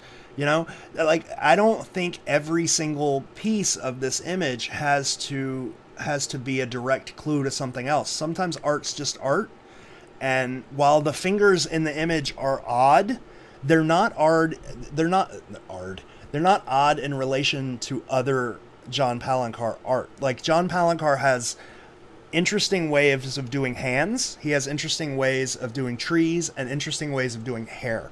And they're all, like, a lot of the stuff, like, people see stuff in the San Francisco hair, people see stuff in the San Francisco mountains, but they're, and I can see why, but they're similar to John's style, if that makes sense. So I don't necessarily think all of it has to be a clue, but I mean, if you do, I'm kind of interested in hearing what you think. But to me, the hands in relation to the George Stevens Club doesn't matter that much. But then again, I haven't really put a whole lot of thought into that specifically. So this came out a long time ago, but there's also a famous sculpture called The Secret, which is really interesting. Yeah, I remember that. I forgot about that. The hands? And it looks like these hands. Yeah. So just Google sculpture The Secret, and it's strikingly similar. King Cask says, is it true there's another solve that's been found and going to be on TV this year? I don't know. It's a rumor. There's a rumor out there that says that, but there's absolutely nothing solidifying it. Yeah, so it's just a rumor. I'm not going to say no, but I can't say yes. Yep. There's a little bit of evidence, like, it's still circumstantial evidence, but there's a little bit of evidence that it's not complete and total bullshit. So who knows? Yeah. Sunday says, I almost said Sunday. Sunday says, what about stone wall equals Great Wall of China, door equals gate? That could fit your Dragon's Gate. Yeah. Yeah, it could. Freak Van Geldrop says, the fingers are for a William the Silent and the religion team. Also, the fingers point into the golden square. Hey, you know what MMB was for? Mozart and Beethoven.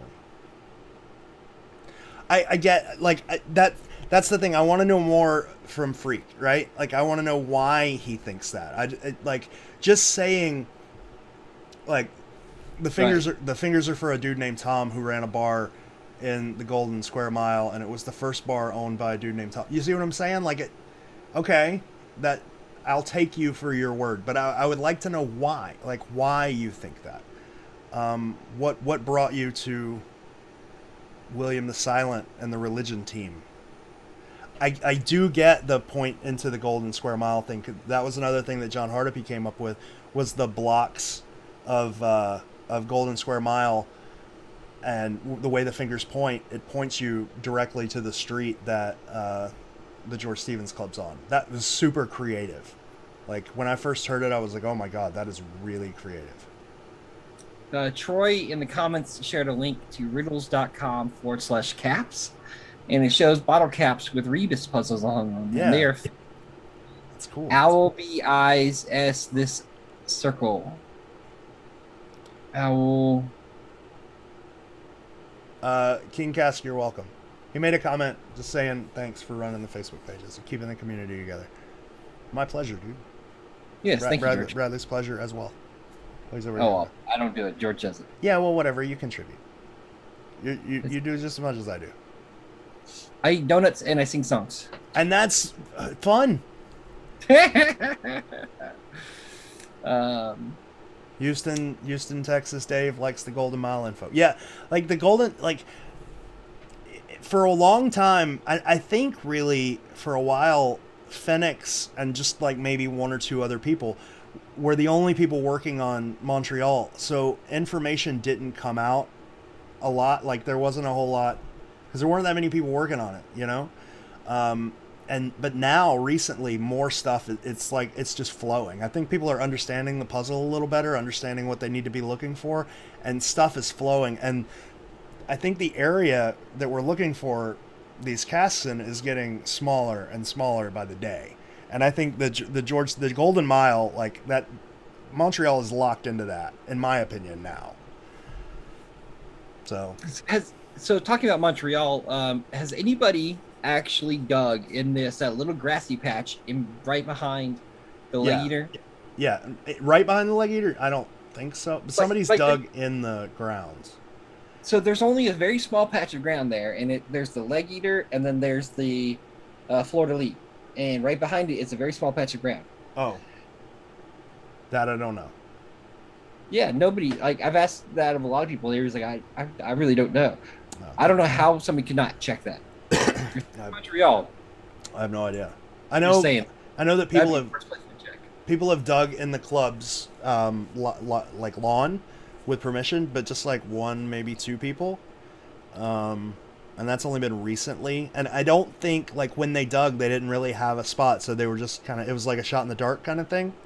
Right. But the crap thing about it is they built, like, an underground garage or something. And, like, the facade of this building was falling down, so they needed to repair that. They did a lot of work to the grounds, and they dug up all of the grounds. So this and Milwaukee are the two where I'm like, construction could have possibly destroyed these. And Houston. Yeah. Well, Houston too, because of the children's zoo. But I mean, like, because more recent information has come out more recently, right? With them redoing the bridge in Milwaukee and redoing the lawn of the George Stevens Club. Did you guys talk about what happened with that bridge? The truck. The truck? Yeah. Did you guys tell the truck story? I think so. I can tell it real quick. Like, there was a truck that was following his GPS and drove over the Lions Bridge and then, like, got stuck and damaged the bridge. And they rebuilt the bridge and made it narrower, I think's what they did, so that nothing could drive over it. So, so this dude, like if you go to the park and you're in the parking lot, there's a path that's obviously for pedestrians only. And dude drove a semi truck because the GPS told him to go that way down this walking path into the Lions Bridge, which is crazy. Yeah, it's really nuts. I can't imagine being that, like, I mean, I've been preoccupied before, or like, not paying attention. I can't imagine being that preoccupied that I wouldn't notice I was driving down the lawn of a park. Yeah.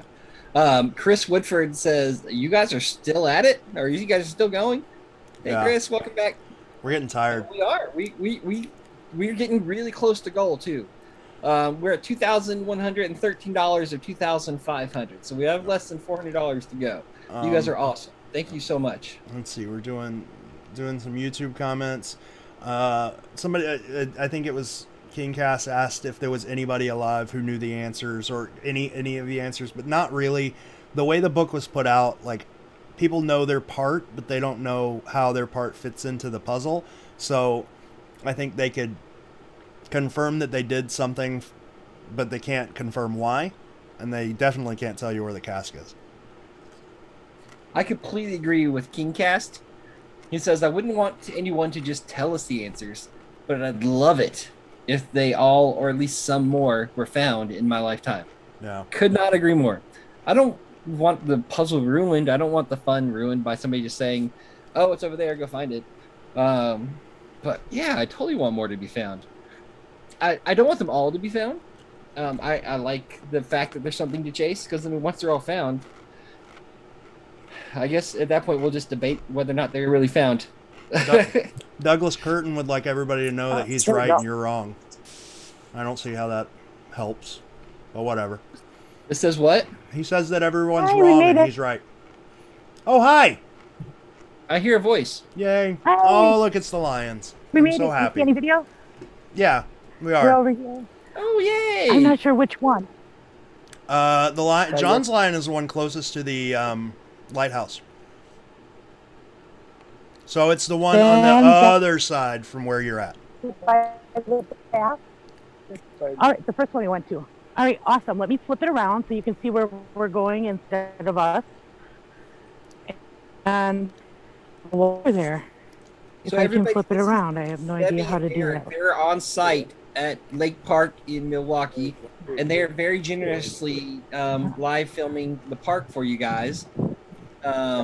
So, and it's over 90 degrees out there. So thank you for braving the heat. Yeah. And for braving Milwaukee. Yeah. It's not... She did say that their cell phone coverage isn't the best there at Lake Park, so they're trying to... Yeah, remember that was where Rachel couldn't get in touch with me because the Yes. phone wouldn't even ring. Yeah, here we are, and That's John's Lion. you want to show them back there, honey? The holes. Holes, water runoff. Yeah, that's we know that hole. Yeah, that's John's Lion. Nice.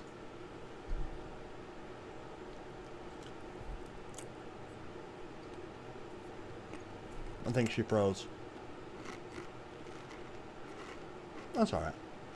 While she's doing that, Grego wants to know what are the rumors around one being found. The rumors are that Charleston and St. Augustine were found, and that Expedition Unknown filmed shows to show later. But it is 100% rumor and speculation. Yep. Just rumors. Yep. Yeah. I got to see John's Lion. That was great. Yeah. Yeah. So she's trying her best to make this happen. And if she's not able to, we'll figure something out. And For it's those who perfectly don't- fine. I love the fact that she attempted that. Like, that's so That awesome. was awesome. And for those that donated for a specific spot, if she's not able to, we'll figure out something. Yeah, I'll get it for you. And get it done.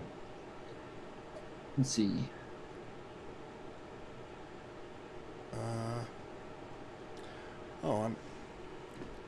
So Shane wants to know the starting point for Montreal is the Stevens Club.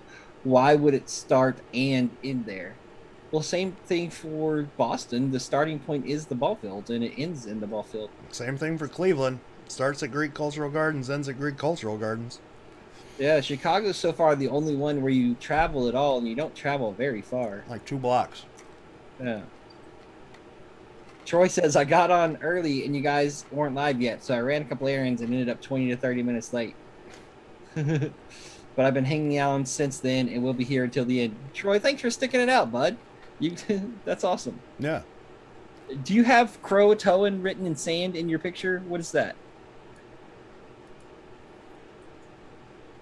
Oh, no, it's your name. It's Troy. Sorry, I'm obsessed with the Roanoke puzzle. So when I see R-O in sand, that's the first thing that comes to mind. That's awesome that somebody would stick around and like listen to us that long. Like, I don't even want to listen to me that long. I don't want to listen to you that long either. I know, just right? feel obligated as your friend to help.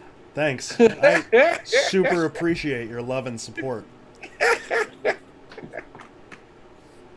Dude, I haven't touched that metal detector you left here yet because I am terrified that I'm going to break it. Really? I mean, it's pretty stout, man. You're not going to break it. Okay. We got another like $50. Oh, awesome! Thank you, whoever donated that. Well, it was a bunch of people. It was William, and then but I don't know if I should read these people's names. I don't know if they want to stay anonymous. Thank you for the people who just donated a total of $50. You know who you are. You know who you are. We greatly appreciate it. So that puts us at 2163. Yep, 2160 ish. Was there a 3? Yeah, Yeah. somebody donated a 3. Okay. 2163. This is very, very difficult to keep track of. But it's so much fun. They're saying Deb's call dropped. They're working to get it back. That's fine. Awesome. Christina Hayes asks, where can I donate? It should be in the description of the video if you're on Facebook. So thank you so much. Same with you, sir. That should both be in the description. There's like a GoFundMe, there's a PayPal, and there's a tips. Yeah, there's three different ways to donate. Yeah. So whatever works best for you, we greatly appreciate it. If you do it as PayPal, do it as friends, and that way there's no charge. And the full donation goes in. I don't know that it gives you the choice when you go through PayPal because of the way the link's set up. I'm not real sure. I don't mind either way. Yeah. Let's see. Oh, thank you, Troy, for posting that. Troy posted the GoFundMe for the I Dig New York, and which, by the way, George, that's a great little graphic. I made it a T-shirt. Really? Yeah. There's a T-shirt and a sweatshirt, I think. Check that out. A couple of people have bought it. I am going to have to check that out. It's cool. I like it. Yeah. I feel like I'll have to buy one of those and wear it to the New York meetup. What state, verse, and painting has been related to Irish immigrants? As I am Irish, I might be able to help with any history questions, King Cass asked. Well, that's Chicago. That one was solved in 1983. Yes. That makes me sad. I really wish, like... I mean, I don't want to say I wish that they hadn't found it, but I wish there was just one more, you know?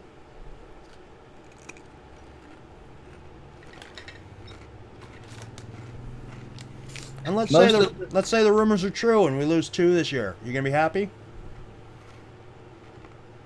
Would I be happy if 2 more were found this year? Yeah. Is that a rhetorical question? It'd be kind of cool. I'd be thrilled if there were 2 more found this year. No. I'm still on the fence. I'm still on the fence of that depends on who finds them. Well, okay.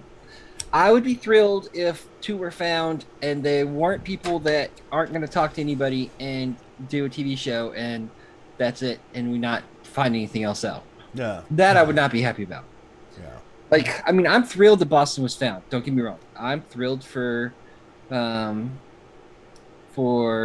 see, I say his name that rarely that I can't think of it off the top of my head. Yes, I'm thrilled for Jason Krupat. I'm thrilled for his kids that got to be a part of it. What I don't like is that and I've got nothing personally against EU. Just with this puzzle, they've turned it into a money-making commercial, which, I mean, that's the point of a TV show, and I get that. But I feel like it would have been found with or without EU, and if it was found without EU, we would have more detail. We'd be able to interact with the finders. Yeah. I don't know. The secret changed after Yes. the first episode. Like before that first episode came out, we were all like, "Oh, nice, dude! More people are gonna find out about this, and it's gonna get bigger, and it's gonna be great." And because like back then we were all just working together to solve a puzzle, and we were like, more people doing this would be awesome, like more people helping and stuff. And then like when the first episode of EU was fun, you know, more people came in, and there was a little bit of a pushback. Like there was a little bit of infighting while all the new people got caught up, basically. But when the second episode came out, everything changed. It was all about getting famous. That's it. George Like, has to say that because I was part of the first episode people. I'm sorry? But I said George has to say it like that because Oh. I was part of the first episode people. Well, no, it's true. Like a lot of really good people who have really, really helped the community came from the first episode, right? Oh yeah, I And they've completely done agree. a lot of good stuff. Like the first episode didn't make this out to be like it was a prize. They didn't really focus on the gem. Like nobody cared, you know. It was like, look at this cool thing you can do. And then it was like, then it changed to come on TV and do this cool thing, you know, or you get this super prize and be famous like Brian's in. And he's Well, not the, famous.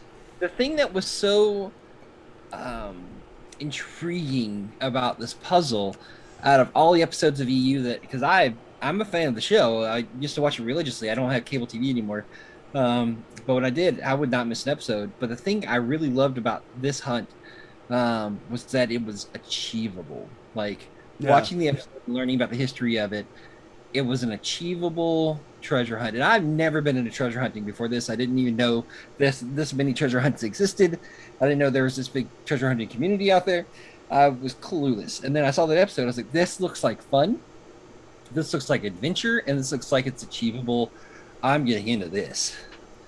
And Chris says he's the first episode or two. He's EU baby, is what we call ourselves. Or at least what I call myself. Douglas Curran asks what happens if the person who finds it can't talk about the solve. That doesn't really matter. I mean, it'll get figured out. I mean, Jason Krupak couldn't talk about hasn't talked about his solve. We figured that out. You know, eventually the community will figure it out. You give us a location where a casque is, and we can figure out how you got there. Once the X marks the spot is confirmed, they seem to prove pretty easy to work backwards. Yeah. The main thing that we missed, the two main things that we couldn't figure out that we had to be told was one, Boston Pops. Nobody's going to get that. And the word Boston spelled out in the painting. Those are the two main things that all of us were like, the what? Yeah. I'm still kind of like, what? Troy says he's also an EU baby. Welcome, Troy. Yeah. He prefers newbie. He's an EU newbie. King Cass came from Atrocity Guide. That was a good video. Atrocity Guide does some good stuff. They're like a YouTube channel, for those who don't know. Thanks. I don't know. Jesse wants to know, why does verse 5 specify to get permission to dig out? Well, that's a good question that's debated, and that's another one reason why a lot of people think it's got to be at the club, the Stevens Club, because you got to ask for permission. It's a private club. Wherever you have to ask permission, it's going to be obvious who you need to ask, and that's at the George Stevens Club. It's pretty obvious. You would ask the manager. You know what I'm saying? And if it's the only cast that's buried on private property, like getting permission would be paramount. But like you got to understand, there's a lot going for the George Stevens Club that would make that reasonable. Like Sean Kelly, the dude that wrote the back of the book, went to college across the street from the place, you know? Mm-hmm. And like it's not a leap to say he would know about the leg eaters. He would know special things. It's not a leap to say he might know somebody that worked at the place and was able to arrange for Byron to dig there. Like, I don't know. It's not a leap to say he's the one that put it there. Yeah. I mean, honestly. Yeah, that's pretty true. Jesse says, right. Why does EU skip over parts of a verse? Is it impossible to cover an image and verse from start to finish? I think it's boring. No, I think it's a time thing. I mean, their main thing is being entertaining. They need to have a show that's exciting and entertaining for 30 minutes to an hour. So they're going to hop around. They're not going to do like we do and have a boring hour-long podcast about line by line of a verse for a general TV audience. They're going to need to keep it exciting. So I think that's why. But also because I don't think that they know every line. They just need to know enough to put together a TV show. Yeah. Like I don't think Jason understood Boston. I don't think Expedition Unknown understood Boston, but it didn't have any effect on making a good show. They made a really good show, you know? It was, I cried. Yeah, they don't have to know the details. That's, that's not important to a TV show, knowing the details. That's important to the rest of the community. So it's up to the community to figure out the details, and that's fine, I guess. King Cass wants to know, if we were on our deathbed and we could have one puzzle answered, which would we pick and why? Oh. Can we share what we're told with other people, or are we like gonna croak the second we're told? Because that's gonna change how I answer that. Because if I'm just gonna be croak once I'm told, it's gonna be Roanoke, because I would really love to know where Roanoke is. If I'm able to share with people, I would probably say, oh man, I would New Orleans. So, oh, that's cool. So he screwed up in his question, and he didn't specify secret puzzles. So if I was on my deathbed and I was going to get the answer to one puzzle, I'd want to know how to decrypt Liber Primus and Cicada. That is 100% what I would want to know. How the hell is that decrypted? Because insanely intelligent people and programmers have been working on it for years, and they haven't even scratched the surface. I would want to know how that's done. That's if I couldn't tell anybody. If I couldn't tell anybody, I would want Liber Primus. If I could tell people the solution, I would want to know that Satoshi puzzle where you can win like 67 Bitcoin or whatever. And I would just tell my kid.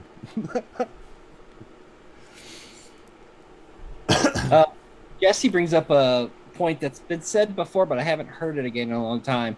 All the letters are here to see, not necessarily being the sigil flags, but but being the actual letters in the painting, BOSTON.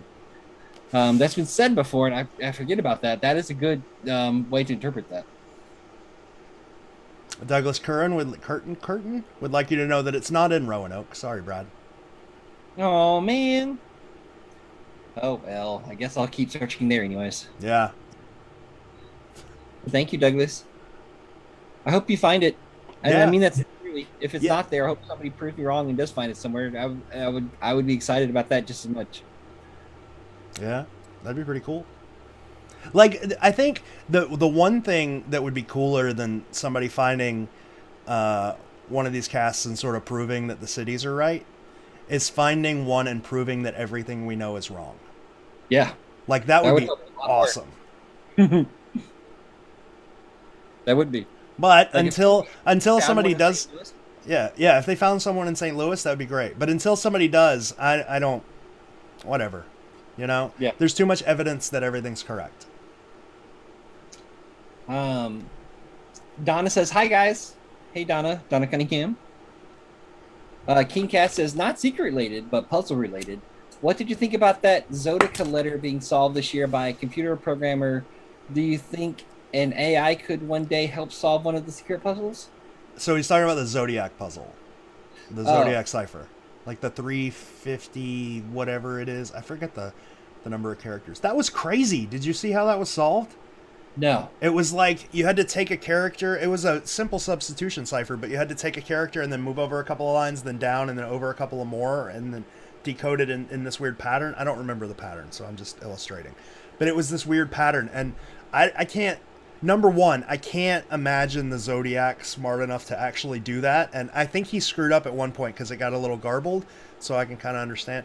But number two, I can't imagine anybody ever solving that by hand. Like, they wrote a program that decrypted these in every single way possible and just happened to, like, stumble upon it. Like, it was crazy. I don't think a computer program can help the secret in that way, because the secret isn't decoded like that. It's not in a way that a computer can handle it. You know? I don't know. But it was a crazy way. Them solving that was nuts. I didn't think that it would ever get solved. Jesse says 340 or 408 cipher. Okay. I don't know what that means. I thought it was the 340. I thought it was 3 something. Yeah, but it it was 340 or 408. It was nuts how they solved it. It was crazy. Oh, King Cass says they solved it because he made a spelling mistake. Oh yeah, they were searching for the words that he had previously misspelled or something, and he misspelled this one again. I don't remember. It's been a while, and he had a lot of crap in this library of mine. But he was notorious for misspelling stuff, like slaves. I don't know. It was weird. I legit never thought that would get solved. I thought it was just gibberish. I remember, like, a couple of years ago, a guy got access to the actual letters from whoever has them in evidence, and he took high quality images and took them back and played with them in Photoshop, and realized that there were creases in strange places on the page, like places you wouldn't expect would be creases. So everybody thought, like, oh, you got to fold this puzzle this way and then fold it that way, and that's how you help decrypt it, and that ended up not helping at all. Oh. Shane says, I have a question. You can just ask the question, Shane. Yeah? Yeah, go for it.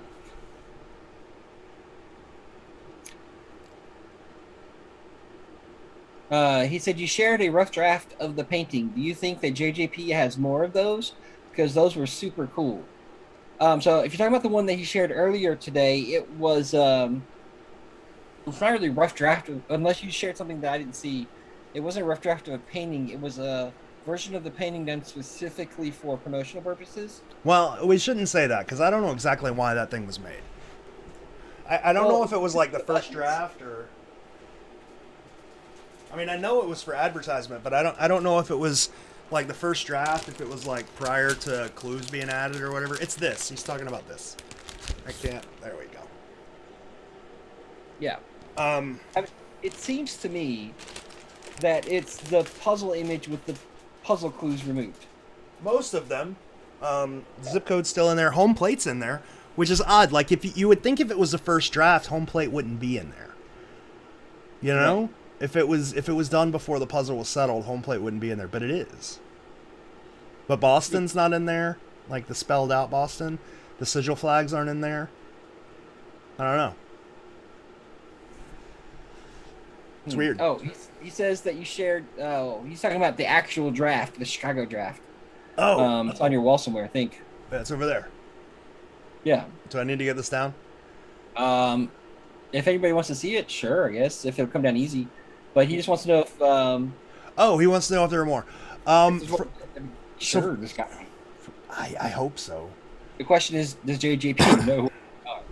Yeah, I don't know. From what I understand, these two were in a sketchbook by themselves, and that's why, because there's two of them. There's not just one, there's two. And they were in a sketchbook by themselves, and that's why they survived. They were in a sketchbook separate from the other secret work. Like, he had been working on them prior, maybe. I'm not real sure why they were in a separate sketchbook. But that the other sketchbook has been burned. At least that's what I understand. That's what I've been told, anyway. And I feel like if he had found other drafts, he would have shown them by now. Especially like Cleveland or Boston. But I don't know. I need one of those. One of a sketch? Yeah. Me too. I want a Roanoke sketch bad. Yeah. Let's see. Jesse says that the Zodiac thing, he spelled paradise with a C, as well as some other words he misspelled. I don't know. Douglas Curtin says you're welcome. Are you going to let me back in after? I have no idea what he's talking about. Maybe home plate isn't in there because John told JJP that he buried it in a baseball field. Yeah. But that's what I mean. Like, if this was a first draft, how would he have... I guess. Yeah. I think my camera just died. That was a good place for my camera to die. Yeah, it froze. All right, cool. So no signal. Yay. Oh, Nice was you guys swap out batteries? Yeah. Okay. You still have audio. Nice. My Titan's too tight. Great. You're welcome. Are you gonna let me back in there? Yeah, I don't know. I don't know what that means. Did we kick him out of the group or something? Is that the... Oh... I think he was being mean to people. The name doesn't ring a bell. No offense, Douglas. I'm very bad with names. I vaguely remember now. I don't think it was me that removed him. But I think he was being removed for being mean. Kind of like when you make blanket statements like, this cask is not in Roanoke.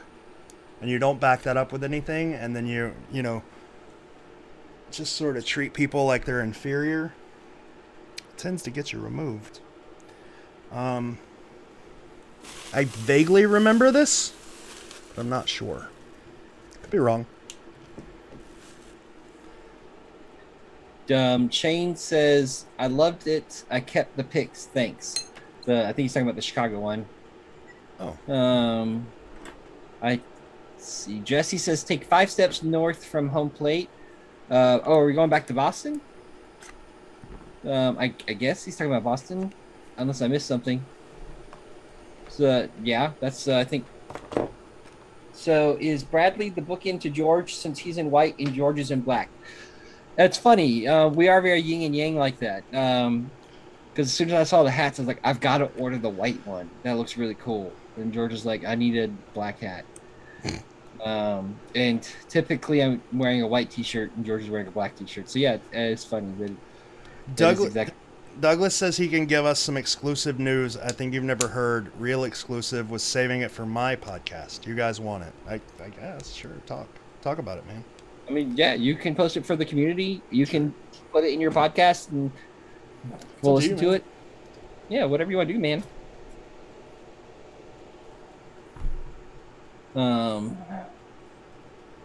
Kingcast says, last question, then I must sleep. Guys, it's almost 2 a.m. here in the UK. Oh, wow. Oh, nice. Thanks, dude. He said you got to work in 7 hours. How many cases do you think... how many casks do you think are still findable, and which is most likely next to be found? So that's a common question. I think... So there were 12. 3 of them have been found. That leaves 9. So I think that 8 of the 9 are findable. And I think the next one to be found is either going to be San Francisco or Roanoke. I think that's a fair assessment. I'd go with that. That's going to be my answer as well. But thank you so much, King Cash, for staying on that late. So that means here in the UK, the year was Simon. So Simon, I didn't realize it was that late where Simon is. Yeah. Wow, because Simon comes on a lot for Sunday Fun Day. So he's on till like 4 a.m. Yeah. Wow. Thanks, guys. Simon's awesome. I like how... I don't always agree with what he says, but he's an awesome dude. And like super respectful of everybody. And just like, I just want to help and I just want to hang out. It's a great guy. Your video's back. Yeah. Yeah, he... so he and I both like Doctor Who, and I like Ozzy Osbourne, and Ozzy Osbourne is from, if I remember correctly, from the town that Simon lives in. So last time Simon was on and I was on, I was like, oh, it's my Ozzy and Doctor Who buddy, and Simon made it very clear very quickly that he is not an Ozzy fan, that he has heard of Ozzy, but he's not an Ozzy fan. So I apologize, Simon, for bunching you into that, but I do share the Doctor Who love with you. Douglas, sure. Tell us what you want us to tell us your exciting news, and if it's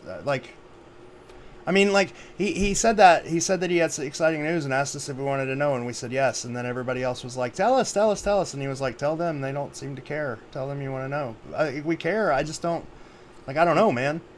Yeah, I mean, Douglas, we're not gonna beg anybody. I'm not gonna beg you. You don't want to tell me what? Don't tell me. It's up to you. We are happy for any community member to share something that they have. Yeah. That's the point of these. So if you'd like to share something, please do. I'm sure the community would love to hear it. Yeah. That's that. Let's see. What else do we have? I'm here for an interview. Oh my fucking God. What? Douglas just said I'm here for an interview. Okay. I hate, oh God, this is the worst thing about people who are like, everybody's wrong. It's like, dude, if you want to talk, and we will talk with you. But I just saw it. I'm here for an interview. It's like, come on, man. I'm not gonna beg you. I'm not gonna fight you. I'm not here to be like, Douglas Curtin is the hero of what. Like, if you've got something important to say that you think the community should know, if you think that will elevate you and make people believe you, say it, dude.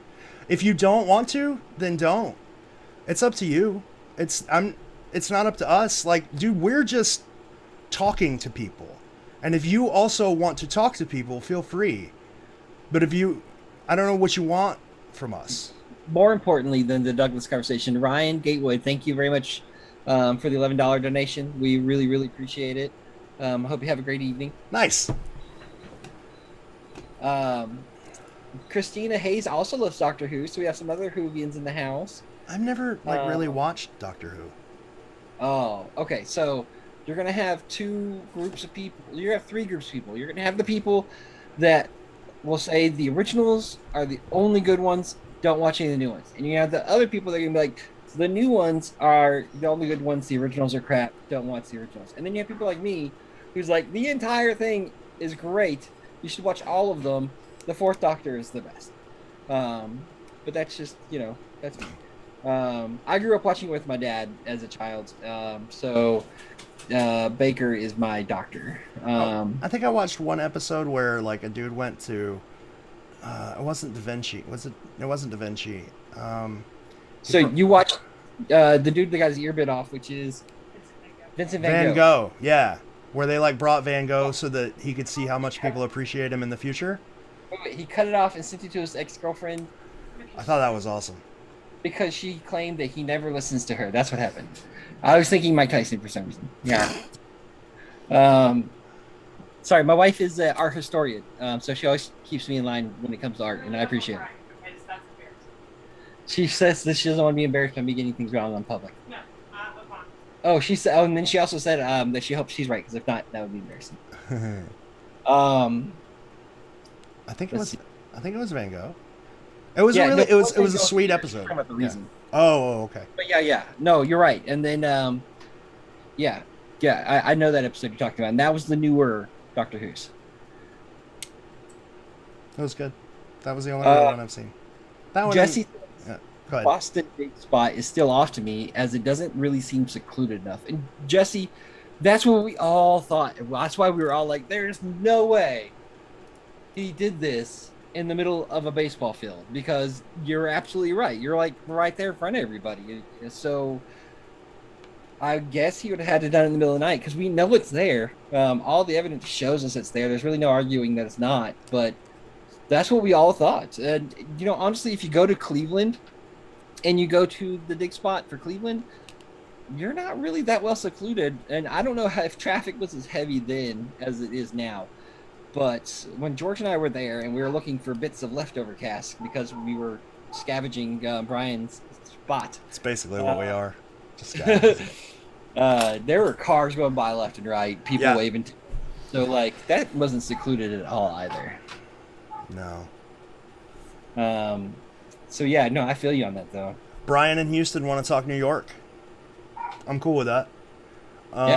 We started out talking New York. We could end talking New York. We only got like an hour and a half left. Yeah, I'm going to run, make another bathroom break. I'll be right back. Okay. I'll answer some of your questions. Okay. So, what are my thoughts on New York? For the longest time, New York was scattered, and people were focused mainly on like Battery Park. And there's a lot of decent stuff in Battery Park, but there's not like perfect stuff. Like a lot of little lines fit, but the verse itself doesn't seem to. And something cool that's happened in the last few years is people are starting to branch out. There's a lot of really interesting stuff that's coming out about Coney Island. Most of the like long-term searchers, like the serious, like the super, I don't want to say serious searchers because this is the wrong connotation, but the long-term searchers that have been focused on New York for a while are in Coney Island now. Like they're just that's where they're at. Just sort of like the New Orleans searchers are all focused on Storyland at the moment. New York searchers seem to be focused on Coney Island, and Coney Island fits the verse really well. Like there's a lot of really good like line for line stuff, but as a whole, it fits the verse really well. And then a lot of Byron's friends and family have also said, like, if I'm gonna look anywhere, I'm gonna be looking in Coney Island. So most of them think the New York casque is somewhere in Coney Island. I personally really like Coney Island. Maybe I'm just being biased a little bit, but I'm not real sure. It's possible, I guess. But Coney Island's starting to look up.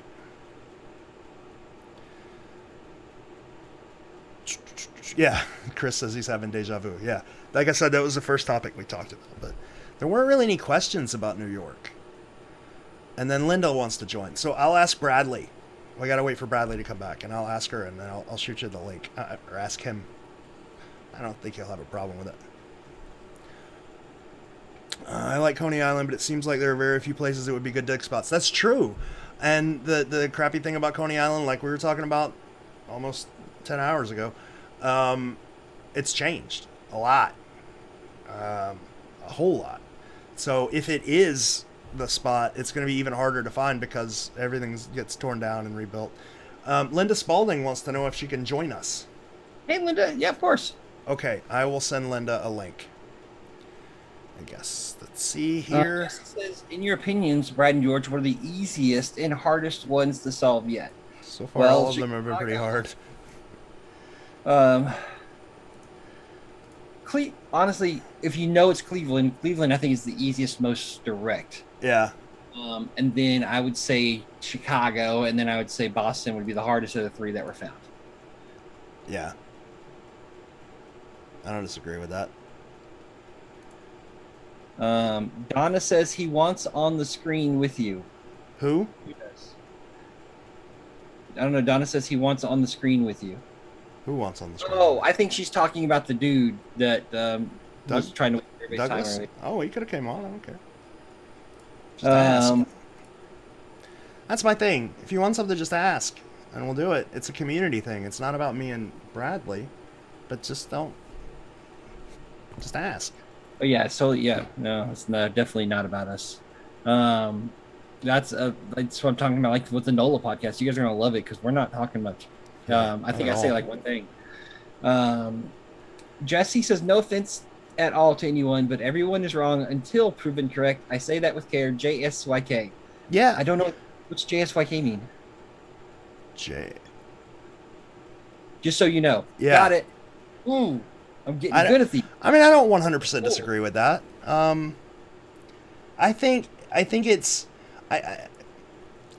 some people have better ways of explaining or more concrete matches than the other, but that doesn't necessarily make them right.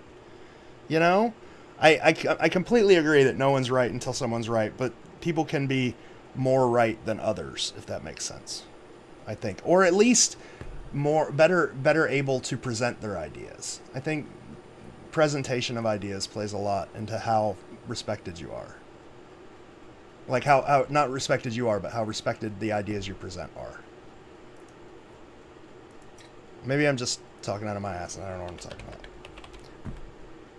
We're gonna send Linda the thing. Yeah. There you go. And Linda, make sure if you're watching the video to mute the video, so that you don't get feedback, because I think you've accidentally done that before. Yeah. Cole says the New York casque is inside a library. You're right, Cole. Probably. Dude, it would be awesome. Yeah. It would be so cool if one of these was like just stuck in the planter of a fake plant. somewhere. Yeah. And it's just there. So there was a thing for a while where people were looking at the Cliff House because of the totem pole, and this was years ago.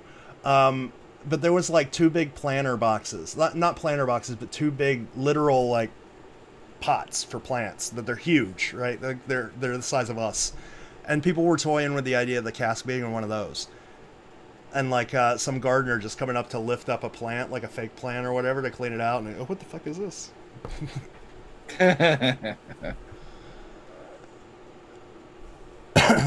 Violet says, I think the New York image matches Coney Island as well. Sea Lion Park, and there's a sea lion in the image. There's a surf avenue, and the painting is surf. Okay. Houston, what is it, Houston? Yeah, Houston, Texas Dave said keep donating, folks. And I'm like, at this point, I'm happy, man. I'll make up the difference. That's fine. Yeah. Like the community's been amazing on this. Like I expected to get like $300. Yeah, this is phenomenal. And guys, as George's friend, I'm going to say, please keep donating, because this is coming out of his pocket. And if we can make it up, if we can get him to 2,500, that would be amazing. He's super humble, and he won't care either way, and he'll be super happy either way. But I would be super happy if we can get that money back in his pocket. So we are really, really close, guys. we're away. I'm gonna just do quick math. Oh, Lisa and Rhonda donated. $325 away. Lisa and Rhonda donated, so we got $30 more to put in. Woo! Nice. Thank you, Lisa and Rhonda. Thank you very, very much. Let's see. He says maybe there's an X on the floor in the library, like Indiana Jones in the Last Crusade. Well, like they always said that Byron had a little Indiana Jones in one of the puzzles. Linda does not have Zoom, so Linda, you can download it. It's free. It's free. It doesn't cost anything to use. Because we want anybody who wants to participate to be able to. Yeah. Donna says, I'm not computer literate. Where is the orange and white comments on screen coming from? Ooh, YouTube. YouTube. That's yeah, so we're streaming this on Facebook, YouTube, and a program called Twitch. So people are commenting from different sources. The comment threads you're seeing there is people that are watching it on YouTube. Yeah. Bradley's Celine Dion solo was the bomb diggity, says Todd. Well, Todd, I appreciate you donating to make that solo happen. I hope that you download that audio clip and just play it nonstop for yourself when you're going to bed. Let's see. Doug is broke. I'm giving my hard-earned money. Hard-earned research. No, he's. Oh. Yeah, he's. Sometimes the brain screws with you, especially when you're tired, and it tries to complete sentences for you. Okay. Well, Doug, we appreciate that. No, it's fine. Mojo, yeah. I think the YouTube. Are they? Is everybody because Brian just said something about him coming on stream. We want Doug to come on stream. Like I don't. Doug, you want to come on the stream? I don't care. Whatever. Anybody can come on, I guess. For some reason, I took down my goal thing. Oh, goal end date must be in the future because the date rolled over. Okay, I can do that. I am an idiot sometimes. There we go. Todd says he's gonna set that as his ringtone. Oh, I'm an idiot sometimes, or what? Oh, you.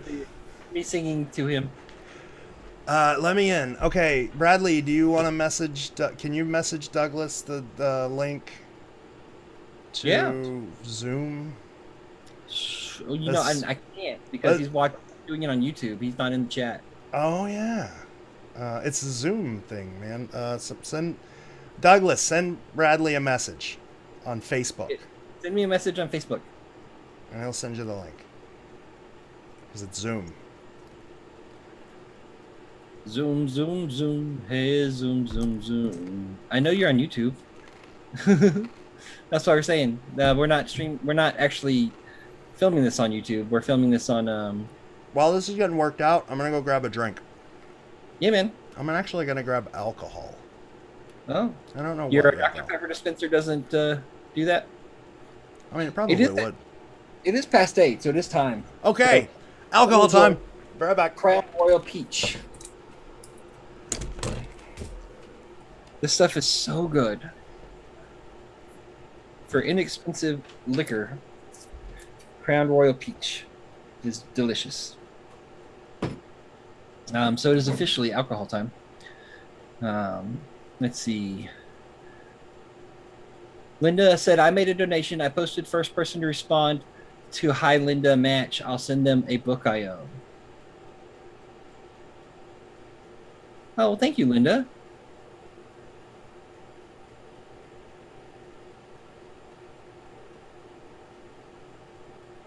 Well, that's very generous of you. Thank you.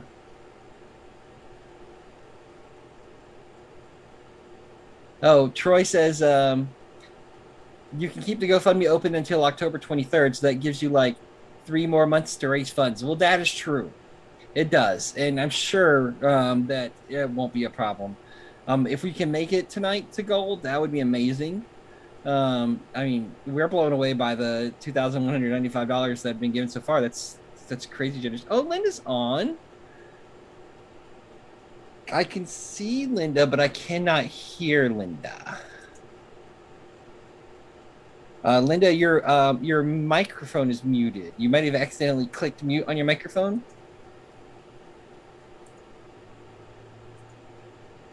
There it is. There it is. Oh, I can hear you. Hey, Linda. Hi, world. Hey, I don't think we've ever actually chatted face to face in the online world. No, we haven't. It's the first time. Hey, thanks for joining. Cheers. Yes, thanks for allowing me. Was that a Stella Artois or whatever, however it's pronounced? All right, what are we? Stella Oh, it's Linda. Artois. Nice. George. Yes, Linda's on. It's Linda. She's my favorite. Hey. Oh, you guys Linda's are my pretty favorite. awesome. Thanks. You guys She's aren't half bad either. Crazy generous, and she is the leader of the gnomes. Yes. Which I still gotta mail you your book. I haven't done it yet. But I bought as soon as I saw it. Remember when we were at the bookstore in Milwaukee, Bradley, at the airport, and we're like, "Holy shit, we got to get one of these for Linda." And then we found 2 of them. Because when I was a kid, this dude. Let me grab one real quick. Whoever Mine are all packed up. You're all packed up. Whoever it is that made these made one about fairies too, and the fairy one, like when I was a kid, was what got me started drawing. Because like the fairies were beautiful, and I would just sort of imitate the fairies. And it's literally what got me started drawing, and I hadn't seen one since. And then when I saw the gnomes, I was like, hell yeah, I got to get this. And then I got one for you, and I haven't mailed it. I'm sorry. So like, you're gonna sign it before you send it, right? Well, I didn't have anything to do with this book. Like, I don't know how you. But that's okay. Okay, I'll sign it. Just sign a piece of paper. I'll do to that. Linda from George. Okay. Thanks. I'll draw a gnome on it for you, like a sexy gnome in bondage or something. Hey. Aren't there little ones listening? Probably not now. No, it's probably don't know what that means. It's past 8 o'clock. It's actual Sunday Funday time. We're allowed to have alcohol. We're allowed to talk like adults. Yes. Sweet. So yes, I'm here in California. So I went to go take my wife out for a nice weekend yesterday. Yay. No, she fell and broke her toe and pulled her Achilles heel, and she's laying up in bed pretty sore right now. So that's sad. Send her our love. It is. I will. I'm like, ooh, I'm sorry. She wanted split pea soup, and she took a tumble. I was like, where are you? You're gone. Oh, you're on the ground. Oh, Linda, I heard you're going to co-host the game show, the secret game. What? Yes, I didn't know it was made. Yes. I was asked to help. That's exciting. That's nice. It is going to be exciting. It's something new. I have no idea what I'm doing yet, but I'll learn as I go. That's all I can do. That's all we can do, That's what we're all doing with this whole thing. So have fun with it. That's what it's about. So just for people watching, I can't imagine anybody doesn't know who Linda is. But Linda is like the queen of San Francisco, or at least the queen of the San Francisco puzzle. Anything you need about San Francisco, if you reach out to Linda, she can make it happen. Like if you need, we needed to know what building was at a certain spot in like 1974. Linda could find out.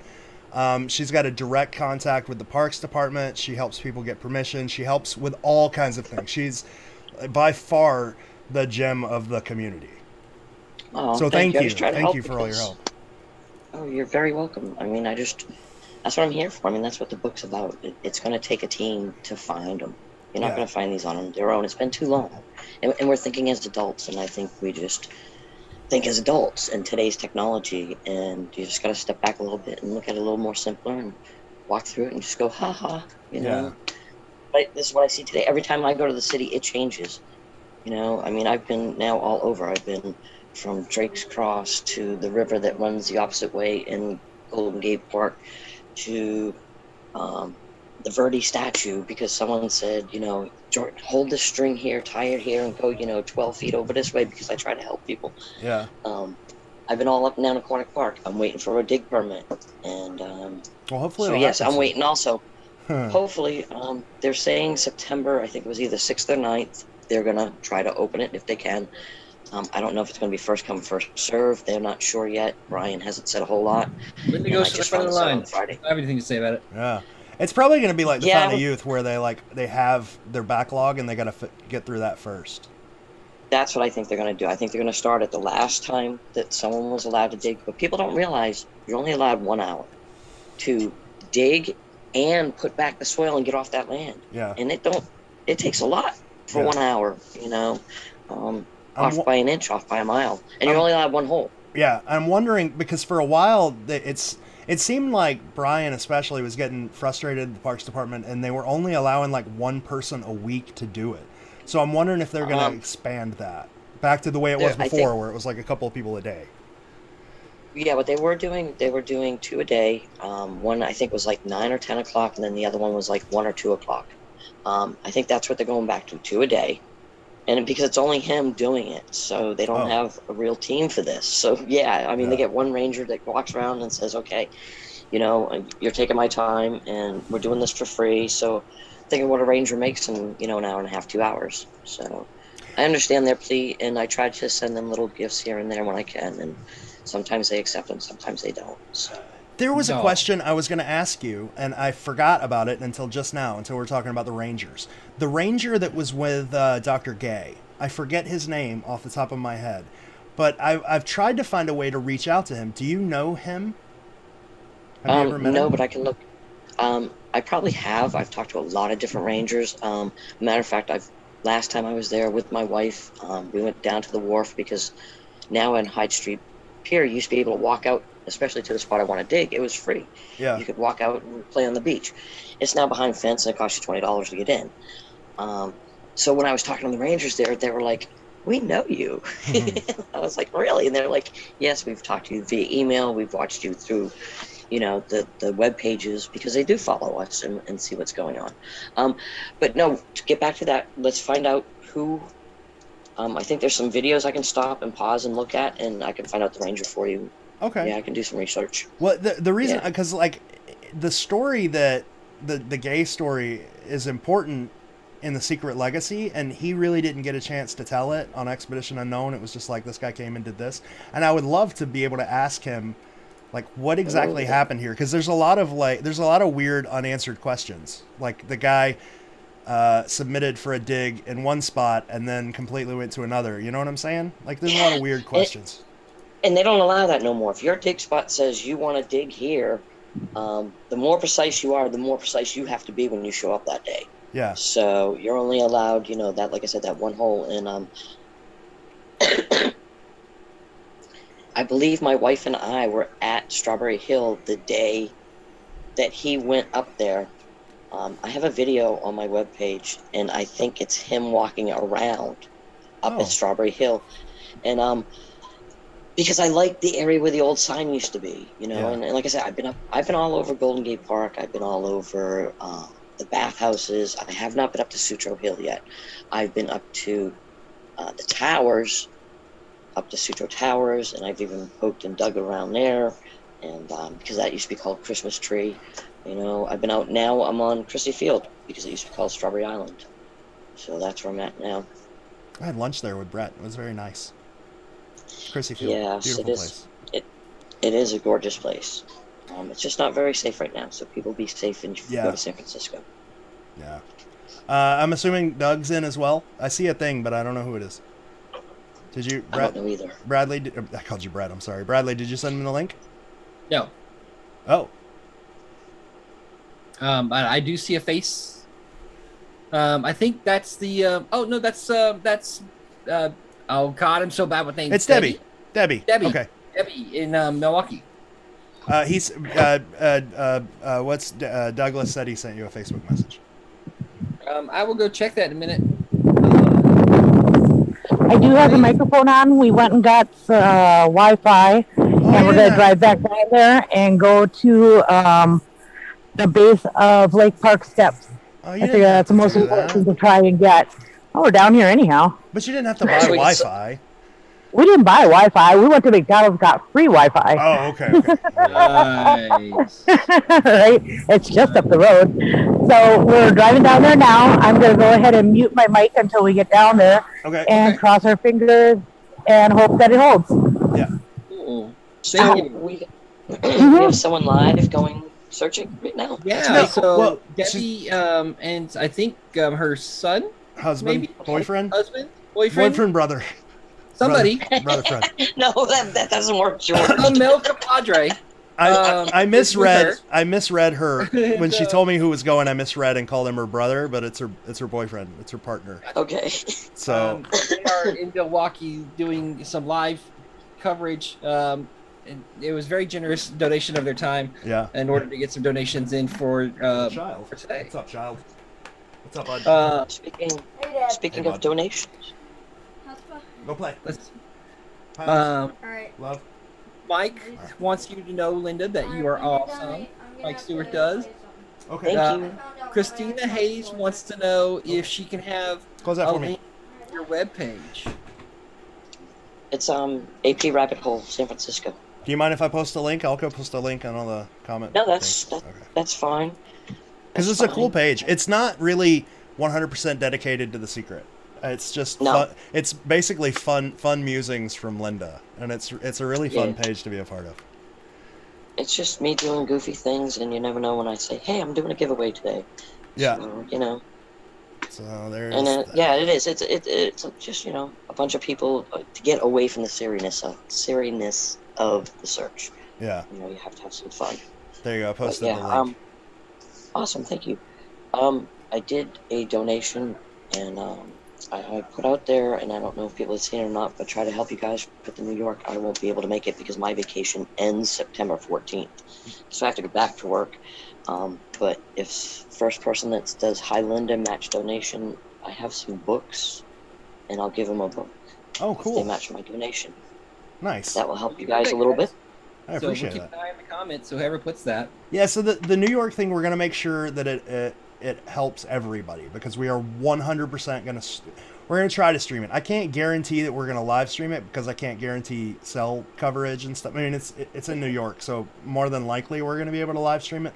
But we're absolutely going to record the entire thing and release it for everybody. Like, we want to make sure everybody can participate in it as much as possible.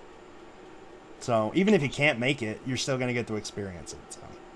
And our camera tends to be right up front with the guests, so you get a better seat. Yes. Andrew Collins says for San Francisco, he called it the forbidden name that we're not allowed to say for San Francisco. I was looking at the old map and noticed the symbol, an actual shape for the Twin Peaks Reservoir. It matches the double half circles on the bottom of the San Francisco image. So I'm not familiar with the Twin Peaks Reservoir. Linda, is that? I like Twin Peaks for a couple different reasons. I'll have to look at the reservoir, but as far as the double D is what I call it at the bottom, I really like that for the trolley cars. I'm sorry, I'm an aquatic park at the heart person. Yeah, I'm with you. I do check other people's areas, and I have no problem helping with it because seriously, I'm not interested in it. So it's, and it's like I tell everybody, it's yours. I'm just helping you find it. That's all. Here's something I like to ask people who are sort of dead set in their own little area, but who are also helpful to the community. What's the best idea you've heard that's not an aquatic park? Like, what's the most convincing to you that's not an aquatic park? Oh, I've heard quite a few. There's some good ones that were up going to Koi Tower, the staircase up there, which I've even gone up, because there's some flowers that hang as you're going up there. They're like yellow, and they kind of look like her face. If you like flipped her face upside down, it kind of looks like a flower. So I was like, all right, and that smells sweet and everything. And instead of it being Ghirardelli, it was the Dole, #1 Dole factory, fruit factory right there, which is also, stone wall door. Its wall is 'S. So I'm looking for buildings with wall doors, and so far it's been Ghirardelli and going to the Dole factory. I've heard some really good ones on the other side, going over towards Sausalito, crossing over the Golden Gate Bridge. There's actually been one lady who said right here in the city I live in, San Jose, because there's a possibility because Byron went to school out here. Yeah. For college. So I've gone as far as to try to look in my own backyard. But yeah, there's been a lot of good ideas. Don't get me wrong. And then there's the ones that I go, yeah, okay, but I don't think that it's going to help you any. Yeah. That's probably honestly the first time that I've ever heard anybody specifically call out that wall is possessive. Like walls, it's 'S, so it's possessive. It is, right? Yeah. So I mean, let's read the verses as they are written, and it's written for children. So there's apostrophe S, so it's multiple, and back in the '80s, Ghirardelli down at the bottom, going towards the Maritime Museum, that wall right there that's full of all those doors, it was a movie theater. And upstairs was dining hall. So I'm just saying, Byron and Sandy could have been there. Yeah. Guys, I'll be right back. Okay, did you send that link? Send the link? Yeah, to Doug. What link? No, I told him that we currently have 2 guests to hang tight, but we will get it to him. Oh, I mean, if Debbie's like hanging out, we can bring him in for a little while. That's fine. I don't care. I think. Okay. Yeah, I can go if you need me to go. No, don't go. It's fine. I mean, Zoom can handle more than 4. Yeah. Plus, we only got an hour left. Okay. So yeah, hang out. Okay. Let's make it a party. Appreciate it. Hey, I'm down. We doing shots? What are we doing? I got tequila. I got tequila. You got tequila. Okay, I got tequila. Hey, anybody in Oregon want to give a handout? I like Wild Roots vodka. What do we need in Oregon? Wild Roots vodka. Oh my God, they make the best vodka. Oh, it's distilled like 100 times. It's crisp, clear, cold. Oh, and Marion Berry makes the best martini. I'm not a vodka guy. Not that I know anything about. I can't do vodka. It just tastes like I can't get into the taste. It's too like sharp, I guess, for me. And I'm saying that as a dude who loves scotch. Like I just can't do vodka. I like scotch. I have sent the link to Douglas, so he has that. Cool. And I will be right back, guys. Nice. Okay. I feel like this is like the secret Alcoholics Anonymous meeting. Hey, you said it was the adult version. So it is. It's awesome. It's great. I love it. But yes, finally, after all this time and everything, thank you for everything you do for all of us. Hey, man, I know. I'm speaking for all the years that you've put up with me and my goofiness, and hey, what about this and what about that? And, hey, George, it's the middle of the night. You know what I like about like the secret in general? Like, yeah, it's a cool puzzle and all, but it's an even cooler community. Like the people are 9 times out of 10 super friendly, and I made a lot of friends through this, so it's worth it just for that. Yes. Just hey, like can I be heard? I'm sorry. We can hear you. Can you hear me? Yeah. Cool. How are you guys? We can hear but not see. Yeah, you're kind of dark, but that's all right. Yeah, it's a little dark. Hey, what's up, guys? Not much. Big fans. Big fan of Laura Spalding, too. Thank you. So Appreciate. I got exclusive news. Okay. All right, and it's about St. Louis. Okay. All right. Byron said that to that guy that there was one in St. Louis, but that guy was in the wrong spot or the wrong city or whatever. That's not exactly what he said, but yeah, I'm following. So, through my research, I found out that there is an original St. Louis, and it happens to be in Chambly, Canada, at Fort Chambly, Citadel in the Night. Okay. That is the original St. Louis. That is the only place that America won during the War of 1812 in Canada. Was that fort? That town is the original St. Louis on this continent. That's cool. So Okay. So that would change the Canadian one, huh? Yeah, That'd be interesting. if you look up there, there's a St. Stephen's. The leg eater's pointing at the Stevens name. There's a church up there. There's also another building that looks like a church that's from back in the day, but it isn't actually.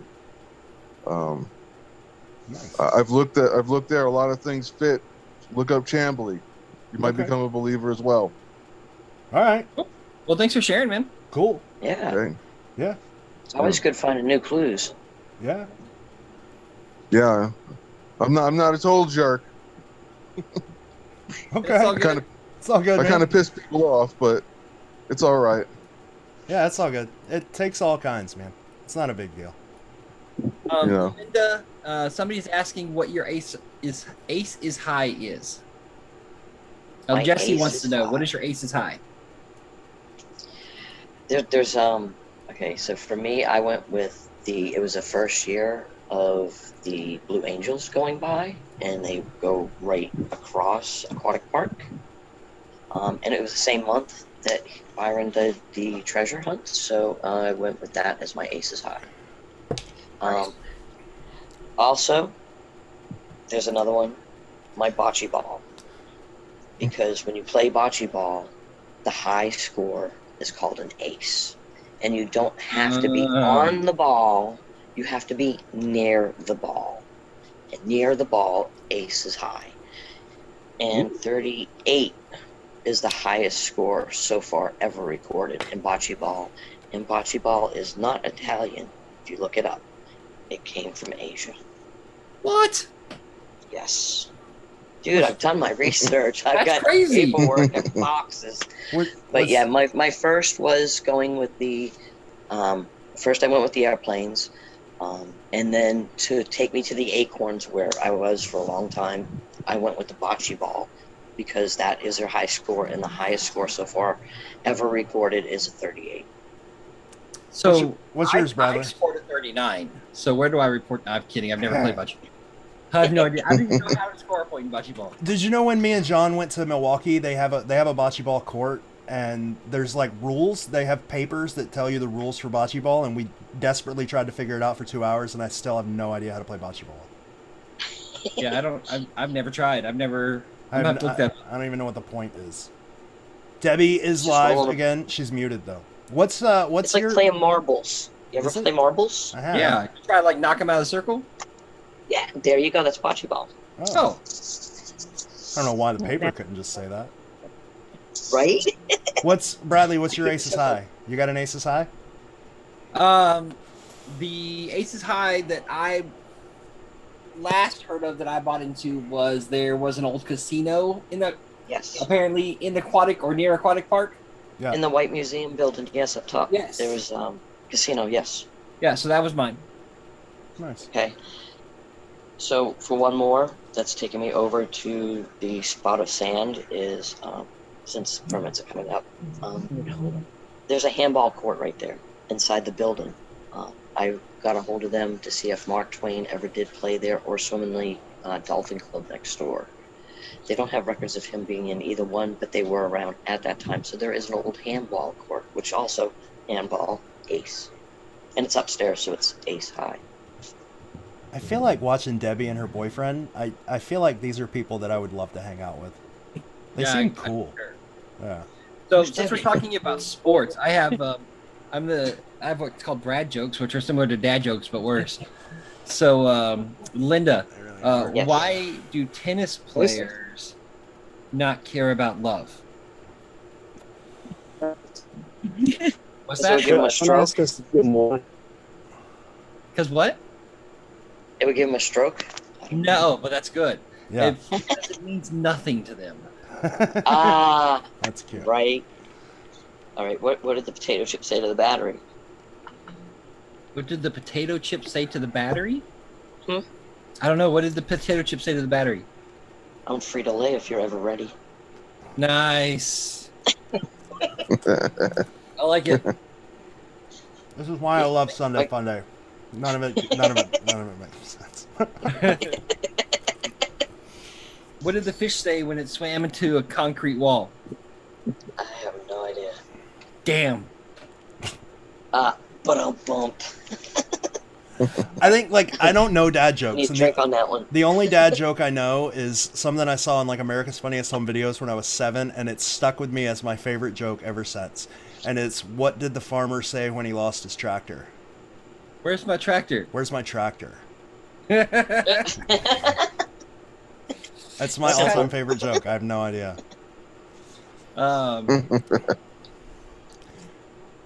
Yeah. Yeah, this is good stuff. How many? So, Linda, how many tickles does it take to make an octopus laugh? How many tickles does it take to make an octopus? Well, let's see. Got an octopus upstairs and it's got 8 hands. I'd say 16 tickles. No, it takes 10 tickles. 10 tickles. Oh. This is why, Bradley, you should babysit my children. No, I don't do well with children.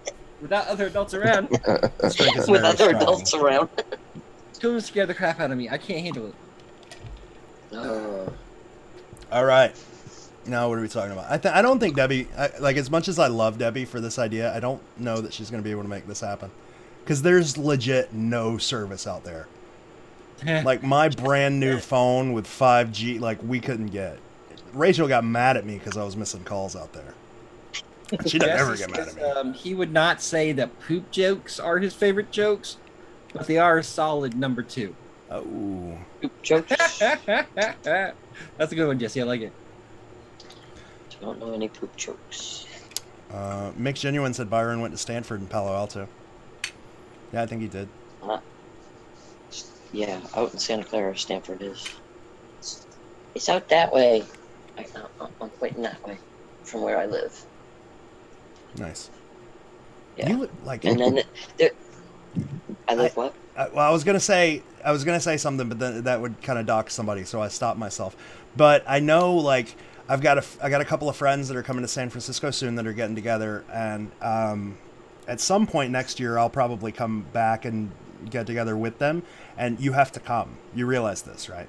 You're gonna have to come. Okay, that'd be awesome. Okay. I'll actually be living down the road by then from Matthew Sparks. That's what I was gonna say to Doc's Matt. I'm moving bike right away. I'm gonna be all, hey dude, what's up? Yeah. That's gonna be No, cool. Like, you should just show up at Matt's house unannounced. You're like, George says hi. Don't do that. Right? That's bad advice. Don't listen to George. No, I can't do. That'd be as bad as showing up at John Jude's house going, hi. You just don't do that to people. I thought about doing that. First, I'll text him. I'll Like, text him first. Bradley, we Hi. should just go to John's house and just show up. Okay, so Wait, so seriously, are we wait. pretending that we haven't? Is that what's happening? Yeah, that's it. Oh, you mean while he's home? Yeah. Got it. So back to John Jude. So, like, when we move, my RV is like 16 years old, and I don't want to give her up, but the sun has beaten her down, so she needs a paint job.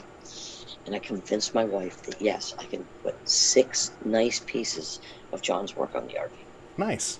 So now, I just have to get permission. I mean, do I need to ask his permission to put his artwork? I would like to ask his permission. There's a John Jude Palin car out there. Yes, in France. It's in France It's or in Russia. Italy. It's Yes. in Russia. Is It's it? a Oh, Russia. BMW. I saw it. It was badass. Yeah, John But- loved it. Did he? Yeah, and so he I'm sure he would have no problem. Yeah, As he tried to long get in as touch with the. It's a chick that owns it, and he tried to get in touch with her and send her an email, and she like deleted her account because she thought he was. I guess she thought he was trying to sue her or something, but he wasn't. He just thought it was super cool. Okay, so yeah, so I want to know like what his most favorite is, and what he would like to see someone represent him with. You know, does that make sense? What I'm trying to say? Yeah. You know, my guess is it's like he would probably tell you. Now I can't speak for John, but my guess he would tell you that he would want the art that you love the most on your vehicle. Yeah. Well, that I'm gonna do. You know, that's a definite. And I mean, then his favorite stuff that I know of, like nobody's ever seen before. Like I haven't seen it. I just know he's got like, deeply personal art that nobody's ever seen. I didn't know if he like wanted to give one of those up or not. No. Or you know, or say, hey, you know. Yeah. And you know, or a sketch of it or something. You know. I'm and super surprised he sold that painting to Augie. Like that thing was in his living room. Was it? Took it down from his living room. Oh, come on. I did the same thing to poor Kit. I love Kit. God bless you, Kit. I love you to death. You're like my number 2. He is, because I'm like, Kit, I want your monkey. And he's like, you want Vervet? It's on my wall. It's not mine. It's not mine no more. I sold it to my roommate. And I was like, oh, really? He's like, wait a minute. And he worked something out, and he bought it back from his roommate to sell to me. That's nice. I love Kit to death. Yeah. I promote his work everywhere. Yeah, he is. That's the only actual palette car I own, and it's awesome. It's so Kit and I share an interest in a video game called Doom, and we both played it when we were much younger. And he did a drawing off the cuff one day of one of the demons out of the game, and I saw it, and I was like, I have to have that in my Doom room. Yeah, that's cool. And so now it's on my wall above my monitor, and it is awesome, and I appreciate it. I bought a Kit Palancar before I bought a John Palancar, and I still haven't gotten the Kit Palancar. It's still sitting at his house. He's like, one day I'll mail it to her. I think he knows that I'm not in a rush. He's like, one day I'll mail it. All right, whatever. Hey, does anybody know the artist that JJP has been inspired by? Oh, yeah. Ever asked him that? Dolly. What's the name of the guy that's the bee? You're asking Laura questions. Ask Laura about the bee guy. He's a surrealist painter. His name starts with a B. He did eggs. He did a lot of like broken eggs with legs and like medieval styles. Something. Bosch. Bosch is really inspirational. It's a lot of surrealist painters.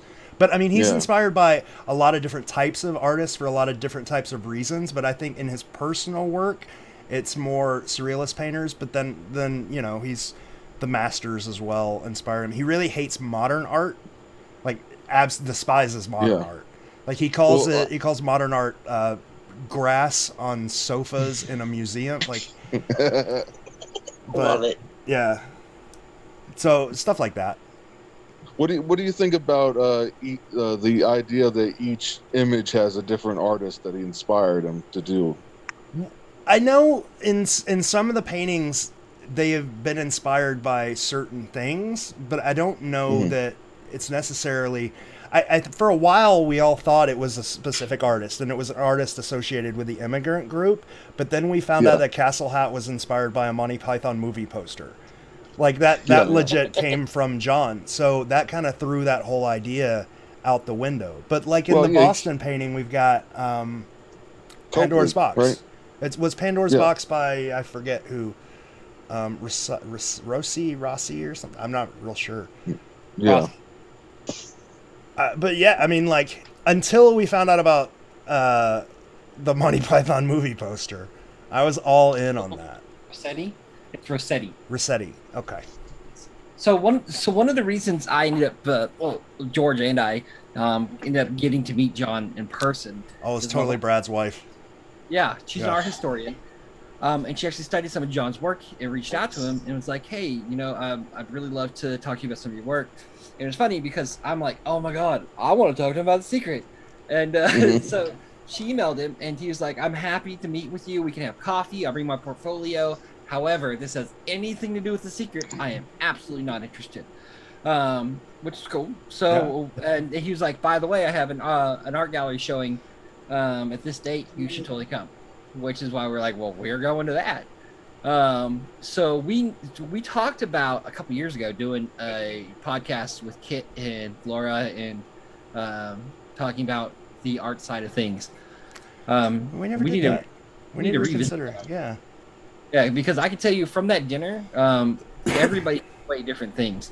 Yeah. And I know Laura took away things that I couldn't even begin to talk about. Yeah. And I bet Kit would have an even deeper, like, if you put Kit and Laura in a room together just to talk about John's art, you would have a way different understanding of it than you do now. It would be like Greek to me, but I'd watch it. Yeah. You want to know a fun story about Kit that he probably wouldn't want me to tell? Go for it. It involves Bradley and me and Brett too. If he doesn't want you to tell, don't tell it. Well, we're not under contract. I got one after you. Okay, so this is about contracts. We're not under contract anymore, so we can tell it. Like a year or two ago, maybe, this production company approached me, Brett, Bradley about doing a show, and we brought Kit along. And we got to the shopping agreement, but it didn't get very far. But anyway, we all had to sign this paperwork, and eventually I got this email back from them that I think was internal and it wasn't meant for me, but I was just copied on it. And it listed all of us. It listed Brett as the brains, and then it listed me and Bradley as funny guy 1, funny guy 2, and then it listed Kit as, I swear to God, it was just sex. I've never heard that. Yeah. Kit was listed sex. I mean, Kit is, if we're being honest, he's a very, very... He's a very attractive man. He is a handsome fellow. Destiny, when they were doing that Christmas live stream and Kit was wearing that white hoodie, Destiny walked in when I was watching it and she was like, I want that man. I want that man right. All right, whatever. Anyway. Okay. Here's a secret. Kit sold his divine cock during COVID online. He did. Did he ever tell you what that means? No. It means whatever it means to her. Yeah, it means whatever it means to you then. Yep. He did tell me that it has a halo. I mean, I know the halo's there. I know that it has some holiness to it, but no, I have not gotten the full story. I would love to have the full story for it because that's what makes it so much better. Yeah. Well, see, one day. See, I completely disagree with you. Yeah, and this might be a time when I would disagree with you too, because I think the story you built in your head is much better than the actual story. like for instance, my favorite John Jude Palancar piece is Becoming Human, and it means something completely different to me than it does to John. What it actually is about. That's why I'm super glad John doesn't want to talk about Ghost Punch, because that's my favorite painting, and it means a lot to me, and I'm sure it means something completely different to him. Yeah. Michael Page wants to know what would become of a casque if we solved it as a group thing. So my response to that would be, first of all, if a casque is found at this point, it is a group thing. I don't think a casque can be found at this point not being a group thing unless somebody has something that they know that nobody else knows. Yeah. And then my wife said that's literally what happened in Boston, and it is. So the answer to that would be it depends on who finds it, as to what they decide, because ultimately whoever's the one that finds it is the one who makes that call. Anytime George and I have shared an idea, or anybody else I've talked to, if we share an idea and somebody else is going to dig, we have had that conversation before the dig happens, and we're like, if it's here, this is what's going to happen, and it's something that's agreed upon with those people. That's what I do too. So if I was to go find one right now and there wasn't somebody else that was directly involved in me finding it, then I would keep it. However, let's say for instance, if I'm right about where it's at in Roanoke, I would not have found it if it wasn't for George helping with the GPR and coming out and helping with that. So I owe a large part of that solve to George coming up with the GPR. So we would split part of it. We would talk about it before we dug, but we would split part of it. I want the key. That's my number one thing. I really don't care about anything else but the key. And the reason for that is it's completely greedy, but it's because nobody else has one.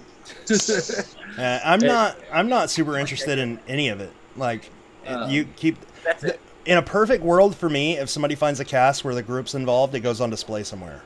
Wherever, like a lot, That's what I said. like I know museums aren't gonna want. Like people are always like, "We'll give it to the Museum of Modern Art," but they're not gonna want it. But somebody who would want it is like the local library. They would put it on display for you. So that would be cool. Yeah, just put it on display. Or the park that in which it's found. You know, like all right, say I'm in the Maritime Park, and I've told everybody if I find it, the people that I help, I don't want the key. The key is theirs to do whatever. What I want to become part of is the society, you know, the secret society, get the little pin and be a member of the club. Yeah. And then if I find it, I literally want to donate to the city because the city's been there for us and helping us. And I want others to see this. This is what we've been looking for. Yeah. This is what the other 8 would have to be to look like, you know? So I would give it to Maritime Museum area, one of those museums right there to display for everybody to see it. See, I'm different when it comes to like Bradley. Bradley's like, nobody has this, but to me, we know of 15 casques. There are 15 casques in this world. And like, I got the Chicago sketches. Like the casque doesn't mean that much to me. So like I know. If I am part of finding it, I don't really care so much about the casque. Like you guys divide it up. I've always told the podcast guys that, if I find anything, they're part of it anyway, because they're part of all of my solutions. So it gets divided up amongst them. Like I don't really care that much about the cast. And I 100% don't care about the gym. Yeah, I don't give a shit about the gym. Yeah. Do not care about the gym. It's not. Yeah, not either.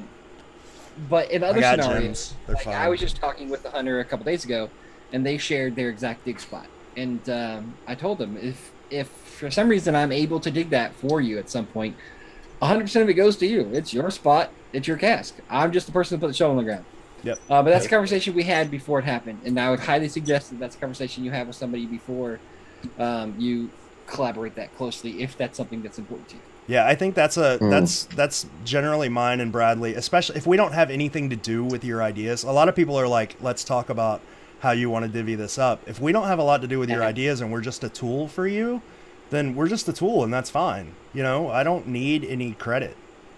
Bradley doesn't need any, you know what I'm saying? Like, it's case by case basis, but in general, if he doesn't have anything to do with the solve, neither of us need any credit. Neither of us need any of this stuff. So we just want to be part of showing, like, moving the hunt forward, I guess.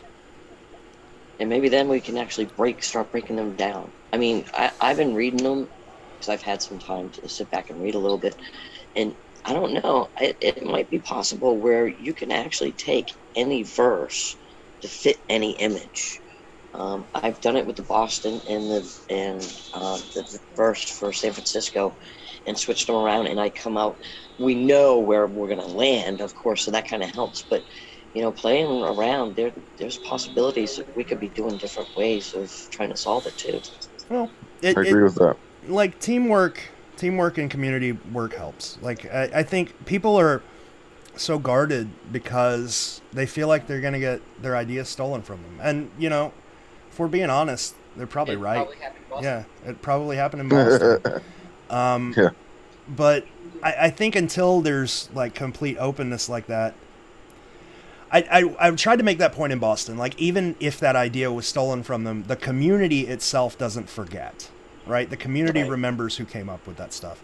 And I think to most people, that's the opinion that matters. It's not like somebody seeing you on EU or whatever.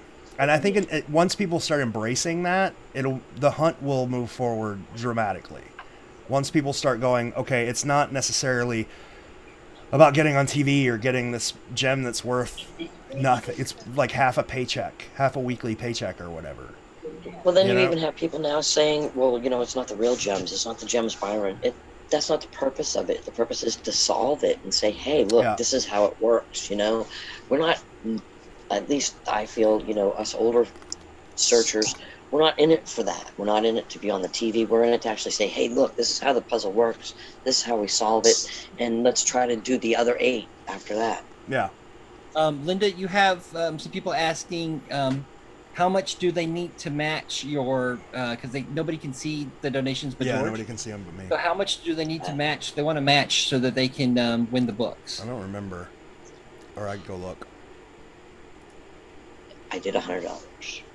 So $100. So if you match $100, Linda will send you a or multiple books, and they are cool. They're not something you just find willy nilly. Linda's a hardcore collector. Yeah, I've got some interesting books. I've got some interesting books coming. The problem is I'm moving, so some of them are packed, so I'll have to open up. I got a lot of signed Charles DeLint books. I don't have a lot of John Jude signed, and I only have one Origins left that I can give away. So we'll see what I have in my inventory. But yeah, there'll be a book worth the match. Well, it's worth more than what you donated, most likely. So there's Linda, just for the offer, even if it doesn't happen, just for the offer. There is a book there's two different books that really inspired the field guide, right? There's the Field Guide to the Fair People, which I only have one of, and I've never been able to find another one that's like an original. I can find reprints. It's crazy hard to find. Yeah, but there's a second one called An Encyclopedia of Fairies. I don't know if it's cheap now, but it was expensive when I bought it. And I have two. So just for the offer, I'm going to send you one. Just for the offer of what you're doing. I'm going to put it with your gnomes book right there. Dude, that's awesome. Yeah, and then hopefully sometime soon I'll get to the post office. That is a crazy cool book, people. Yeah, it's a very good book. It's a very cool book. Thank you so much. It's like it is very hard to find. I don't know if it's... That's much appreciated, and when I get my room set up, it's going to be quite an extent of books and artwork and collection. So the thing that you should know about this book, it really is an encyclopedia of fairies, right? So all of the fairies that you see in The Secret, most of them are listed in here, but the important thing is in the back, which is a listing of where all of the fairies came from, like the different books that they came from. So if you have a fairy that you're wanting to research a little more, this contains like the origin book for that fairy. So it's less to research. It just points you in the right direction. Nice, because I'm aquatic park. I'm with the dragon fairies, so yeah, I'll look that up. That would be awesome. So Thank Troy you so much. says he just donated $100. So Troy, Oh wow. If Troy can confirm that, I'll try. which I believe. I'm not. I doubting. believe him. Troy's been with us all day long. That's So crazy. I don't know how he's done it. 'Cause I'm getting tired. I'm counting the minutes. I'm tired. But what have you guys done? You guys have done 12 hours of this? What if 12 I was out hours. of town? Yeah. Oh my god, I missed a marathon. I was on a lake. I could have like sat back and chilled with you guys for like hours. So Troy, make sure to Missed. private message your information so that can happen. Yes. And Yes, thank I'll take you pictures. so much and for thank that. you. Did Yeah, Troy do yes. it? Did Troy do it earlier? Because I'm trying to find it. Oh, I don't know. I don't know. It's fine. I trust Troy. All right. That's great. Yeah, I'll go through it and see what I have available. So Chad wants to know if you are willing to part with your other origins, and if so, how much does he have to donate to get that? I don't think it's fair to ask Linda to give you books to donate to the New York City cost. Why don't you reach out to Linda and offer her something directly? I don't feel right taking anything else directly from Linda. I do a lot of trade with a lot of different people. Yeah. So just send Linda a direct message and she'll work something out with you. Most likely. I got two. Well, I've got two also. I got one that's signed, sealed, and numbered, and I have no idea what number it is because I'm never going to open it. And then I have another one that's signed and opened. So George I'm might... happy with my two. George, are you saying that you have one that you want to do a giveaway for? Yeah, sure. We'll give it away. Okay. There we We'll go. just give it away. George has you covered. All right. So those were being... Look at the love. Or You can't have my signed one. no. So this is a non-signed copy. Personalized. It says, George, may life bring you many treasures. Oh, how awesome. Hey, didn't you get like an Aragon book recently or something like that? Yeah. Yeah, I got well, I have all three. So in England there were like special editions of them. They were signed by John and by Chris. And I Right. have the. That's I where have I got the- mine from. I have the 3 special edition. They're like boxed editions. Oh, you bought the box one? Yeah, no. Most of mine that I've bought for my personal collection come from England and Australia. A lot come from Australia. You want to see something super cool? So Well, I can't see nothing because I'm outside, but... So, real quick, guys. Okay. So Troy's saying that he donated the $100 before we started the podcast today. Yeah. I see Troy's thing. So, Huh? I'm kind of torn on that. What is it? Is it the first $100 donation? He donated a couple of days ago. I see it. Yeah. So I'm torn because I can see how he donated without any incentive. Right. So he shouldn't be. But so have others. Yeah, but so have others. I'll tell you what. Why don't I do it like this? So we have to go back. I'll send you I'll give you a number. A number that you can pick from. I will list everyone that donated $100. I think that's more fair. I will give you the numbers, and then you just pick a number. Number 1 to 20 or whatever. Okay. Yeah. You just pick a number. So yeah, I'm just trying to be fair to everybody that also donated a large amount before this happened. Yeah, Linda, can you see us? No. So why don't we do this? I'm outside. We'll have 30 minutes left.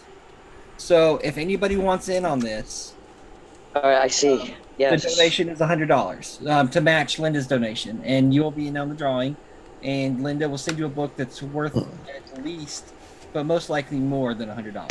So, Linda, this was an art book from one of Byron's friends that was given to me out of Byron's library. It's signed not by Byron, but to Byron. Wow. I thought that was crazy. It was just like that's here I have to him. Yeah. That's awesome. I'm actually waiting for a Me and Linda have like collector competitions. It's crazy. It's not competition. It's you show me beautiful artwork that I see, and then I try to acquire it also. Yeah. I show Linda mine. She shows me hers. It's tasteful artwork, but I'm waiting for a signed blue dinosaur. Violet. So, that might. The little brontosaurus. Yeah, that one. It's back here. I got one that's signed that I'm waiting for. Linda, Violet wants to send you a San Francisco tumbler she posted in the group. If you will message her your address, she'll send it out to you. It's Violet, and her last name is Null-Soey. So Null-Soey. If you message her, she wants to send you a tumbler. Oh, that's much appreciated. Thank you so much. Let's see, Rachel. Are there multiple sessions of live streaming in the group from today? Yes. So Facebook will only allow us to stream for 8 hours total. So the previous one is already posted. And then we had to start a new one after 8 hours. So we only have 30 minutes left. George, Christina would like to see, no, not Christina, sorry. Somebody, I lost the comment, wants to see the cover of that book. Donna wants to see the cover of the book to Byron. I was promised that I would not show what book it is because the person who wrote the book might get offended if it was given away. Got it. That's awesome. Let's see. That's respect there. Yeah. And that's what we need to do. And I forgot about that when I pulled it out. And I was like, oh crap. We'll just go back and take it away, and whoever saw the writing inside saw the writing, and get rid of the rest. But yeah, it's not that I would love to show it to you, but I think the person who gave it to me feels that if the person who gave that book to Byron ever found out it was given away, it would be like an insult. But the book means a lot to me because of what it is, because I respect the person who did it greatly.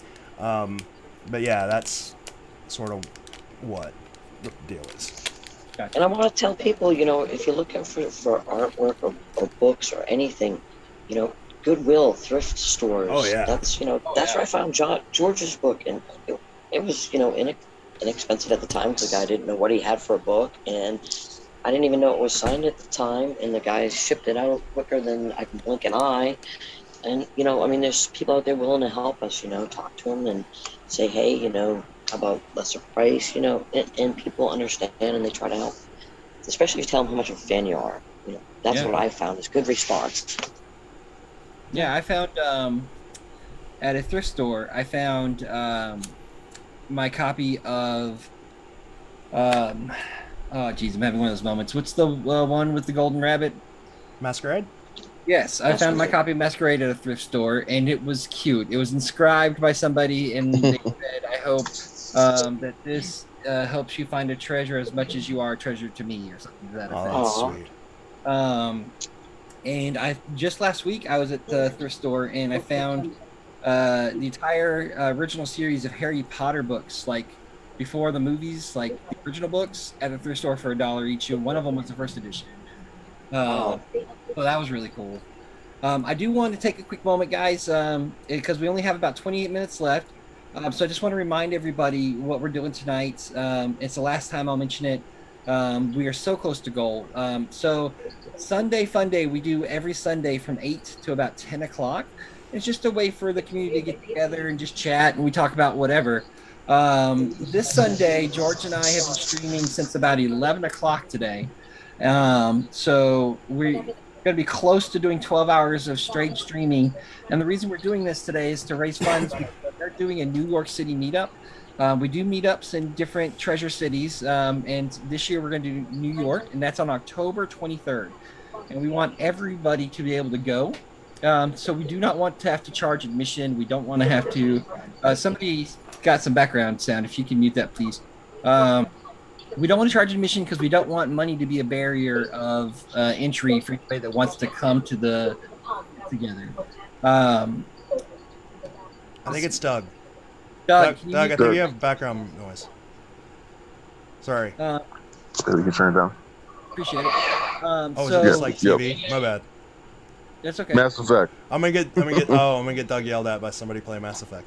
Oh, well, yeah, we just can't have the background noise right now. No, it's all good. It's all good. So so what I was saying is we don't want money to be a barrier of entry for anybody. We want anybody that wants to come to this to be able to come. It's going to be great. We're going to have Joe Ellen, one of the main artists of The Secret. She's the one that actually painted the cast. We're going to have Ben Asen, the photographer from The Secret there.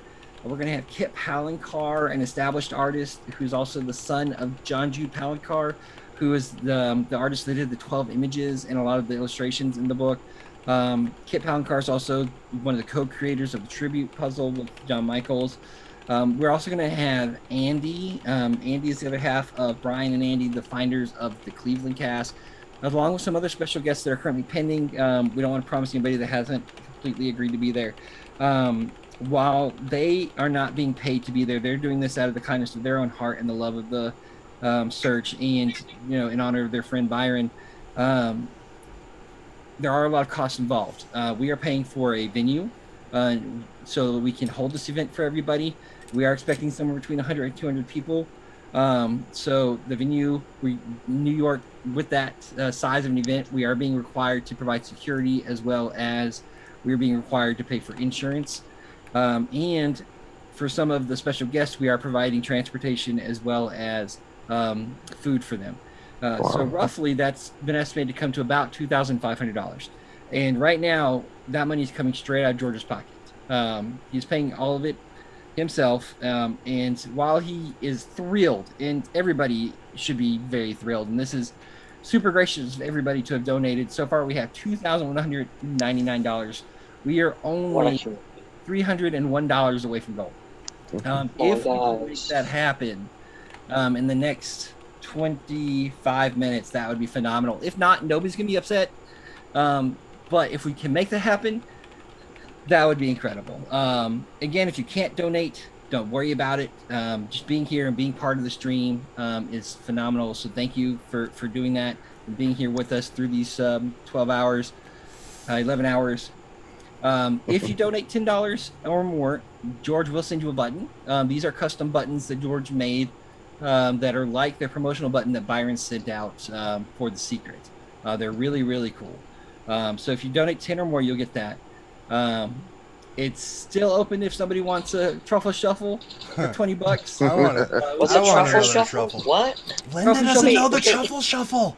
No, I've been gone all weekend. I went on. Truffle I shuffle. saw the first one. That was nice. Nice. Yeah. So that's still an option if anybody wants truffle shuffle or more, as well as if you want a song, I'm happy to make a fool of myself and sing you a song of your choosing for a donation of $10 or more. So thank you so much, everybody, for everything you have donated. And if we can get to that 2,500 mark, that'd be phenomenal. If not, that's perfectly fine. But thank you so much, and that's the last time I'm going to give that speech today. Oh, I got a message from a park ranger in San Francisco, and this has been a while ago, so I don't know exactly what he was talking about, but it was a comment from Linda that wanted me to make sure that I expressed that Linda was talking about a city park and not a national park. So I don't know exactly what he was talking about. But generally, when it's a San Francisco parks worker, and generally when I get a message like that, it's to save you some trouble. So I don't know if somebody talked about digging or if somebody talked about something that's not cool on NPS land, but I'm supposed to. I'll go back and watch, and I'm pretty sure I'll be able to figure out what he's talking about. But he wants to make sure we express that it is not national park land. Right. The beach area that I am going to, it's a triangle. You'll see a triangle in the image. If it's there, it will all fall together. The hat that I found will make sense. The pole, the flagpole. It's one of two pieces in Aquatic Park that is actually owned by the city. So that's why I have to apply for a permit. That's why they won't let me go in and dig. I have to be like everybody else. I wait and I talk and I communicate, and they know that I've been waiting for this spot. I even have the row club and the row club and the swim club allowing me to go back there and do the digging. So I have to go probe first. We met our goal. Nice. One question. One person just met our goal. Wow. Wow. Guys, Such thank love. you. Such love. Thank Yay, you. hold on, I gotta clap. Thank you so much. Whoever that is, Drop the phone. so much. That See is my leg? amazing. Boom. Thank you. Thank you. Such love. Thank you. That is awesome. That's Yeah. great. Yeah, I got one question for you guys. Sure. Yeah, my associate Eric Thomas, he wants me to ask you guys if you know about his St. Augustine theory. I know snippets. He talked to me about it. Oh, I don't know if it's changed, but I assume it hasn't because it wasn't that long ago. I guess So I don't want to talk about it because it's his. You know what I'm saying? And he's not here. But I'm guessing if I say you'll know if I say it's a different immigrant group. Are we talking about the same thing? Yes. Okay. Yes, with Warner von Browning. Yeah. Okay. Even though today it said the back of the book don't mean nothing. I mean, that's what Byron said. Like and that's a line that I've never really wavered on. Any time that Byron's ever said anything about the back of the book, it's always been this doesn't matter. The only person that hasn't has been John. John said he thought there was some sort of code, but that's all he said. He's never said like there are little tiny hints back there. He's never said it's helpful. He said he thinks there's a code. I mean, I agree. Yeah. I don't know. Eric though, it's like he got some traction from Expedition Unknown because it was so different. Yeah. You know, the German thing's supposed to be in St. Augustine. I don't particularly agree, but look, you know, I'll tell you this, and I think you know just as well as I do that this is true. Expedition Unknown gives people a lot of traction, not necessarily because they're going to use them for anything, but because they like getting information. You know what I'm saying? Yeah. They've done it to me. I've seen like I don't want to call them out like that, but I've seen them string people along. You know what I'm saying? Yeah. And I've seen people and I can say this, that they don't offer anybody anything really. They just don't, right? When you're talking to them, they don't really offer you anything.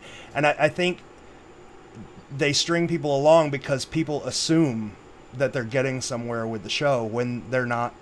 You know what I'm saying? Yeah. Yeah, I agree. I've been there. Yeah.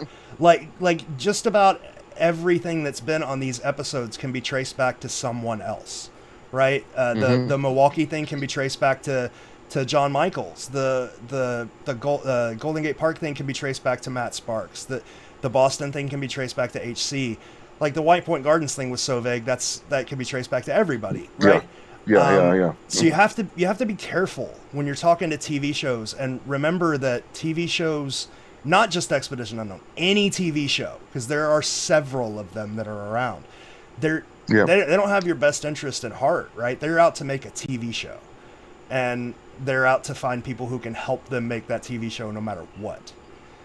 So there's a weird tightrope you have to walk. I'll add to that.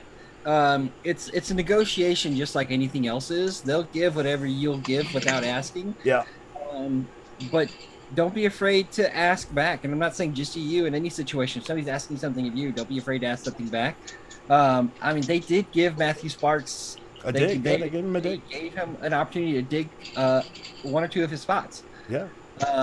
So, they did help him out, but I guarantee you if Matt wouldn't have asked for that, if he would have just given them information, that wouldn't have happened. Yeah, and that was damn good. That was a damn good solve. I was surprised. Yeah. But that's the thing. Like Brett was talking about I can't remember when it was. It might have been last Sunday where Brett was like, I had me if I had not gone to the Rangers. You're breaking up. Sorry, Linda, what were you saying? Rangers what? That's like me when I went to San Francisco. I mean, I've been talking with the Rangers over, via email for years. No, you can't go here. No, you can't do this. No, you can't do that. And finally, my wife just says, let's go. So we go, and I actually go into the Ranger station, and I'm like, hey, this is my story. Here's a copy of the book. This is what I believe it's about, and I would like to take this small little poker here. My poker is literally made out of crib. It's right here, made out of crib rails.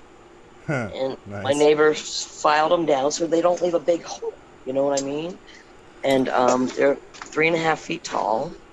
So it got me to that, and I explained the situation, and they allowed me to poke 100 holes that day. Yeah. But I can never go back and do it again now. They're like, nope, you had your chance. And that day, I even, with the Ranger around me, poked that square piece of metal. And I said, can I dig? You see it's perforated. You see it's a square. You see what it's what I'm looking for. Can I dig? And he's all, ma'am, I'm sorry. I can't give you permission to dig. Yeah. This is NPS land. And I was like, But, 5 years later, someone, it took me almost 5 years, and someone went and dug it up and said, no, this is what it is. And it was a square piece of metal that was almost the same size as the cask. So, there's just fluke things in the ground. Yeah. What Bradley was saying is true. When you're dealing with TV, remember that it's a negotiation and not a audition, right? You're getting information from them, they're getting information from you, and you don't exactly know what they're going to do with that information. Like Brett was saying the other day, when he talked to EU, he made it clear up front, I want you to get me permission to dig. Like, if I'm going to help you, this is what I want. This is where I want to dig, and if you want my help, you'll get me this. And, they weren't super interested in that. They've got enough people who are just willing to give them the information. So, it's a tightrope, man. It is. To what Linda was just saying, I mean, that's what it's all about. They legally cannot tell you yes. A mayor's not going to tell you yes in writing. Nobody's going to give you a yes in writing because they can't. Correct. If they want to, they can't. They can't. So if you take the time to build these relationships and have these conversations in person, where they're not afraid, where things aren't being recorded, where things aren't going to come back to them, you're going to have a lot more success. But sending in letters and requests, things like that, they're not going to say yes. No. I have. And you really need to be polite, be very kind, because their job is to protect our lands. 100%. So that's their job. And they're just doing their job. I completely agree. Yep. Yeah. Yeah. Yeah, I mean, we have contacts that are just like that. They will talk to us in person, and be a completely open book. But if it's on the telephone or if it's in writing, via a text message or an email, nothing. Yep. It's like we've never met. But if we're alone and having a conversation, it's a completely different story. And something that I've learned: if you're friendly with a ranger, don't bring them a present. Yes. Yeah, because while you have completely innocent intentions, apparently it's a bad thing. It's a bribe. It's like it's a bribe. It's like giving an officer a present. Yes, but if you bring them a copy of the book in a color print of the city that you're representing or looking for, it's just a piece of paper. You know what I mean? I gave it to the Rangers, and they were like, "Oh my God!" When we went to go leave, the two of them were sitting there reading it and going through it, and we laughed as we were driving by. We're like, "Look, they're already looking at it." You know, it's little things like that they, they're not going to say no to it, and they're just going to throw it on their table in the office, and then everybody's going to read up on it. You know, there's something, especially since we met our goal, that I would love to give out, especially for people who have been listening this long. Somebody asked me recently, and it's kind of going along with what oh, my camera died again. So hear you. Okay, it's kind of going along with what Linda said earlier about like finding books in thrift stores. Somebody asked me, because I found like 3 copies of The Secret for like 99 cents, right, in a thrift store, and people were asking me how I got that lucky, and I did not get lucky. So because everybody was so generous, I'm going to give out my helpful tip. In the same way that you become friends with park rangers in order to get permission, if you want to find a secret book, become friends with people who work at thrift stores, and then bring them a photocopy of the book and tell them if they find it and they call you, you'll give them $100.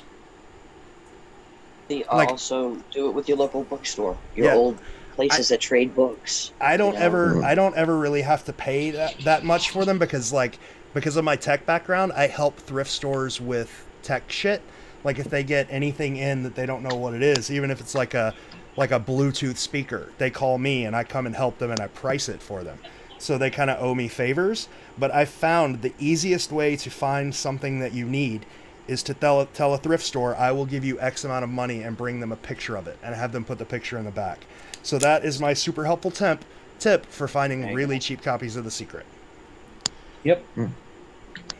I'm just always searching, just always looking. I always go to the last page. So if there's 800 pages, I go to page 800, and then I go backwards.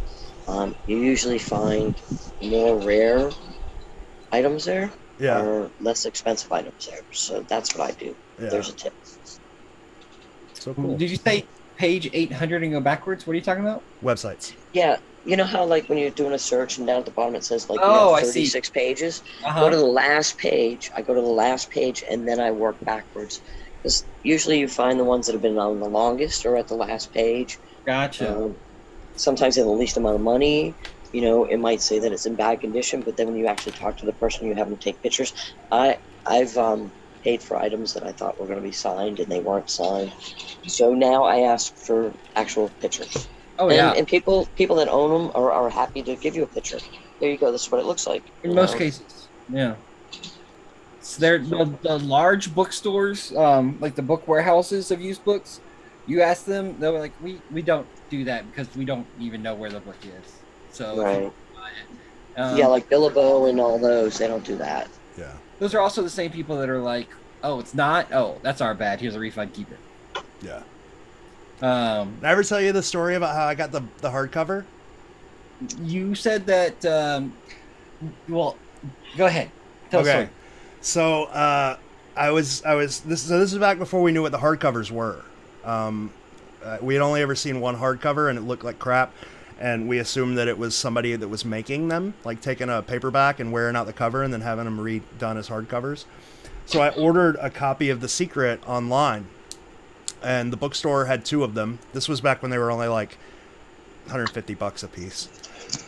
So I ordered it, and it came in, and it was a blue hardcover without a dust jacket. So I emailed this site back, and I was like, "Hey, I ordered this book for you. It was kind of expensive, and it was a first edition, and that edition is important. And what you sent me was a hardcover that's been like had the cover ripped off the soft cover, and it's been rebound as a hardcover. And I was wondering if you will swap it out for the one that you have, like because you have another one in stock." And they were like, "Don't worry about sending that back. We'll just send you another one." So they sent me the hardcover and then sent me a soft cover, and for like $150. Nice. I was like, and then we found out what they were. Like, we didn't find out what they were until the first time I met JJP. He told us what they were, and my mind was blown. It's hard to find that. I tried looking for that blue hardcover copy, but unless you send me like pictures of it or something, it's really hard to find. Well, there's pictures of it on the 12 Treasures site. Yeah, it looks just like Okay. the soft cover. It's the hardcover. The dust jacket is exactly like the soft cover, but I think there's only like maybe 100 of them, because from what I understand, Byron had these made as like gifts. Oh, nice. So they're even more special. Yeah, they're either like review, like you send them out for review, so they're review edition, and then special gifts. I know John has one, but I only know of mine and then 2 other people that had them. I've only ever seen 2 of them, 2 others. And I am not one who has it. So if anybody's just feeling crazy generous and finds one, we'll send it to you next. Yes. Actually, I have something of yours, and I got to get that sent over to you. You don't have anything in mind? Yeah, it's like that big calendar thing. I haven't paid for that yet. Yeah. Take care of it. Linda's like, "What's money? I don't know what that is." Look, I went to go send out a package, and I was like, "Whoa, there it is! It was missing." Oh gosh. So I almost sent wow. a searcher and a nice little gift. That's the one with Becoming Human on it, right? Like the big print of Becoming Yes, Human. it's like a giant print of Becoming Human. I am so excited. Here, you want to see it? You want me to go get it? All right, hold I on. wonder what else is in there. And where? Okay, let me see. Yeah, the cover is a giant print of Becoming Human. All right, let's see. Somebody asked why we asked for people to donate money. It's really to offset cost of venue and getting guests to the place and then feeding them afterwards. And then they asked who the guests were. It's Joellen Trilling, Ben Asen, and Kit Palancar. Right now. It's probably going to be more, though.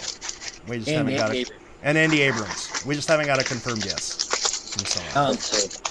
And I don't know if you're responding to Danny's comment or not. Danny wrote, "Pay to meet a guest. Who is the special guest, and why do they need paying?" Nobody's paying to meet anybody, and we are not paying them. They are doing this out of the kindness of their own heart. We're just trying to make it a little easier on them. Yes, the only thing that we are providing them is transportation and a meal.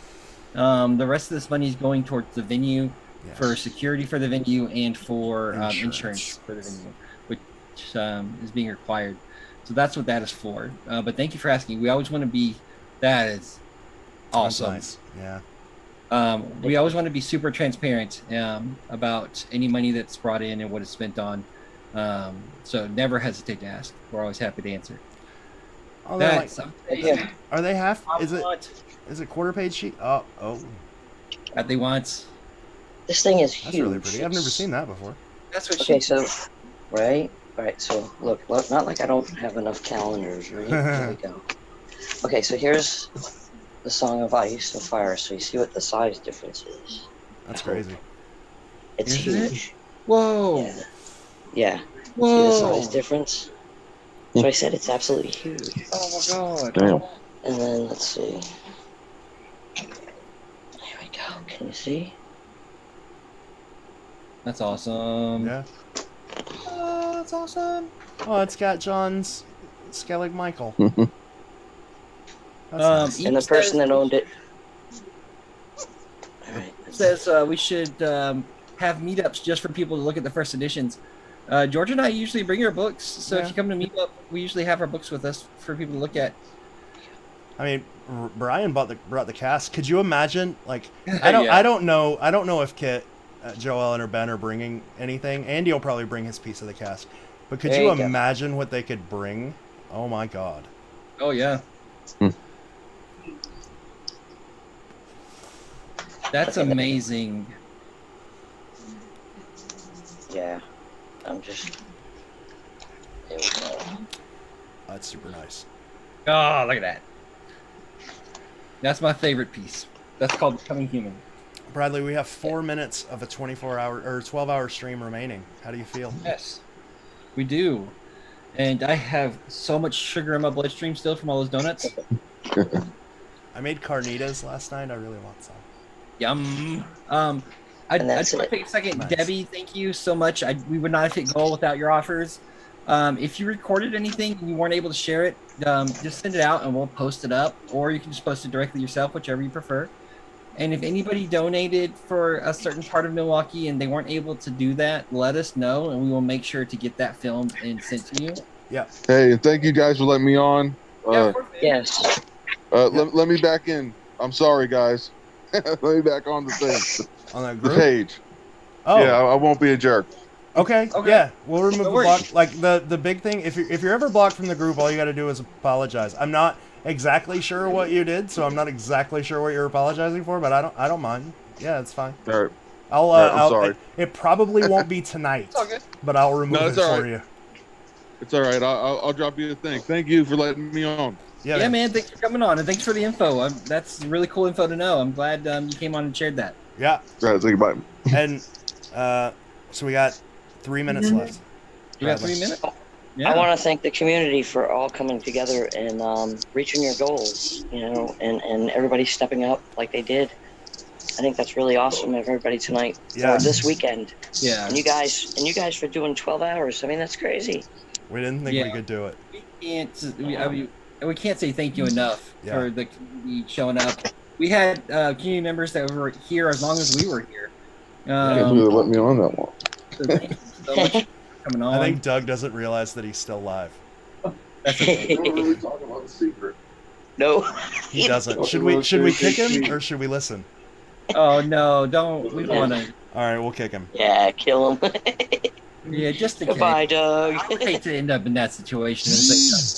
Yeah. Right. All right. Y'all. I don't guess wanna what? We'll You just- know what? Todd says let's do 4 more hours. Let's do 4. No, Todd. No. I'm tired. No, Todd. Hey, I'll tell you what. I got at least another hour, so I'll go over to my AP rabbit hole for those that want to chit chat if you're interested, and let these guys get some sleep. I posted the 12 link. hours is a long time. I posted the link. Much love. So yeah. Much love. Thank you. Thank you. Yes, awesome. And- Thank you so much. Oh wow, Debbie's sharing pictures of all the stairs so people can actually count them if they'd like. I'll post those up later. I'll probably tomorrow, to be perfectly honest, because as soon as this is over, I'm going to bed. I'm going to bed. Thank you. Jesse wants to know how we donate to Bradley's Donut Fund. Bradley doesn't want to have anything to do with donuts until tomorrow. What if they're No. pink and have sprinkles? No, I love strawberry donuts. Give me. Glazed donuts. I've eaten a dozen glazed donuts at Krispy Kreme once. Shh, don't tell nobody. Oh, we don't get Krispy Kreme around here, and I miss it. That's what my donuts don't are get made the of, coffee. Oh, So good. you guys are teases. Yeah. That's a good point, Cole. Cole says we should clarify that people are not paying to attend the meetup, and that is No. correct. No, That's it's why free. we're doing this, Yeah. because we don't want to charge anybody for the meetup. There are no tickets. Nobody's paying to Yeah. come. And It's you completely free. honestly, you don't even have to be there to enjoy the meetup because we're gonna live stream it anyway. I think it's just people asked what they could do to help, and this is one of the times when money actually helps. So we don't want anybody to donate. If you donated and you're in a bad financial place, let me know and I will refund you. We don't want anybody to go out of their way. You know what I'm saying? Like, we're trying to do this for everybody, where everybody will have access, and we're just appreciative of the people who are willing to help. Like, this community wouldn't be anything without the teamwork that the community displays on a constant basis, and this is just a really good example of that, and we're super grateful. Like, you have absolutely no idea how grateful we are. 100%. Yeah, everybody pulls together. It's much love, that's for sure. Much love. Okay. My clock is 10 o'clock, guys. It's 10 o'clock. I'm going to bed. Good night, everybody. Good night, Thank you guys. for being Thank at the you, longest everybody. Sunday Fun Day Thank ever. you so much. We're now ending. Peace out. Have a good night.